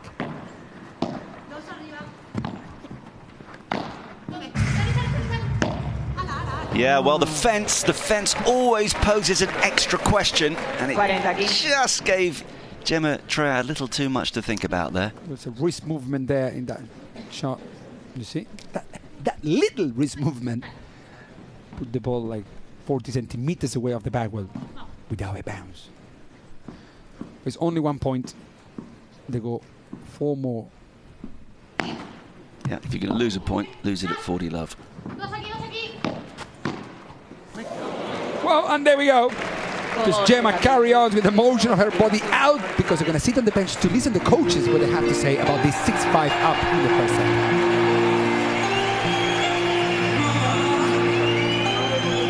Well, if you've been watching all week, you will know that Freddie Mercury is Mauro Mancini's #1 singer. This is just for you, Mary. Mama. I would say hello to Mama as well. Look at that bracket with the Argentinian. Yep. I think they made it for the World Championships in Qatar. But in Qatar, they didn't have the chance to vote for their players. So if you like any of these 4 players that you're watching, but your favorite one, or you think that is the best player of this match so far, then you can vote it. It's the only one tournament in the year that you can vote who is going to be the MVP of the match. So, yeah, go for it. Yeah, just activate that QR code. Christina, hello. Hello again, my friends. So I want to talk with the crowd, and I want to introduce you to Leticia. She's from Spain, and this is the second time that she comes to the HEXAGON Cup. Leticia, welcome to the HEXAGON Cup. What are your impressions compared to the first edition from last year? I think it's really, really amazing. I'm really enjoying it, and we think it's incredible to be here. What are the things that impress you the most when you can see the players here? The most important thing for me is to being able to see all of them like very close of you. So this is the most, the best thing for me. It's crazy how fast the ball goes, right? Yeah. I'm a player, not a really good one, but it's incredible how the ball is fast and fast and fast. So thank you so much, Leticia. She's a player. Maybe we will see her next year here. Hey, who knows? Maybe we'll see him playing next year. The Atletico manager, Diego Simeone's in the house. El Cholo. Dieguito Cholo Simeone. Great to have you here. Great to have you home. I would like to him as well as but now, you know, we have Scaloni as a coach of the national team, but I wanted always him, you know, to be involved in the. But football is another world, you know. It's, yeah. Well, he wound us up a bit when I say us, the English at times, but he's been a fantastically successful manager for Atletico. Wonderful player back in the day. He played with Maradona years and years as well. I think he was the player that got David Beckham sent off in that famous match in the '98 World Cup. I could be doing him a disservice. Martin at the back. So is Jensen.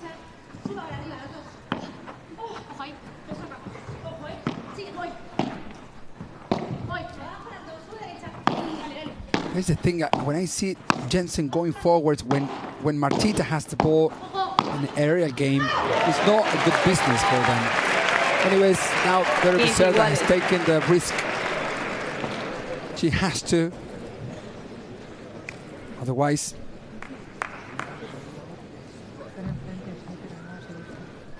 there's Cholo again. And he was indeed the player involved when David Beckham was sent off in the World Cup in 1998, which was a hugely significant and controversial moment, certainly in English football, Maori. Not that we hold a grudge, 27 years on.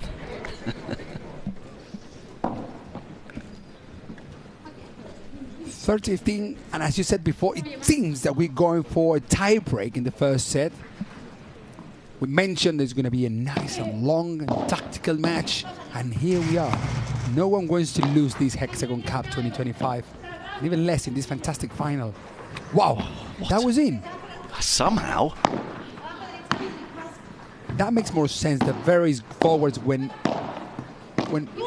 Martita plays the shots, so Claudia can cover the back.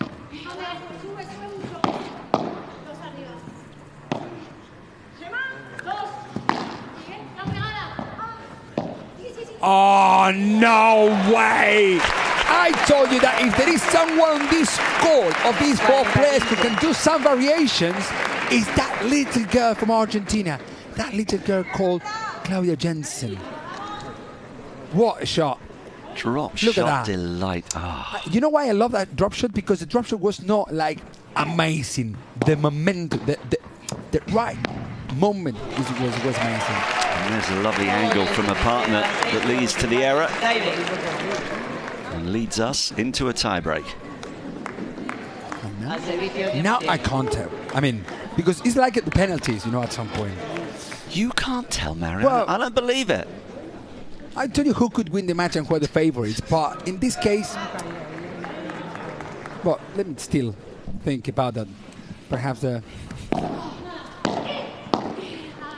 Rafa Nadal Academy has a little advantage still. Yeah, but the girls in black won't go away. That doesn't help, though, right at the start of this tiebreak. Team crew from Kun Agüero, they really know they need this match because, you know, in the other hand, they have Chingotto and Momo who can also win the next coming match against Stupa and Alex Ruiz. And so if they don't, it will be the next gen of young players competing to get the title.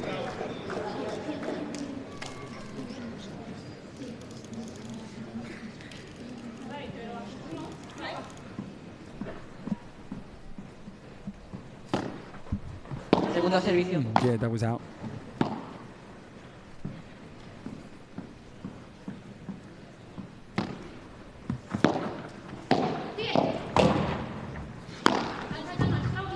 Good defense from Gemma there.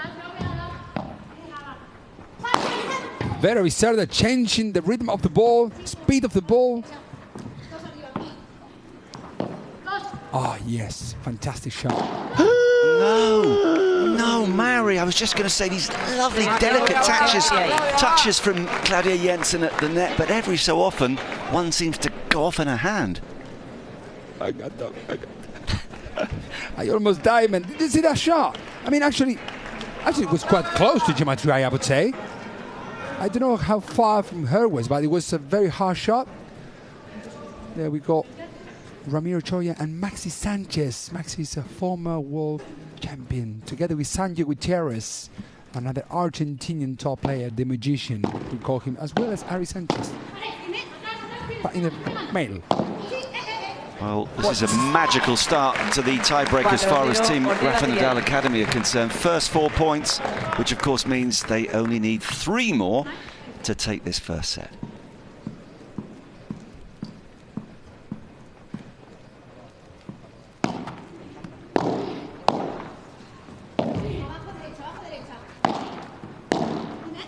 Took it early. And it worked.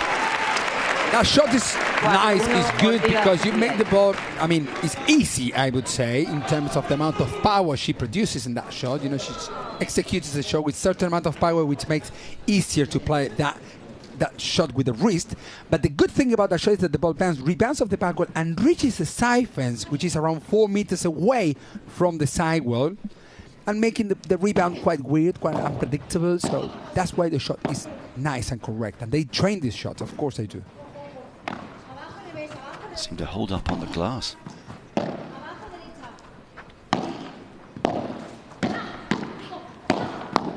Oh, she's in trouble. Yeah. There she is, Gemma Triay. 5-1, Ortega Triay. What a forehand volley to put this match 5-1. 6 points, they've got to change ends now. And as I told you before, there is a little gap, you know, makes them a little bit more favorites in this match. But still, Virseda and Jensen are doing such an amazing job. Well, they've shown they can fight from a set down. Did that early this week against Brea and Sofia Araujo. Won that one 5-7, 7-5, 10-5 in the end. Played really well to beat Paula Jose Maria and Alejandro Alonso 6-2, 7-6 and all that. After they lost their opening match to Castello, who came in as a substitute for the injured Brea González, played really well alongside Andrea Ustero. Ustero and Ustero won that one 7-6, 6-2, but it's been up since then for Jensen and Virseda. They are in trouble here though. 1-5, Jensen to serve.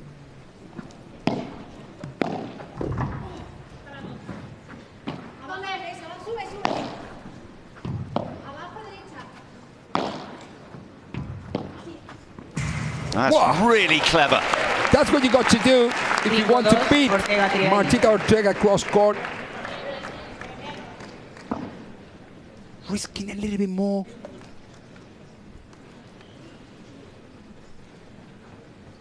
(5-2). 2 very important points for the Rafa Nadal Academy team and for the crew team. Both on the Triay serve, and the first one goes their way. You know, it's when someone has such a vibra, that is, you know, you have to move your wrist to play a shot like Gemma Triay. You know, I would rather prefer just to play a very high lobs, because when the ball is coming very high, the ball is coming heavier down. And it makes you lose perhaps the sweet spot of the racket when you move the wrist, pushing Gemma Triay to play a bandeja instead of that vibra that is struggling Virseda to play and to respond. So that lob, what I mean, should be higher, much higher. But it's 4 set points, and there they have it, by 7 points to 2. And it's the Rafa Nadal Academy that strikes first in this women's final.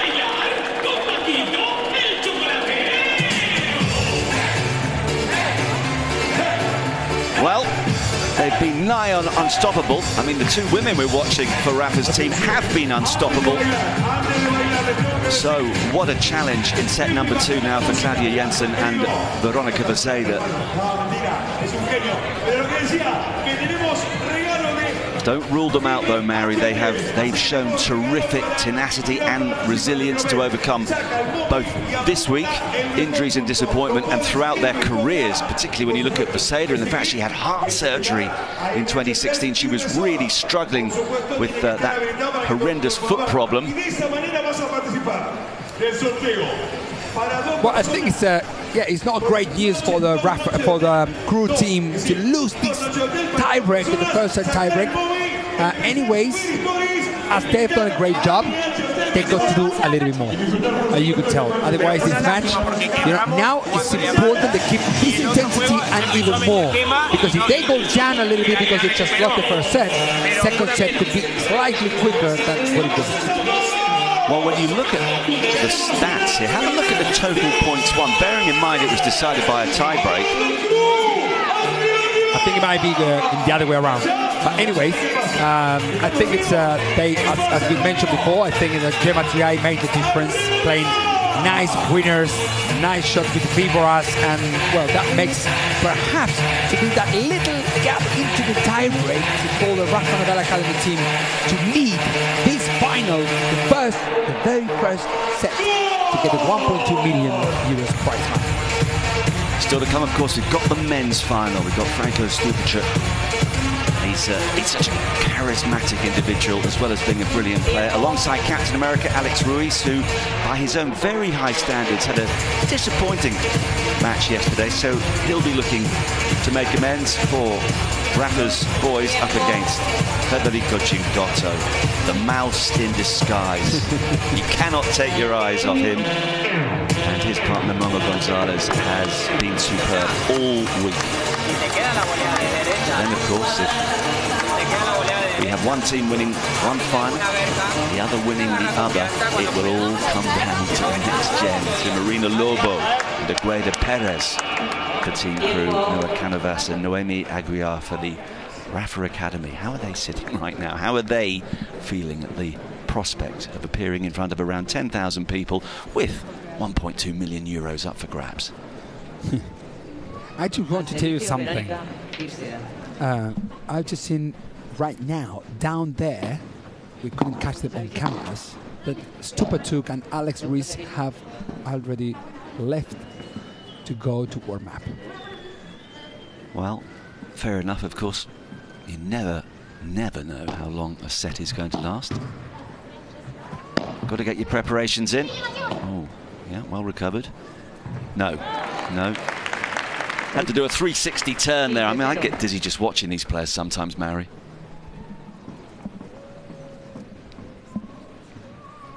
Yeah, sometimes I see people and say, yeah, no, but I see the players warming up. I say, no, you don't see the players warming up. That's what you think. And when you see the players just playing 10 minutes on court, it's not the warming up. The warming up starts like 40 minutes before the match, because they relax, they go steady, they start with little exercises, then they go a little bit deeper, then they go coordination. There are many things behind this. Sometimes, in paddle it's very easy to go to the paddle court and start playing straight away. So I always recommend people to go 10 minutes before, do little exercises that you can find even online, simple things. So you can prevent, I promise you, more than 80% of injuries, at least in the sport of paddle. Well, it's like you when you're getting ready for your commentary stint. I've watched you gargle. You get all your notes written down, you start singing slowly, then it's into the full tenor voice, and 20 minutes before you then settle down in the commentary box, just like a paddle player. And now I'm sweating. Yes, I'm sweating my hands because you get nervous. Oh, she's been so good at the net. 30-15. By the way, Christina went up and had a little word with Diego Simeone. Did she? Yeah, and will she have? Hey, I think she said, I'd like to ask you about David Beckham, and he said no. Fair enough. He's having a quiet afternoon. Wants to enjoy the paddle.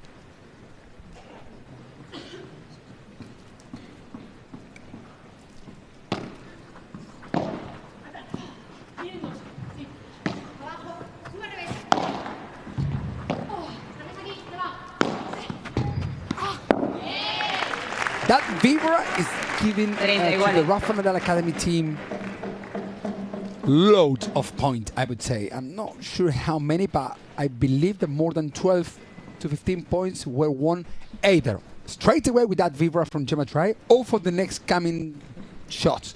Because as we said before, in padel you don't win with only one shot, but there are shots that help you building the situation of being more offensive, more defensive, like vibras or lobs. Well, some very proactive play there from Claudia Jensen. She's got such a lovely smile. Game point? Yes.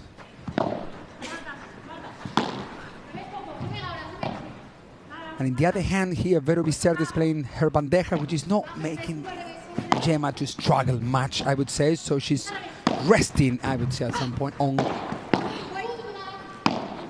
when they play lobs to Vero at the moment. Well, that's terrific defending from Virseda. Digging that half volley. How did she do that? It's too hard to maintain defending those shots with that amount of power with quality. You know, you can defend, but just pushing the ball away. Yeah. That's why you miss the shot of the backward, and the shot doesn't go with quality, with a nice lob or nice chiquita. No, they're just trying to defend. Golden point.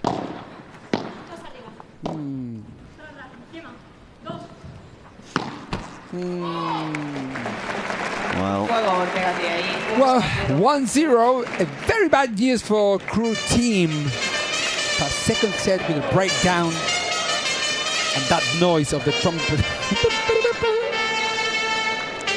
Yeah, well, they've got to keep believing, and that's a tough moment when you're directly involved. Mrs. Jensen. And there was Martín Ortega's father as well, sitting there watching her daughter competing for the second time in the very, very final of Rafa Nadal Academy, who lost last year against, it sounds funny, but it was advantage team for Andy Murray last year. It's funny. All tennis players, but this year, this guy, yeah, Kun Agüero, straight from football, also loving paddle. Yeah, he wants to break the stranglehold. As you rightly say, Andy Murray last year. At the moment, it's looking as though Rafa Nadal's going to maintain the tennis ownership theme of success, but a lot of paddle still to be played.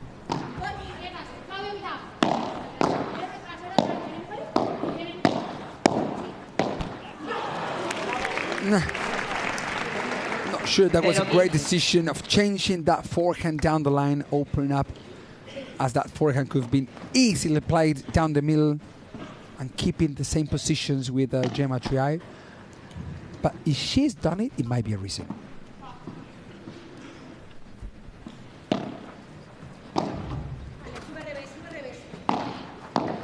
Beautiful bandeja. Beautiful. The perfect way to win without risking. Welcome to the world of paddle. This is Martita Ortega. Yeah, man, look at that. If you can win all of the points by playing like that way, that's it. You don't need more. The thing is, depending on the match, in the other way around, Claudia Jensen and Vero Virseda have to push a little bit more.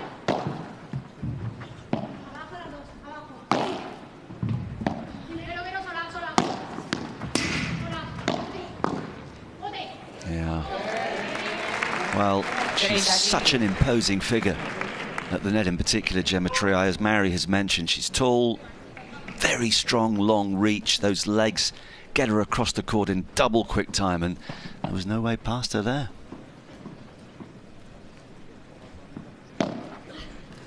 Segundo servicio. Well, don't care, because they're winning 30-15, but I think that was very close to the service line. We had a few contentious moments yesterday with serves that either were or weren't long. Crowd got involved. The umpire had 2 or 3 very uncomfortable decisions to make. It's the way that makes a little bit more sense to Claudia to be at the back and Vero at the net when Martita plays those shots. Radar's still, just a bit off here, Mary. It is what it is. I mean, at 70%, Martita and Gemma could win at 90% of the opponents, you know what I mean? So the opponents have to play 100% all the time, which is a very difficult thing to do in order to push Martita and Gemma to risk a little bit more, because at the moment they are not risking and they are winning. So it's, you know, there's a difference between one pair and the other.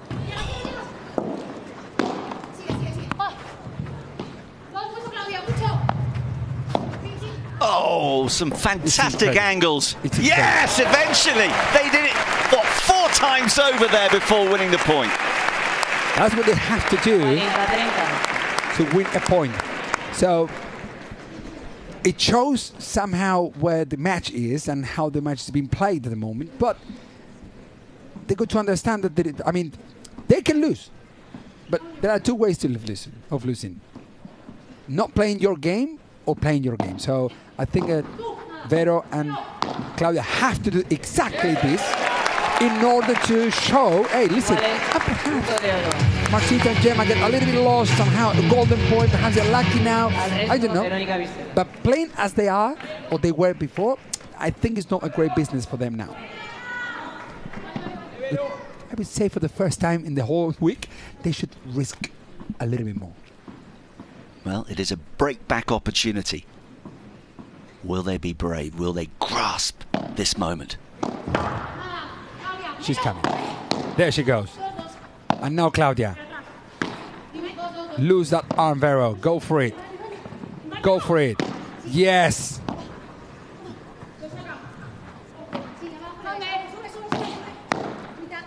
You see, Martita carries on playing steady. Not risking. Close to just angles. Oh, look at that. There we go. Important point! That's what we're talking about, Marcus! Fortune favours the brave. They break straight back. Very well deserved, I would say, for Jensen and Vero Virseda, who have done something in order to beat this game to the very strong pair, Martita Ortega and Gemma Triay, who has been playing amazingly good. Well, every time you write off this pair, and indeed Team Crew, they come back and surprise you. That succession of victories yesterday to get into the final, the way that Jensen and Virseda recovered from a really difficult first match at the start of the week, with Jensen having to have lots of treatment on her back.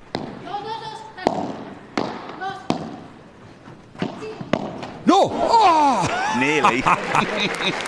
Imagine that shot went in. Oh, goodness, that could be amazing. Look, look, look.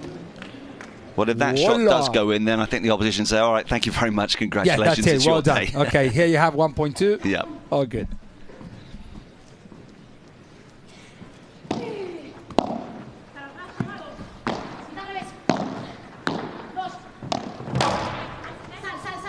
Did you see how they changed a little bit of the speed of the shot from Jensen and Vero Virseda? That's exactly what they needed. So the thing is, how long would they be able to keep that pace in order to push and keep pushing Martita and Gemma?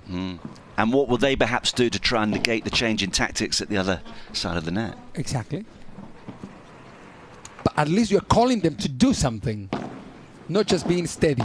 You know, you're pushing Martita and Gemma to do something else. I mean, I really am beginning to believe, Mary, that all these players have got little earpieces and they are listening to you. It's uncanny how often what you've been saying up here has immediately been replicated on the court. And I'm not trying to give you a big head. It's just been a fact this week. Thank you, man. Thank you.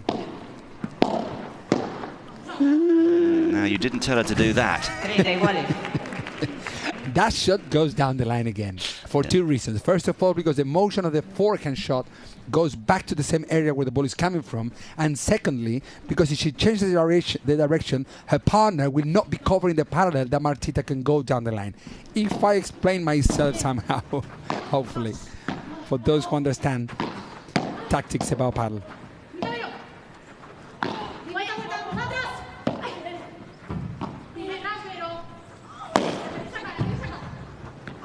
Oh, well done. Yes. And again. And there she goes. Well and Vero Virseda says, no, I want this point and I want to give you this 40-30 to my partner. Oh, Mary, the way that she read that particular point, got herself into position near the net and was then able to finish it off.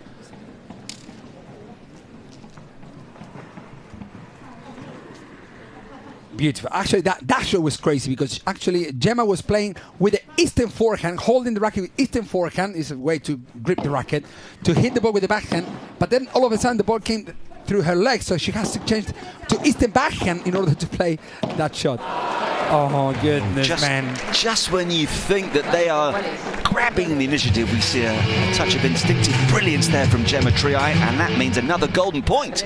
And this is paddle about, you can be leading, you can be thinking that, you can be, but no.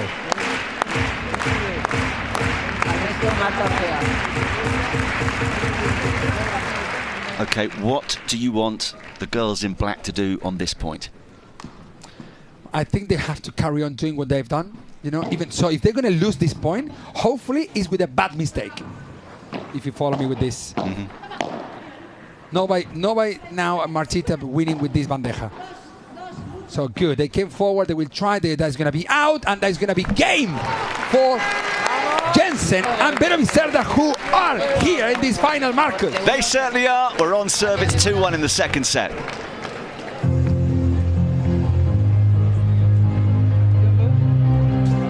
Well, this is great. The quality of the paddle play has been of the highest level throughout the week. And, you know, sometimes you wonder, okay, this is the final. There's so much money up for grabs. Will there be more errors than winners? Well, of course, there have been some errors, but when you've got such fantastic players in action, you're almost certainly going to be richly rewarded. And we have thanks to these 8 teams all week. 11-11. Team advantage, last year's champions, Rafa Nadal Academy, who may well be poised to take over that mantle. Robert Lewandowski's side, well, it was tough for them this week. Team Bella Puerto Rico, they've been such fun behind the scenes. The Hexagon team, they had their moments, as did X10 Paddle. They, for a long time yesterday, looked as though they were going to finish inside the top 4. But then Sergio Aguero's team crew raced through at the death, won the last match and jumped from 5th to 2nd, and that's why they're in this final. And of course, their men will be in action next. Franco Stupaczuk and Alex Ruiz. For Nadal, up against Federico Chingotto and Momo González. It was scheduled for 5 o'clock local time. Obviously, that's not going to be the case because, well, it's already 23 minutes to 7.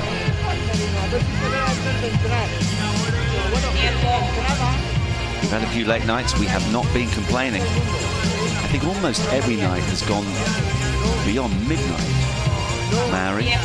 But you're a night owl anyway.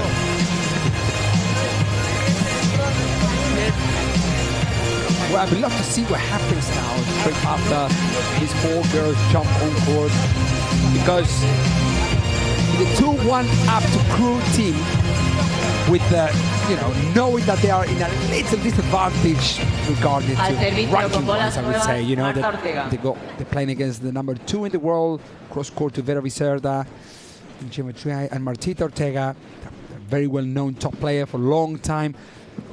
Even though they might be the favorites of this match, but they have a big belief in, you know, Virseda and Claudia Jensen. And, you know, Claudia, this left-handed player who just missed that bandeja, she is a player who, you know, she wants to go for number 1. You talk to her and there is no like, well, yeah, no, but she, you know, and so that makes her trying to win every single match. Doesn't matter who she's playing against.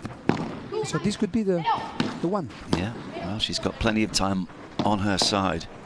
I mean, it's funny, actually, we're talking about the pressure on the next gen players who might have to come and decide this, but actually at 19 she is younger than 2 of those players. But she's not next gen anymore. No. She's already in the top 16 in the world.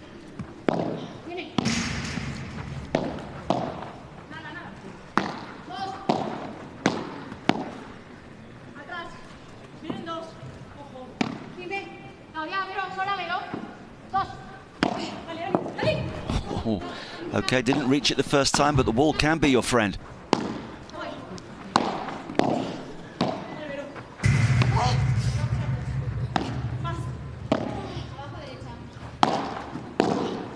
Wow.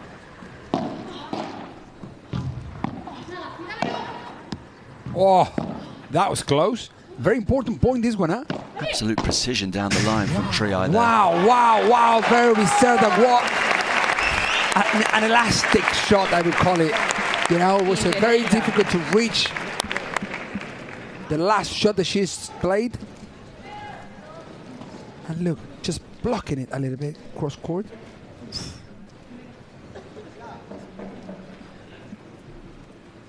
You know, when you go for winners of the backwheel, as the motion of your shot is like the racket goes from high to low, so you extend in order to produce power, the shot becomes longer.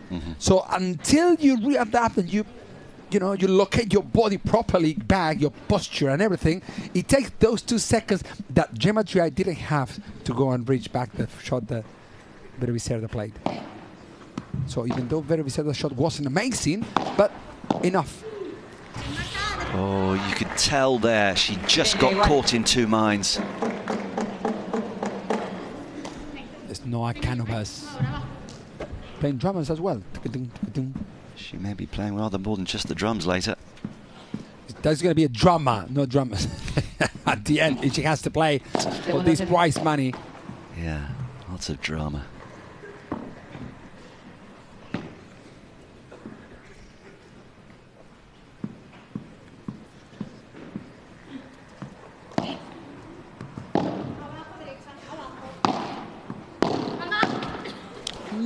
Well, hey, be careful here.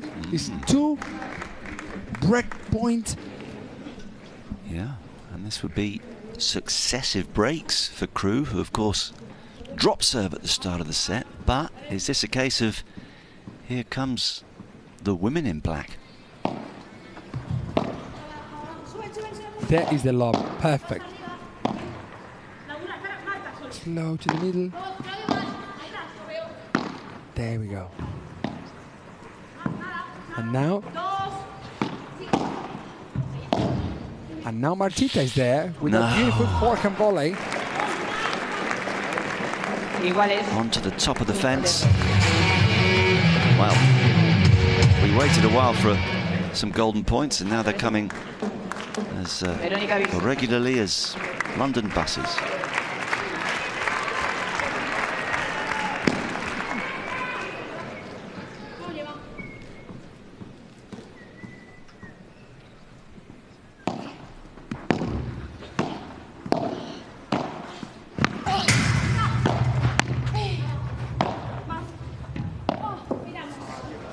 They're pushing so much, and Pérez Virseda is defending very uncomfortable. You know, it's like Martita and Gemma makes you, struggle at the back all the time. So when you are defending under pressure, all those mistakes could come. Either you miss the shot of the backward to the net, or you give a very simple shot to your opponents that they will just finish the point. Well, it's been a really good passage of play for Crew, but let's remember that point. They could have gone 3-1 up. Instead, it's 2 apiece. Yes, and now they got to be careful. Now, Jensen and Pérez Virseda, because your energies after you lose such an opportunity, you always feel, you're very, very sad. That could, You can't allow that to happen because things change so quickly. But the doctor got the first point wrong here. Gemma shouldn't be there, exactly. Because if you're there when your cross-court player is going to hit the ball above waist height, then she can either play a shot down the middle slow or hard to your body, so it's not good business.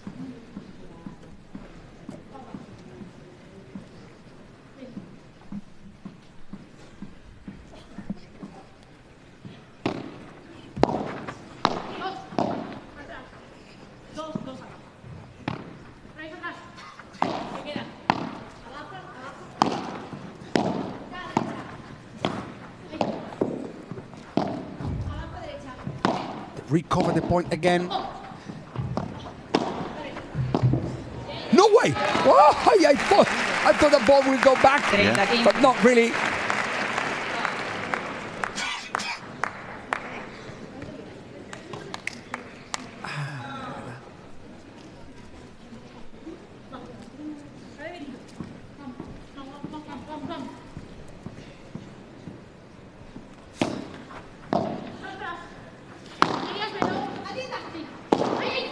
whenever Virseda plays a shot a little bit harder, like a Vivora or shot off the back wall, then is when the match becomes a little bit more even, I would say, because otherwise Gemma Triay is always, I would say, more aggressive in that cross court. But if Virseda take the advantage of pushing a little bit, then for sure Jensen with her forehand down the middle can help her winning more points. Very, very well directed to the player at the net.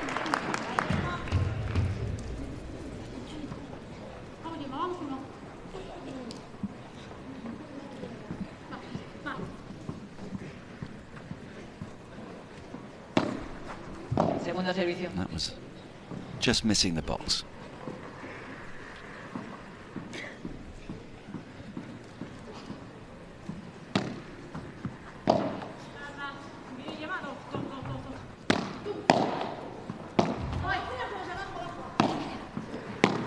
Oh no. Well, this is what I told you about the gaps. Whenever you see a gap that you want always to play to that gap, nah. If you're not comfortable, just play a shot. Not look into the gap where you just want to aim all the time. Well, Crew missed out on a golden point in the last game.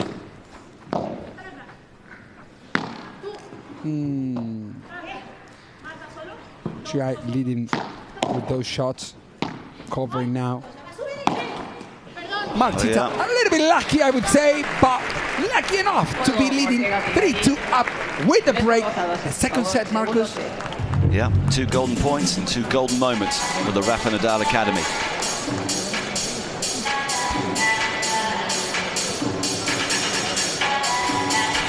And it's amazing with this scoring system, you know, but for 2 points, you could be 4-1 up, instead of which you're 3-2 down. Crazy, huh? Yeah, it's true. 100% crazy, yeah.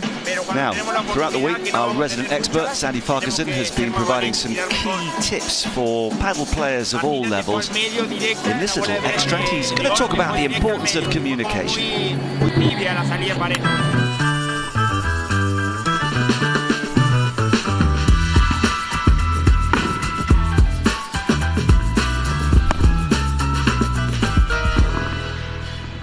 Communication is absolutely crucial in paddle, and it's something that we see the pros doing loads of communication, and often newer players or amateur players don't communicate that much. So how it works is we're both at net. If my partner has been lobbed, my job now is immediately communicator, and I'm going to look out the corner of my eye to see if they're going to hit a bandeja or they're going to play after the glass. Either way, I'm communicating, and I'll move back if they're going back, and I'm going to call to them what our opponents are doing. And this is so crucial because I'm not telling them what shot to hit, I'm telling them where our opponents are so they can make the decision for themselves. And so I'm back in this position with them, constantly communicating about where the movements are of our opponents. It's something that you just need to get used to, and it will be both forward or both up or both back. And if you want to say one is cross or one is back, you'll say cross back, and that will imply the line is up, or the other way around, and you'll get the other way around. You get the idea. It's not racket science. Well, Sandy's been communicating brilliantly all week with Jonathan Ledgard throughout some very lengthy afternoon sessions. And he's absolutely right, and it is a wonderful facet of paddle. You can just sit and listen and learn.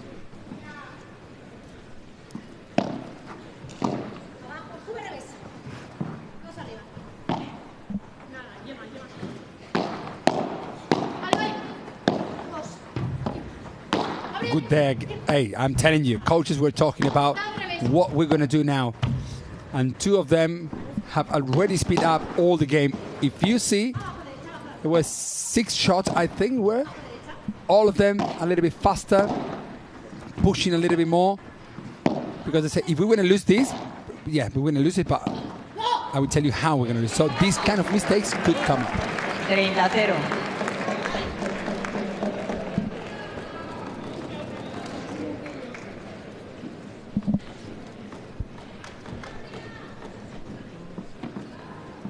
It's crazy because the amount of decisions you take I mean, sometimes it's hard to say, okay, I will play hard. I always say, try to get one decision at the time. You're going to play hard? Okay, don't change the hard where to do. No, make it simple. Like, for example, in this case, Triay thought, okay, I will play hard. Okay, but that shot goes to the middle because naturally that shot that she just played goes down the middle. Down the line. She's not going to, okay, I will play hard and cross-court and this and that. No, take one decision. I will play a drop shot. That's it. Just play the drop shot and make it natural. Where I should play this forehand volley if I contact the ball very in front? Well, cross-court. Okay, just play cross-court. Harder, play cross-court. But don't take 3 decisions in a go now. Unless you are Tapia or Coelho or any of the top players that can... They train 6 hours a day since the last 20 years. That's what it takes. As Coelho said, he had to sacrifice so much as a youngster to get to where he is now, which is #1 in the world. Now he was beaten today in the 3rd place playoff.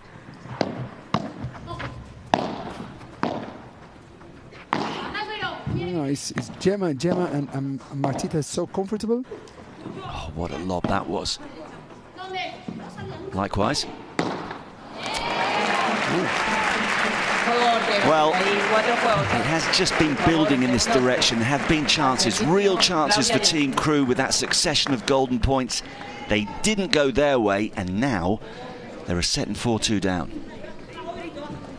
It seems that it will go, as I told in the very beginning, all the pressure on Mr. Alex Ruiz for the next match to do all variations, powerful shots. Well, some of those overheads last night that he missed might just have kept him awake for an hour or 2 longer than he'd have liked.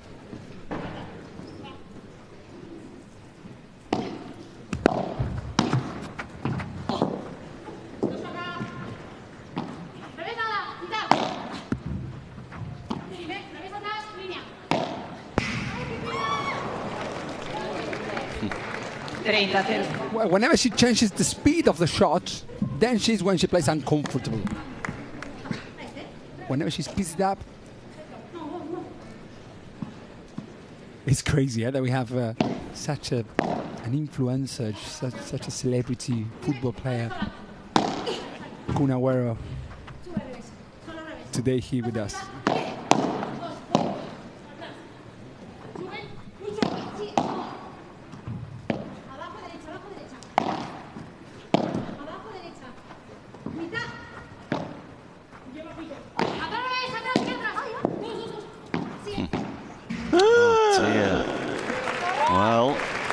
Even the best can get into a little bit of a mess. 40 love. Good news for Crew team. I promise you, they changed the speed of the ball much more than what they've done before. Still, for Gemma and Marta, not that uncomfortable to defend or to play, but pushes them to perhaps decide some stuff. As we saw, Triay missing a shot, Martita also missing an easy shot, I would say. What? What a block at the net there from Triay. Wow.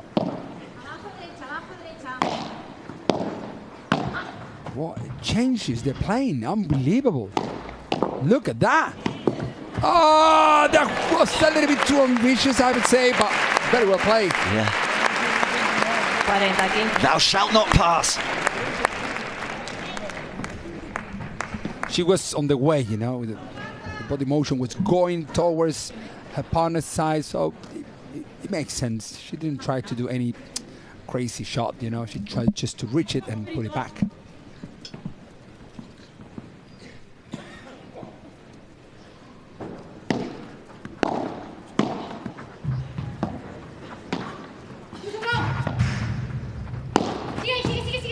And again. Not enough. No. Crew get another game on the board. They're hanging in there, but they remain a set and a breakdown.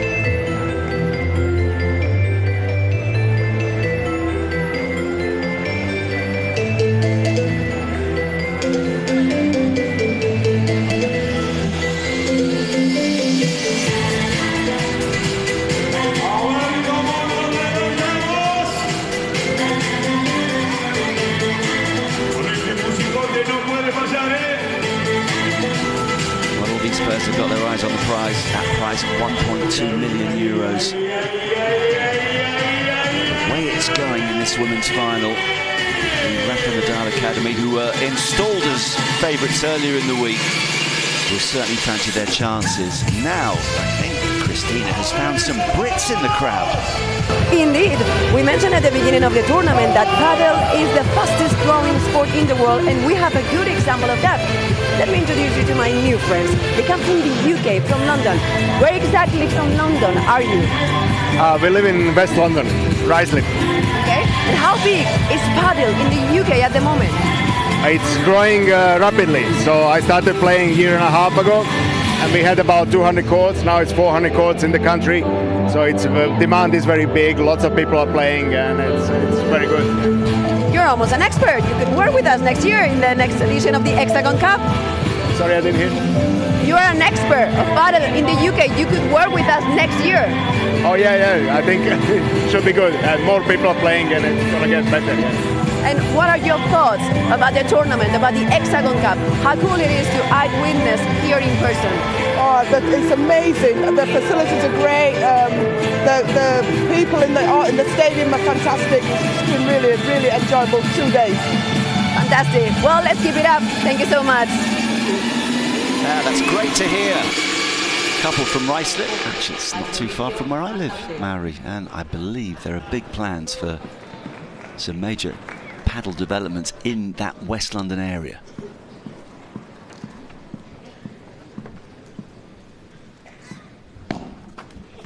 Marta Ortega serving at 4-3 in the second set. The advantage of the break, having taken the first in a tie break.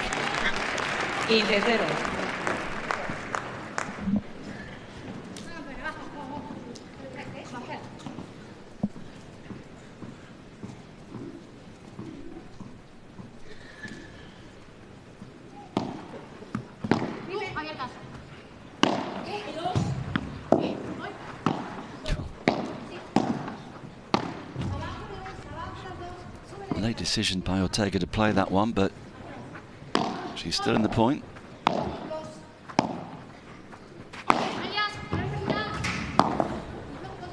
Brilliant angle from Triay. She was caught up in that corner, but was still able to swivel her body.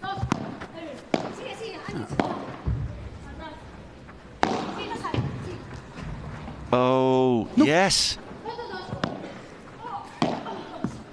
How well Ortega did to keep her eye on the ball there.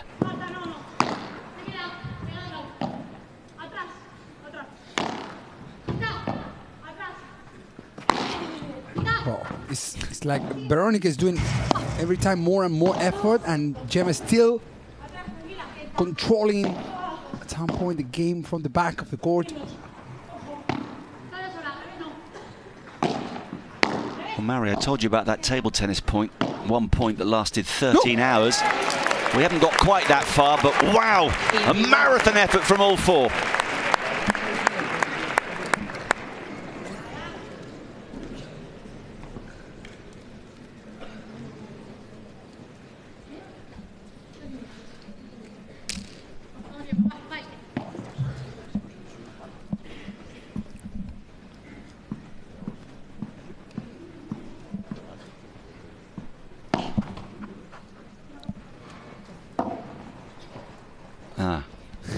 The reason for a bit of silence at the back of the box is that Mary questioned when I mentioned on day one. You said that the other day. Yes, exactly. Okay, I'll explain in a moment.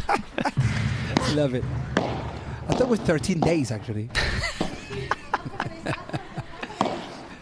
15-0, very tough moment for the crew team, huh? Now, I was told by a very reliable source that a world record was set only I think some months ago, that 1 point in a table tennis match had lasted for 13 hours. And I must say, I found it a little unbelievable. Now, you found another stat. Yeah, I found another one now. This is 13 hours, 37 minutes and 6 seconds. Thank you, Mary. Both from Sweden. What do you mean 13 hours, man? You're initially pointing at me and saying, have a look at this, and it said 10 minutes, which is rather different from 13 hours. But now you found the real record. 13 hours for 1 point in table tennis. Okay. Not in a tournament. Oh, it doesn't matter. No, it's true. Do you know which is a Guinness record in paddle? I was there in Romania. There were 4 marathonist players, playing for 25 hours non-stop. And I promise you. Not 1 point. The same. No. Point. The match. Yeah, they play. I think it was 76 sets, and I was there 25 hours and 1 minute. Crazy. Well, I've heard that they're going to stage that event again later this year, and they want you to commentate on your own for the whole match. You could do it. I would do it anyways. If they call me, if they don't, I will be home just commentating on my own. 40-30. This is a very important point because they win this. There might be one more to go. Yes. Reach the first point for the Rafa Nadal Academy team. And the frustration is starting to show now from team crew. Virseda and Jensen have got to keep a lid on it. They're not out of this yet, but they've been under the cosh. Those missed opportunities. Certainly at the start of the second set when they got the break back, they had a chance to break, couldn't take it, then got broken again when we had all those golden points. And here they are serving to stay in the match.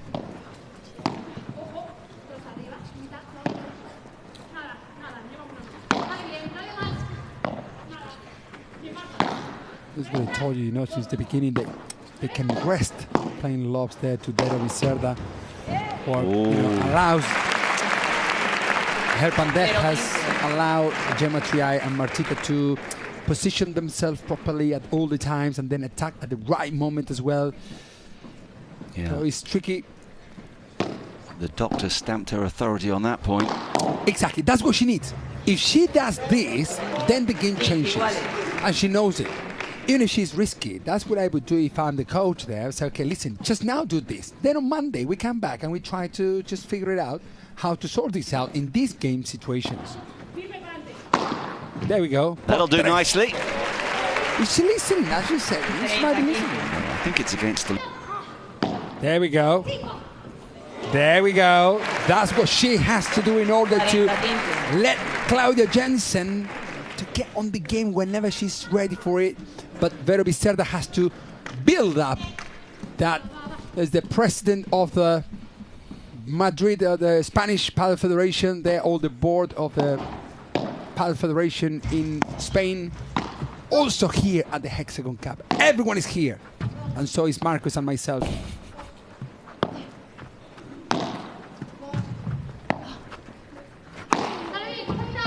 Fantastic, Vero. Now you can relax. Exactly, very good. No, because Martina Ortega touched that ball twice, I think. And that's why Virseda and Claudia Jensen still in this match.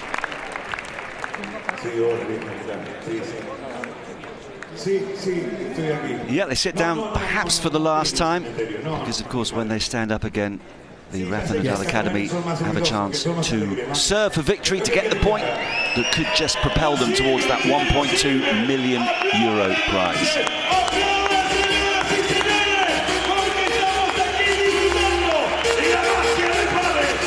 What an event, what a party. This is a PP, paddle party, we're going to call it as well. Keep voting. The choice is yours for the player of the match, just using that QR code. Who's getting that prize at the moment? Who? Me? Yeah, your vote. I think Gemma, and I was since the beginning with her. And actually I think, but not because she's playing better than the others, but also because she's actually the one who really does all the variations needed to win this match. So let's see who is next in this perfect, beautiful box of panel. Well, we know who's next on in terms of playing. That's Alex Ruiz, Captain America, and Franco Stupaczuk up against Federico Chingotto, the mouse in disguise, and Momo, the man, González. They have been fantastic this week. They'll start as favourites. So, if the Rafa team do close it out in a few moments here in this women's final, and that match goes as is probably expected by most people, it's all going to come down to the youngsters. Very dangerous to try and predict anything in the world of paddle.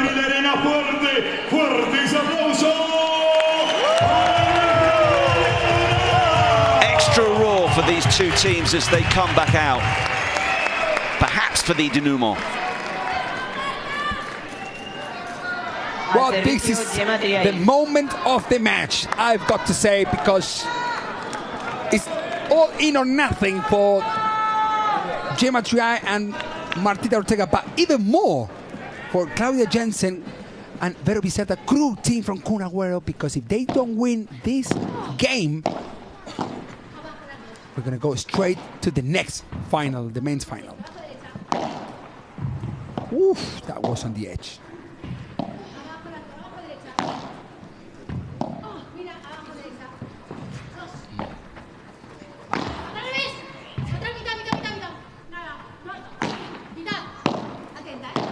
Good Vero Virseda, very good Vero Virseda, just playing the bandeja and stepping forward straight away, just to attack that shot a little bit more. It's giving her so many points now, and she's realizing it, I believe.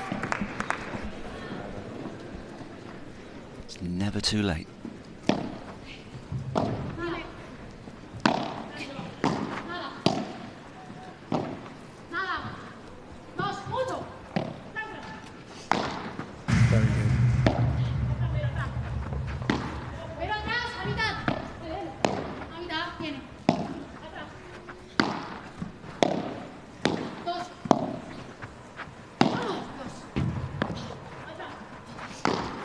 Wow.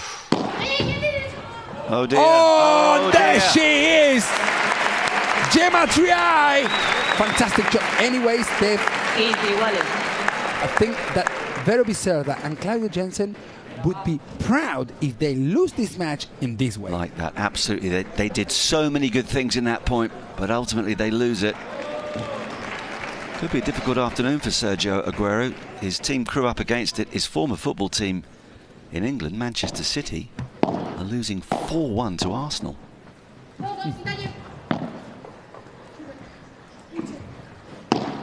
Wow. What? What? I don't think Manchester City are going to come back in that game, but I'm not ruling out Jensen and Virseda in this one. What an unconscious shots, I would say. There were 3 or 4 shots in a row. Super aggressive.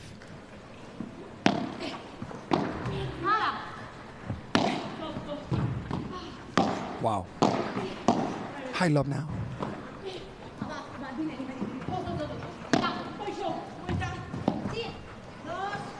That's good. That was in. Yeah.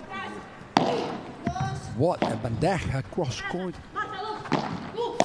That's the one they said that it's a little bit more. Oh, they must have them. Wow. They did have them. Look at the team crew there, all of them celebrating at the height, because this is 15:30. And you know, there is nothing to lose. No, and of course, yeah, Mary, we talk about scoreboard pressure, of course. Sure, that the win was in the sails of the academy team, but you've got to close it out, and instead, we've got 3 breakback points.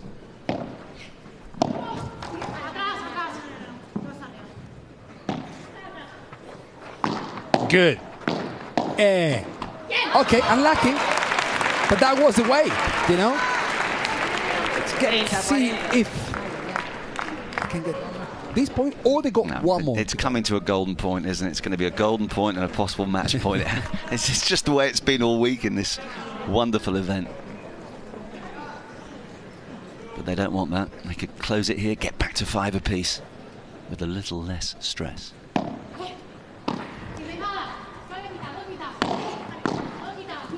Wow, wow, wow from Vero Virseda, and we have the break back. Yeah, we don't have to go through the drama of a golden point stroke set point. We're back on terms in the second set at 5 games all. I did say it's very dangerous to predict anything in paddle. That's something you learn quickly in this sport.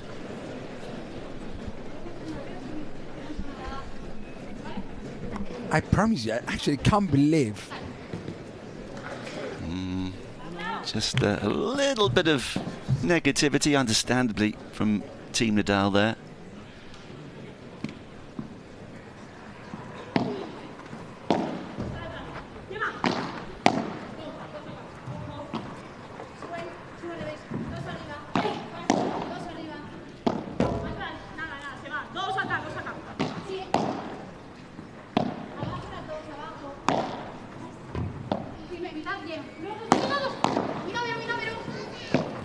Virseda. Virseda is getting so many points for the MVP as well, Yeah. because the change she's done throughout this match in the last, I would say, 4 games have made a big difference in what we had seen until now. And well left there. Obviously that was going to fly long, but sometimes you get caught up in the moment and feel, no, I need to do something. But that was good judgment. Got to get the hold now, having broken back. I know it sounds obvious, but how often do we see that not accomplished?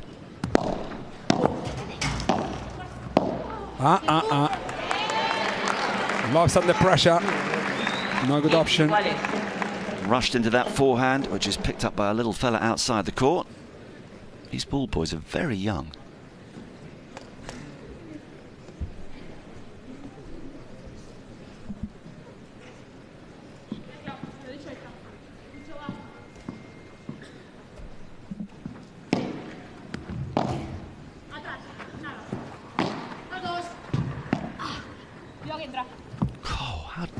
Did that land in? Ooh.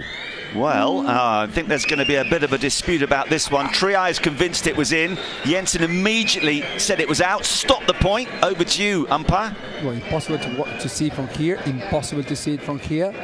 But I think also it was out. But we don't know. Look, big kisses to everyone from Menorca, sorry. Well, I think slightly he's the siphons, but it's very hard as well for the umpire.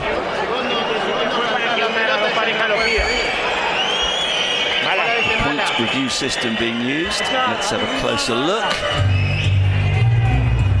Mary. Look at the music.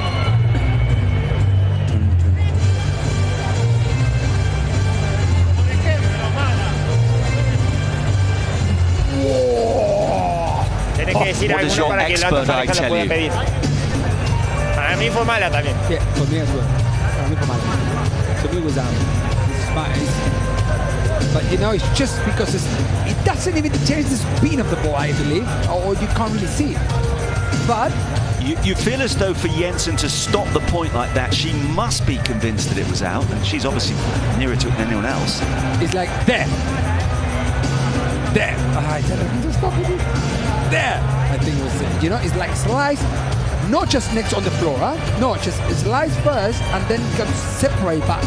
Because the lob is in parallel, you can't really distinguish. If the ball comes from cross court, then you can really see that the ball gets away from the sidewalk or not. But in this case, because the lob comes in parallel, the ball after the bounce comes up as well, making that. What's out? Yes. No. Replay this, no. It was out. Yes, it was. It was out. It was right, isn't it? They need to make it a bit clear when the umpire does decide. That's a weak return. I do feel that's one thing in the sport. Once the point of view has been concluded, we need a very clear indication from the umpire as to what decision has been made. They've been working on this since a few years, and I think together with technology, we're going to have... Just put a green light or a red light up or something like that.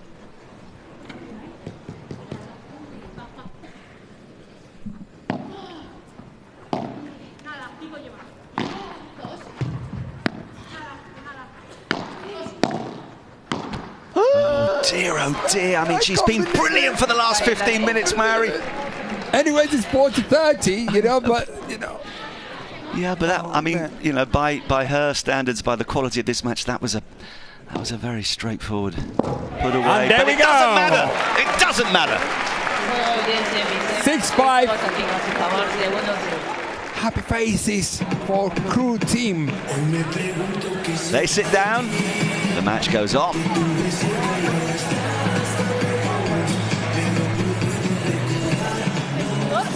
Puede ser. Bien defendido y bien pinchado el globo a Marta, de locos. Le vamos. Sí. tenemos para irle. Pero yo creo que ahora estamos jugando bastante libres, ¿eh? Tampoco es que estemos siguiendo tal y nos está yendo muy bien. Porque eso sí, estamos Ramiro Troya and Maxi Sanchez, they're talking to them, hey, you're playing like very free, you feel, see that you're very comfortable, so just carry on the same way. Pero ya viene su lo tenía para ganarlo, no lo ganaron.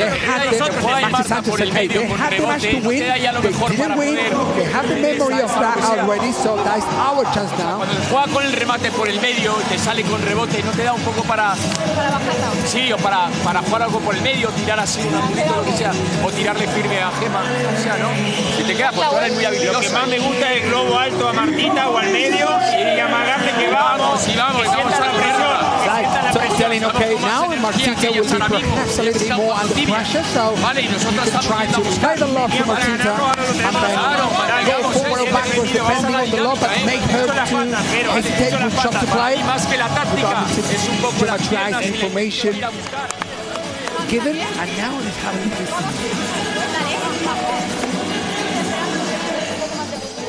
Well, I guess if you're team referee, you say, look, we were very close to winning this once. We can easily go and do it again. Oh, man, I want a super tiebreak. Sorry about these markets, but I don't know about you, but I want a super tiebreak. Well, it's really tough to say which of these teams is the more likely to win if we go to a super tiebreak, because both have demonstrated such resilience this week. A reminder that Triay and Ortega have won all three of their matches. The first was pretty straightforward against Ari Sanchez and Lucia Sainz in terms of the score 4-4, but then against Paulo Jose Maria and Alejandro Alonso, they came through 10-6 in a super tiebreak. And against Arantxa Rosaro and Alejandro Salazar, they came through 10-7 in a super tiebreak. But equally, we've seen Jensen and Virseda win one of those, 10-5 against Brea and Sofia Araujo. And they held their nerve against Paulo Jose Maria and Alejandro Alonso in their last match, 6-2, 7-6, so winning a second set tiebreak there.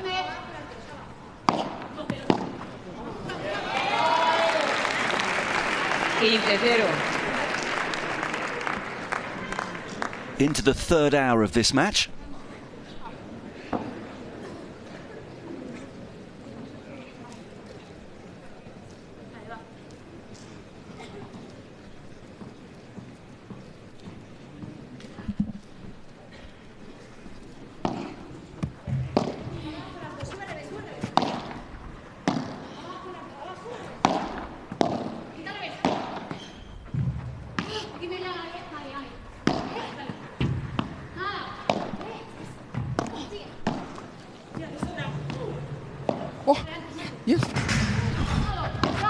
There, Virseda not letting the ball rebound on the unpredictable siphons. Absolutely. Wow. No. Yes. No. Oh, goodness. Oh. Triay somehow kept that in. Oh, the there she is. The longest, the most powerful. The number 2 in the world. Ex-former number 1. Number 1 in the world. We never know she's not going to come back to the number 1. They are fighting for it. Now she's going to change partner. She will play with Brea in this next season and trying to defeat Paulo Jose Maria and Ari Sanchez in the tour. Let's see what happens. But at this event, they're struggling a little bit to close this match.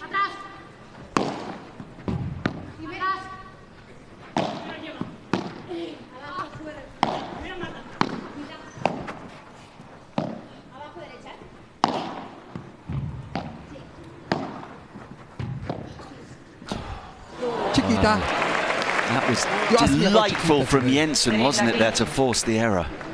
You asked me what Chiquita was before. Yes. That's the answer. I mean, she did it without even telling you how. It's interesting, you talk about Gemma Triay changing partners, and you mentioned that the current world number 1s, Ari Sanchez and Paulo Jose Maria, who failed to win a match between them this week, and it just goes to show that having the right partner is absolutely critical, even for the best players in the world.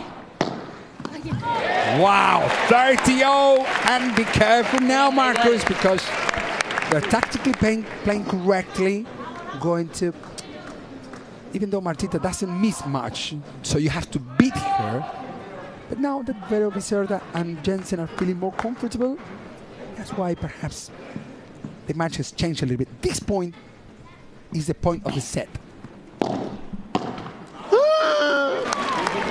It is. Marco, if it's that important, it's a set point. It's 2 set points, Maori. If that's the point of the set, it's a vitally important one for crew 2 of 1.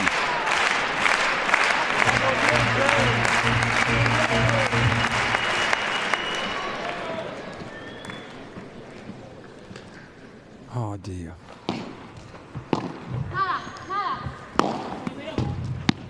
No. No. She almost fell there. Trapped. Yeah. Oh, guess what? I think Jensen will call this one, even though she has Martita Ortega cross court. Yeah. I think. No. Well, Maori, we were deprived a golden point, set point, a short time ago. Oh, man. Here's another. It's 10,000 people at this stadium live watching these 4 athletes. And watching that Chiquita and going forward and going forward and going forward. This is the super tiebreak we all were looking for, Marcus. Yeah, it's going the distance. We couldn't ask for anything more.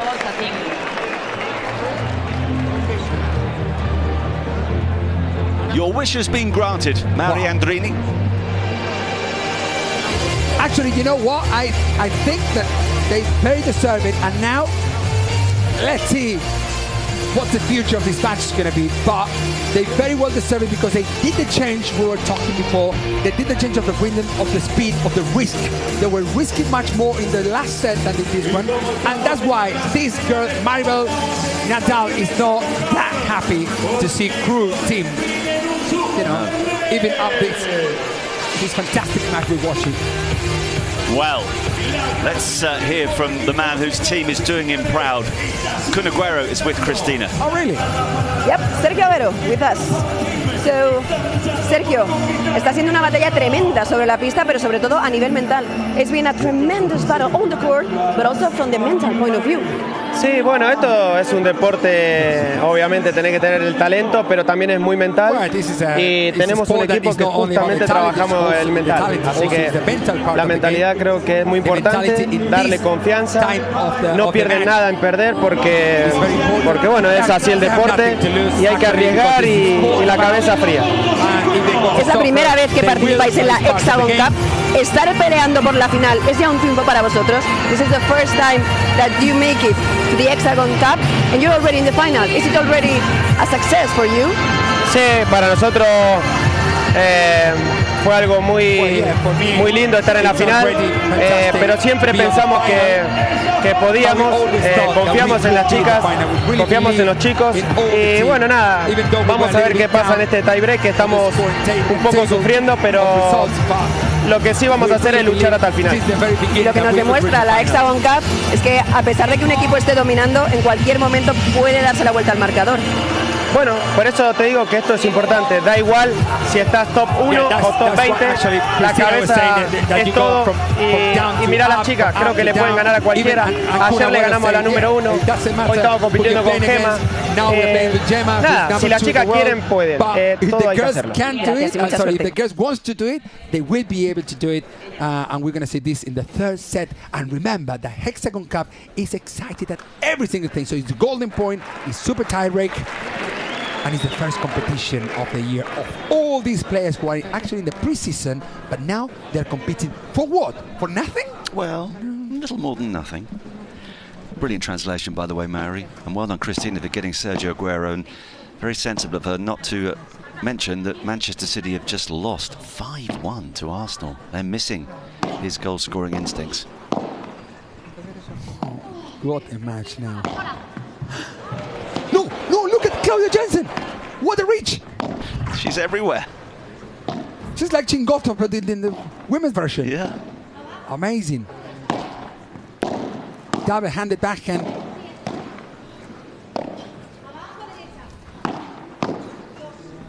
Virseda, they're closing the angle. Oh, it's in. So's that. So's that.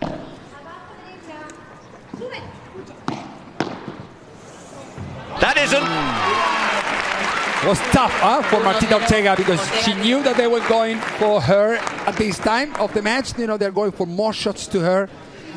And it was tough to win that point because, you know, you get under pressure. When they play more shots to you, they're not playing more shots to her because she's is worse than her partner. It's because Gemma Triay is pushing the opponent at all the time. So they're trying to build the point on Martita and then going perhaps to Gemma or to any part of the court. But for Martita, it's quite tough to win the point.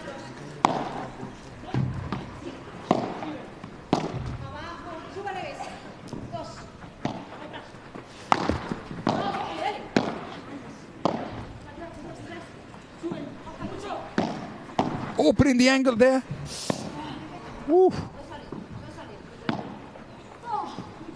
Another fantastic lob there to the corner. Yeah, she's put in the corner again like a naughty girl, but she got the ball back.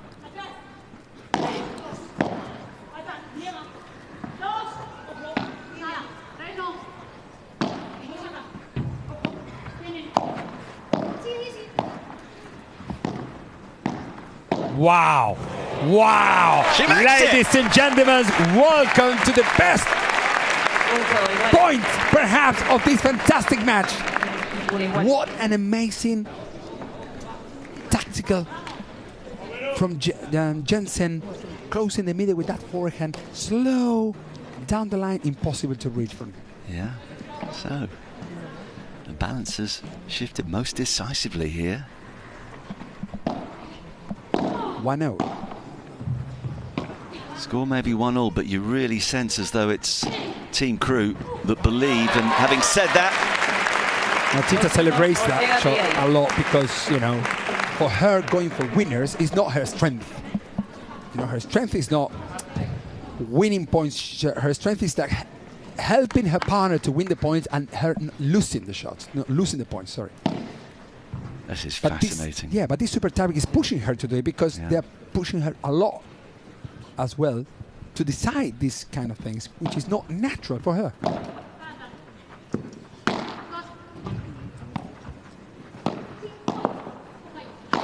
Oh, por tres! Yes. What a por tres! But you know what is the crazy thing about this is that also, because let's say that Gemma Triay is a little bit on the fridge at the moment, she has to be very active somehow, because otherwise, when you're not playing, the sport of padel is that quick, but when you're not playing for, let's say, 1.5 minutes, and then they hit the ball back to you, then the quality of your shot, if you are not active on your feet and in the game, the quality will be lower, and that's the last thing that Rafa Nadal team wants.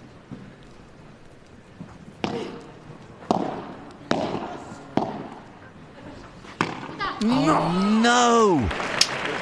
Oh, Maori! Oh man! I mean, this is amazing. Just they win their way into this super tie break. You feel, yeah, actually they've shown the resilience now to capitalise an error like that, and obviously the whole balance shifts again. Mini break for Team Nadal. And at the moment, I just realised I will miss the train. Don't worry about that. I think you'd rather be here. Good, very good defending. Wow! What a defense! If I were Virseda, I will stay slightly more behind just to execute a better first bandeja.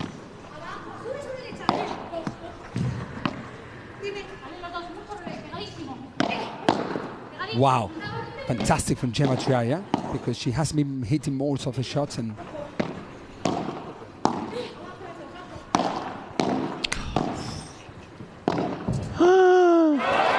what a double-handed shot of the backhand. 3-0, change ends. Change ends, nothing between them. Change ends, Jensen change ends. And Xuxa is also here, the Brazilian son.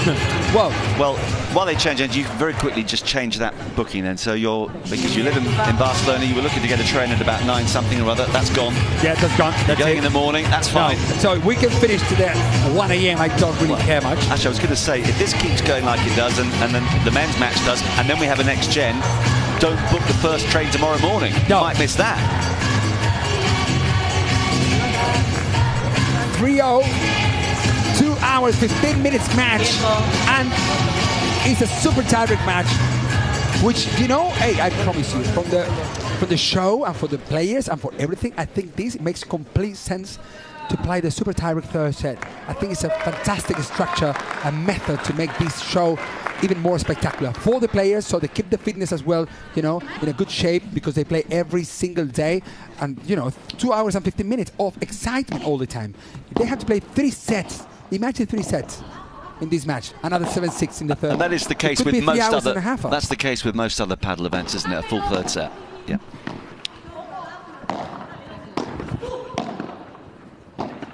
And deuce.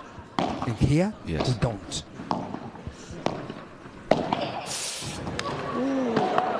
Oh, very well executed. Perfect kick for Tres without the back row. That was a kick for Tres, but without the back row. Look, kick. Of course, if we do get to 9 points all, it's too clear.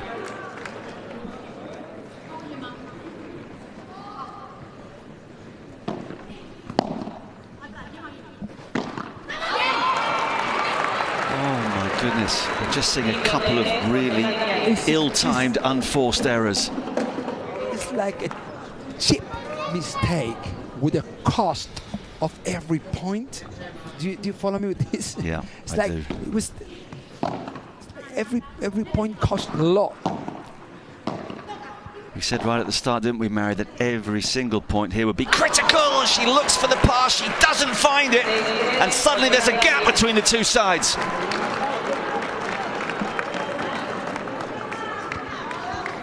And just to paint the bigger picture, whoever wins this match gets a key point for their team. Then we go to the men. If Nadal have won, and then if the Nadal men win, that's it. The HEXAGON Cup is theirs. However, if the crew team hit back, we will go to a decider played out by the 4 next gen players.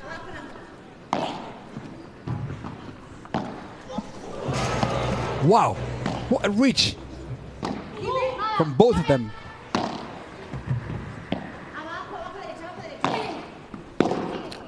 That double-handed from Jensen is unbelievable. It's unreal. Such a fantastic shot. But not that one. It's the second consecutive shot that she tries to play there. I'm not sure if that...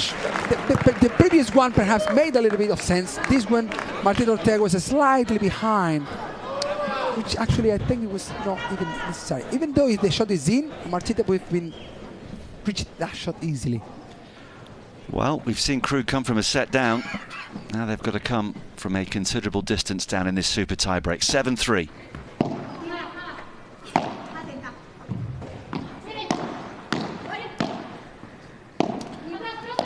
I see. Wow, what a little mistake. She made a 7-4. The 3 points away is not much, but in the super tiebreak, you know. Well, you feel, you know, just psychologically, get the next point and then you change ends at 7-5 as opposed to 8-4.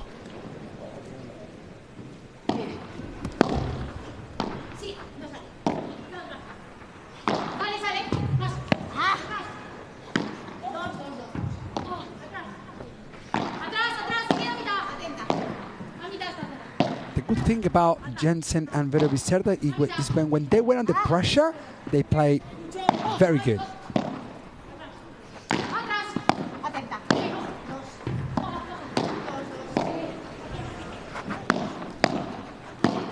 What, my goodness, what an offensive shot from this little Argentinian girl who is smashing it all over. Well, and Mary, a great job of Virseda as well. Yeah, that wasn't what the doctor ordered. They will change ends at 7-5. So 2 points in a row for crew.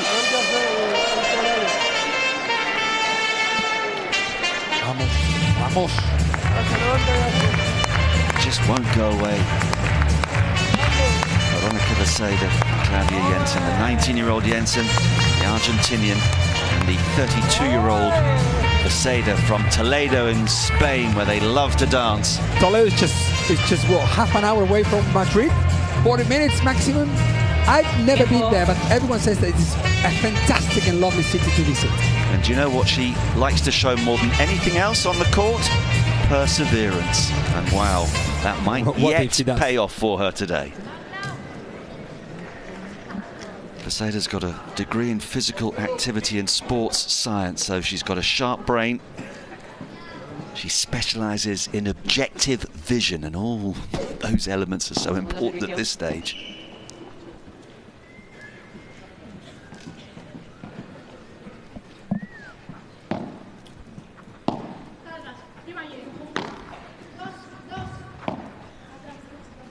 Well, let's see what she does. Great bajada. Great bajada, and now great little quick vivora from Virseda cross court. Nothing to do to Gemma Triay. That's why I told him, and I'm sweating all the match because the match is unbelievable. 3 points in a row for Crew, now just one behind, but it's Nadal with the serve, Ortega to serve.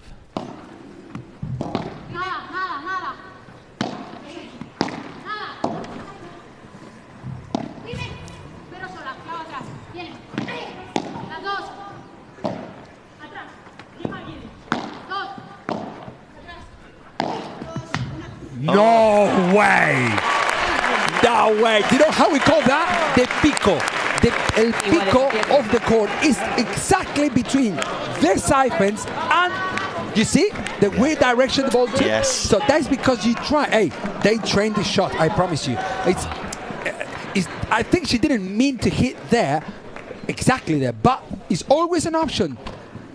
You hit in that area, and perhaps you're lucky enough and the ball hits the edge between the glass and the siphons, which is a little edge there that could make the ball to take a weird direction straight after hitting that part of the court.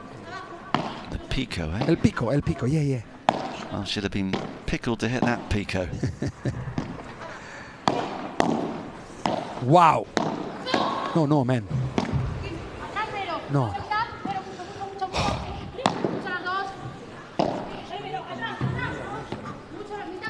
Very good decision from Vero there. Oh, they're both going forward again.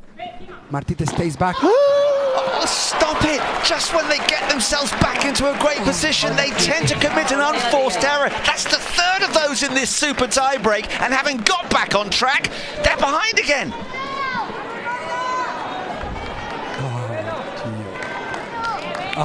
But look at Good is smiling, you know, he understands. I think it was a grimace more than a smile, Mary, but yeah. Hey, listen, I think, man, if there are people watching, seeing us, I think every time they go to Super Tiebreak, they should put a camera somewhere here. Because people, I think, will enjoy as the match, as watching how we are moving. I think we are moving more than Vero Virseda at the moment. It does seem to me, though, as if victory or defeat is on the rackets of the Crew players. It's what they do. What a ruler! A very fantastic, not risky shot for this woman from Minorca, playing that fantastic ruler, slow down to Vero Virseda's feet. Yeah, very well effective. Done. Well done, Gemma Triay there. Vastly experienced, used that experience to great effect and brings up 2 match points. Silencio, por favor.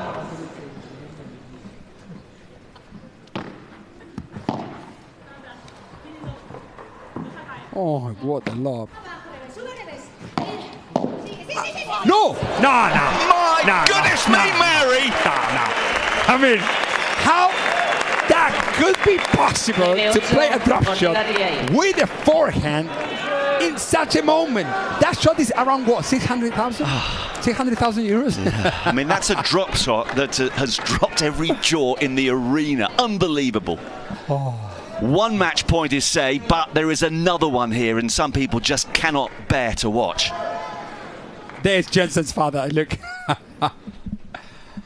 You didn't teach her that, come on.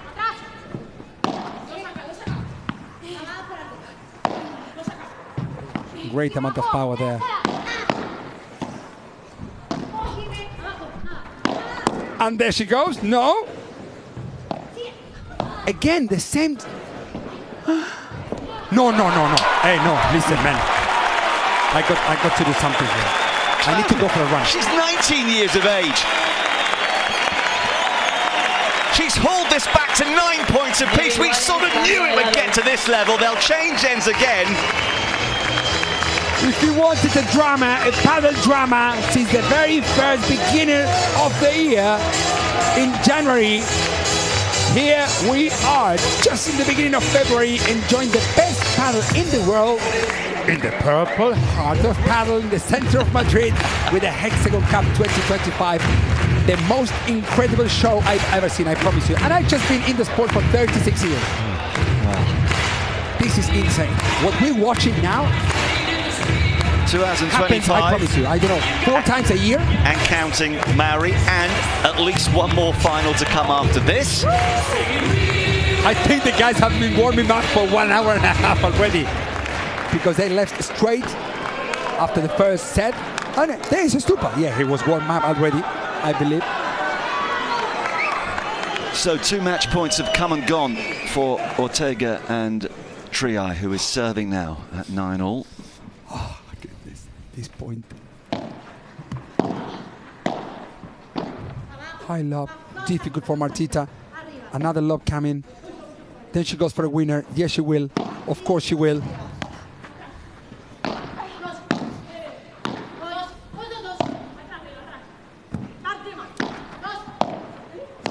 No.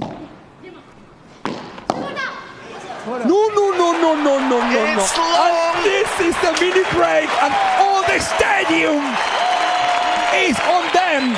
Kun Agüero's dream have come true in paddle.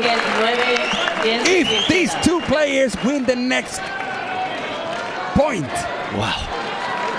So, Rafa Nadal Academy have had 2 match points at 9-7. Couldn't take either. Here's Team Cruz first at 10-9. Oh, man. I think they've forgotten who was meant to serve there as well, but it's Jensen after a long conversation.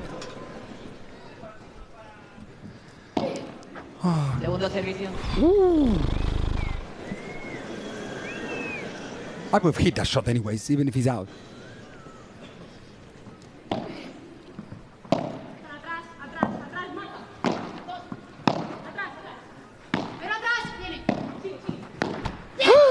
No. Mary's just nearly knocked me off my chair. The crowd are gaping. Sorry about knocking you all the time. I'm just touching you every single point. It's all right. It's madness in here. It's madness out there. It's thrilling on the court. It's 10 points apiece. It's by far, correct me if I'm wrong, and please Jonathan and Sandy just send me a message if I'm wrong, but the match, at least in the female, we've seen in this HEXAGON Cup, and it has to happen in the final. 100%. There we go. Another match point. Vero Virseda wants it. 11-10, Jensen, Virseda. Well, they won't go away. Virseda to returns. Oh, would you go for a lob? What would you do if you were there? Virseda will just tremble. Yes, me too. 11-10, match point number 2 for Crew. Yes. High lob, risky for Gemma. Virseda wants to escape from that game position. Now Gemma and Marta in a little bit under pressure. No. It's wide from Jensen. We go on. No. Okay. Sorry about the audience. I'm getting a little bit excited about this. I think that you also are there home. Maintain your objective vision, just like Veronica Virseda. This point, it could be crucial again. Every single point is crucial here. But if Jensen and Virseda win this point, could be served for a match.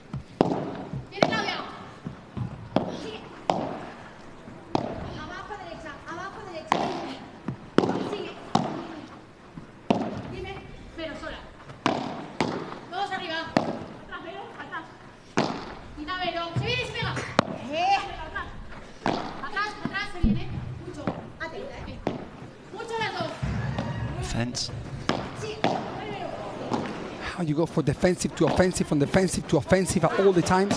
She's got it, surely. She has. What a match we're watching here. Bullseye from Triay. It's another match point for Rafa Nadal. But with Veronica Virseda serve, all the crowd, you know how all this applause at the very last comes from the Romans in the Colosseum. Oh, the gladiators. And before they died with the lions. We bring it after 2,000 years later. We bring it here. 4 brave lions out here at the moment. Will it be third time lucky for the Rafa Nadal Academy? Wow, look at this. Oh.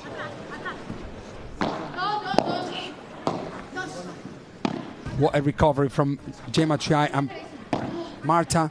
They are all on Virseda until now, and they deserve this win anyways. Very well done for Gemma Triay and Madrid Ortega, who are the winners of this first match of the final. What an unbelievable match, but they are unbeatable, Gemma Triay and Marta Ortega. They've played 4 this week, they've won 4. They do it with their 3rd match point here. A tremendous, fantastic effort from team crew. Claudia Jensen, Veronica Virseda, they came so close. They had 2 match points of their own. It wasn't to be. It is advantage Nadal as we head to the men's final.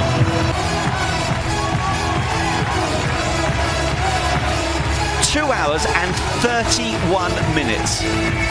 Oh, that was pulsating. That was breathtaking. You have voted Gemma Triay as player of the match. All 4, though. All 4 were absolutely magnificent.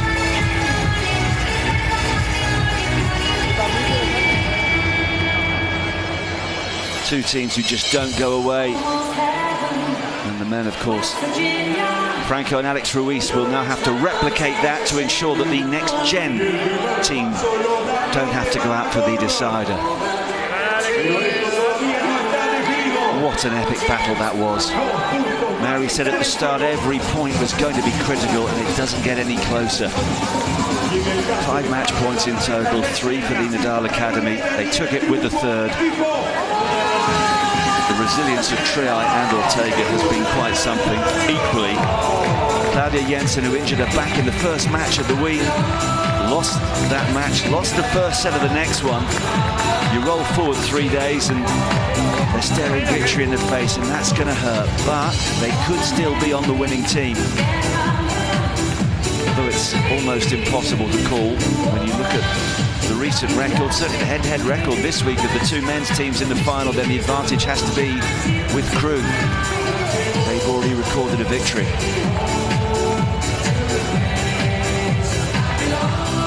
Well, Maribel Nadal's become accustomed to celebrating success, following her brother around the world, key part of the Nadal team throughout those golden years, and now leader of this team, who are bouncing, but they haven't won it yet.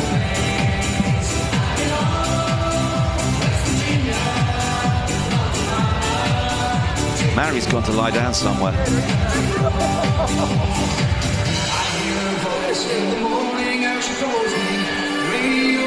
We'll have all the reaction shortly. Christina will gather everybody by the hoardings to get the reaction.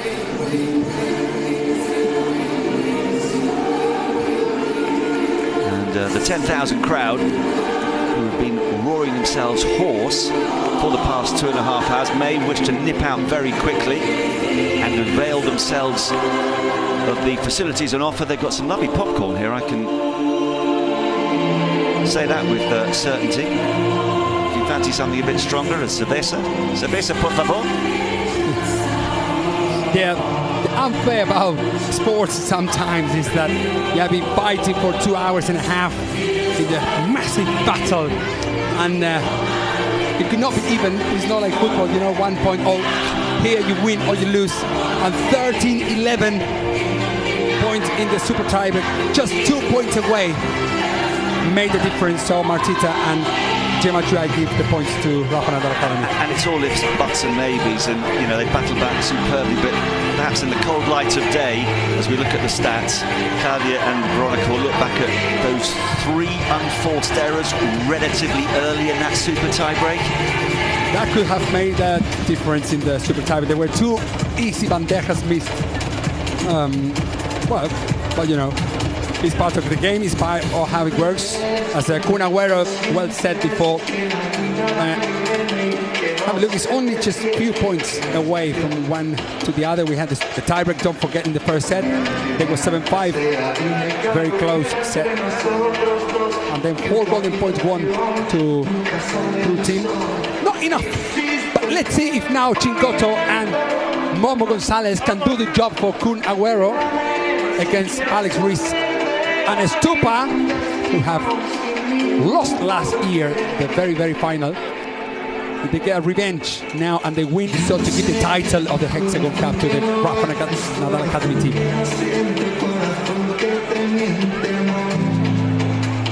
Well, the players are heading towards the presentation area. The doctor, used to writing prescriptions, is signing lots of autographs on her way.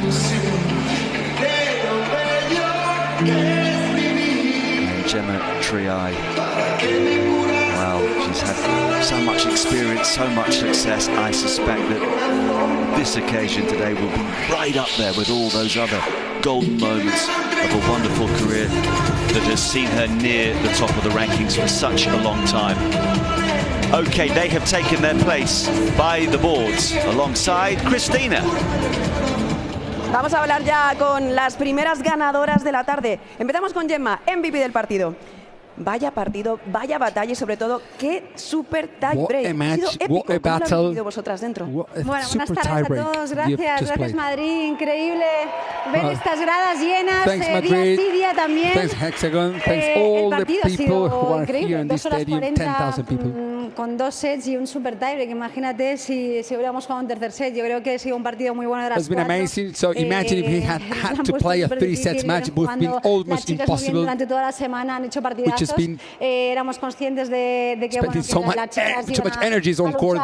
Physically, it was like very hard to play at all the times to keep concentrated. Ha sido un poco montaña rusa. There's been like a roller coaster going up and down throughout the whole match. Hemos dado la vuelta. Creo que turn it back to our team, and so the whole team is celebrating with us. Así que bueno, muy feliz y de dar esta victoria a todo el equipo. I'm very happy, and we both are very happy to give the point to Ha sido una batalla a nivel mental y esa ha sido una de las claves, porque en ningún momento, ninguna de las 4 os habéis desconectado del partido. Madrid Ortega, the battle was more mental than the fitness. Gemma, que sabíamos que era una pareja durísima, al final también es lo que tiene pues este tipo de parejas que no solemos jugar juntas. So we knew that Gemma, Jensen and Virseda was a very strong pair. Y bueno, it's not going to be easy, they know that. Ha visto un super espectáculo toda la semana, que han estado gradas llenas y nosotras batalla tras batalla hemos conseguido llegar hasta aquí. Hoy estaba para cualquier lado y bueno, hemos luchado hasta el final. Si me permites, yo creo que mi abuelo me va a estar viendo. Lleva una semana durísima, creo que esto le va a dar un súper empujón.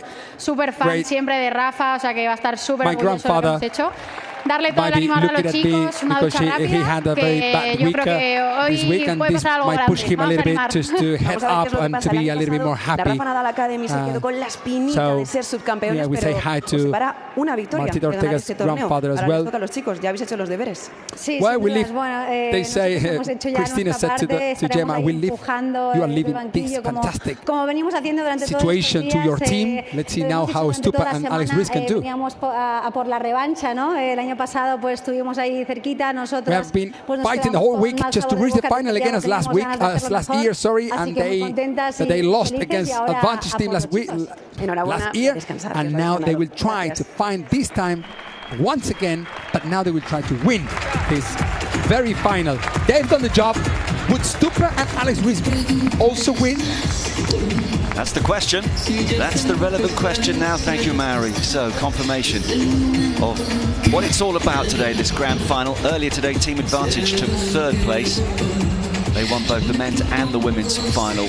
Rafa win this one by 2-1. It is the men next.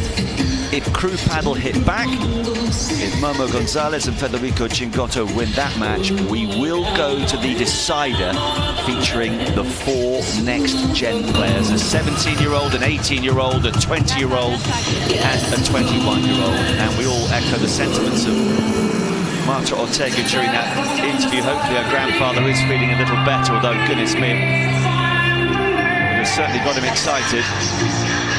She might have to prescribe herself something just to calm down. We'll turn our attention to the next match. Fede Chingotto. What made him become a paddle player, I wonder?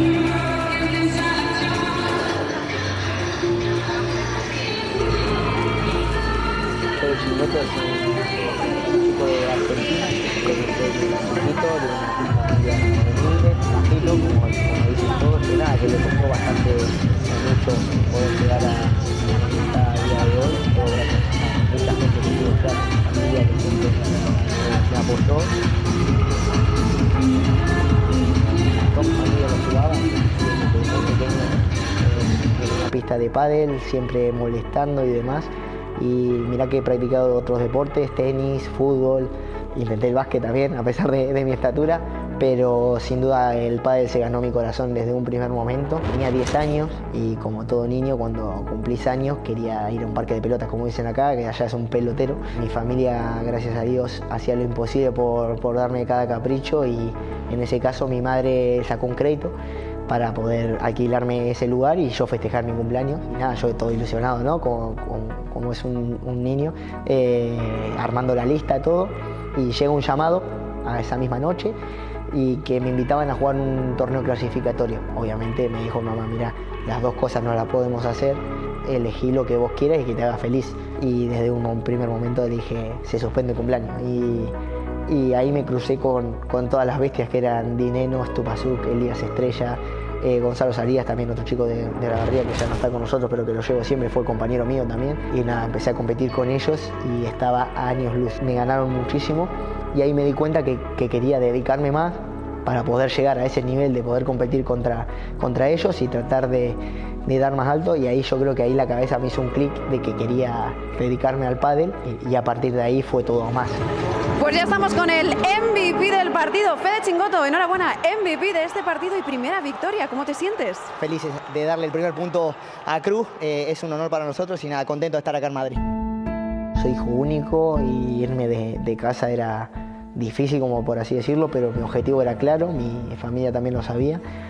A mi familia la maté, obviamente, cuando me fui, o sea, de que pobres sufrieron muchísimo porque se iba como el nene de la casa. Es mucho sacrificio, mucha entrega, mucha dedicación, y que sin querer a veces la gente por ahí con algún comentario o lo que sea te lastima mucho porque vos lo estás dando todo y estás sacrificando muchas cosas, y a veces como que nadie pone en valor todo lo que luchás en el día a día, que no se ve, que no somos conscientes que estamos en el mayor circuito del mundo y que no toda la gente puede estar jugando esos octavos de final en un torneo o en un escenario como es acá en la HEXAGON Cup. Nosotros tenemos la suerte y nosotros sí lo valoramos, porque lo que te digo es muy duro el camino para todos. Yo sé que todos hacen muchísimo sacrificio y que dejan muchas cosas de lado por cumplir su sueño. El mensaje que trato de transmitir es que cuando me vean, que a pesar de no ser el más alto, el más fuerte ni nada, que se puede, que los sueños se pueden cumplir, que a pesar de tener muchas dificultades, las puertas a veces se abren, que crean en uno mismo y que den el máximo siempre.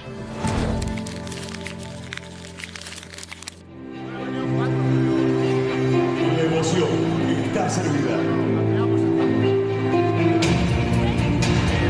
His birthday party, everyone was there, and then an opportunity to play in a qualifying event. The choice is yours, Fede.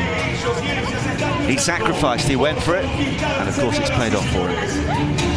And here he is now in this final of the final. They have to win.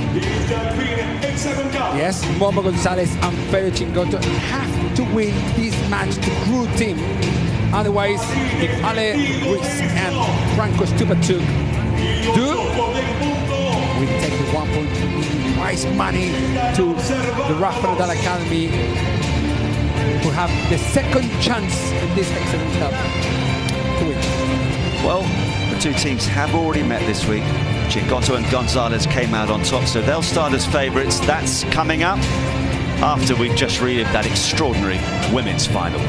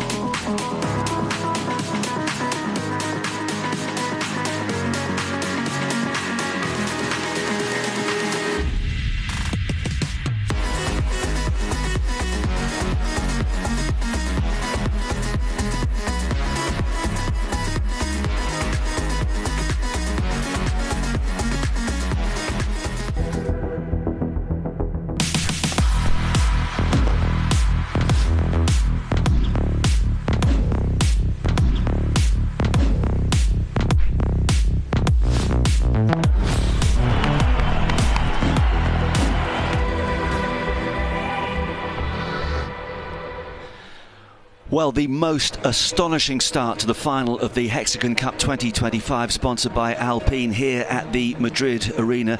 A set-out crowd was treated to a remarkable contest in the women's showdown as Gemma Triay and Marta Ortega saved 2 match points to beat Team Cruz Vero Virseda and Claudia Jensen with their 3rd, and so give the Rafael Nadal Academy an edge going into the eagerly anticipated men's battle.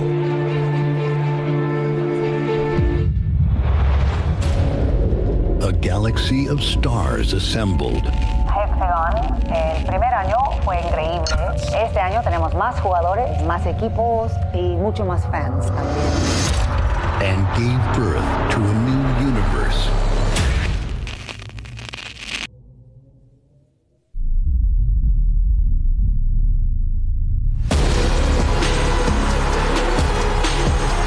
After the Big Bang, only the supreme beings will reign.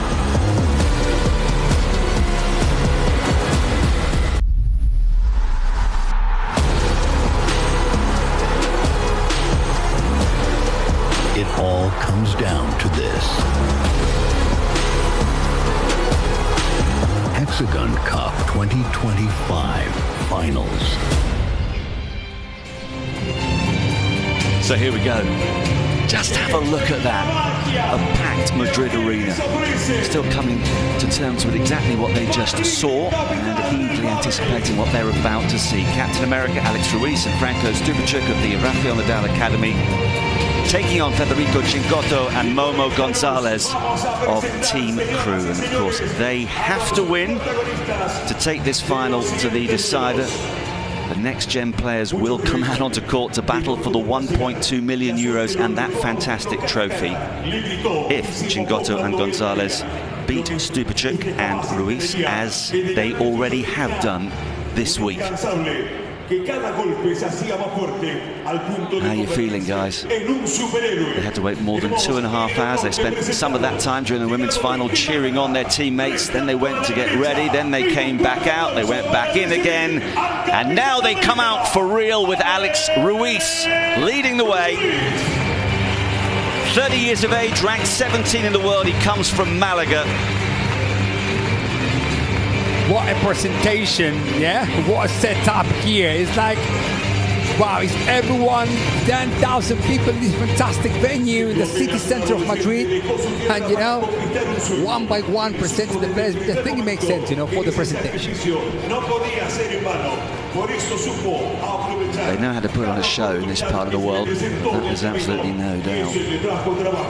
So Alex, who had a tough time of things on court last night, particularly with some overhead misses that hopefully won't have haunted him, but will have certainly got his attention ahead of this one, as we await his partner for the night.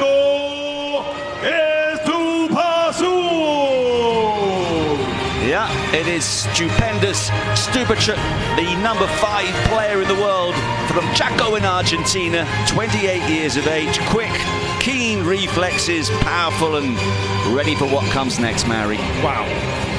What a pair, these two players. You know, they, even though they played together before, but individually they are such a fantastic people and they match very good together. So let's see how they can perform against the next two players who are being presented right now. Sellout crowd for the second day running. Mentioned a few times that ticket sales, well, more than 4 times as many sold in comparison to last year, which was extremely popular. And talking of popular, here he comes, the mouse in disguise. Federico Chingotto, 27 years of age, ranked 4 in the world. If you were with us a short time ago, you'd have heard his backstory, which was inspiring. You've got to sacrifice a lot, he said. He's an emotional man, but he's a wonderfully talented player. Such a character, Mr. Chingotto. As well, an Argentinian guy from a city called Olavarria in the Buenos Aires, nearby Buenos Aires city. Long career to arrive to where he is today. Player number 2 in the world, trying to lead the ranking against Coello and Tapia. Will share court today with this amazing player who's been presented right now. Momo, that we call him Momo because his name is Jerónimo. Mr. Jerónimo González. You know, he looks like Djokovic. Yeah, well, a little version of... if he can play as well as Djokovic over the next 15 years, he'll be happy, but this is most definitely Momo's moment. Picture time. Laugh, smiles, everything is good until next 5 minutes. And they finish the warm-up and they start the last, perhaps the last battle of the year. Because if Chingotto and Momo win their match, it will be the next generation of players, the 4 female players, 2 from each team, to compete for the very last match of this HEXAGON Cup 2025. Yeah, spare a thought for Cánovas, who is 20 years of age, ranked 39 in the world, and representing the Rafa Nadal Academy, alongside Noemi Aguilar, who is 18, comes from Madrid, ranked at 54. They're waiting in the wings, depending on the outcome of this match. And if necessary, they'll come up against, from Team Crew, Marina Lobo from Alicante in Spain, who is a 21-year-old, ranked 47 in the world, and Agueda Pérez Ortiz, also from Madrid, who is just 17. But of course, we've seen Claudia Jensen, aged 19, already perform heroics in the women's final. Christina is waiting for us courtside. Yes, here we are next to the both benches and looking forward to the amazing battle that we are about to witness. It might be the last and final battle for the title. And we have the opportunity to speak with some members of both teams, and they both agree that this match is going to be a question of small details. They both said that at this level, with the intensity and the pressure that the four players have at the moment, it's going to be a long match, or at least they presume that, and it's going to be all but the tiny little details. Great stuff. Thank you, Christina. Right. This could be the final battle. This could be the decisive moment. Will Team Nadal be the champions?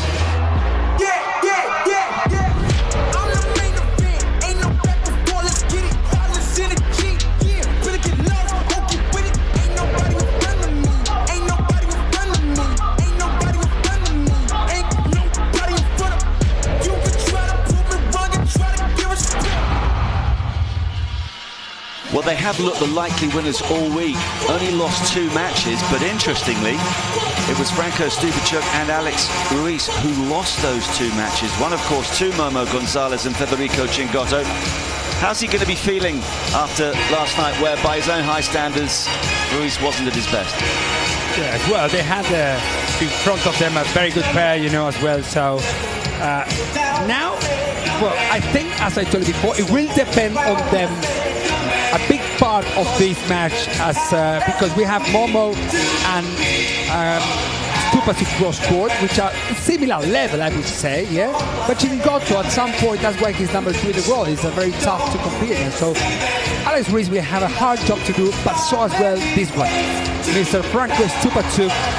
Because you know what I mean, the quality of the 2 players, the cross-court players, Stupa and Momo, are similar in terms of the power, the speed. They are very quick on court, they're steady players. Everything is very similar. Okay, that's the Rafa team, but rule out Crew at your peril.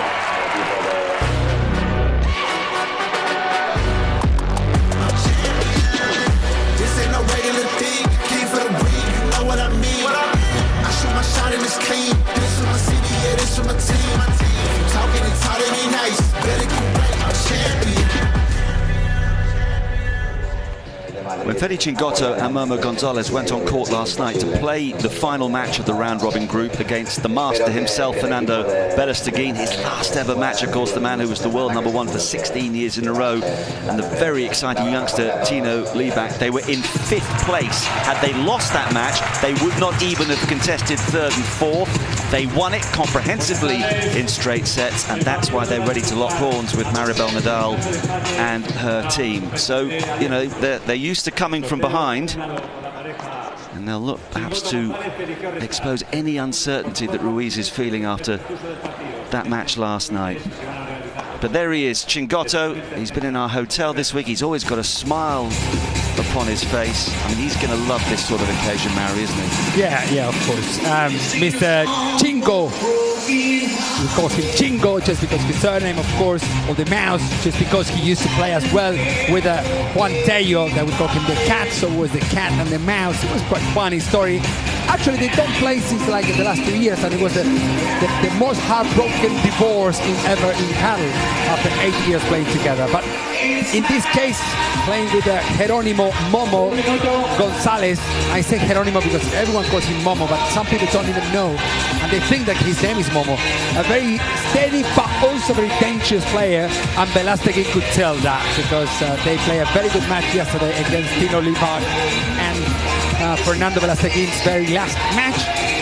And let's see now, because it's not Stupaczuk's last match and not Alex Ruiz's last match neither. They have to win, otherwise Rafa Nadal Academy will take the lead of the HEXAGON 2025 back home. Those are the players. What a match, huh? Yeah. He's a cool guy, by the way, is González, having a quiet lunch with his partner earlier today. Looked as though he didn't have a care in the world. Looked like it was a quiet Sunday afternoon. He might go for a stroll in Madrid, maybe catch a movie. Oh no, you're going to go and play for 1.2 million euros in the Madrid Arena. And the right to go home with that magnificent trophy. Team Advantage picked it up 12 months ago. They've had to settle for third place this time around. But either it's going to be Rafa himself trying to find a bit more room with his bulging mantelpiece, or Sergio Aguero, who I'm sure has got plenty of silverware dotted about his various homes as well.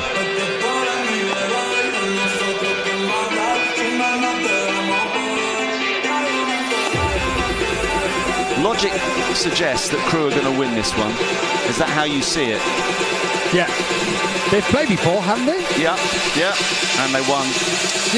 You know what happens is that Chingotto and Momo González are two players that playing naturally, comfortably is very tough to beat. Very tough. They will never lose the points. It's going to be, let me count them if you want to, but it's going to be 5 unforced errors perhaps throughout the whole match.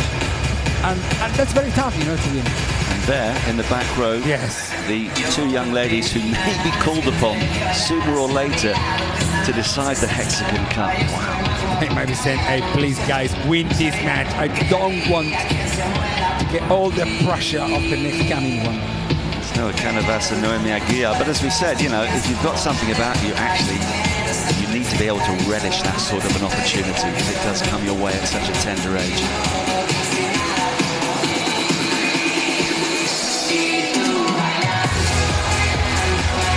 What a week, and it might come down to this match, it might not.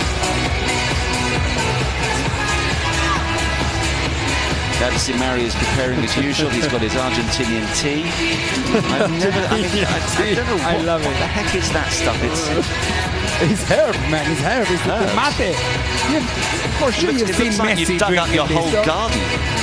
Man, it makes me laugh. Sometimes it's not easy, you know, to bring this herb to other countries, because you arrive this to the UK and the people are like, you know, at the airport they're thinking like, what is that? If I was a customs officer, I would be pulling you aside just to make sure. Don't you think it didn't happen to me? Oh, it has. A few times. Oh, okay. Yeah, but then they realize, they see my fancy face and say, oh, poor guy. Okay, let him go. Yeah, I thought I'd seen your picture all over Heathrow Airport. Watch this man. Mari, who travels the world these days, he's got academies here, there and everywhere, lived in England for 5 years, in Chingotto, in Essex, learned English, rediscovered your love for paddle, and hopefully one day you might be able to inspire some Brits to compete at this level. And in fact, there is talk that next year, this is not confirmed by the way, but a suggestion for the next gen is to have 8 international teams. So for example, the Robert Lewandowski team might just have 2 young Polish players. Maybe Andy Murray's team would have 2 young Brits. Pierre Gasly's could have 2 young French players. That would be an interesting dynamic. Hopefully. Let's see. I think HEXAGON Cup has a lot to share to the world of paddle. They came a year ago, big organization, and they really want to stay. And I'm telling you, they will. Well, they're doing a brilliant job, and we are now watching their men's final with Stupaczuk on serve and making an early error.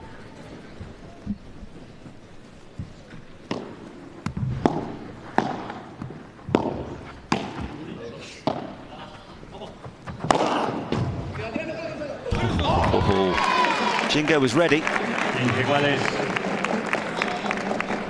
Well, Chingo is running straight out the court because he believes that Momo is coming to cover just in case the ball doesn't, you know, but Momo didn't, or did, but not as fast as Chingo would like to. The typical rulo from Franco Stupaczuk that has given to him, I don't know how many points and advantages all the time, because the rulo is not an aggressive shot, but it's very tactically, it really works. So try to practice your rulo.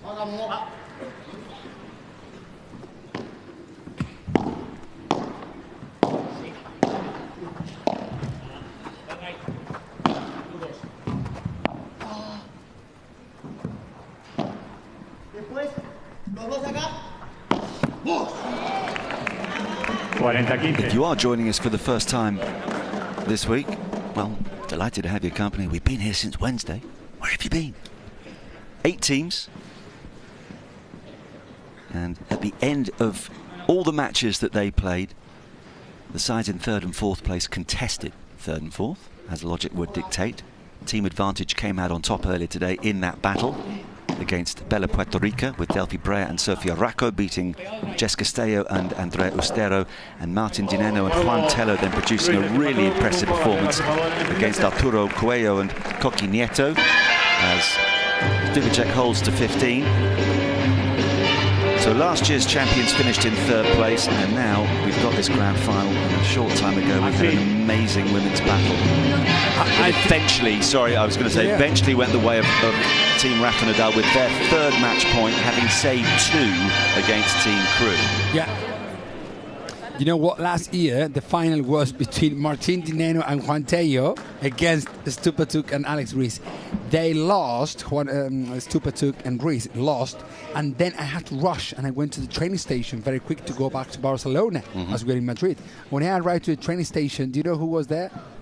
Alex Ruiz. I mean, you tell me how he arrived quicker than myself when he was just playing on the court. I mean, this Captain America. Yeah. You know, that's as fast as him. And was he okay, despite? Not really. No, he was so upset. But they had a match point, didn't they, in the final? Look at that. They had a match point in the final and lost it. So clearly, he's got extra reason to make amends tonight. And they're on the way. They started with the right foot, I would say. No.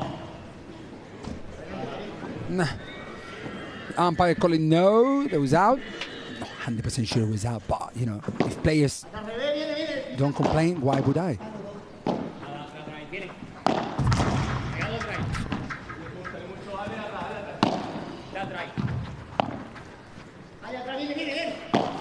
What an open angle for Momo, and that was out. Just out. Is it written in the rules that if anyone quibbles over a first serve, the crowd whistles? Because it happens every time. They just don't like it, do they? I mean, sometimes a serve's out, and that's that. And that's that. That's very emphatic. Yeah, sometimes, you know, well, this is part of the show. Yeah. It's, you know, there will be always some people, but said that it's not football, you know, and it's paddle. Why we around 10,000 people, and when it's this kind of sport, I would say kind of like tennis stadiums, you see who is doing what. It's not like in football, you know, that 80,000 people, you don't know. But here, you really do, even though players sometimes know who is whistling or who is saying what. So, hey, it's that guy. And yeah, it happens. Eh? Sometimes it's a security guy, because people come here and they have a drink with friends. Nah. And sometimes they think they're joking, or actually they're working. As long as they don't take it too far, it adds to the excitement, doesn't it? The atmosphere. Exactly. There's been no problem at all from these sellout crowds over both Saturday and Sunday. It was pretty full on Friday as well, and by no means empty on Wednesday and Thursday. We had a wonderful contingent of youngsters from various schools in Madrid on Wednesday who were relishing the fact that it wasn't double biology. Instead, it was treble paddle.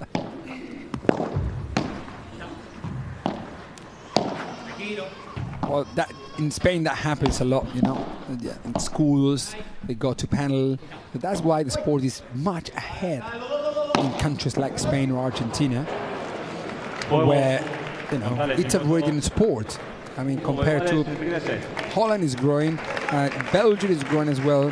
In the UK, it's taking a little bit longer. Sweden is already growing as well. So at schools, it could be one of the, you know, subjects as well. When you study or you do fitness, you got to know at least the rules of paddle, how the movements are. So we're going to have more coaches. The more coaches, the more players. The more players, the better the level. Low dipping ball, causing issues for the two boys in light blue at the net. Ruiz able to see the funny side of it.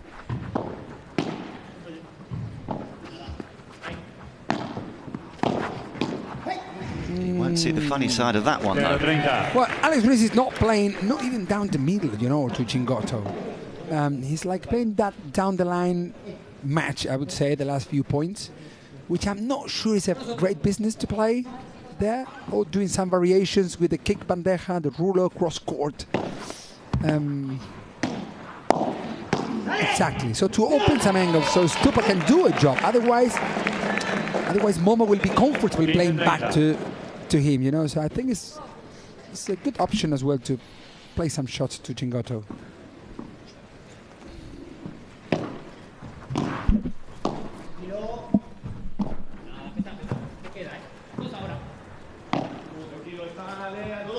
He listened to me a little bit, even though it didn't work. It's like he's thinking that he's going to miss a shot. Do you know what I mean? It's like he's feeling, that's why he doesn't go to the net like very active, like boom, pass, split step, racket up. No, the body language talks. And I think that, you know, when you play against Chingotto, he's one of the players who really read the situation, which player is doing what. That is long, and that is a break. 3 unforced errors from Alex Ruiz. As I told you before, he could make his game change.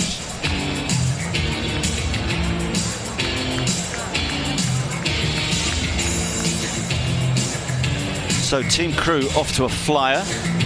If you are joining us for the first time, here's a little reminder of what the HEXAGON Cup is all about. 1.2 million euros at stake. 8 teams, 3 pairs, 3 categories, men, women and next gen. 38 matches in 5 action-packed days. 12 men's, 12 women's and 8 next gen matches. Wow. Ready. Pairs win points for their teams. Men and women earn 2 points for a win. Next Gen bank 1 point for a win. The 2 teams with the most points will face each other in the grand final for a chance to win 1.2 million euros. You're about to experience the most spectacular paddle event.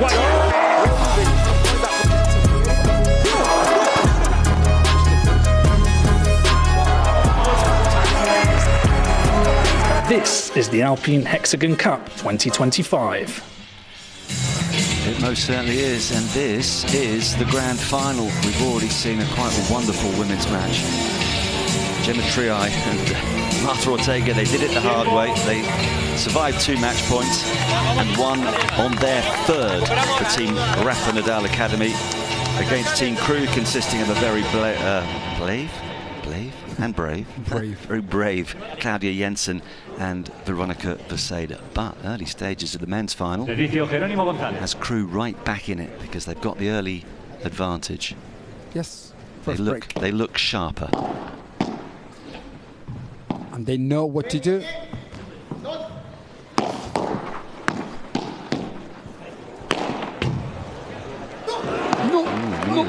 Very nearly got onto that, which takes some effort when Ruiz launches the ball.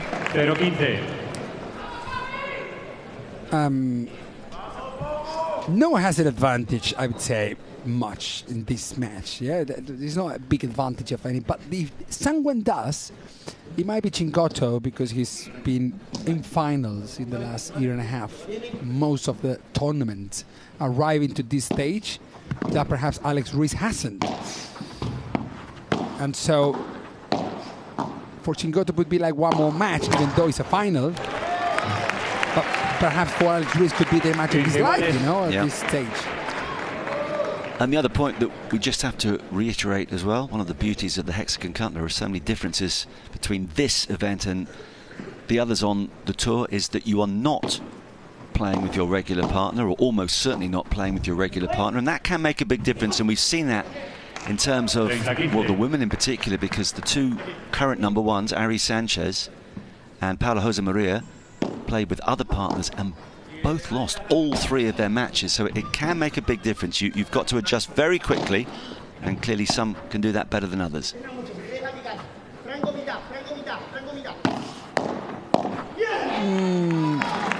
Franco mitad. Franco is Franco Stupaczuk, of course. So Chingo was telling Franco mitad. Mitad means like in between, in the center. Yeah. So, and I think the bad decision about Momo was either if he plays hard, well, Stupa will volley. He should play or slower or hard, but down the line. That's where Stupaczuk was ready there to volley.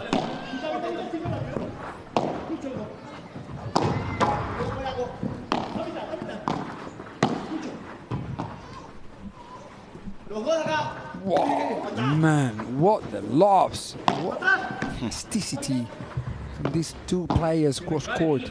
And there he goes. When the ball goes to Chingotto's Vivora, he doesn't have a Vivora, he has a poison one. Oh, yeah. Poison on that shot. You don't want to go near that Vivora, it will bite. Look at that.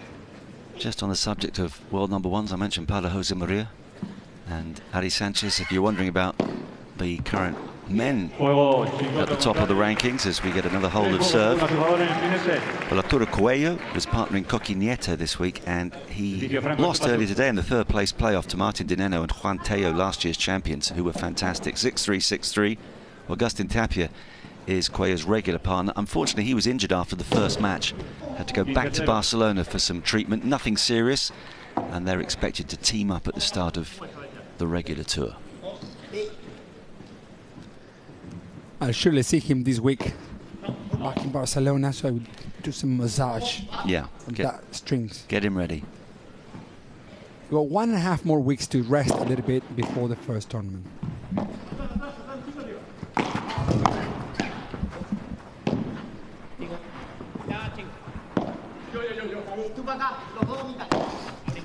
Also, Momo was used to play as well with Alex Ruiz.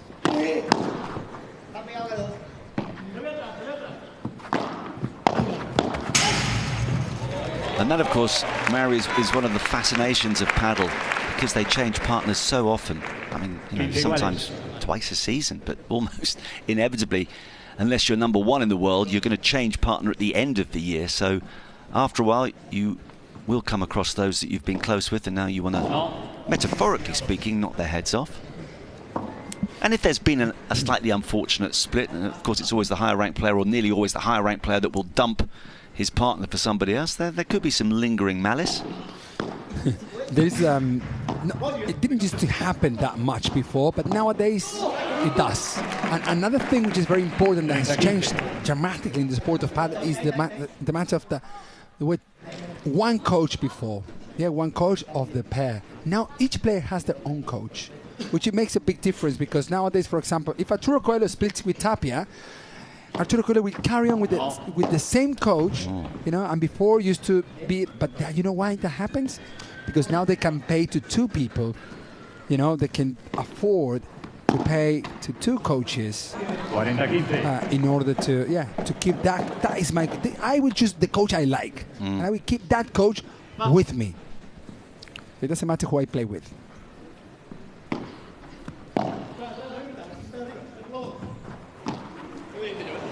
And you would think, with all these changes, etc., that there'd be no secrets amongst the players, but another point that Mary's been making is how they are constantly evolving, switching little things up, learning something new, shifting tactics, often, you know, almost game by game, so you can never be quite sure what's coming next. Okay, that's why the more adaptable player you are, the more people you can play with. And lefties, like me, we have a massive advantage covering the middle and blah, blah, blah, but then we can never play on the left side of the court. Yeah. So it's half of the advantages.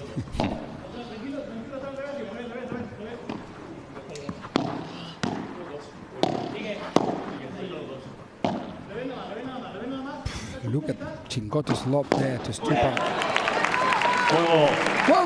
Well done. Nice shot of the back with the bajada from Stupaczuk. Nothing to do there for Chingotto, and they are leading 3-2 with one breakout.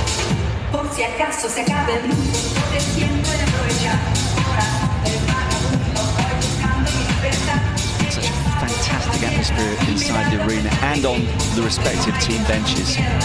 Everybody gets involved. Jonathan Ledger was making a very good point that, you know, Andy Murray is the owner of one of the teams, and when Andy was playing British Davis Cup, so important, he felt that everybody got behind the team, didn't matter what your role was, all for one and one for all, and that's definitely the case here. I mean, sometimes you have about 5 or 6 people all talking at once. but invariably they get the message across. And they're usually pretty demonstrative about what they're trying to do. I just love watching this guy, Chingotto. And he's either smiling or he's stressing something of significance. And don't forget, you can get involved too. We want you to vote for your player of the match. Use that QR code. Occasionally emotion comes out on top with this vote. There was an example of that last night when Pérez, the master, the man who was world #1 for 16 years in a row, he was on the losing side, but he still got almost 50% of your vote, and we understood that. Coello, the world #1, he was given player of the match after his first match where he hadn't actually been at his best, but when you're popular, you've got an advantage in that regard. So, for whatever reason, however you wish to cast your vote, we would love to receive it.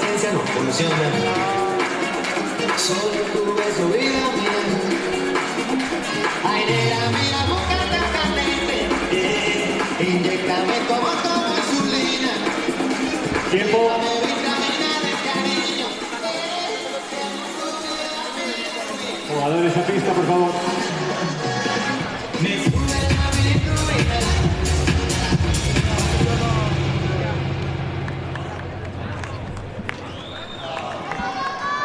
Two players who were in action a short time ago. Jensen on the right of your picture. Virseda, they battled so hard. They got themselves a couple of match points in the super tie-break. And they eventually lost it by 13 points to 11. And the next-gen players, there they are, becoming, I suspect, increasingly more nervous.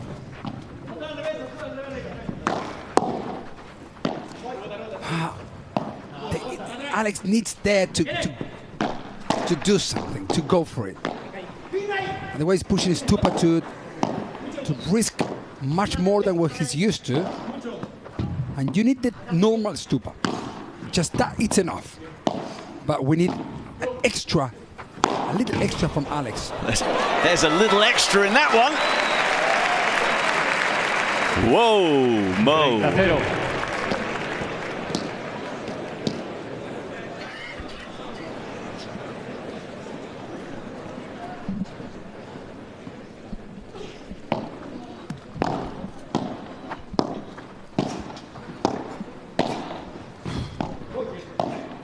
Chingotto's shots are meant, I promise you, I can't believe. Actually, I was with him on court the other day in Miami, and it was, when you are there inside the court, that you can really feel it.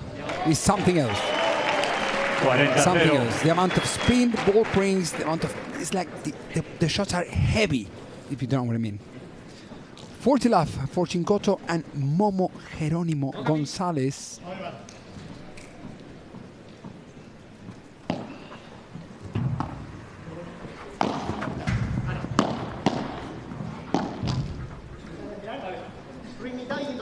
Great lob, Alex.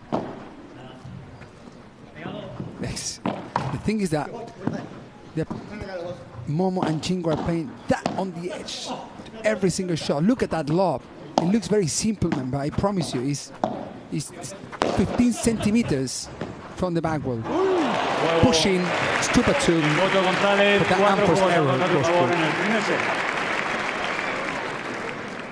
Servicio Alejandro Ruiz. You know, it's crazy, Marcus, but sometimes it's, for example, if Chingotto all of a sudden, you know, changes side and goes to the left side just because, you know, the tactic didn't work and an emergency situation has to go and cover his partner, then if they stay in that way, it's like Stupa, who is a left side player, playing cross court to Chingo, who is right side player in the non-playing side, let's say. It's like it starts a new battle there, and Chingotto is like showing, hey, listen, I can beat you also here, eh? And Stupa said, no, you will not. And it started a 10 seconds battle that could make you take a very bad unforced errors. Yeah, so it's basically like 4 matches in one sometimes.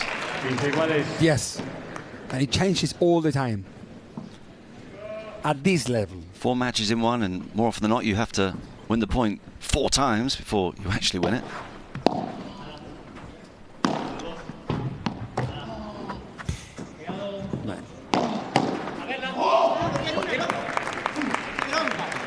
No puedo bloquear una. I can't block any shot. Well, if the ball is coming from Alex Ruiz and that speed of the back, well, beautiful backhand towards your feet, then if it's difficult for Chingotto, I think it's difficult for everyone. Good serve. No wonder we're hearing a lot from Chingo. He's quite a character, admits to being nervous, but always gives his all. Very warm individual. We learned a lot about him in that little feature earlier. We'll learn a lot more about him as this match develops. They'll sit down again. 4-3 with the break.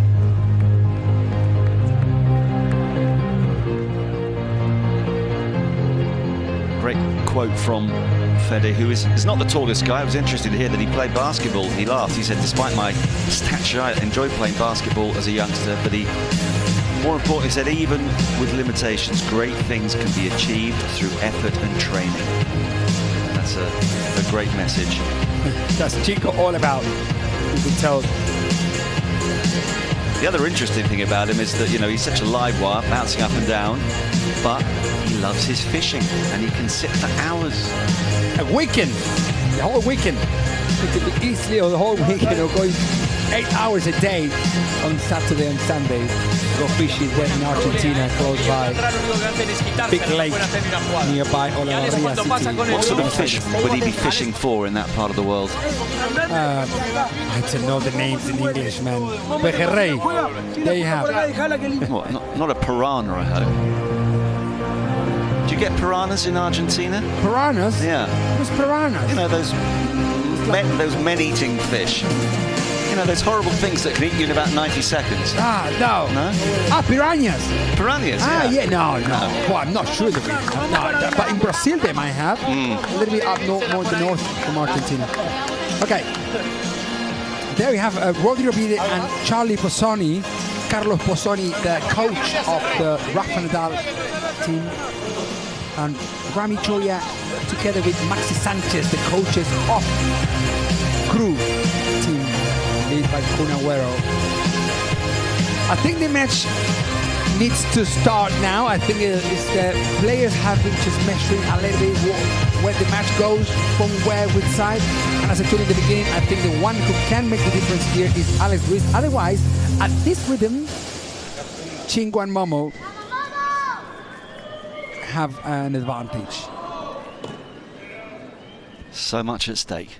And it's Momo González to serve. 4-3 with the break.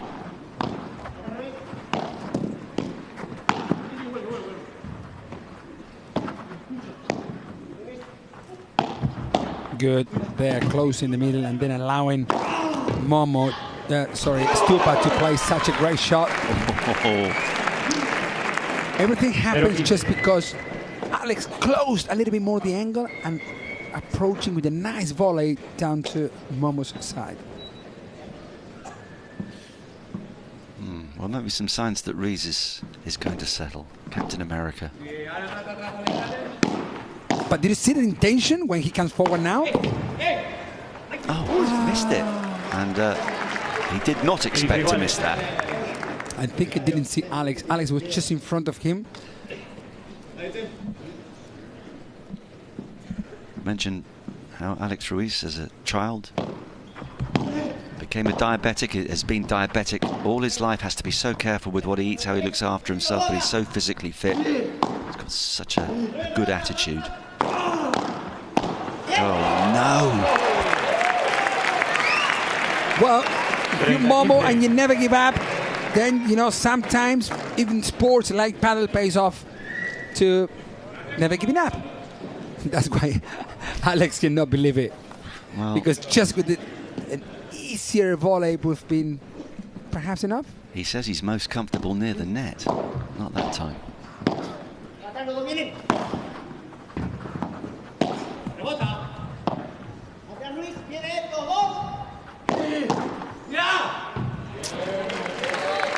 Well, leave it, said Fede. Quite right.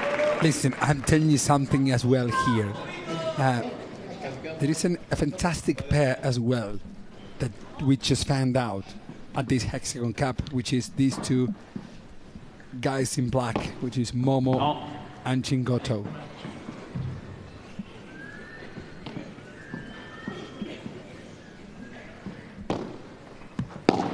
So, you know, I don't know what is going to happen with the current partners, but they will always know that there is a nice option as well to play together. Why not? Yeah. And they're both very easygoing.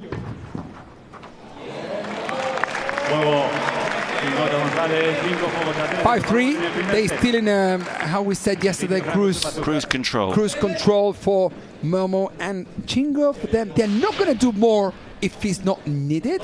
If it's not necessary, they will just carry on with the same pace, the same tactics, unless Stupa and Alex just turn this back somehow.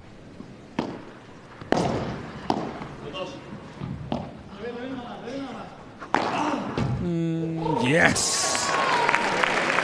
You see, well, that's one of the ways, just trying to smash. But then the thing is that it pushes you to smash every single shot like that, and that's not easy. That is Stupaczuk. Oh, now no, that backhand volley was amazing. Cue the whistles. Yeah, of course.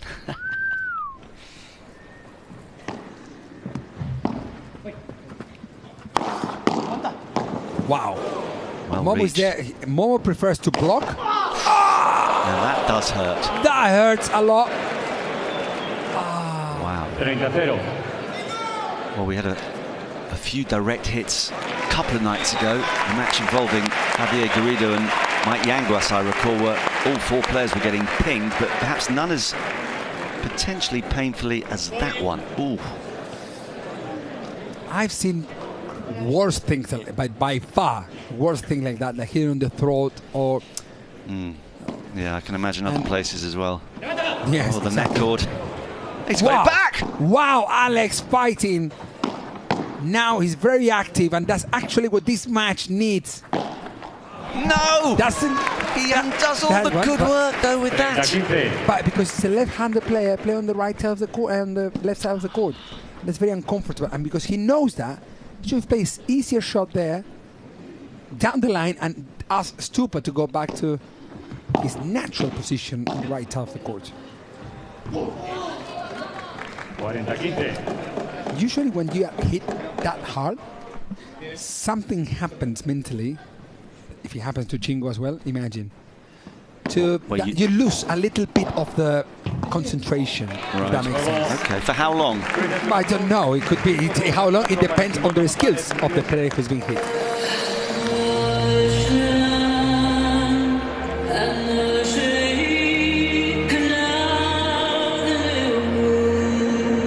Could be a dangerous question, but where was the most painful place you were ever hit, Larry? Me to hit someone? No, someone to hit you. Exactly there. Oh. I'm sorry, I shouldn't laugh. Okay. And I shouldn't have asked. There. Yeah. And yes. Say no more. Actually, el otro día pasaba rápida. Él no hace nada por irte, deja el carril. Pasa lento para que tenga que ir más atrás a recuperar. Actually, the question, yeah. We'll come back to that. But the industrious Christina's waiting for us once again. Yes, there we go.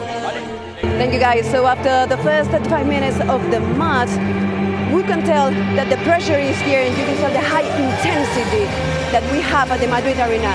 We tried before to speak with somebody from Rafa Nadal Academy's team, but unfortunately they said that it was not the right moment. They had to be focused on the strategy and on the little details that we mentioned before about the match.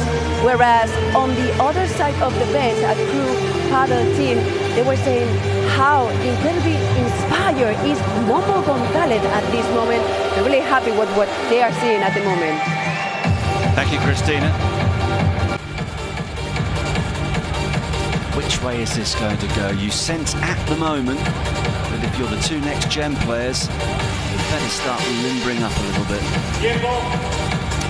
Well, actually, you told me how long that could last. That that gets you a little bit not dizzy, but if it's a little bit painful, you can concentrate. Your brain can concentrate a little bit on that pain and make you lose that momentum where you are. So and you ask, and how long does it? Well, it depends on the player. Depends on, it's like how long does it take to you to learn to play the bandeja? or to learn to play a vibra, or to be more steady. Well, every player learns in different ways, so that's why the coaching point of view is very important, because you're not coaching all the time the same people.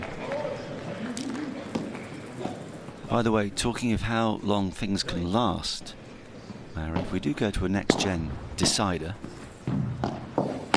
You know, I mean, I'll tell you something. I think that this match, Team Rafa Nadal Academy can win it. Yeah, if they don't, and we go to a decider, can I just point out that one of the players, yes, one of the team crew players, Marina Lobo, yes, has been involved in a match that lasted 4 hours. Hopefully, she doesn't get the record here and go to 4 hours and 20 minutes match. This week, anything is possible.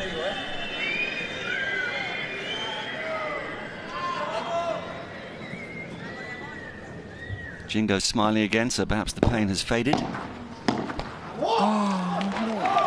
So this is really tough for Alex Ruiz at the moment. Really tough, and that brings up 3 set points. Yeah, but the thing is that before, you know, this happens just because in the second game, in the very first part of the set, it took a little bit longer for them to get the rhythm of the match, and now, it pays. You've got to pay the bill. First set, 6-4.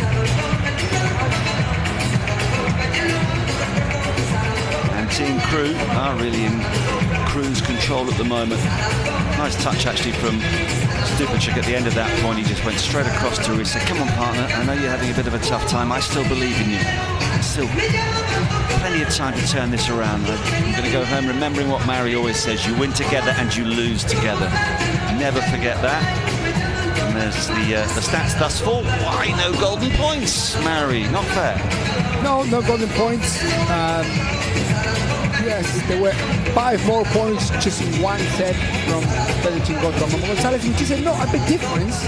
The thing is that which 5 points they won, it might be those who are closer to close the games. That's why they finished with 6 games against 4 in the very first set. And the thing is that, I haven't seen Chingo and Momo under pressure yet, and that's actually what Stupa and Alex Ruiz have to convert this match. Did you see there our top pro, Christina? She's always hard at work. She was having a little chat with Claudia Jensen. I think perhaps trying to persuade her to have a word with us in a moment. She doesn't stop, does Christina? She still hasn't brought any food up to the box, which we had been requesting since Wednesday night. But aside from that, she's played a blinder. Well, here is Pozzoni, is the coach of Alex Ruiz, Franco Stupaczuk, the current tour, and they had already been coached by, when they were paired together, Alex Ruiz and Stupa. A couple more footballers for you. We caught them a little earlier. Axel Witsel from Atletico Madrid. Rafa Varane here tonight as well. Looks like Stupa, actually. I mentioned that Sergio Aguero won't be happy about what happened to one of his former teams earlier, with Manchester City losing 5-1 to Arsenal. Well, Rafa Varane's Manchester United also lost again today at home to Crystal Palace.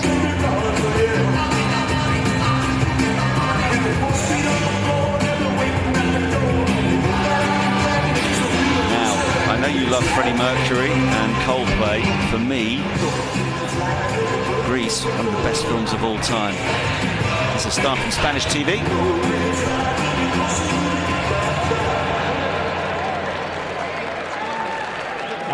Did you like Grease, the movie? I haven't watched it yet. Grease? Yeah, Grease, John Travolta, Olivia Newton-John. No, there's 2 old men. Oh, what do you mean? Goodness. I got grey hair. You can watch a film, just you can gracias. watch it subsequently, is what I mean. That was Lara Alvarez, by the way, in the crowd from Spanish TV. 6-4. I want more, as I told you before. I want a super tiebreak again. So please, you're greedy. Stupa and Alex Ruiz, show me what you can do. Show me your highest.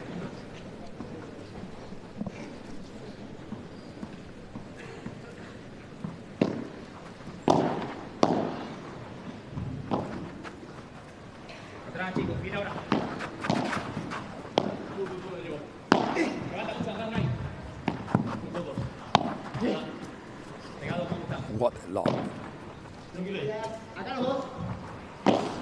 When Momo and Chingo are with the good feelings, it's very tough because even though they are not even risking much, the leading is like it looks or it feels, even though for Stupa and Alex, they are leading all the time. No.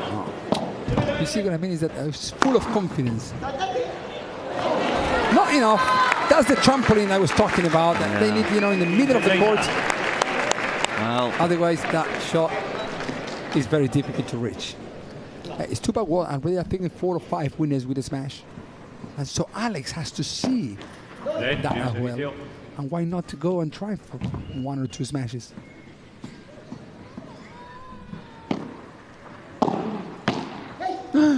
Well, 50-40, and this is the thing, I mean, they cannot go for these unforced errors. Otherwise, if they start with 1-0 down, it's going to be very hard and tricky to come back.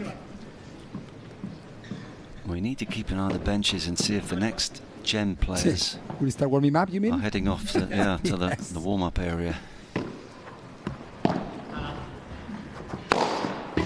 That's exactly what I was talking about. Oh, we got Listen there. to me.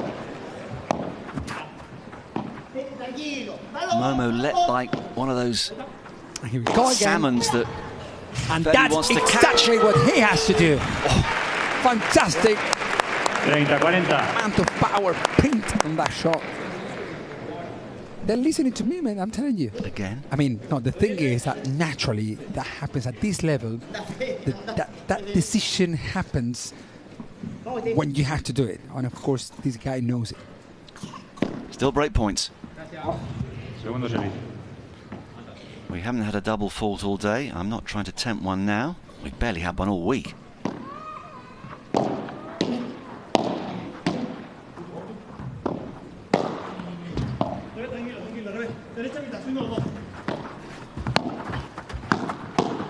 Very well played from Stupaczuk. Great communication skills from Alex Ruiz, and now this golden point. Let's see, I hope that Rafa Nadal Academy wins this one so we can have a little more relaxation from Alex and Stupa. Otherwise, if they start 1-0 down, they might get under pressure since the very beginning. Thing that no one knows. No one wants. So.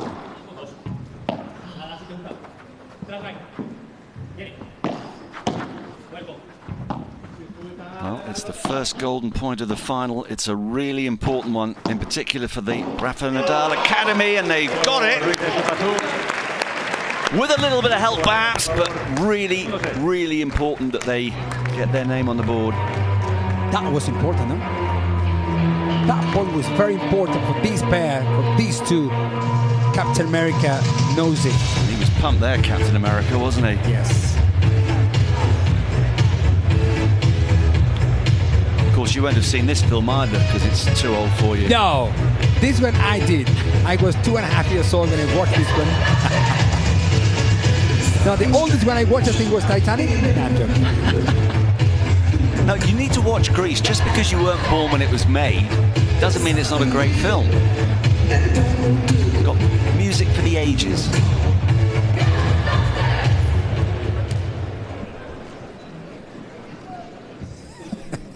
Great in the world, isn't it? There you are. Man, this is white and black and white, isn't it? Since 1978, I reckon they made that.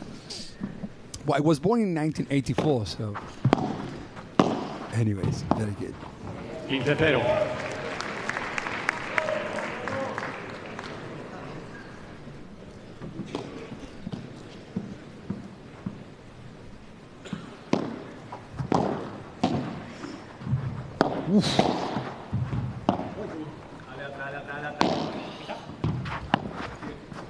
Look how Chingo played the last vibra. He played very deep as he knew that Alex Ruiz was very back. So that's why, sometimes when you're training, you got to not train only the vibra. Train the vibra, but deeper, softer, harder, quicker. There are many different shots, lobs in parallel, high lobs, deep lobs in cross court. Because all the variations happen within a second in this 20 by 10 meters court. Oh, I love the way he goes up for those. Look. Fenny gets to it! Chingolan! Chingotto became massive next to the net and reached that fantastic shot after the smash. And por tres! Look at that. If Alex Ruiz reaches that shot, he can replay again into the pile court. Short of stature, full of skill. That was fabulous. And I see from the wide shot that you still haven't moved your car. Top right of the screen, Mary. You're going to get a big parking ticket for that. What a vibra. I mean, actually, the vibra he plays, it sounds like a bandeja, actually, because it's not risky. It's not a risky shot for him, but still very complicated for the opponents to hit it back.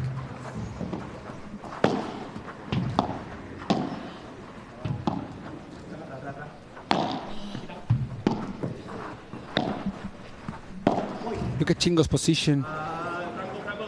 Look at Chingo's position, around 4.5 meters away from the net, allowing him to play these kind of shots. Now getting a little bit closer. Wow. You got to play at the perfect spot all the times, and that is very complicated.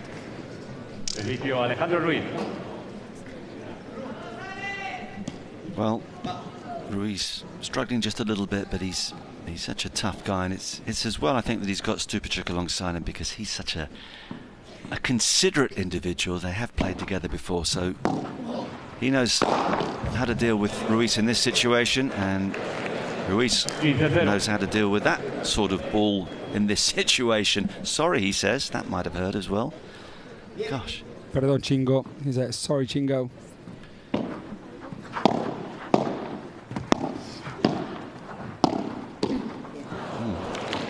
When you play at that speed, you know, you miss slightly the sweet spot of the racket, and that is what happens.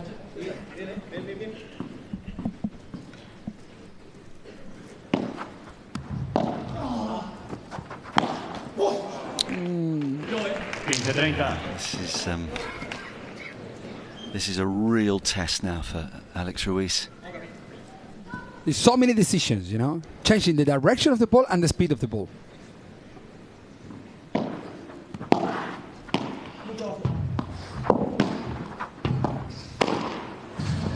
Coming back. No.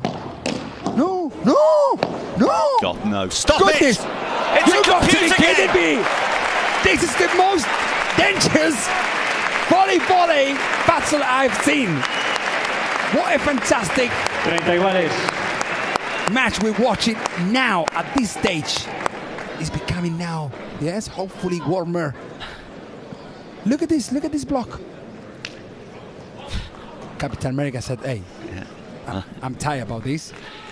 He was down after that, but his ball went out. He gets the point. The reactions ridiculous, and the quick volleys from Chingo is crazy. I'm sorry, it is like watching one of those computer games. It's just superhuman.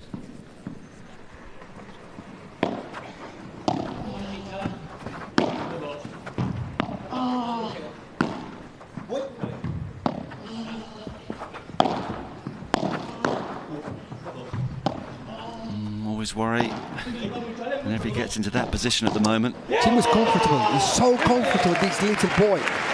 Just to play against Chingotto is tiring at some point, you know, so because he forces you to play an amazing shot at all the times. Break points, 2 of them.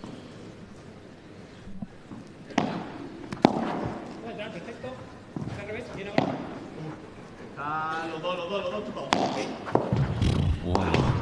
Oh my goodness. No. Did it land in? No, yeah, it was just slightly out, but could have been the post of the ear, I would say. Yeah, I mean, it dribbled over the net. From our angle, we couldn't quite see where it came down. Maybe we will this time.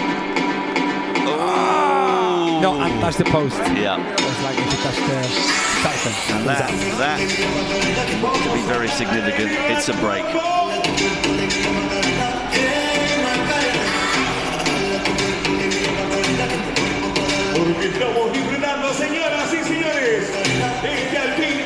Well, I understand, Mary, that the next gen players have headed off to the locker rooms to do whatever is required before they, now, not definitely, but probably have to decide the Hexagon Cup. What have you asked? What did you ask me at the very beginning of this final, very final? And I told you, we're going to have a next-gen match for sure, man. I told you. Hey, you can tell. Let's dip courtside again, and Christine. So, we have the opportunity to speak with Virseda from Crew Padel Team. Vero, not the result you wanted in the previous game, but as we can see, anything can happen. What are your takeaways from this tournament? With the energy, with the atmosphere, and with the support of the team during the tournament. And how do you feel at the moment, after what you are seeing on the court? ¿Cómo te sientes ahora mismo después de ver a tus compañeros en la pista? Well, I hope to play and to win the match, and finally the next gen will win the finals. Let's see what happens then. Thank you so much. Vero Virseda with us. Thank you, Christine. Oh, Vero Virseda, I mean, she was magnificent today with Claudia Jensen. Painful because they had 2 match points. They battled back against the Rafa Nadal Academy in the women's final, as they've been battling all week. Her partner, Claudia Jensen's had a sore back. They were magnificent, couldn't convert their match points, and they eventually succumbed to the third one that Gemma Triay and Marta Ortega were able to come up with.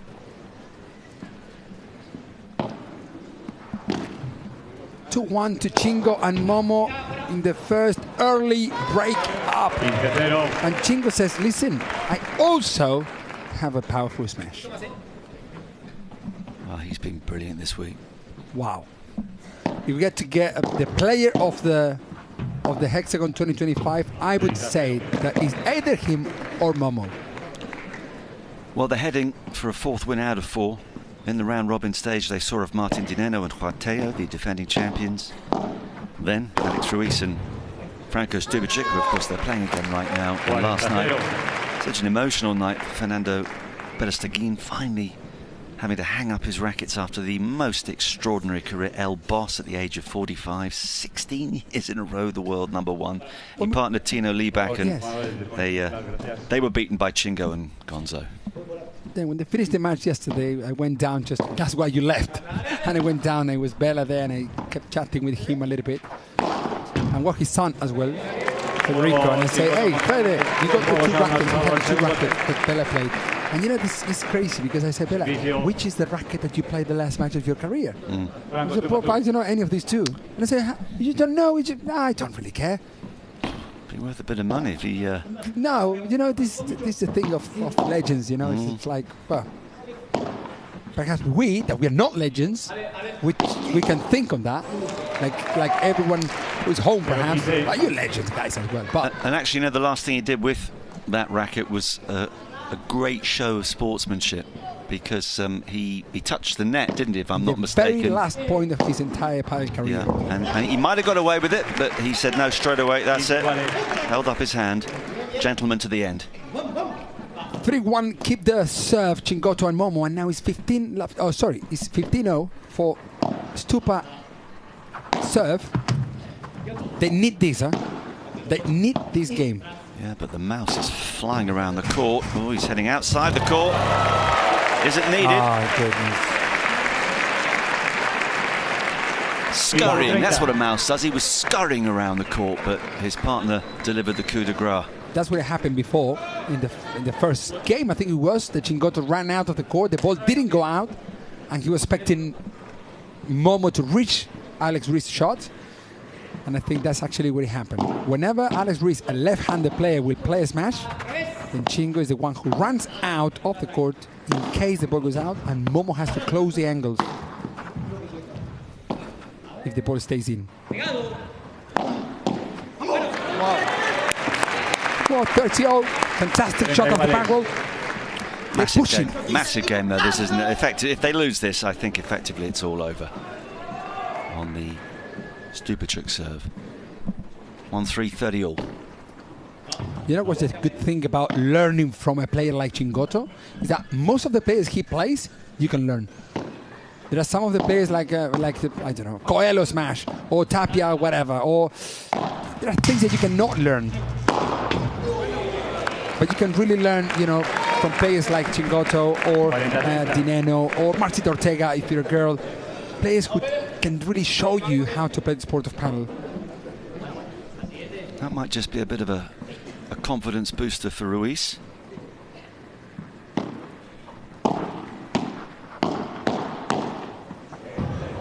Oof. Almost there. And now lights will be on. Golden lights.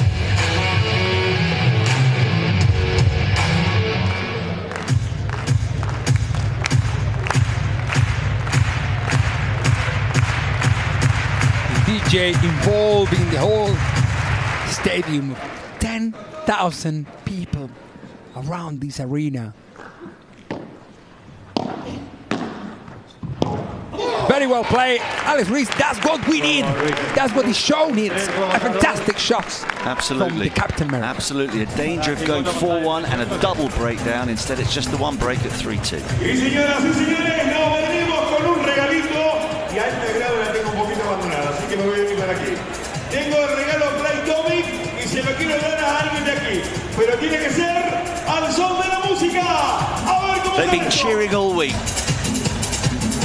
Maximum encouragement, and that will continue to the end now. No surprise to see Federico Chingotto getting your vote at the moment for player of the match, with exactly 50%.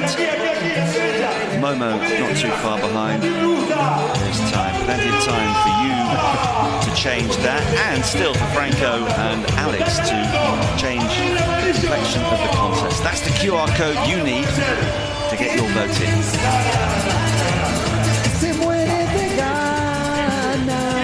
That's a bit of a noise in my ears there. There we have, when Chingotto is home, it's very hard to be the MVP, you know, because you will have always a fight against this little big paddle player.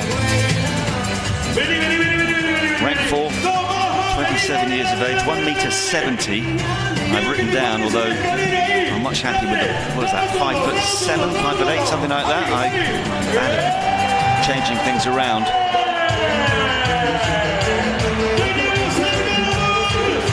Super fit, as all these players have to be. Momo is too. I was with Momo and his girlfriend today morning, and he said, I'm tired about yesterday's match with Bella and Levi, even though it was 6-3, 6-3, but he said, man, Bella always makes you run all around the court, and actually that's what happened. That's why they are now in this super, very, very final of the Hexagon Cup 2023, representing crew team from Cunagüero. And here is González, yep, serving at 3-2 with that break, so maybe just 3 games away from taking this to a decider in terms of a next-gen battle.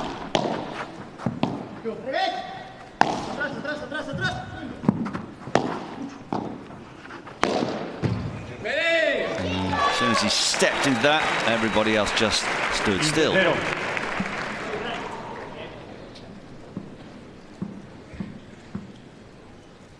That body language from Franco Stupaczuk after that lob, like he was, and this one. Well, I don't know. You know, I'm a kind of player with like Chingotto. You know, you never give up, never ever, even if if the lob is short, because the ball can. I don't know.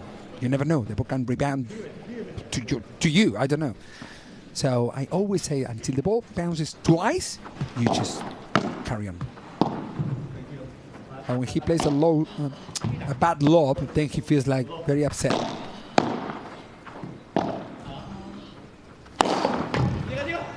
Great shot from Alex, who actually, unfortunately, hit himself after the smash. Look. That hurts a lot. It never rains, but it pours. That hurts a lot. A big bruise is coming to Alex Ruiz. Well, right side leg, because actually when you play the smash, you do that acceleration movement that you cannot stop the racket straight after hitting the ball. It's not a bandeja. Well, Chingo, who may have a couple of bruises of his own, courtesy of Alex Ruiz, may say serves you right. Yes. Wow. Very good closing the angle there. The Malagan player from Malaga, from the south of Spain, Alex Ruiz.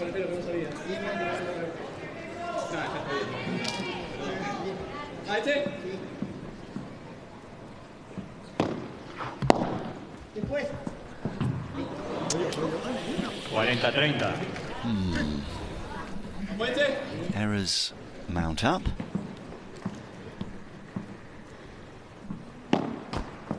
You know what happens that Chingotto's vibra, even if Chingotto is a little boy, but Chingotto's vibras making to any left-handed player, even though Arturo Coelho as well said that his vibras push him a lot. So they have to play, when they play lobs to Chingotto, the lobs have to also be very good, because otherwise Chingo will play that vibra that makes you struggle. It's another hold of serve, it's 4-2. Having taken the first set by 6 games to 4, Team Crew fighting back after losing the women's final in an absolute thriller by 13 points to 11 in the super tie-break. The pressure is mounting on the 4 next-gen players waiting in the wings as we have new balls in this final. Lobo, the 21-year-old. From Madrid, 17 years of age, representing Team Crew, or poised to represent Team Crew. Noah Cánovas and Noemi Aguilar for the Rafa Nadal Academy, aged 20 and 18, respectively. Oh, both went for it. No, got it. They hit each other, both almost, threw each other out the court. They're together. They both go together, and they know that it's important. You know that if they both go, means a lot. Means that they are trying. There was a lack of communication there, you could tell. But you can also tell they're really enjoying this. Wow. He's out. Get he reaches. Yes. And look at this. Oh! I think that sums up the match. Everything that Team Crew do works, and alas, everything for Alex Ruiz at the moment is just backfiring.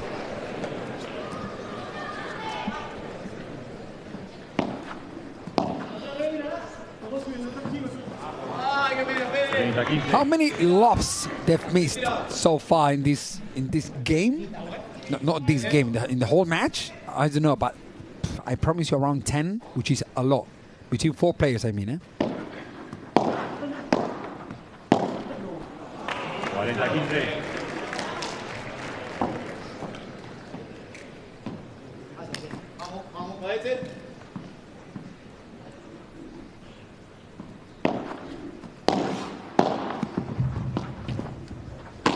No!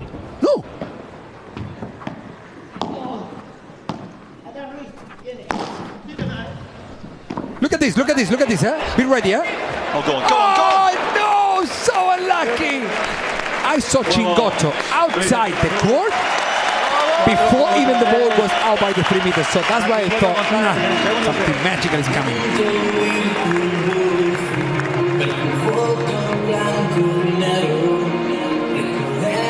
And the way this sport is developing, you'll be sitting in row X and they'll come and hit a winner. There was no one else on the court at that point. No one else. Amazing. Well, Stupa doesn't think it's all over yet. You promised me there is no Chris Marcy from Coldplay coming here, because it looks like how many people. What a show! What a setup!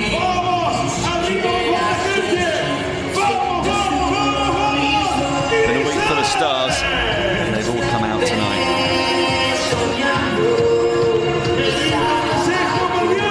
A reminder of the Rafa roster. We've seen Marta Ortega, the Doctor, and Triay do what they had to do in a thriller. Ruiz and Stupaczuk are battling, but it's increasingly looking as though Noemi Aguilar and Noah Cánovas are going to have a huge role to play in deciding who goes home with the €1+ million. Lobo and Pérez for team crew.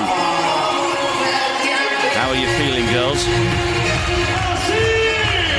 And of course Virseda and Jensen will be so pleased because having come so close themselves to winning, the boys are doing their bit, and here are the next gen. Yes. Here they are.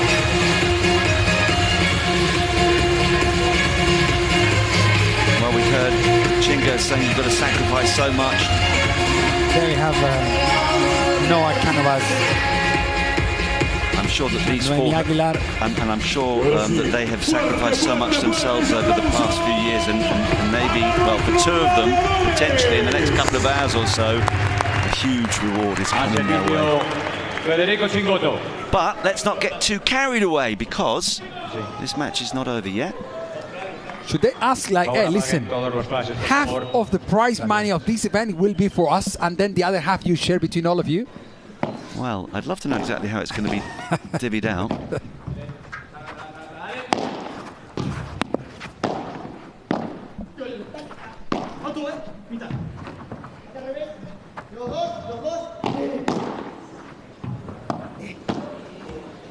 Yes. Wow. Look what you have to do to get a point from the little mouse. Well done, Franco Stupaczuk.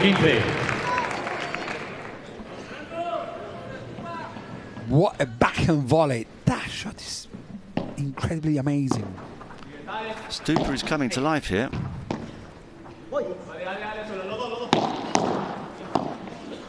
Here he goes, and here he gets his point. Okay. Well done. That's what they need. So Stupa coming to life. Ruiz looking to respond to all the difficulties he's endured tonight. Maybe a little twist in the tail on the way at love 30. Alex, Ruiz is kind of the better Virseda in the last match. You see? Look at this. Have a look at now. How does it count? That from the 3-3 to 3-4, and now with a chance to break. Don't forget that the Hexagon Cup, we have a super tie break that you never know. So if crew team really wants to go to the next match, they better close the window. The sooner the better. 4 break back points. Not with that one. 15-40.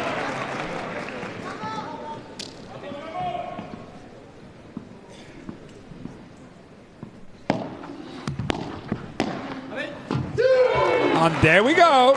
An unforced error from Chingotto. The last unforced error, I think it was in 1987 with Rulo. Unbelievable. He can't believe it, but this is padel about. It is amazing. The momentum can shift. But of course, you've now got to hold on to your serve.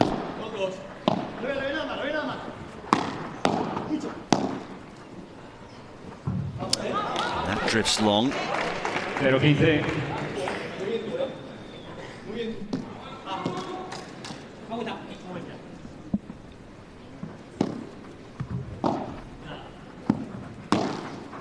What a vibra. Great recovery from Jerónimo González. Yeah, and again. Well, I mean, Mary, it was fabulous defending, but ultimately, Alex Ruiz has just blinked at the key moment.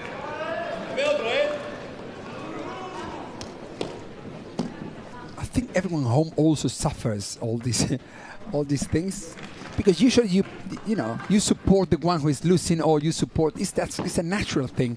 Even you love Chingo, you love Momo, but it's like I would like Alex Ruiz and Stupa just winning perhaps this set. Oh, that was great defending. There's a gap though. There Get he up goes. for it. He's got it. It's out, but it's in, if you know what I mean. How do we call that? Por quattro. Por quattro, because it's gone over the 4-meter wall, and if it goes over the 3-meter wall, it's a por tres. They were the first two I learned, and I still love the contra pared. But you never say contra pared, so I've stopped saying it. Pose. No, well, you can call it contra pared, but contra pared, I think bandeja, chiquita, vibra. you know, bajada, well, that's fine. Smash por tres, por cuatro, it makes sense. Contra pared, I think it's a little bit too much. Against the wall, it's the easiest one to learn. That's into the net. 30 iguales. But the word contra pared is not that easy, isn't it? It's easier bandeja. It's funny, yeah, but the thing about bandeja is it sounds like a bajada, and you can get a bit scared of getting those muddled up.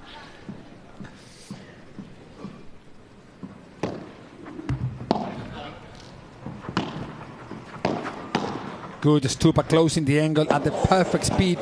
But hey, Momo is on fire. But very keen to take that overhead there, wasn't he?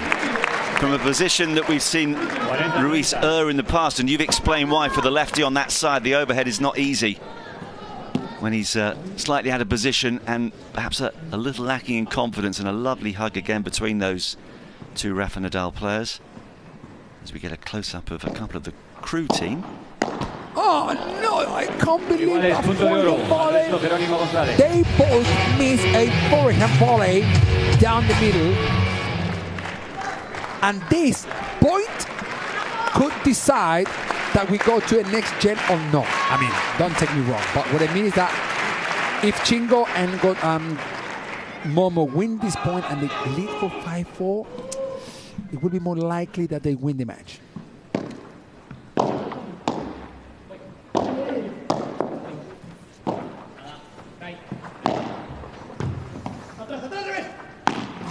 What a rulo! No! No! No! You got to be kidding me! Have a look at that! Chingotto González. Mr. Chingotto is everywhere! Oh, Fetty the Fab! It's another break, and they're one game away from levelling this final.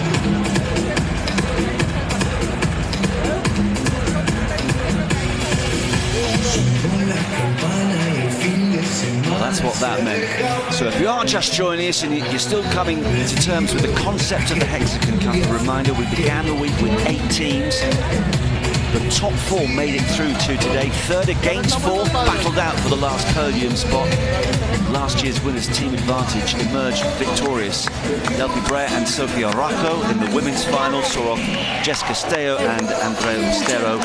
And Martin Nenno and Juan Tello, who won the whole thing last year, beat Coello, the reigning #1, and Nieto 6-3, 6-3. So that was a victory for Team Advantage. They finished 3rd. Team Bella Puerto Rico finished 4th. That then set up this final to decide the actual champions. We had an extraordinary women's match a little earlier that included 5 match points. The last of those was converted by Team Rafael Nadal, Gemma Triay and Marta Ortega, the doctor, eventually getting the job done against Veronica Virseda and Claudia Jensen, who fought so hard.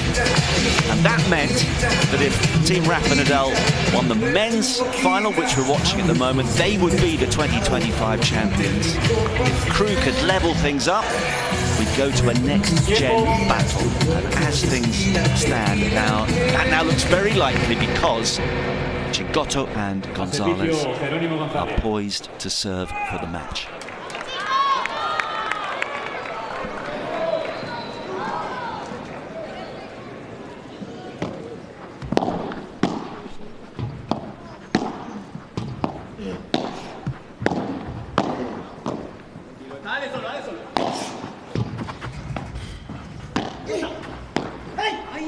Man, I promise you, if you play, you don't want to play against Chingotto. You don't want to play against Chingotto.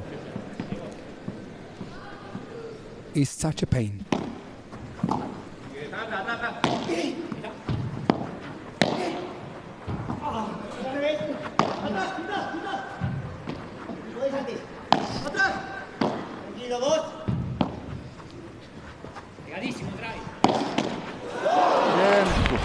One more blocking that he was complaining today early.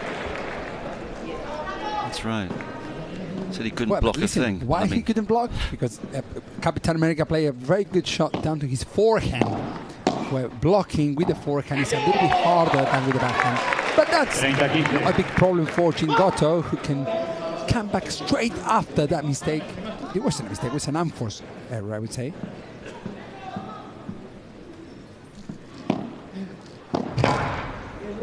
forced. Well, anyways.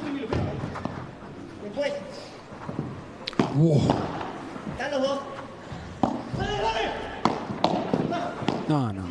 Block that one all right. How?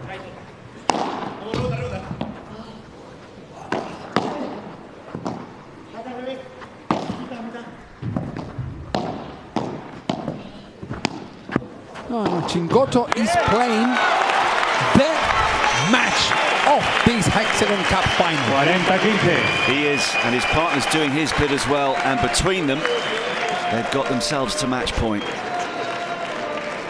And it seems that the next match is almost to come. Remember that we finished this with the very, very last match of the next gen. Will decide who are the winners between Crew, the team from Kun Agüero, and Rafa Nadal Academy teams.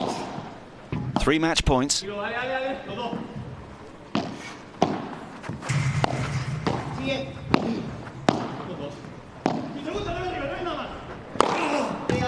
With only one, it's more than enough, and that's why they go to the very, very final match to decide who gets the 1.2 million euros prize money for this Hexagon Cup 2025. Very well done, very well played, massive job from Momo González, and I don't know how to go from him. Sometimes I hate him, even though I love him. The magic mouse who has been voted player of the match, as you'd expect. González did everything required of him as well. We are going the distance in the Hexagon Cup final. 2 wins for González and Chingotto against Alex Ruiz and Stupa, who did everything he could, and he kept cajoling his partner, and it's tough for Alex Ruiz. He's not had the best couple of days.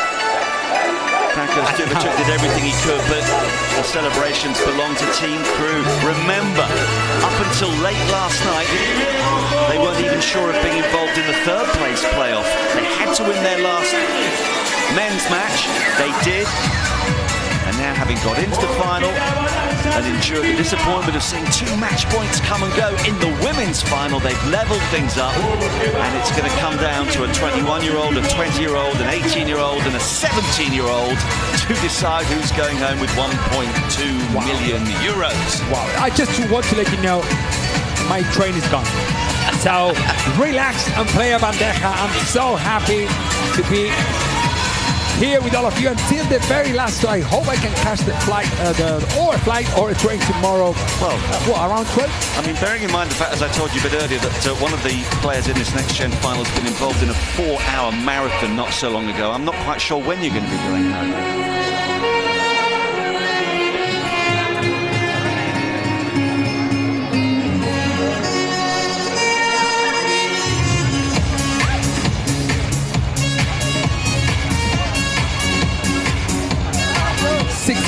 6-4 to Chingotto and Momo. What a match. Actually, I was talking earlier. The first match that really, surprised me a little bit, that, that Triay and Madrid Ortega didn't win a little bit more, relaxed, but not comfortably. They didn't.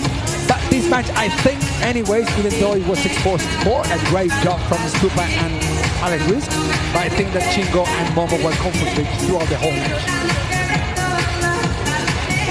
That fellow on the court who's cleaning the glass, I want him to come round to my house because he's quick. Wow. Right, let's get all the reaction with Cristina. Estamos ya con los ganadores del segundo partido de la noche de hoy, con Pérez, Chingotto y con Momo González. Vamos a empezar. Hold it. They don't, yes? Okay. Yes. Yes, shall we go? We can hear you, Cristina. Go, go, go. Yes, go. We want to hear what this guy has to say. Let's speak with the 2 winners of the second match of the night. Vamos a empezar con el MVP del partido, Pérez Chingotto. Okay.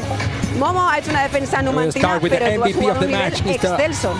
Bueno, primero, buenas tardes a todos, atrás de cámara y demás. Súper feliz de darle este punto a Cruz, de mantenernos vivos. Creo que esta semana venimos demostrando que a pesar de estar siempre en contra, se puede remar, se puede luchar. Y nada, agradezco que todos sigan creciendo, nos queda un partidito más. Y yo creo que jugar con Momo es súper sencillo, loco. Abarca muchísima cancha, corre por todos lados. En el segundo set, en un momento me desconecté un poquito y enseguida él me trajo de vuelta al partido. Y feliz de haber jugado con él. Teníamos la espinita clavada de que habíamos jugado un poquito tiempo juntos, habíamos hecho una pretemporada y me pone súper contento volver a disfrutar la cancha con él. Así que nada, le deseo lo mejor en la temporada y que no me moleste mucho en los torneos. Bueno, de eso ya hablaremos más adelante. Con el 4-4 en el marcador en el segundo set, ¿ese punto de oro ha sido un punto de inflexión para vosotros? Sí, totalmente. Bueno, primero que nada, primero que nada, gracias Madrid. Otro día más aquí. Lo primero de verdad todo, por los ánimos, por cómo vivís el padel, la verdad que es un lujazo. Y sí, totalmente, al final lo que pasa con el punto de oro es que cualquier punto marca la diferencia y mira, hemos tenido la suerte de que ese lo hemos luchado, lo hemos conseguido sacar además después de que nos hayan roto los rivales y bueno, la verdad que muy contento de cerrar. Darle la enhorabuena también a las chicas que creo que han jugado un grandísimo partido, hemos estado un puntito, pero bueno, han jugado un padel espectacular y ahora nos toca animar a las Virseda a ese puntito final, así que muchas gracias al equipo por la lucha. Y por último, gracias Fede, me emociona todo un poco incluso porque como él dice, jugamos poco el año pasado, pero es un grandísimo amigo que nos llevamos enfrentando desde la época de menores, como digo, es un grandísimo amigo y es un lujazo compartir con él la pista y además, ya te digo, creo que hemos jugado un nivel altísimo durante toda la semana y me pone súper feliz jugar así. Lo que deja claro el padre y sobre todo este formato de la HEXAGON Cup, que en cualquier momento se pueden dar la vuelta a los marcadores y cambiar las sensaciones de los equipos.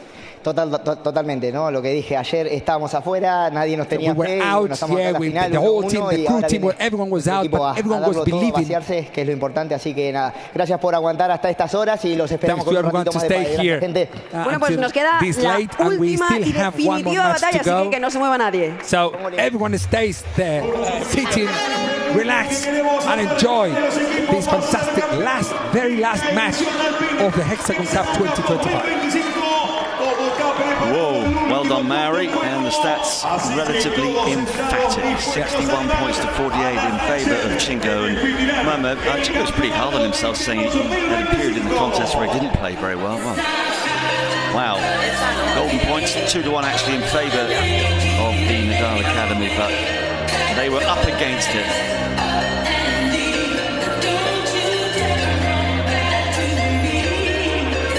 So what next?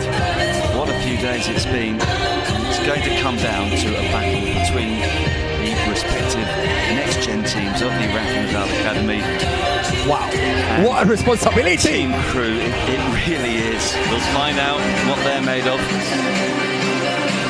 So just to confirm everything that we have sat through today, and it's been absolutely extraordinary. That women's final will, I think, live with Mary and I and everybody lucky enough to see it for a very long time to come.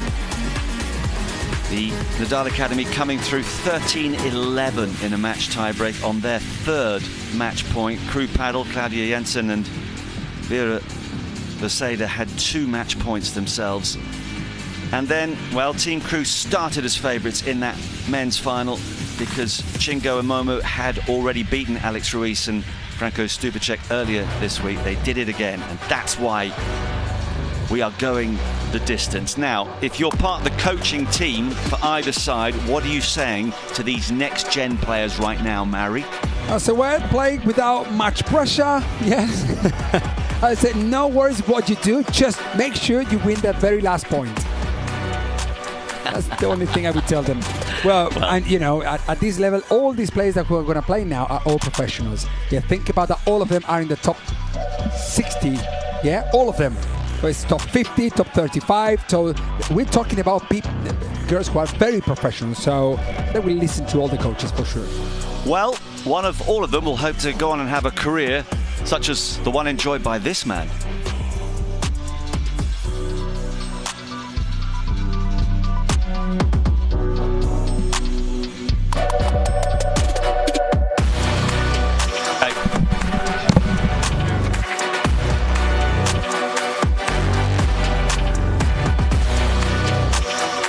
Bastante grande y bueno, gracias por todo lo que le diste al pádel y lo que me diste a mí personalmente. Te deseo lo mejor en tu nueva etapa. Creo que a Brea ya se lo he dicho en persona todo. Al final para mí ha sido un gran referente, como he dicho muchas veces, un amigo, un segundo padre, porque al final siempre me da muchos consejos, siempre ha estado ahí para aconsejarme sin yo habérselo pedido, porque me tiene mucho cariño como yo a él.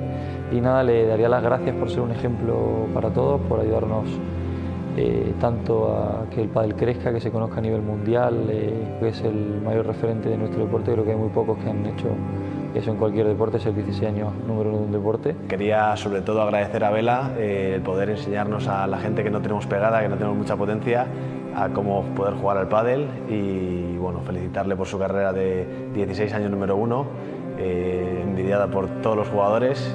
Bueno, yo creo que Fer sabe lo que es para mí, lo que representa para el deporte y el cariño que le tenemos todos.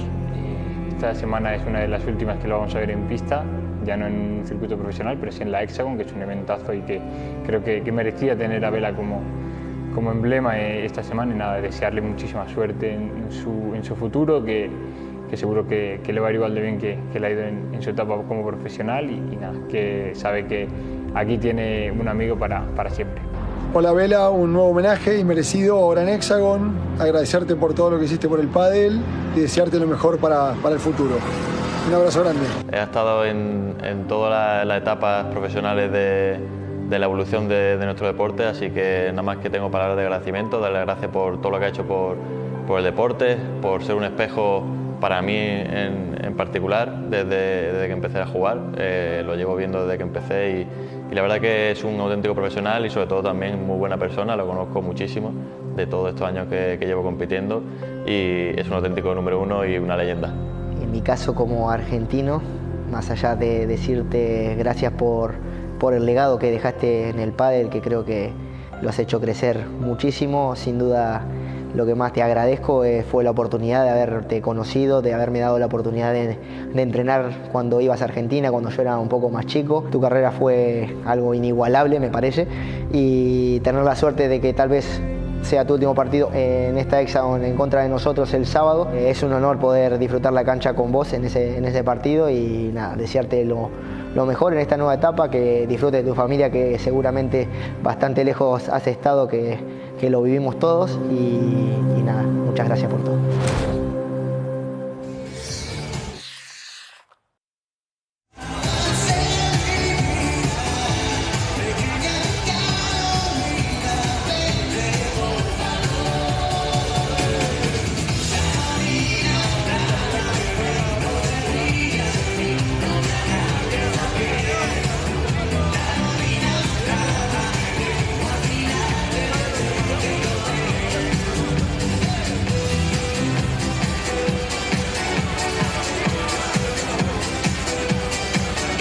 Was more or less until 2017, yeah, together with Pablo Lima, the second part of his career, but mainly with Juan Martín Díaz.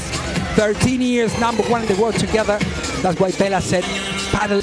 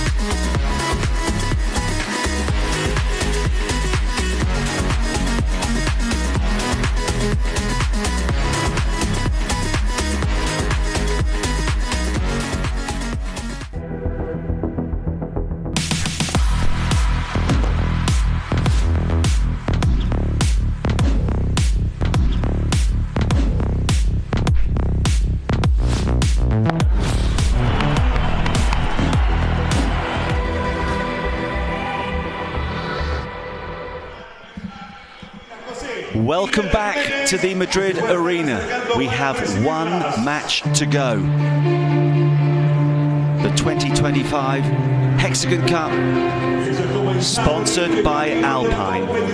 Alpine promises to be extraordinary. It has already been a pretty remarkable day.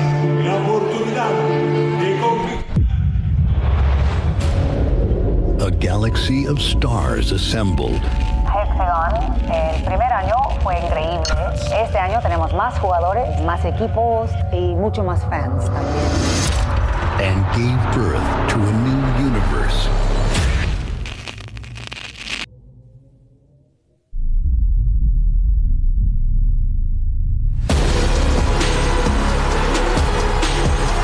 After the Big Bang, only the supreme beings will reign.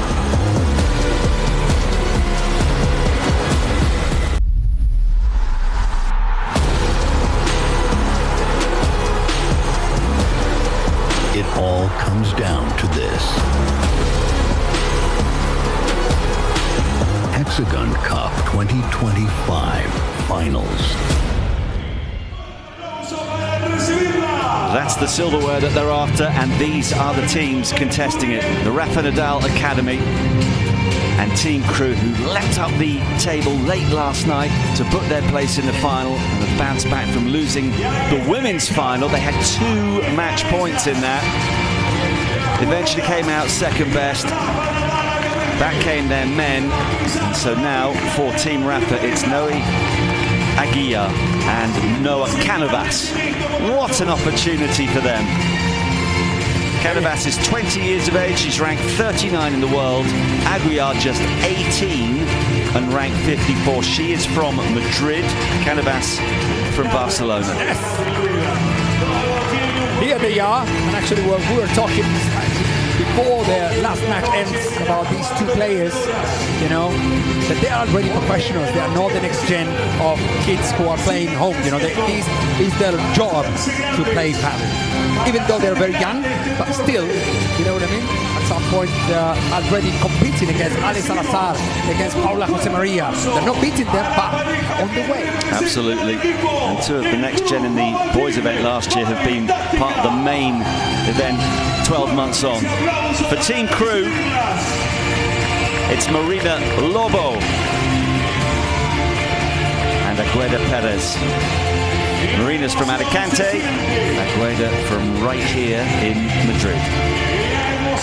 Well, yes, Marina is number 47 in the world, and Agueda is 1 in the world. So they're very close. The only one who's slightly upper on the ranking is Noah Cánovas, who's 39, I think. 39. Correct. That means she's pair 20, pair number 20. Remember that in padel we count in pairs. You know, you have pair number 16, pair number 8, pair number 2. And well, they are very used to play this kind of level of padel, but with the amount of money on these events and all the responsibility throughout the whole week, they are responsible to win this match. And so we're going to see how they play this match. They have already met during the week, and the Rafa team came out on top. So read what you may into that. And let's hope that a sizable number of the sellout crowd come back in to watch this, because it's going to be fascinating. They've got to deal with the pressure, the expectations, the cheers of their famous teammates, owners, and the crowd, of course. Yes. But these are opportunities that, you know, if you were told 12 months ago you are going to decide the Hexagon Cup final, you'd say yes please. At least you would hope that they'd say yes please. Christine, what have you got for us courtside? Opportunity to go go to the gym. You were asking before about the next gen players, and indeed, they were already doing the warming up, and they started the activation exercises at around 1 hour and a half ago. We also had the opportunity to speak with the 4 of them, and when we asked them, okay girls, how do you feel?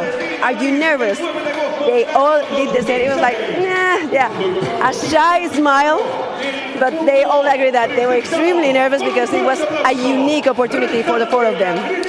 It certainly is. And of course, the one thing they've got to remember is it's the same for the opposition. All 4 are going to have those nerves. So put it all to one side if you possibly can and just do your game. Here's a reminder of the Nadal team.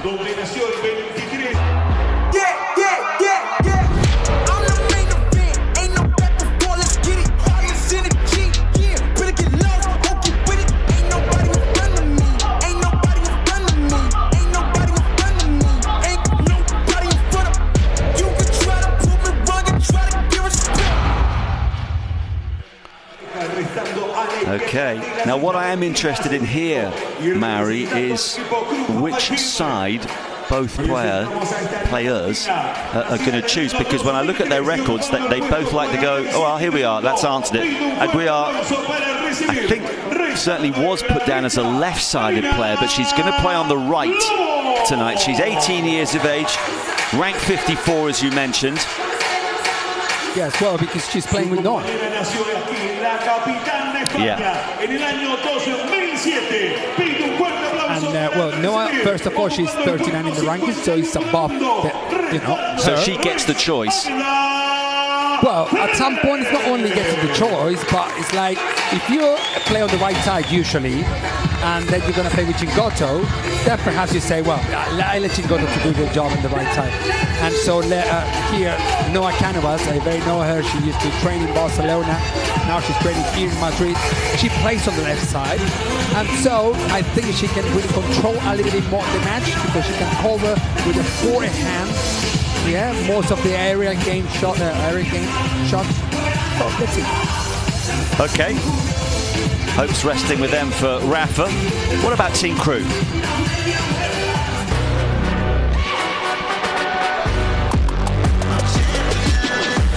ain't no regular thing. Came for the ring, you know what I mean. I shoot my shot and it's clean. This is my city, yeah, this is my team. If you talking, it's hard, it ain't nice. Better get right, I'm champion.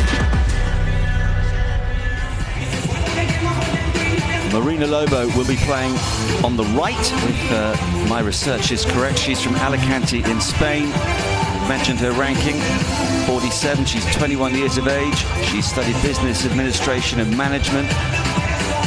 She's got a very good backcourt game, a very competitive personality. She also likes tennis and walking in the mountains with her dogs. Not dogs, dogs. Dogs. Yes, very good. Very conservative player. As you know, right side player, right-handed is always a good option to be more patient than offensive, but she's quite magical, you know. She has a great hand to accelerate or to reduce the speed of the ball, which really helps her partner, the one that we just see now on the screen, Aguilar Pérez, such an amazing player as well. Perhaps it will go through her this match in order, to compete cross-court to Noah Cánovas, who will be perhaps the one player to be beaten in this fantastic very last match of the whole Hexagon 2025. Just 17 years of age. It's crazy, because you say, well, 17 is not that bad, but 3 years ago she was 14. I mean, a real kid. Yeah. And now, as padel is growing worldwide, well, I'm just looking at who was there, and there she is, Sofia Araujo. There we have Ortega. And I wonder, somewhere in there, all the relatives of the youngsters playing, and we all know what it's like. If you're out there playing, at least you've got a way to deal with what's happening. But if you're just watching, if you're the mum and dad, brother or sister, best friend, or you've got to sit there and just hope. And those two came so close to winning it. When you look back, honestly, we were a point away from seeing Team Crew win it in straight sets, as it were, straight matches. 2 match points, they came and they went, and eventually Virseda and Jensen lost by 13 points to 11 in the super tiebreak to Gemma Triay and the Dr. Marta Ortega, who won all 4 matches this week, as did Momo González and Pérez Chingotto. So let's get a little bit deeper into this match that we're going to watch now. The thing is that, as you mentioned before, the other team, the opposite team to this one, another crew, but the Rafa Nadal Academy won the first time they played against each other. But considering the situation, the current situation, that they will play with much more pressure now, and where? In the very central court of the HEXAGON Cup, around so many people. With some sugar on it. Yeah, a little power drink to help you along the way. So conditions have changed. And so for the team Rafa Nadal Academy, they will have to very look after and not considering the first match they just played before. Yeah, they played before during the week. As, no, we beat them, so now we're going to come back and beat them. No, because the conditions are completely different. They are decider match in front of so many people, complete different courts. Complete different courts. Gosh, what a moment. Oh, what a moment for these two. And for the other two at exactly the same place, of course. I think that's the important thing to remember. Yeah, you're nervous, understandably so. Likewise, your opponents. And remember the great quote from Billie Jean King: pressure is a privilege.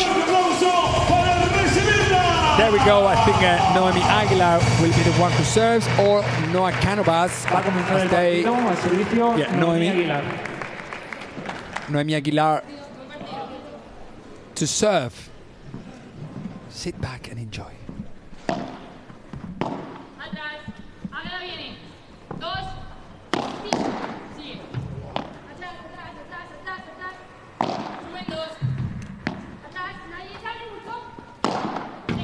What?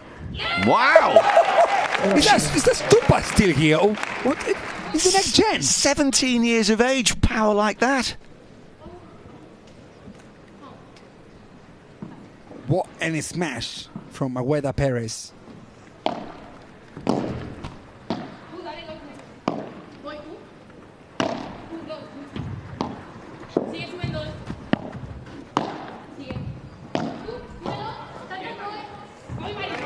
Just long, and just to confirm, same rules as for all the other matches. 2 sets, and if required, a super tiebreak. Yes, love 30 for Team Crew, as I told you before, you know.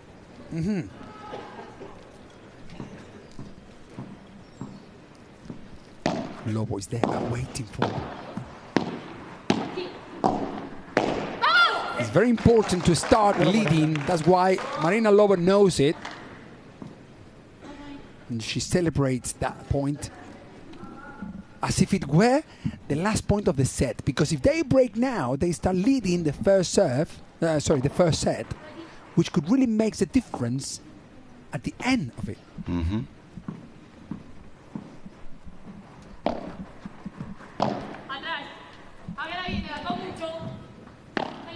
Cánovas shot off the back wall didn't really work there. They changed direction, the speed of the shot didn't really work, and so it's break straight in the beginning to Team Crew. So shall we put a price to each of the games? So it's ready 80,000 for the first game. I mean, what I will say is if they were feeling nervous beforehand, which of course they were, the Rafa team are going to be that much more anxious. Oh, yes, now. Yes.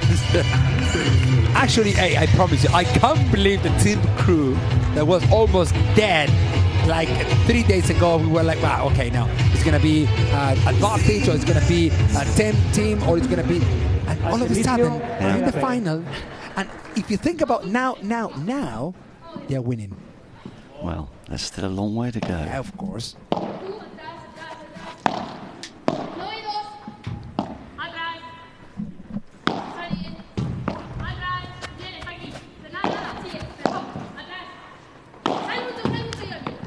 Great Agueda Pérez there, reaching that shot of the back wall. Noah knows how to play those shots. Oh. And Noemi tried. Nah. I think Noemi Aguilar tried the shot a little bit too much. Bit ambitious for this early stage. It could be, but it's better to do it now and knowing the 6-0 in the tiebreak on the third set. True.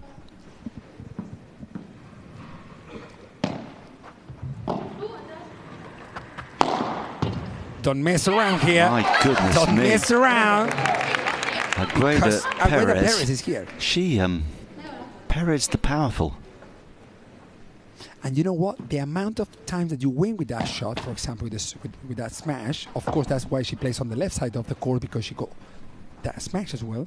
And so when that happens, it gives her like the opportunity to carry on risking, because if she misses one of the smashes now, for example, which she does, yes, it would not really matter because she already won 2. You know, it's like at some point you're counting in your head.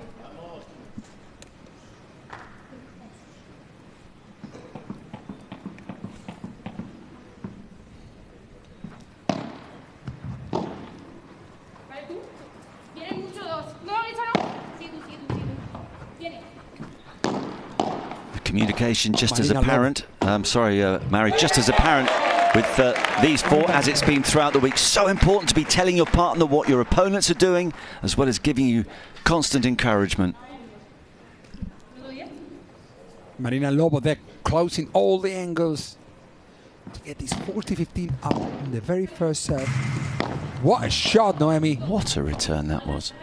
And that drops long. Marina knows it, but still one more, not to be that much under pressure.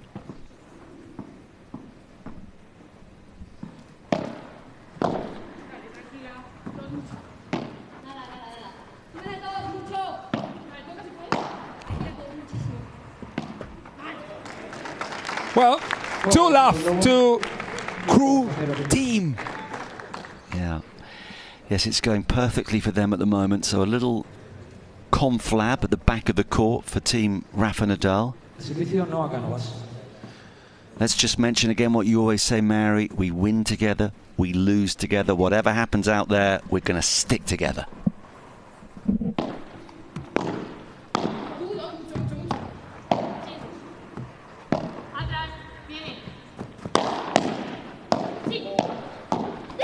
Wow.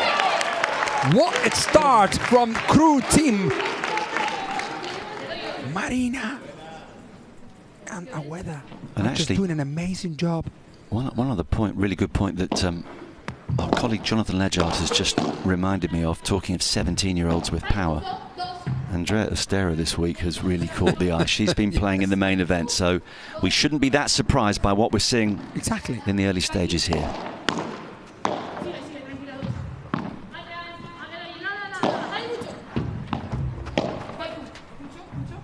For those, like, you know, fantastic shot. Again, Noemi, as I told you in the warming up, she's a quite magical player. You know, she's a, we would call her a magic Noemi as well. But sometimes she goes for some unforced errors, you know. Noah Cánovas there with a heart.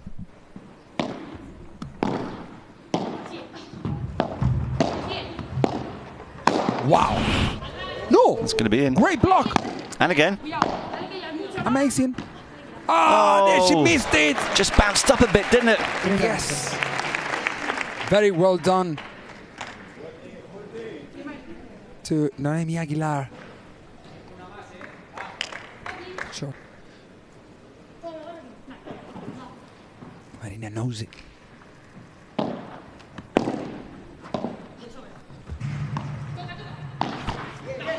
30-15 now, 30-0. Alarms on again to the Rafa Nadal Academy team.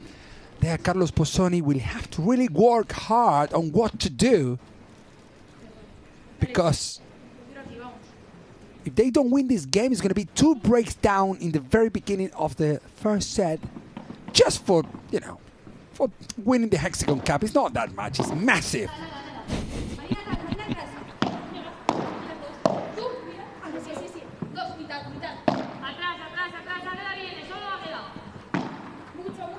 A little cautious with that overhead, understandably, after what happened with the last point.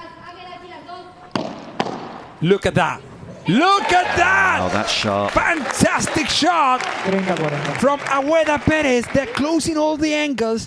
Played a soft volley that the ball doesn't even reach the back wall. Yeah, the youngest player on the court is certainly catching the eye in the early exchanges here.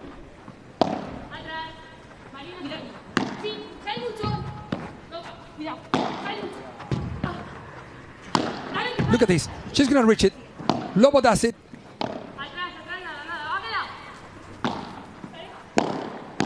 Wow. That double-handed shot. Noemi will go for it. Ah. Well, I mean, she very nearly got to that. Unlucky. So, this will be perhaps a new experience for, well, I'm sure actually during their 2 matches in the week, they probably had some golden points, but they won't have played many of them. Oh, the crew has a song now already. Come on, Team Crew! Super important point. See, Mary, they're a bunch of crooners. Noemi will go for a winner. Yes, of course. But if he's not a winner, as I told you throughout the whole week, he's a loser. 3-0, man. 2 breaks up to crew team. And Kun Agüero is leading this Hexagon Cup at the very, very last match. Yeah, it's one-way traffic in the early exchanges. We have seen enough matches this week to know that it means very little. Now Christina's courtside. I think she's going to be chatting to somebody in just a moment. Let's find out who it is. Cristina. Estoy con Kun Agüero. Sergio.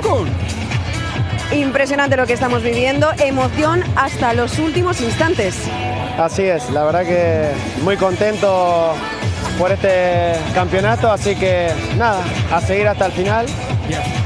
Ahora nada, las chicas demostrar lo que son capaces, tienen mucho talento y bueno, justo creo que es momento de que la gente vea la calidad que tienen, ¿no? ¿Cómo estás viendo tú estos primeros compases del partido? Muy bien, entramos muy confiados y eso es importante, porque como te dije siempre, la mentalidad es todo y creo que las chicas están muy bien enfocadas. Fenomenal, pues a ver qué pasa. Gracias. Very focused on this match. Thanks, Cristina. Yeah, thank you, Cristina. Doing a sterling job as always.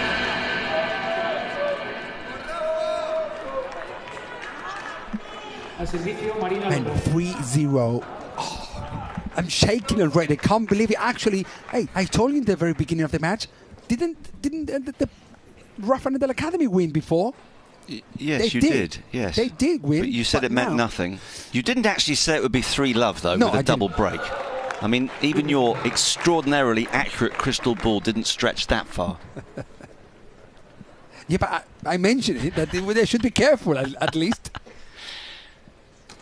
Well, it would be no great surprise if the Nadal Academy won the next 3 games.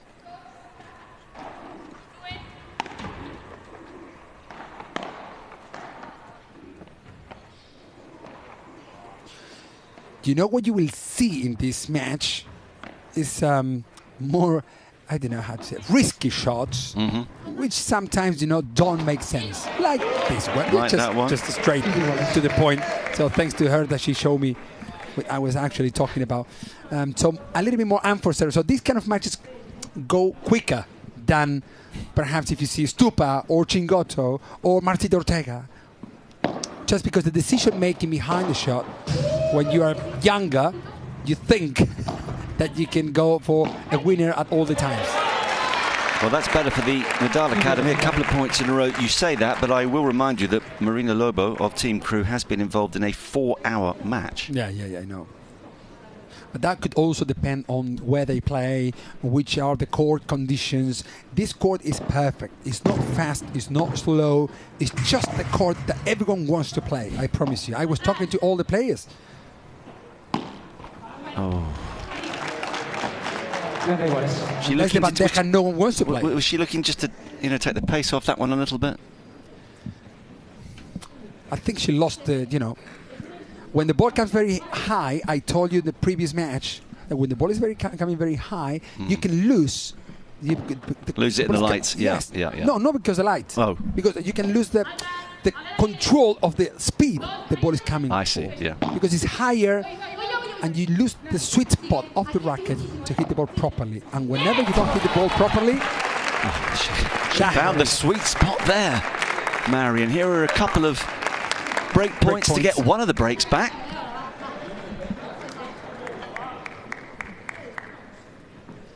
And what a boost this would be for the Rafa team if they can get this one. No, I would say that I wouldn't say it's the more experienced one, but it's the one who has been this girl, exactly this one, the one who has been perhaps in more tough matches. That's why she's number 39 in the world, and that's why she won just with one shot at that point. Yep, Pérez goes long, and Team Nadal get their name on the scoreboard at the 4th time of asking. One of the breaks is retrieved, and now it'll be Aguilar once again.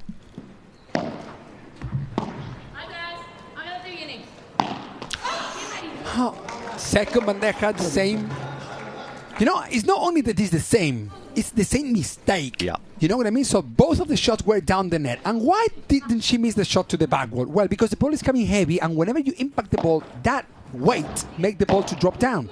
So then you will be asking me, and how long it will take her to realize that? Well, I was going to say, we hopefully won't see a similar mistake to that for a little while now, if she's learning as she goes. That is what makes one player different to the other. Some players, perhaps Noah will miss 2 of the shots, and that's it, and other will miss 4 of the shots until realizing that. And that is a difference, because as we saw in the very first match, the only difference between the 2 pairs were 2 points. 13-11 in the super tiebreak of the 3rd set. Wow.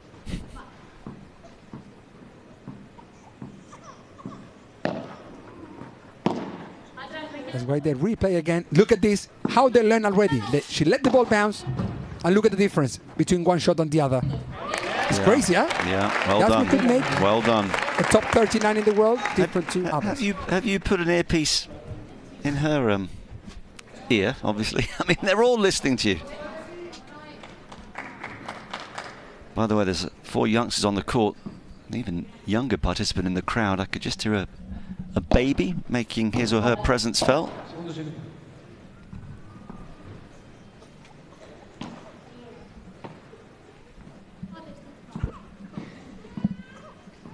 I think that baby's a little unhappy about something. Great pace that Noah is taking actually now. At this moment of the match, she's not risking and she's winning, which is a very good news for this team, for these 2 guys who can go back home with a very big prize of the HEXAGON Cup 2025. Yeah, they do not want to be runners-up again.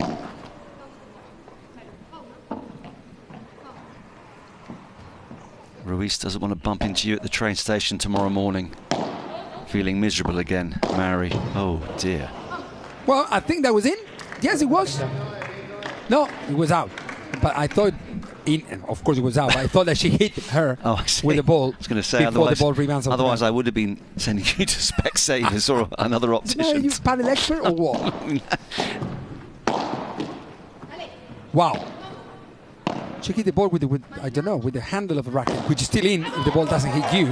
This is golden point. Have a look at the difference between a top 40 in the world and a top 55 in the world, yeah? So, it's little, yes, but it is. And what about perhaps of the moments of the unforced errors? And then from there, top 20. After top 20, top 10. Sure. And on an occasion like this, there are going to be perhaps more unforced errors than they'd usually produce. There she goes. No one knows how to do it.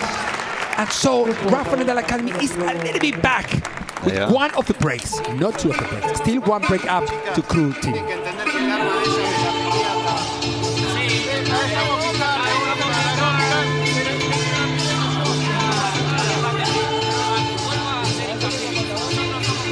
The four of them just getting used to the surroundings, a sense of occasion, trying to forget what it's all about, and of course benefiting from lots of wisdom and experience from their teammates. As always, the choice is yours in terms of voting for the player of the match. Just use the QR code for the last time this year. Sad, Mary, last match? Yes, yes it is. But I know that it's not going to be the last, very last of this hexagon. Yes, there will be more hexagon as well. Of course it will. And it'll be fascinating. God willing, it's back again next year. Probably in Madrid. Maybe they want to take it somewhere else. They had 6 teams last year, 8 this time around. What little kinks might they think about in 12 months' time? We were mentioning the possibility of the next gen next year being 8 individual nations, so that if, for example, Team Advantage with Andy Murray has 2 Brits in his side, Pierre Gasly has 2 French players in his side, Robert Lewandowski 2 Poles in his side, and so on and so forth. It's a possibility. Kun Agüero will have a little advantage there if he brings 2 Argentinians. Well, I was thinking that yeah, you have to ban the Argentinians and the Spaniards. Yeah, no, but I will tell you something. The sport of padel has been growing since the last 10 years. So for those kids who started in Holland when they were 8, they go out team. Ah, look at that. Wow. What did you do? Such an amazing lob. Look, look, look. Look, very high. The ball bounced. And that's proper por 4. Wow. They're celebrating. Bad boys. We don't celebrate that. Anyways, it was an amazing shot. So what I wanted to tell you is that's why for me the coaching is very important. Because the only difference between the Argentinian and Belgium, for example, is that the... So, 15-0 or 30-15? 15-0. Okay. 15-0 and Agueda Pérez there together with Marina Lobo. The girls in black. Beautiful kick, cross court, fantastic shot down the middle, and a massive powerful from Agueda Pérez. Hey, the amount of power this girl creates with her forehand is ridiculous. Look at that. Wow. That's why they're celebrating this team, the team of Claudia Jensen, crew.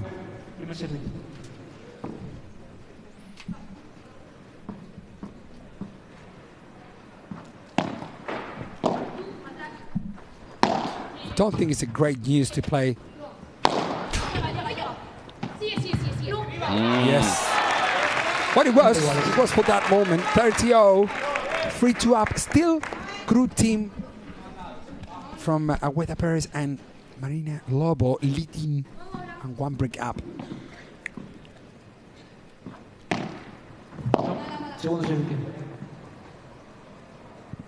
No whistles this time. No.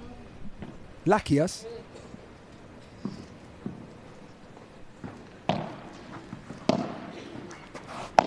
Fantastic return of the serve to Agueda's backhand. She doesn't care. It's unbelievable. She's like, this is what I mean, the kind of decisions that some of these kids, I would say, might take. Because that is risky. The ball was coming from very high, but it's risky for us, not for her. Fantastic. Agueda Pérez and Marina, they are celebrating her partner's decision-making, that fantastic smash. Agueda doing it for Aguero at the moment. Yes. What a shot from Marina Lobo. Fantastic. They celebrated because they know they needed that, to keep the break up from crew team 4 2 up against this girl.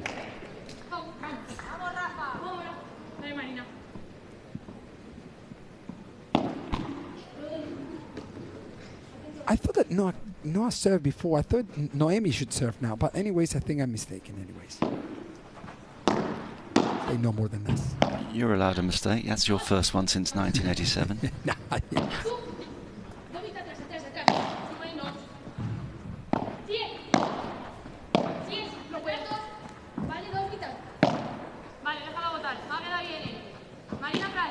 And again, hey, actually her partner said déjala botar, which means let the ball bounce. Yeah, and she didn't do it. Also because she had the memory of the last lob that the ball bounced and went out by the 4 meters. So that's why it's tricky, because those lobs you don't know either to play the bandeja and the ball might go to the net, or let the ball bounce and goes out by the 4 meters. You don't want that. You don't want any of those.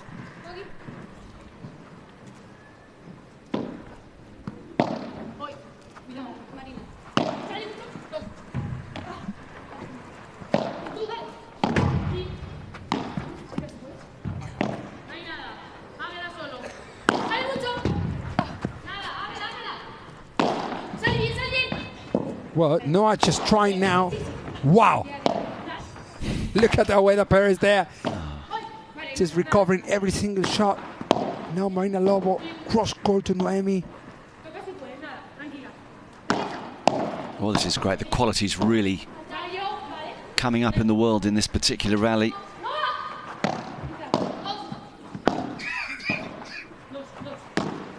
Amazing double-handed shot from Marina Lobo there, down the middle, impossible to Noemi and Noah Cánovas. Wow, what a fantastic point we've just seen from these girls. Very young, so they have to be under 21, yeah, to play the next gen? 21 and under, yes. So they can vote for president, and they can also play the next gen at the HEXAGON Cup. The world is their oyster. 15:30, and these two are on fire at the moment. So at the moment, at this moment. At the moment. Because I've been saying that since either's okay. 10 years. Oh, that might hurt because Agueda has a gun on her. Perdón, Noah. You understood that, yeah? Yeah. Well, physically it's going to hurt, and mentally as well, because here are some more break points. Wow, I can't believe how this crew team have come up.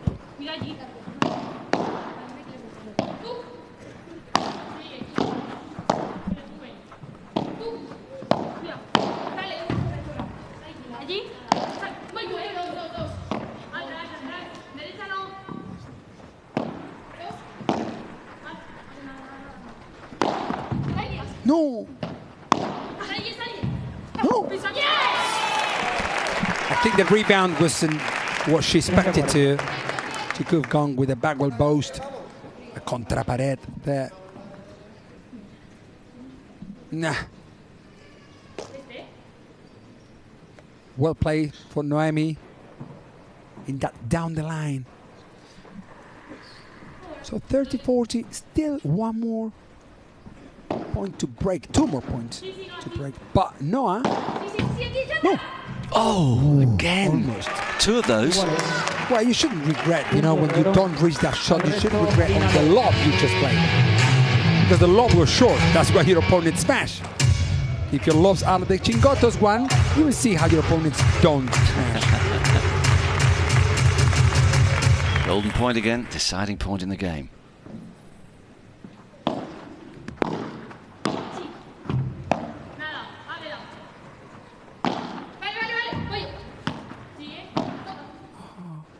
No! Now that she hasn't missed a shot yet, and now she does it at a very important moment. Hey, they still with a break up. Huh? This is 4-3 to crew team.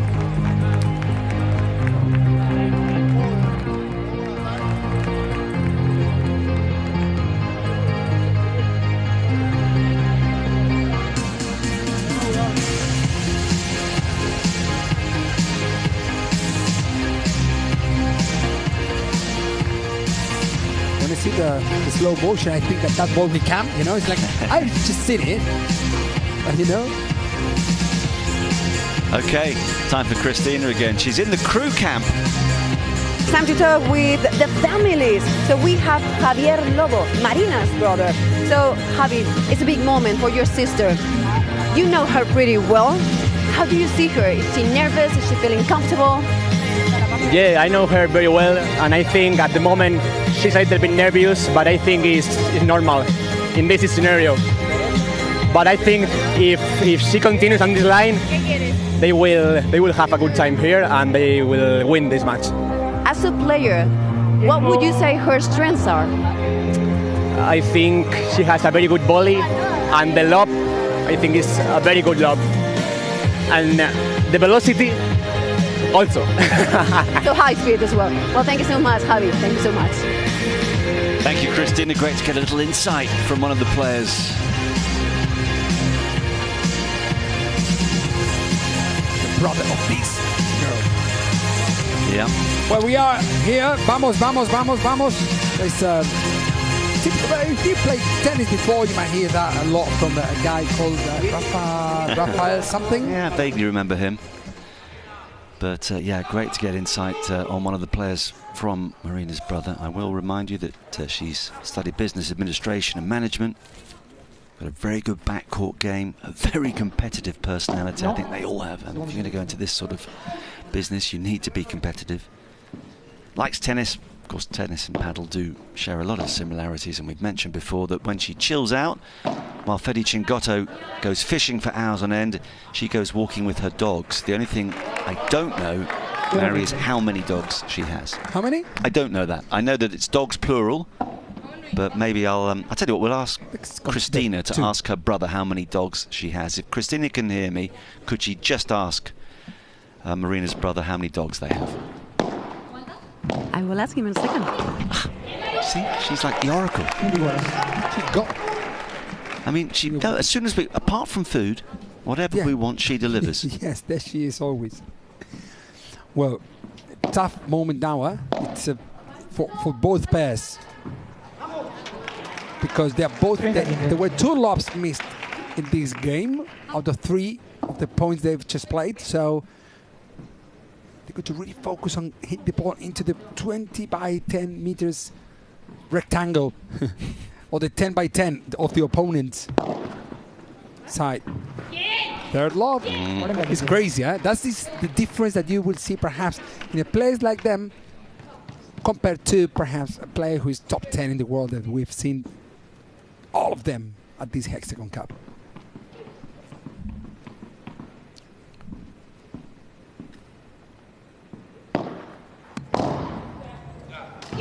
Good serve, good hold, 5-3. Mentioned the pressure. Sorry, Mary, I mentioned that they met in the group stage, and you were very clever and then say, well, that doesn't really matter. But just to give you the details, on that occasion a couple of days ago, the Nadal team won 7-5-6-4. So, which is pretty close. Yes. You know, it's not to celebrate nothing. No. You could celebrate, for example, if you're 16 years #1 in the world. Yes. Something like that. So the key point from that is that whatever happens here, there's a long, long way to go. Oh, did she find the corner? Yes, she did. Yeah, but it's too risky for what she achieved. That shot from Noemi, for example, was slightly more, I would say, with a better decision making on that shot. Because Noah played a great shot, I know, but her opponent was just right next to the net, so it doesn't really make sense the amount of power she hit the ball with. That shot is a little bit more clever. That was risky. That's amazing.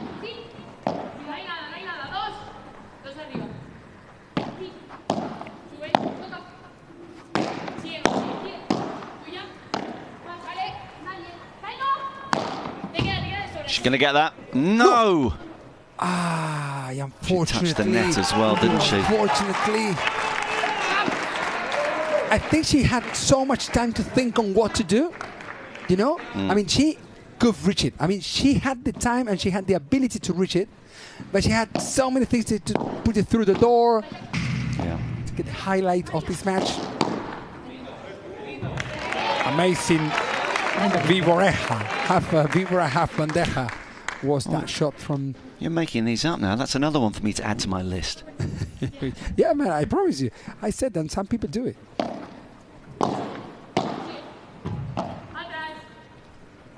Oh, Van de Vibora. Yes, it's in between, which is actually, well, it's that you don't use the wrist much, but you produce a little bit of power. I mean, how many of these overheads have we seen crash into the net?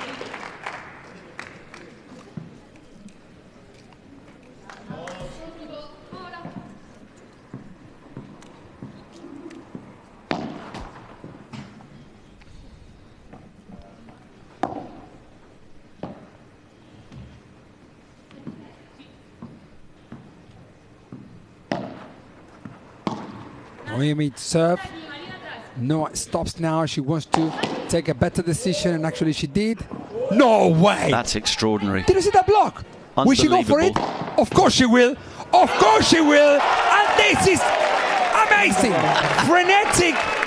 Is Marina Lobo is like, what? I don't know what all this padel comes from, but here we are. What a way to bring up 2 set points. Maybe there was an element of fortune in the block, but you know, she got the right contact. She got a bit lucky as well. Wow. But look at the finishing. And now. And also knowing that Noah Cánovas was going forward and being very close. So that's pushing you to play a very powerful smash. Otherwise, your opponent will reach it. And now she's got 2 set points, although one of them comes and goes. Golden point. Gold light on all over this arena in the city center of Madrid. Well, it goes without saying, this is a massive point.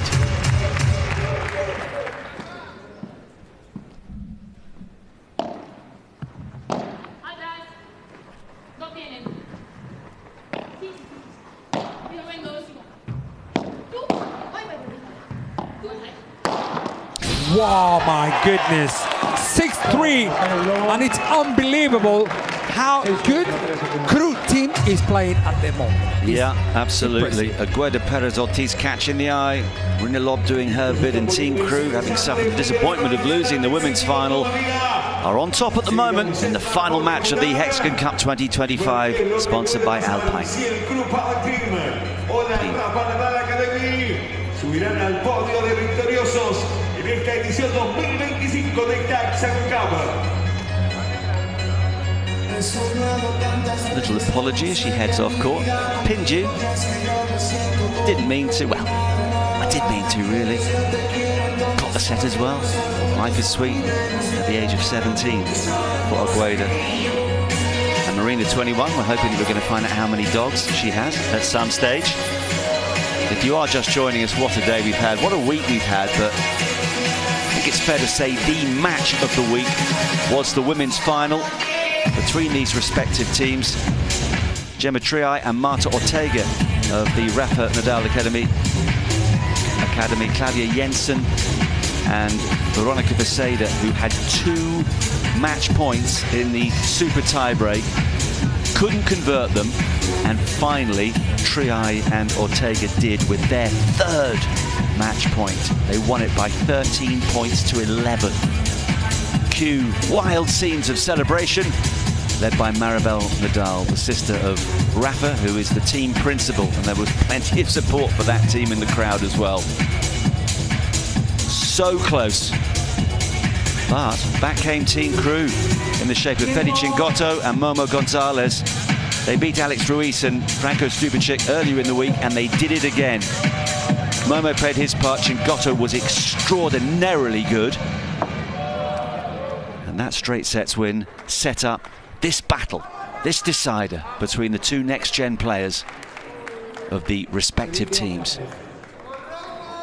What a week for Momo and for Chingo. They won all 4 of their matches, as indeed did Gemma Triay and Marta Ortega. They've been the standout performers. And Team Crew now 1 set away from picking up the €1.2 million prize. Well, Noemi here is, you know, She had a great vibra out there. She was not accurate perhaps in the beginning, but actually I think it wasn't that they didn't play good, Noemi and Noah. I think that it's a big achievement from her opponent, for their opponent, Agueda and Pérez and Marina Lobo, who had played a fantastic first serve. And if they carry on in this way, I think that the difference in the first set, the 6-3, was proper. It was not lucky or no, it was a proper difference. One break up. Yeah, let's see now what happens. Well, we know based on the match earlier in the week that Noah and Noemi have the talent and the ability to beat their opponents. But this is a very different kettle of fish. 1 point was up for grabs in the round robin stage. Just the 1.2 million euros this time. I don't think that they're thinking about that, I promise you. I don't think. When you reach this level of playing, you can concentrate on... I mean, you can make some force errors because the ball is coming and because the ball is going. But you don't really... But perhaps, this is my opinion. Huh? No, you're right. Hopefully they're not thinking about it now. No, I'm telling you. They might later. I'm telling you. Because if they do think about that, they will miss every single shot. You will be shaking. But, you know, at this stage, I think these are more thinking about, you know, the Rafa, that academy team, fantastic setup. But if they lose this match, it will be the second time they become runners. Correct. Runners up, yeah. But runners they are. Runners up they also are. And that's what they don't want to be this time.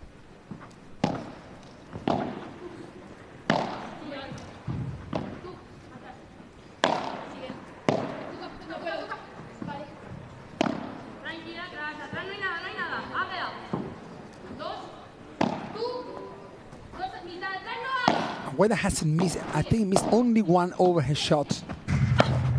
I think for Noah and Noemi, you should perhaps try to go to Marina Lobo one. Thank you. Just to see, you know, perhaps Marina misses one of those. Well, actually she didn't. So, yeah, so hard tactics to follow because now with 1-0 up for the crew team, still leading even as well on the second set. Beautiful anticipation, execution, and full vindication from your supporters.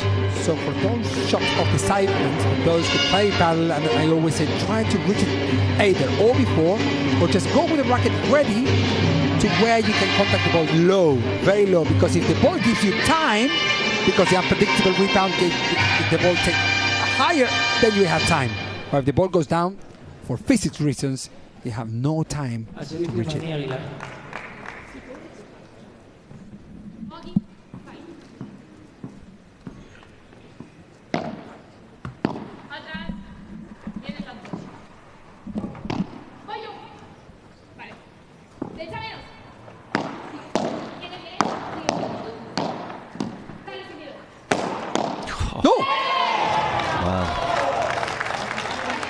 They're on fire, huh? They really are. They're on fire. I think they told them, hey, listen, 50-50.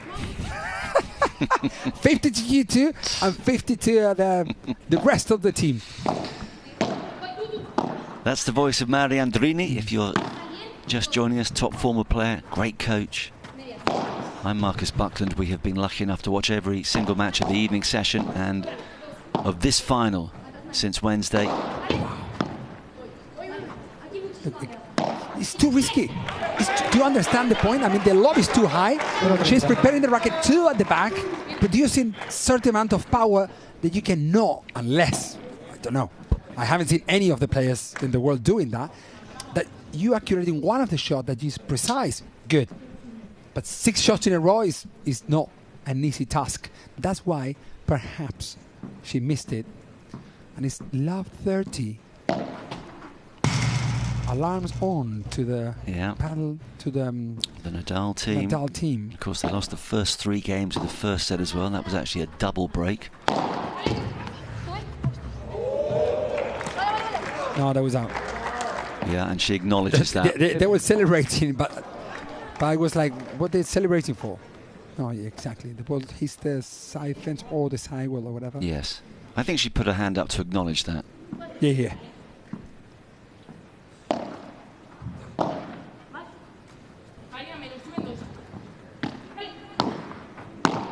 That's that well shot played. would make more sense.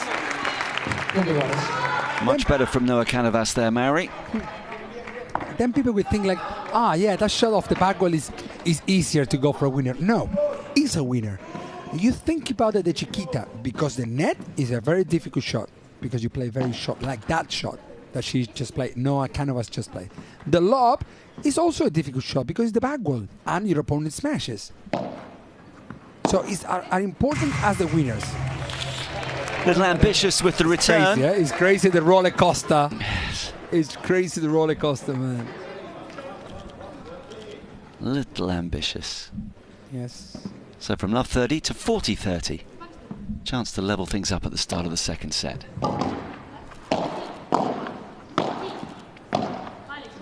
What a lob.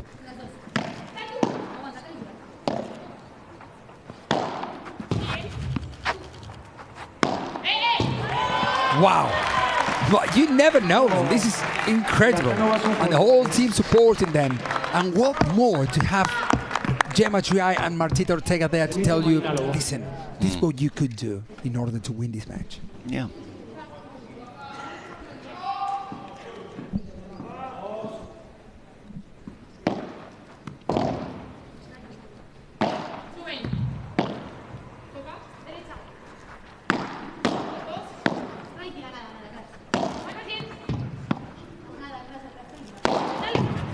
Wow! What an amazing, very powerful shot down the middle.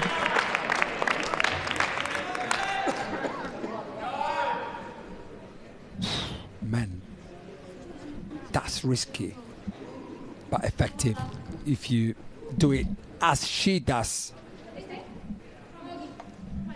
Definite signs that Noah and Noemi are coming to the party, Mary.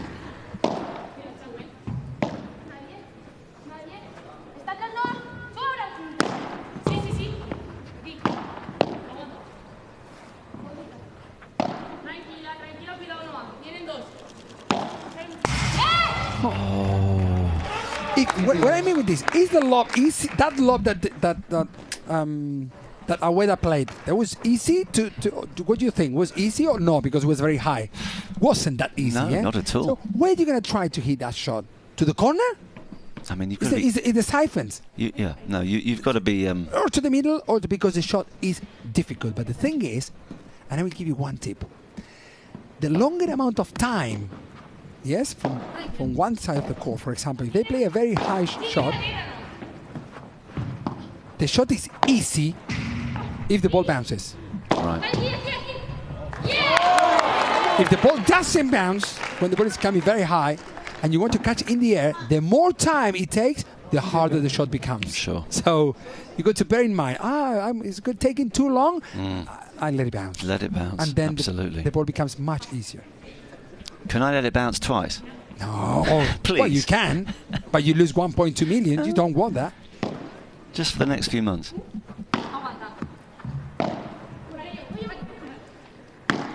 Oh, well, the errors are creeping in.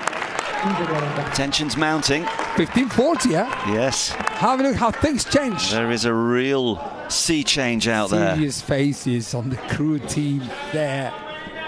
I mean, Mary, this is going to a 1917 super tiebreak, isn't it? It would be in keeping with just about everything we've seen this week.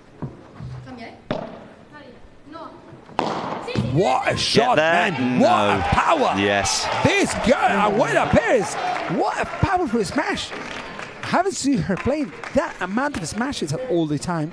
It's very, very effective at the moment. So she's still using it.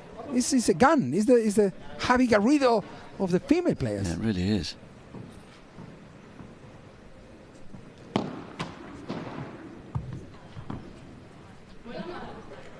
I think it was in. Oh, my opinion was in. I think it was, wasn't it? Oh. Maybe they just want to use up a video review. It's challenging. Yeah, it's challenging.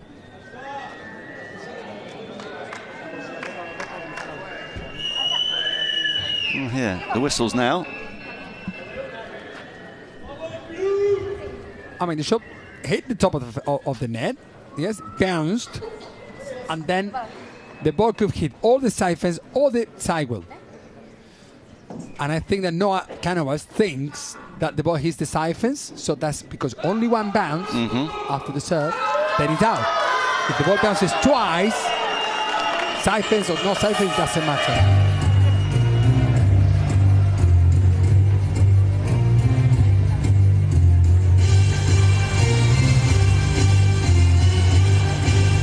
Oh, man. Oh, what a hard job. Why, Noah, you make such a hard job for the umpires. Oh, man. Just on the pico. On the pico. But you know how I think we can know this? With the microphone. With the microphone that's just there, next to the edge between the glass.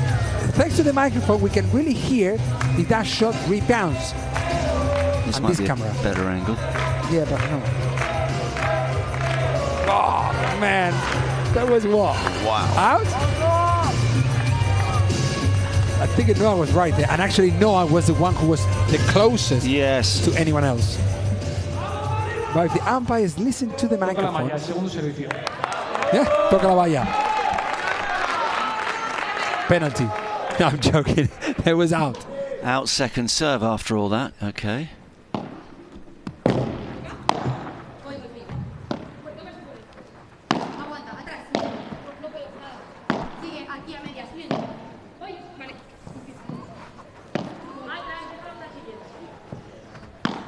Now she's not missing that bandeja, neither that one. They play the low and come forward. Ah, now it's juice and golden point again. What a match, these girls. Why every single match is making us suffer? We do need to go and lie in a dark room for a few days after this. Marcus, I got to tell you the truth. You know, I follow and I was into this Pro Tour for a long time. Man, I haven't seen look at this. I haven't seen that close the amount of matches we have seen throughout the whole week. Unbelievable.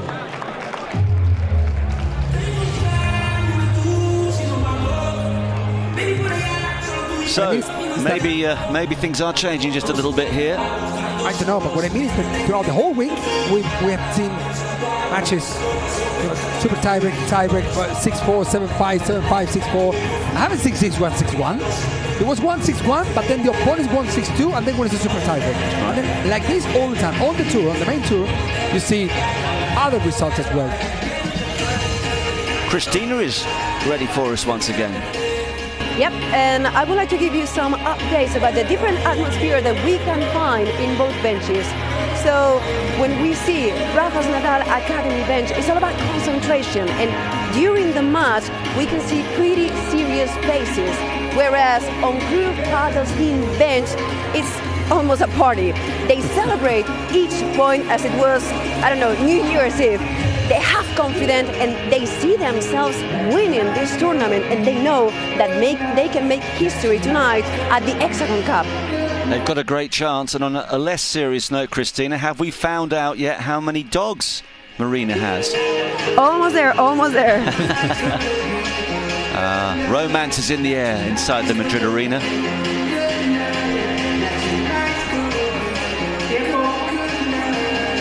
Between change ends, everyone sits back and relax, watching these four amazing future top players. I promise you they will.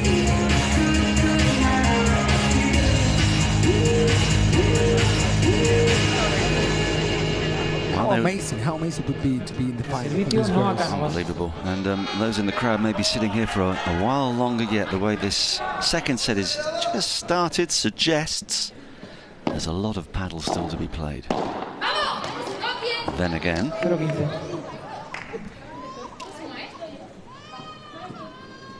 Baby's still there, not that happy, I would say. I don't know.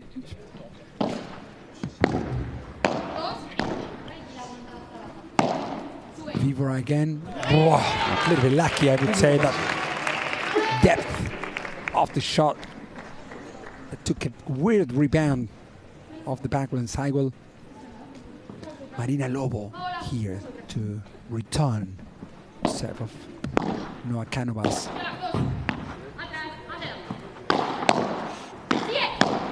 No, Agüera, unbelievable.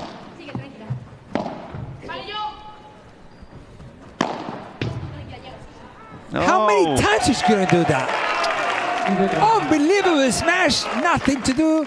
But she was very near. Technically, at the net there, did she not quite get that right? Because the ball was within range, was it not? Yes, but look, but it's difficult because the ball was coming high. Actually, she didn't hit the ball at the sweet spot. She hit the ball like somewhere on the racket, but enough to win the point. It was. What? What a shot! That is perfection. Same hairstyle, yeah, for the Rafa Nadal Academy team. You should try it. Wow, what a block from Marina Lobo. And she says, here I go. Here I go. And now it's 30-40. Be careful here. Be careful here. Because if they carry on in this way, we could have a 2-set match. Huh? And Kun Agüero, celebrating on his way.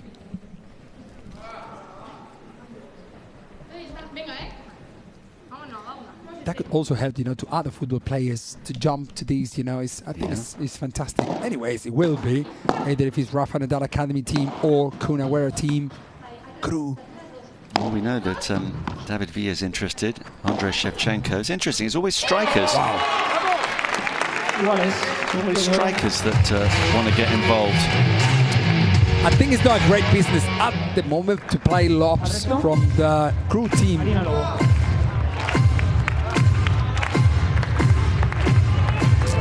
Or Noah, because they're a game they're playing very good at the moment.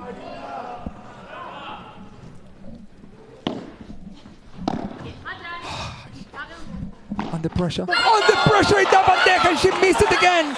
She can't believe it. And this is what I told you, we were talking before, Marcus. How long does it take you to really see what shot you should or you shouldn't play, depending on which situation or what? So this unforced error from Noah, I think it will. Yes. Well, that's costly. It will be very costly. Yes.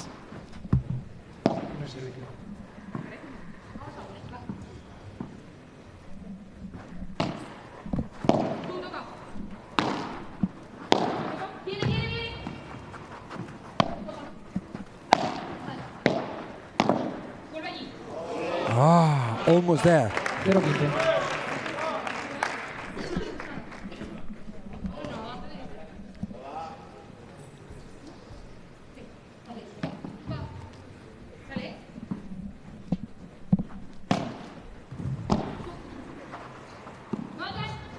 Noah is back, so then they don't risk, and now they do. Marina Lobo, bien Marina. Good Marina. There is Paul Hernandez, is Noah Cánovas' boyfriend, also next gen last year. Amazing player. Polete, we call him. Polete. Keep an eye out on him. 30-15. Agüera and Marina doing the job. Now Noah Cánovas taking a little piece of relaxed moment just to get involved again. Oh, it didn't work for her. And this puts the scoring in the 40-15.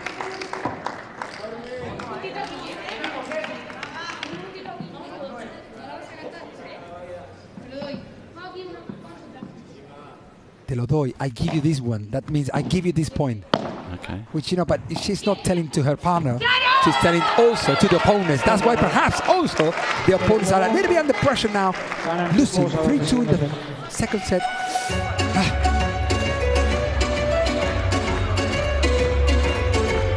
Yes, and little rally from Team Rafa Nadal Academy at the start of set number 2. The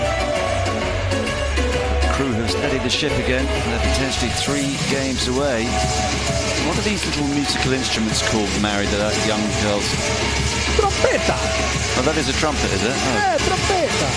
That's the one who does... Right, yeah. That sound. Is that sound good? Well, I hope it makes a better sound than that. Gets the money back if that's the noise it's making. Keep voting for your player of the match. That's the QR code. Last chance. Last match.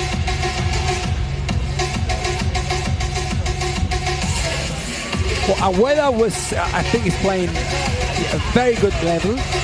Marina Lobo as well, but I think Agueda is the one who's making the little difference in this match. Yeah, the standout moments have more often than not featured her. Yeah, I haven't seen a shot from her like slower, more steady. And whether this player who's jumping on the court, they're not going to allow her because they got to wait until the 4th place already. They didn't care. The kids, they're having fun. Well, there's going to be a slight break because Noah, she nipped off. That is your right. Of course, tennis has become bedeviled by interminable comfort breaks. And unfortunately, that's not the case with paddle. Noemi Aguilar to serve in this 6th game of the 2nd set. Very last set, actually, is the very last set, because if we go to the 3rd set, as the whole Hexagon Cup we go to a super tie break, which is a 10 points decider. What a shot of the back row. Wow. Yeah, that's a decider.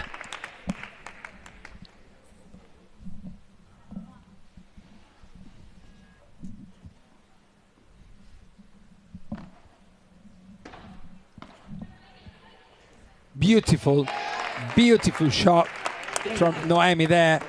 Crossing that slow shot. That's the shot I'm talking about. Go slower. Make your opponents to decide.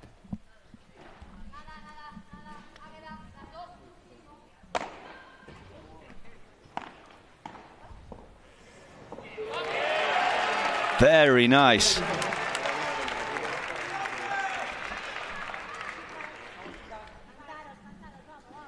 Guided beautifully into the space.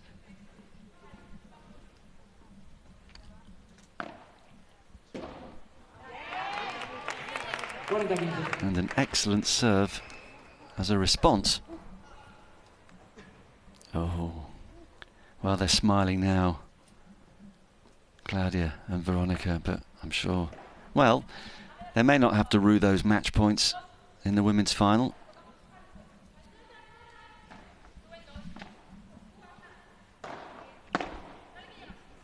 Wow, what a block just to close this game. They don't want to lose. They want to fight until the very last point. And 3-0 is a very good news for the Rafa Nadal Academy team. Now all the pressure on this girl, Marina Lobo, not this one, the one who serves, to keep the serve.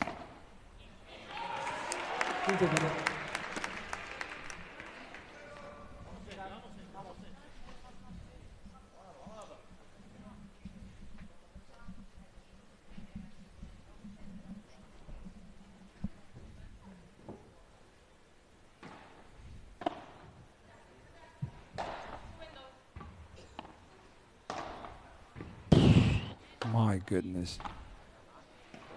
Such clean hitting. And yeah, she's...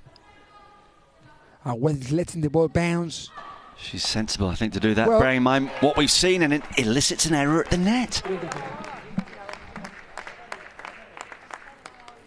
There she is. Not only powerful shots, also a little bit softer. Letting the ball bounce, you know, deciding properly, I think. That shot, letting the ball bounce. And as I told you before, Marcus, it becomes the shot a little bit easier if you let it bounce, just because it reduces the amount of power the ball comes with.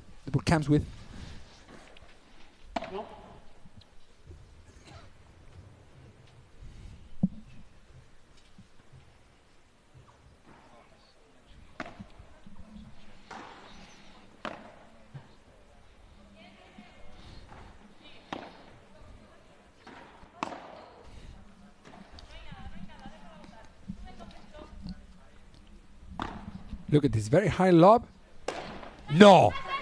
Wow, look at this, look at this. Unbelievable, por tres, ties in. It is. This is the point of the match. Have a look. Impressive that this girl of 17 years old are playing at this level of paddle. Now.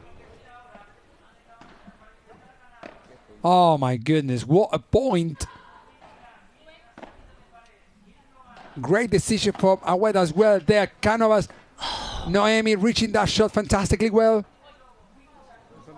And Aguilar are waiting now for the ball to bounce. Marina Lobo reaching that shot. And that's fantastic! Fantastic point. Stupa cannot believe it. All the Rafa Nadal Academy celebrating with them. That was a very important point, Marcus, I could tell. That was an astonishing point. No wonder the crowd's up off their seat. Everybody applauding. Magical. Never mind the next gen. They're here now.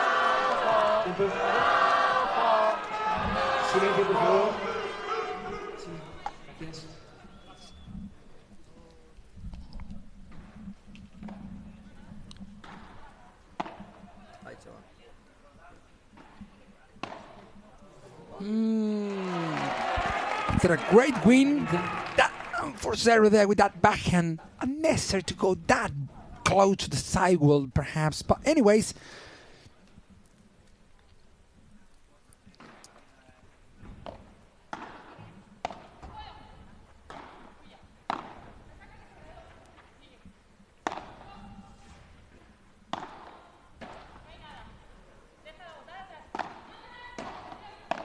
Wow, now it did work. After the job that Noah Cánovas did fantastically well.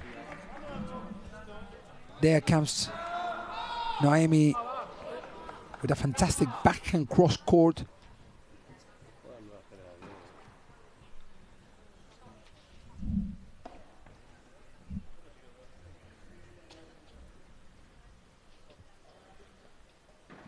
Stupa and Alex supporting their team.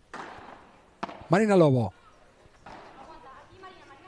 Noemi Aguilar. Ah, Noemi, such a little mistake, unfortunately. But nothing is said now. There are no breaks in this second set. Only a little advantage of one game for Team Crew, who are leading as well on the second set.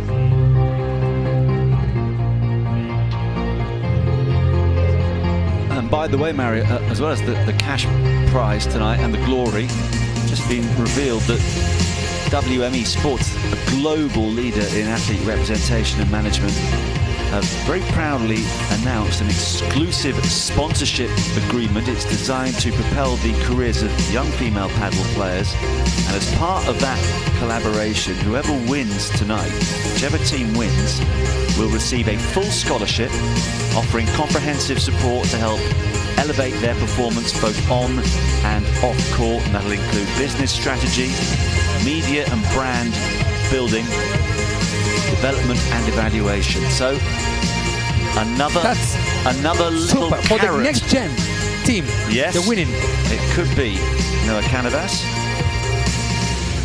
It could be Noemi Aguilar. Yes. But then again, or it could not Marina Lobo or Aguilar Pérez. Yeah, at the moment they're in the box seat. Yes. After Fedi and Momo, what a week they've had, by the way, Mary. 4 wins out of 4. And what a brilliant memory Claudia and Veronica have given us as a result of that epic women's final. The whole setup, the whole Hexagon team, the whole production, all the broadcasting, we had perhaps the most professional people I've ever worked with. Such a fantastic team from Mike Jackson. It's Mike, it's not Michael. It's Mike Jackson and the whole team. I don't know all of their names, but it might be, I don't know, 40, 50 people there behind a fantastic team that we have already enjoyed these beautiful days together. And Marcus, next to you, it's always a pleasure. It's always a pleasure. Apparently Mike does dance like Michael Jackson after he's had a couple of cervezas. Yeah, let's see after tonight, because he's been very, very busy in the last few days, I promise you. But perhaps tonight... Going to be too late at this rate. Yes. Hopefully it's not too late for Agueda and Cánovas to come back, because they have to keep the serve as well done. They're doing it now. They're doing very well to keep the serve, because otherwise, if they lose this game, it's going to be 5-3 and very danger. Yeah. Look at that lob again. Oh, great angle. Zapatazo. Chancletazo. You said that the other day? Yes, that's on my list. That is a chancletazo. Aggressive forehand from near the net. Yeah, very good, man. You see? Get in there. Chancletazo. You have all the homework done. Written there. Fantastic. It's all written. It's just a case of putting the right words in the right place. Yes. But it's not a proper forehand volley with backspin. And no. It's just a flatter shot, just moving the wrist. Look how Noah was defending that shot. Oh, what a shot in the parallel down the line. Absolute beauty. She struck that so sweetly.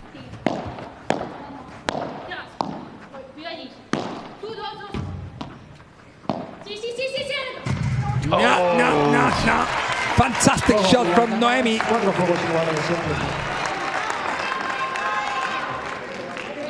Talk about giving your all for the team.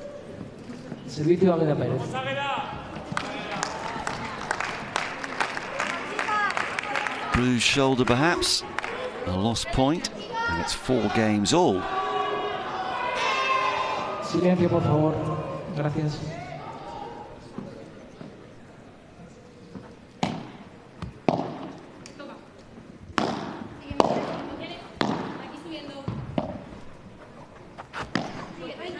Good Agueda Pérez there, close in the middle, as she's very confident since the very beginning of the match. With I don't know how many winners she's gone through. What a mistake there. Well, what a mistake, but well, doesn't matter. They've done the job. Now the pressure is on the crew team. Just looking at that replay, I don't know. She knows. Yeah, I know, but did the shot before from Lobo come off her hand? Or is that okay? Can you do that? Half hand, half racket? No. As long as it gets a bit of the racket? Yes. I mean, first you have to have first holding the racket. You cannot extend it on just because you got the safety. Wow. What a decision there to put this match 30 love in the 4-4. Hey, Agueda Pérez is on fire. Eh? That makes a big difference in this match. I would choose her, for the MVP of this match. 17 years of age. Wow. Oh, it's unbelievable. Great lob. Is she going to let it bounce? No, but very conservative out of the air. Lob from Lobo. Oh my goodness me. You know what actually Lobo means? Wolf. What? Lobo. Yeah. Her surname, not this one, no Cánovas. No, Marina. Marina Lobo. Lobo, her surname means wolf. Wolf. Lobo. Wolf. A wolf? Ooh, oh, yes. All right, a Lobo's a wolf. Okay. And there we go. Would it be the last game we watched live here? I don't know, but this is very exciting. Well, the vultures are gathering, if not the wolves, as far as Rafa Nadal's concerned.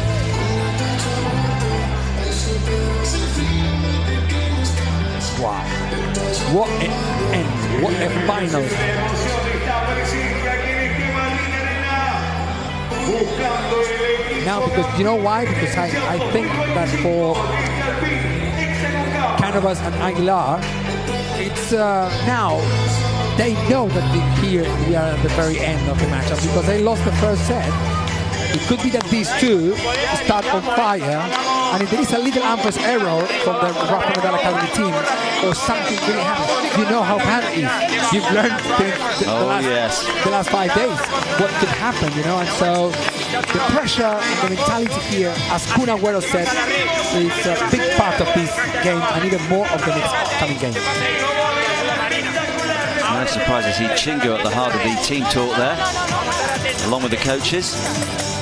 Ahora, primer punto, si podemos, jugamos, pues se nos quede Lobo alto y subimos.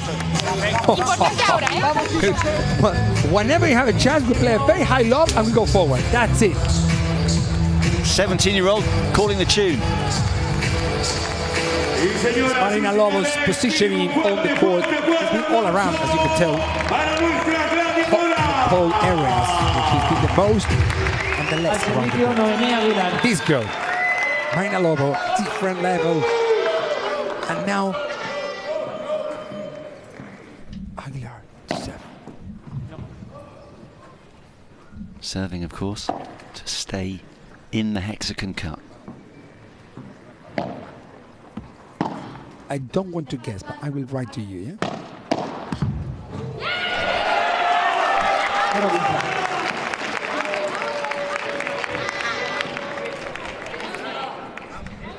You're writing me a message at this key stage? Just to tell you what I think the result is going to be. Oh.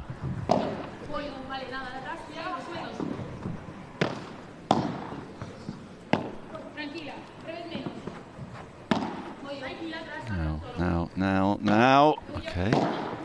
Oh my word!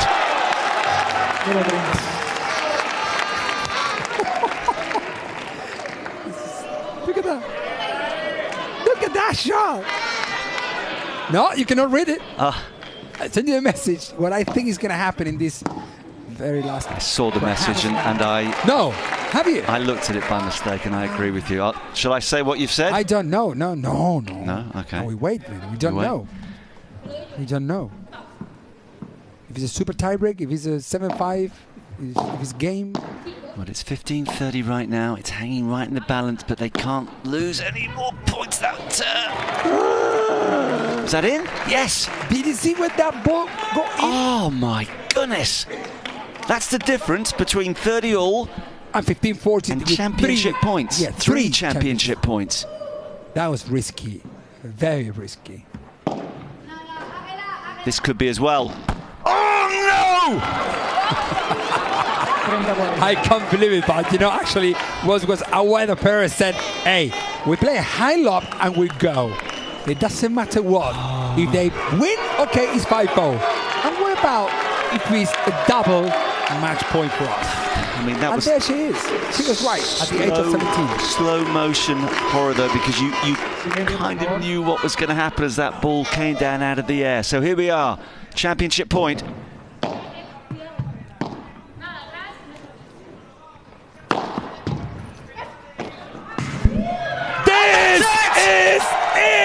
Amigo, the match of their lives, perhaps for these two amazing players, Aguilar Pérez and Marina Lobo, winning the most amazing match of their entire life. I promise you. Crew do what they dreamt of doing.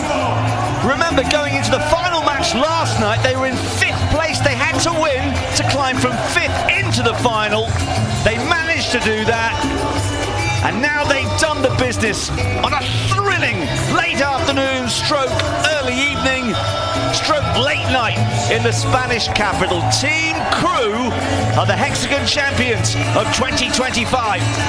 Thank you, HEXAGON Cup, for organizing such an amazing thing. Thanks for bringing all the celebrities like Kun Agüero, like Rafa Nadal, like everybody, just to show to the rest of the world what is padel about. Look at this frenetic little boy. Super happy as well.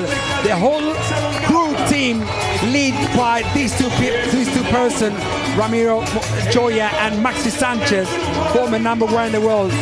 Noah Cánovas cannot believe. Noah, I promise you, you will have your revenge very, very soon because you girls are an amazing players. But I cannot stop telling that this is just the beginning of what an amazing sport we have to show. And thanks to people like these guys, Kun Agüero and so on, we're going to show to the rest of the world where is padel about, what is padel about, and where we can reach. Absolutely, Mary. And by the way, that message that Mary typed to me at the start of that last game, he said, it's going to be a break, it's going to be the end of the match, so he's got another one right. The last one, yes. And Aguilar Pérez has been named as the player of the match, and that comes as no surprise. At the age of 17, she was explosive, dynamic, clever, very sensible, and full of confidence, as we heard during that team talk at the last change of ends.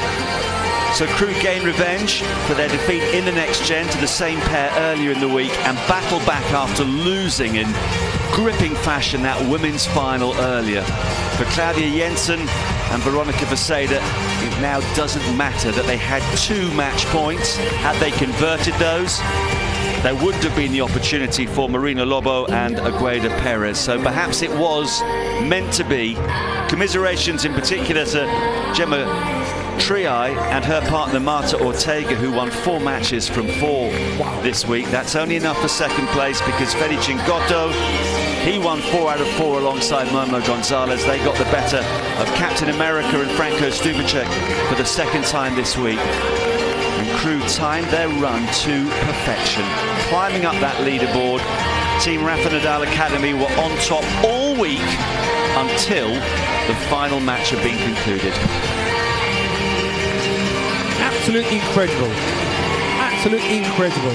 I think a Kun Agüero cannot be. What they have achieved, and of course a big applause as well for this boy, Chingo and Momo González. As you said before, they haven't lost a match. That has been a lot to their team to have won this fantastic event. Andy Murray's team 12 months ago, Andy, who's been joined as an owner of Team Advantage by Anthony Joshua, the boxer. But it's a fabulous footballer, Sergio Aguero, who won it all as a player and is now going to, well, I don't know who actually goes home with the trophy itself and how they split that 1.2 million euros. Getting ready quickly for the presentation party. Of course, we'll stay for that as well. Thank you so much for being with us. Hopefully you've been with us since Wednesday. Whether you're new to paddle or you've loved the sport for years, it's been a pleasure to have your company. It's been an absolute delight to sit next to Mario Andrini for 4 days. He's taught me a lot, just with that enthusiasm, the knowledge. Now the emotions come on. And as the losers console themselves, we're going to hear from the winners with Cristina. Vamos a hablar ya con las flamantes campeonas. ¡Qué partido! ¡Qué locura! Y sobre todo, ¡qué responsabilidad y presión! What responsibility you la had decisión final del ganador. and the tension empezamos contigo, MVP del partido. to win. You are the MVP of the match. Oh, Bueno, really? sabíamos She que iba a said. ser un partido Really? difícil. Veníamos de perder contra the ellas match hace 2 was- días. It's very hard because we started sabemos al nivel thinking que están that las we dos porque knew competimos contra ellas that we día a lost día. the first time that we Y played bueno, against them 2 al days final ago. sabíamos que teníamos una presión muy grande con el equipo, At the end of the pero day, tampoco we had teníamos nada que so much perder. pressure Llevábamos mucho before starting because y creo it que depends sacamos on nuestro mejor us, nivel para everything. hacerlo. But Vamos ahora con I personally María. think that we really Hace play unos días, our cuando mirábamos la clasificación, the highest casi we could parecía play que Club in Padel order to Team win iba a this estar match. fuera, que ni siquiera se iba a clasificar para luchar por el tercer y cuarto So puesto. Christine, Y sin embargo, you were aquí almost estáis, out, primera but you vez que were Club not Padel even in Team the third or participa fourth en la position to HEXAGON Cup. compete, and now all of a sudden you come to the final Bueno, la and verdad you win. que estoy muy feliz. Primero de todo, gracias a todos por estar aquí hasta Well, estas first horas of de la all, noche. I'm very Es un happy, she said placer. first, and then Y thanks nada, como everybody has dicho, no for empezamos con muy en pie. Ahora yo, bueno, stay with us el here in equipo, this stadium. muchísimas gracias a todos. thanks to the whole team, because the whole teim has been waiting for this moment, and they were fighting and believing until the very last moment. Our opponents, congratulations to our opponents, because they played very good to Noemi and Cánovas. We lost the first match against them, but now we knew how to change this over and tactically how to play better against them. Porque al final de eso se trata la HEXAGON CUP. ¿Con qué os quedáis? What do you like the most about the HEXAGON? About that we all the team, we suffer a lot and we celebrate a lot all together. As you said, Marcus, before, yeah? We fight together, we play together. To spend time with such an amazing players, we know that we are getting a great information, a great feelings with the best players in the world. And with the tournament that she says that this was the best tournament she has ever played.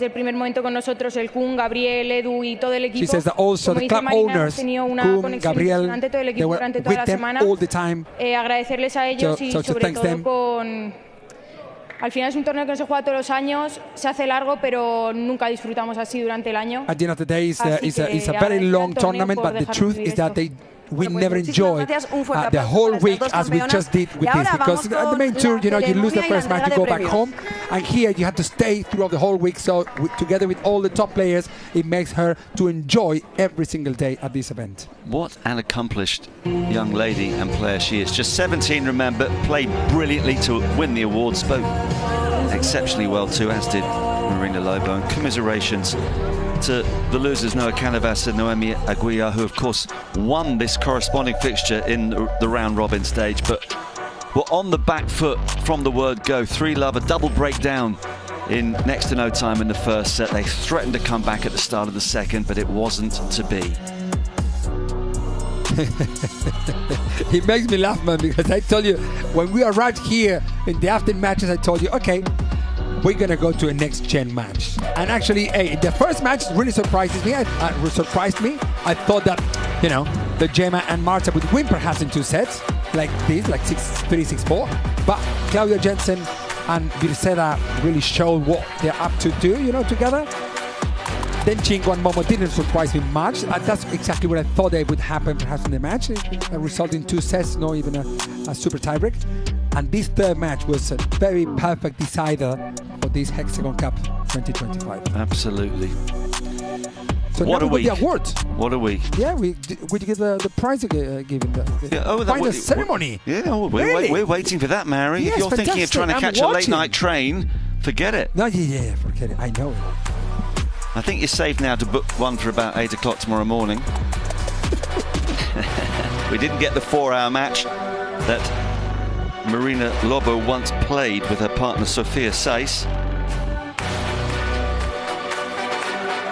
But it won't be long before the presentation committee have assembled themselves. Christina will be guiding us through that.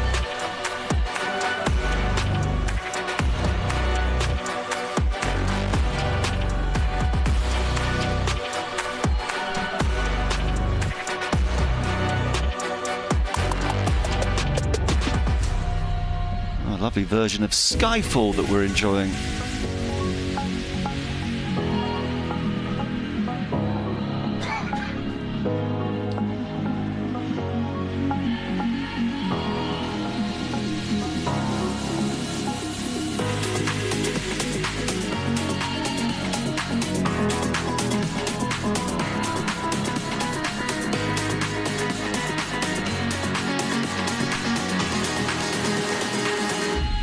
Well, the thrilling concluding moments of a week that everybody who's been involved in the HEXAGON Cup will never forget.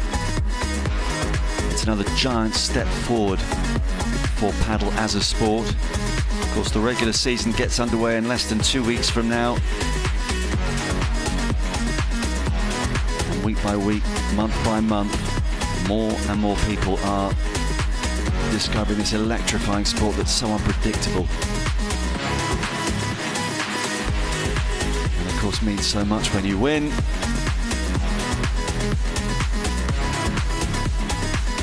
Look at Chingotto there.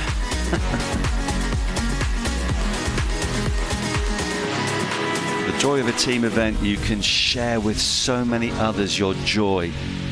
Of course, in paddle, you've always got a partner and a coach and maybe a physio, but this is the real deal. They've had fun, they timed their run to perfection, and they have snatched the main prize.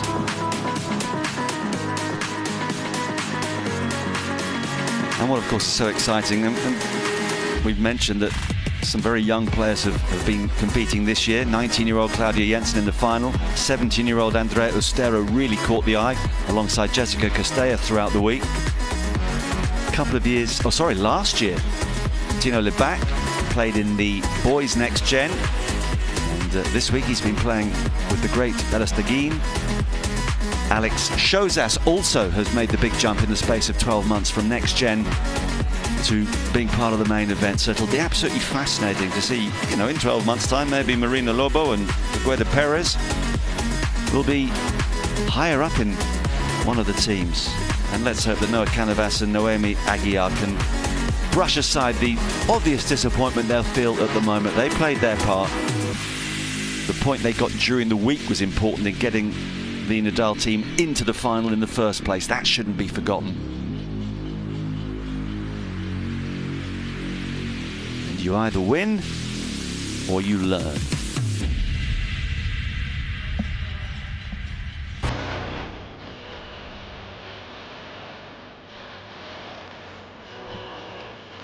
As we watch these highlights in front of us on the court, the stage has been set.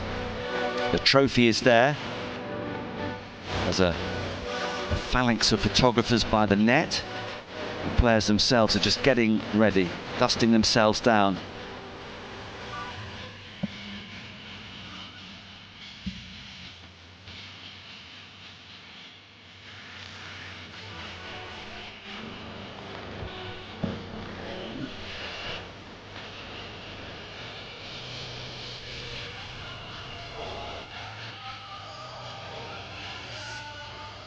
At this stage in the match, actually, where it just looked as though the Rafa Nadal Academy team were going to come back into business. Unfortunately, there were just too many, well, a mixture of some unforced errors, particularly with the overheads, but also just the sheer determination of Lobo and Pérez not to squander the early advantage that they created for themselves. And having dealt with the issues early in the second set, they never really looked like giving up the advantage. How about that? And there are those celebrations again.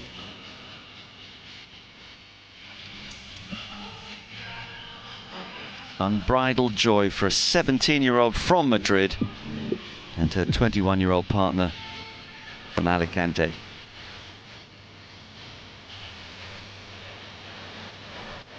Not quite to be for Maribel Nadal and her team. Claudia, it's okay, you had those match points, they came and went. You're still a winner.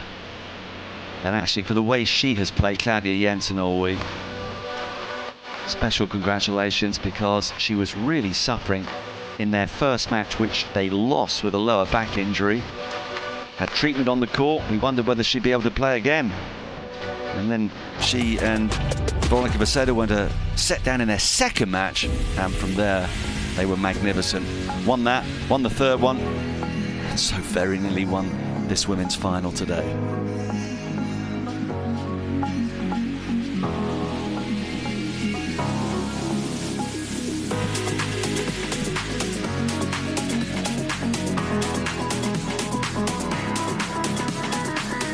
That's a wolf howling with joy.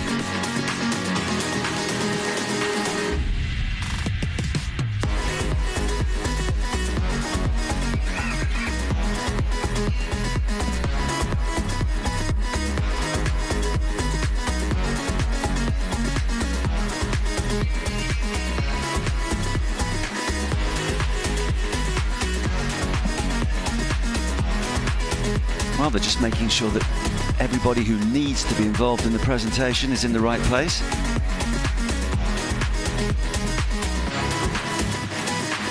Very very hard, I think, to get some of the players and the team that's just won to calm down sufficiently and sort themselves out.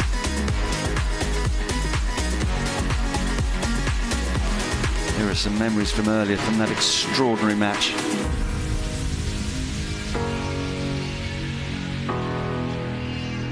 Triay at the net, brilliant. Miss Tickle, as she's been called, because she reaches everything. The full gamut of emotions for Claudia Jensen after that match was finally decided in favour of the Rafael Nadal team. It was looking really good for them at that stage. But for Stupa and Alex Ruiz, Captain America, it wasn't to be. The celebrations short-lived, as it turned out.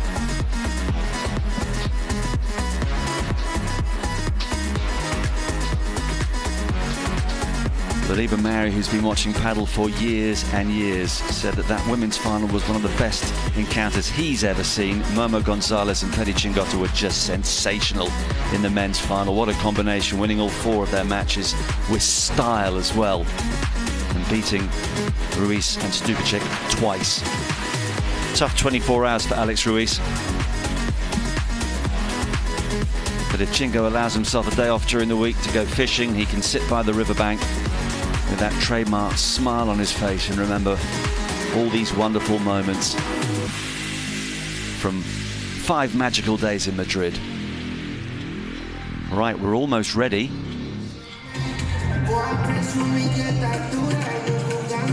Lots of prizes to be handed out.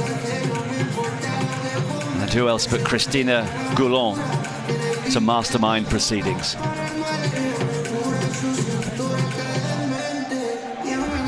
It's all yours, Christina.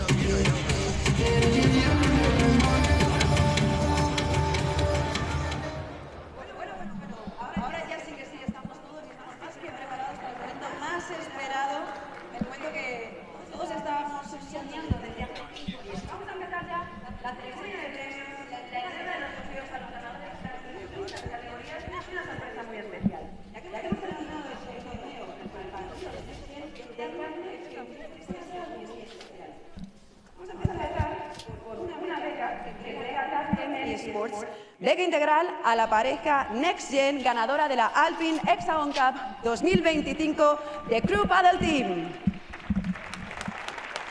Entrega el premio Daniel Dios, director de IMG, y junto a él, Okay, there we go. Managing Director de la Hexagon Cup. Mr. Daniel Dios. Danny Dios will be here representing IMG, is the director.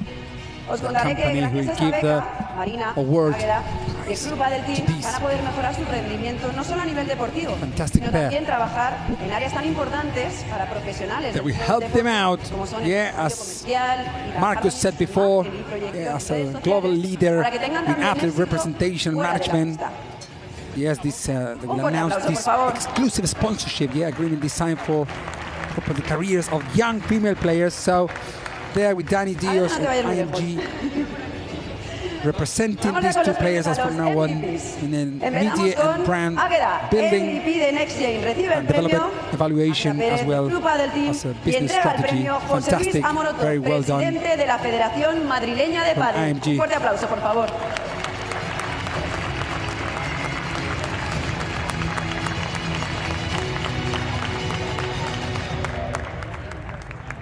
José Luis Amoroto, there we have it there. The president of the Madrid Padel Federation and the MVP, Aguilar Pérez. Amazing it would be for her, that they were like, we lost, we were out with, and there she is, here, MVP, the very last day of the tournament with all the... And she looks so at home there. No podía ser para otra persona. Fede Chingotto, de Crew Padel Team by Táctica. There we go, the MVP. Entrega el premio Ramón Morcillo, presidente de la Federación Española de Padel. Ramón Morcillo is the president of the Spanish Padel Federation, who will be the MVP, masculine the MVP to Mr. Fede Chingotto. Who else if it's not to him? The mouse who roared again this week.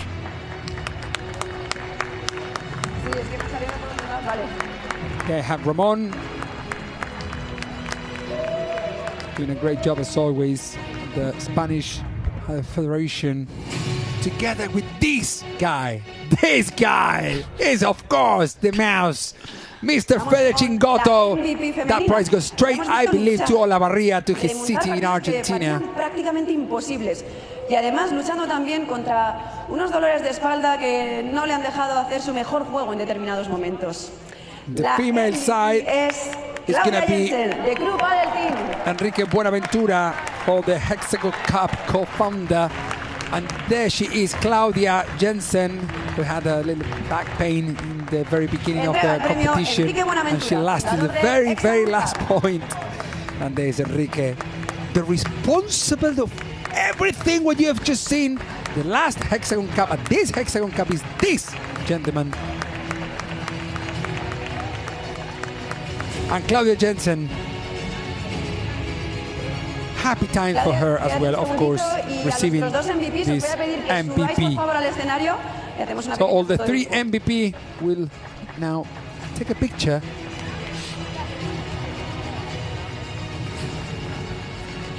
Yes.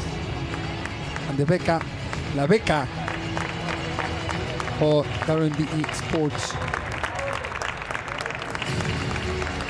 Estos son los premios individuales, pero el pádel y más cuando se trata de la Hexagon Cup es un trabajo en equipo. Así que vamos ya con los premios por equipos. Tercer puesto. Now they go for the team awards. The third position. And the third position is going to be, the prize given is going to be from Pablo Carro. He's the co-founder and entrega el premio CCO Pablo Carro, cofundador y CCO de Playtomic. You might already know Playtomic. Tenemos a uno de los fundadores aquí, que es Aran Jensen, así que vamos a pedirle también que suba al escenario. Yes, okay. So Aran is also here, so Pablo Carro, the co-founder of Playtomic, will give the prize to this fantastic team called Advantage, who almost get there in the final. They won last year. They won it 12 months ago, Mary. You're absolutely right. And not every day is Christmas. No. There's Pablo Carro.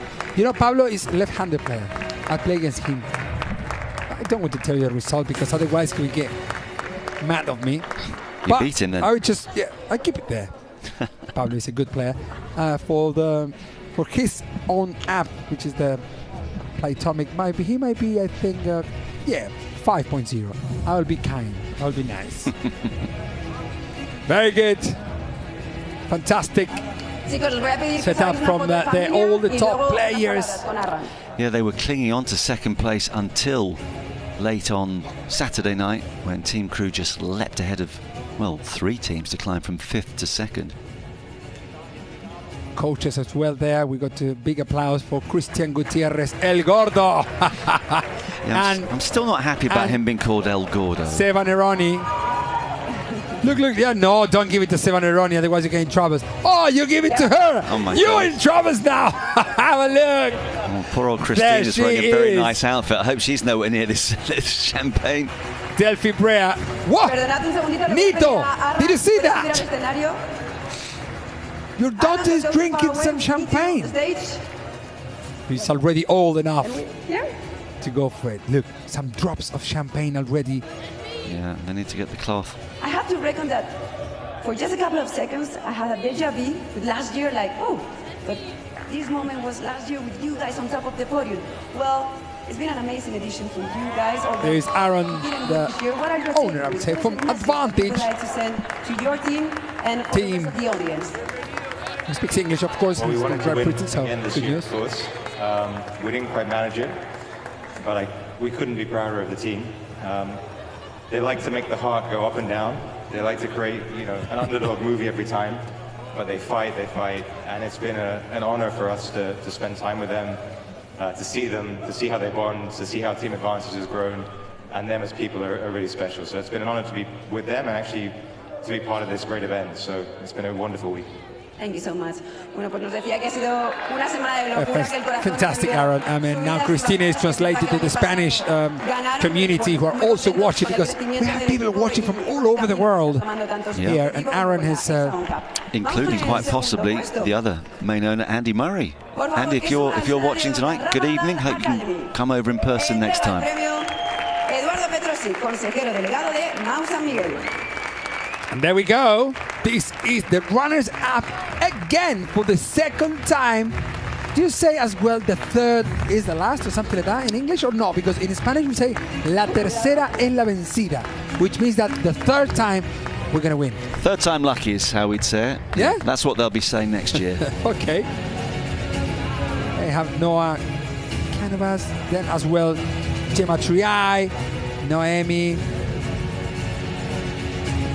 and Martita, Stupa, Alex Ruiz, the coaches, of course, as well, we cannot forget Carlitos Pozzoni and Rodrigo Vide, well-known coaches, and of course Maribel Nadal, such a role in this fantastic Hexagon Cup again. She loves padel, she's always around. When you see them at the Rafa Nadal Academy, you see her always on the pictures, playing all the videos. I love to see her always here, and I hope also to have a Rafa sooner or later around here. Yay! Very well done. Lovely faces for the runners-up of this Hexagon Cup 2025. Fantastic. Very well done, team. Such an effort from the doctor there, Martín Ortega.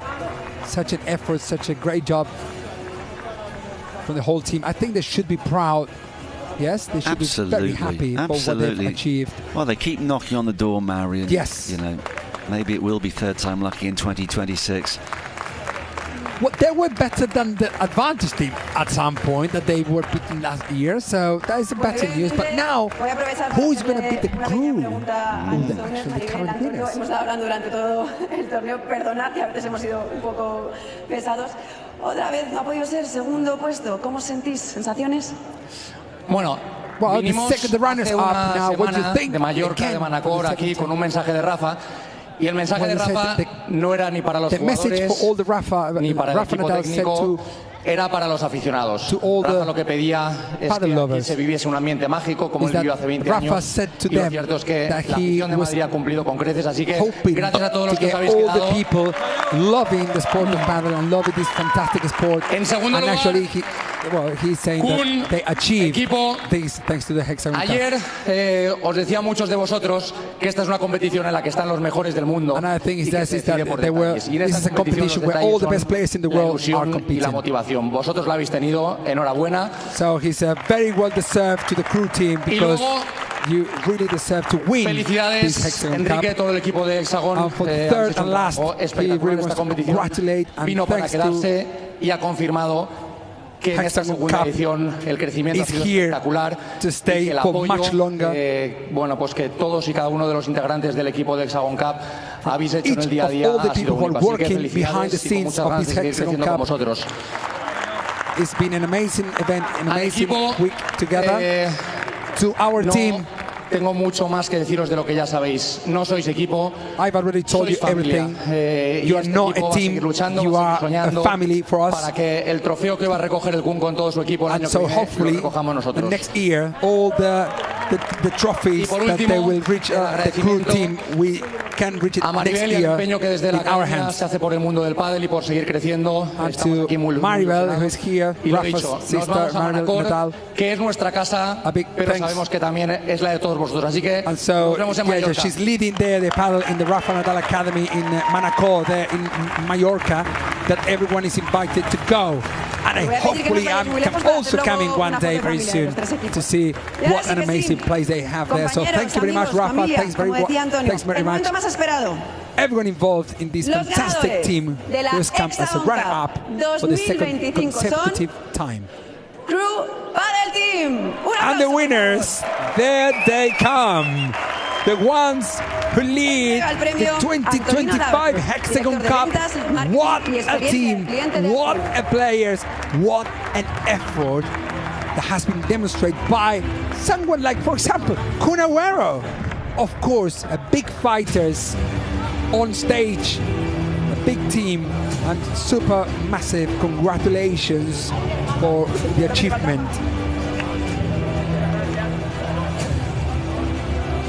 This is fantastic, by the way, Mary. You're Your translation skills are every bit as good. I'm not that good, but I'm not just. I'm a padel coach, you know. I'm a padel coach, but I try my best. So I hope the production and will be happy with it. Otherwise, next time I'll train a little bit this because it's not that easy. I'm with your boyfriend in my hand. I need to. What do you want? What are you looking at my phone for at this stage? Oh, you want to see that bit, don't you? Yeah, the presentation team. Here come our winners. Gosh, they've been celebrating in style. Antonino Labate will be the LPV sales. Marketing and customer experience will be the one in charge of giving them all the prizes and this. No, it's wow! Look at that! Different level. Fantastic team crew. And Kun Agüero is here. Crew. Yeah. It's fantastic as well, you know, that the club, the team owner is here, you know, celebrating with all their players. This is massive for the sport of padel. So thanks, Kun, as well, for sharing your passion with all of us. I just made a post today on my own social media thanking to him because I know that he's done a big effort to be the whole week here. We cannot have a celebrity that easy, you know, the whole week sharing time with us. So thank you very much, Kun, for helping promoting this fantastic sport. So here they go. En la que participáis de la HEXAGON Cup, ya el año que viene tenéis que volver, tenéis que defender. So the first edition that you participate and here and you win. So next time you have to come back, yes? So first of all, I want to thank this amazing team that we create this year. Also to the other teams. A lot of people, very nice people. Also to the crowd who has been here since, I don't know, 1 p.m. supporting all the teams and the players. My fitness is not that good anymore. That's why I was running now and a little bit. Es muy bueno y bueno, esperemos que sigan así y que se puedan expandir. And he just really hopes that you know, HEXAGON Cup can expand worldwide because he believes in this fantastic product, this fantastic event called HEXAGON. Mejores del mundo, pero este premio es muy especial. Tampoco, mejores del mundo. Mejores del mundo. Si hago una encuesta te digo yo que sí.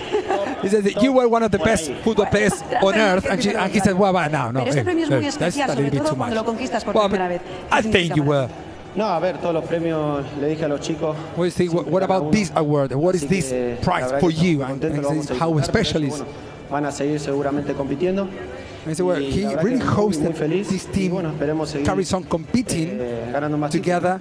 And I really hope that is not the last.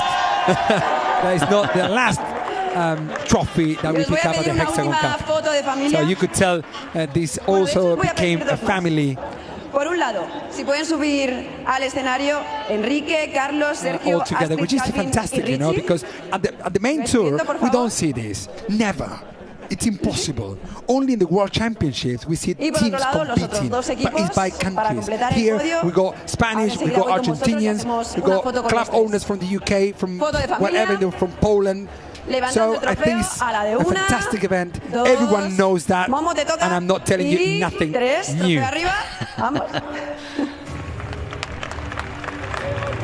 ¿Alguien con el trofeo, Kun? Ay. Well, it's a big old trophy. There we go. And there we have the winners of the winners. Que completan el podio, por favor, si pueden pasar. Of the HEXAGON 2024. Y Advantage, si podéis ir pasando, por favor.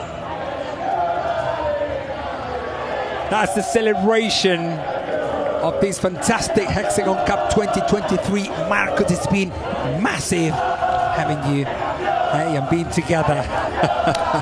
Mari, fantastic. Thank you so much. It's been an absolute pleasure spending the past 5 nights with you. Your brilliant analysis, your translations as well. That's Mauro Andrini. Thanks also to our fellow commentators, Jonathan Ledgard and Sandy Farquharson, to Jose Garnes, Mike Jackson, and our superb production team.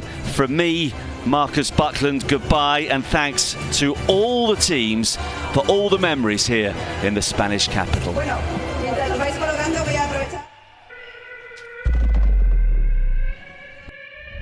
galaxy of stars collided.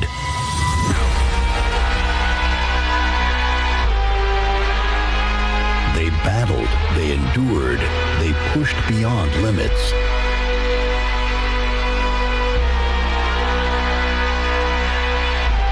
From the struggle, only the strongest emerged.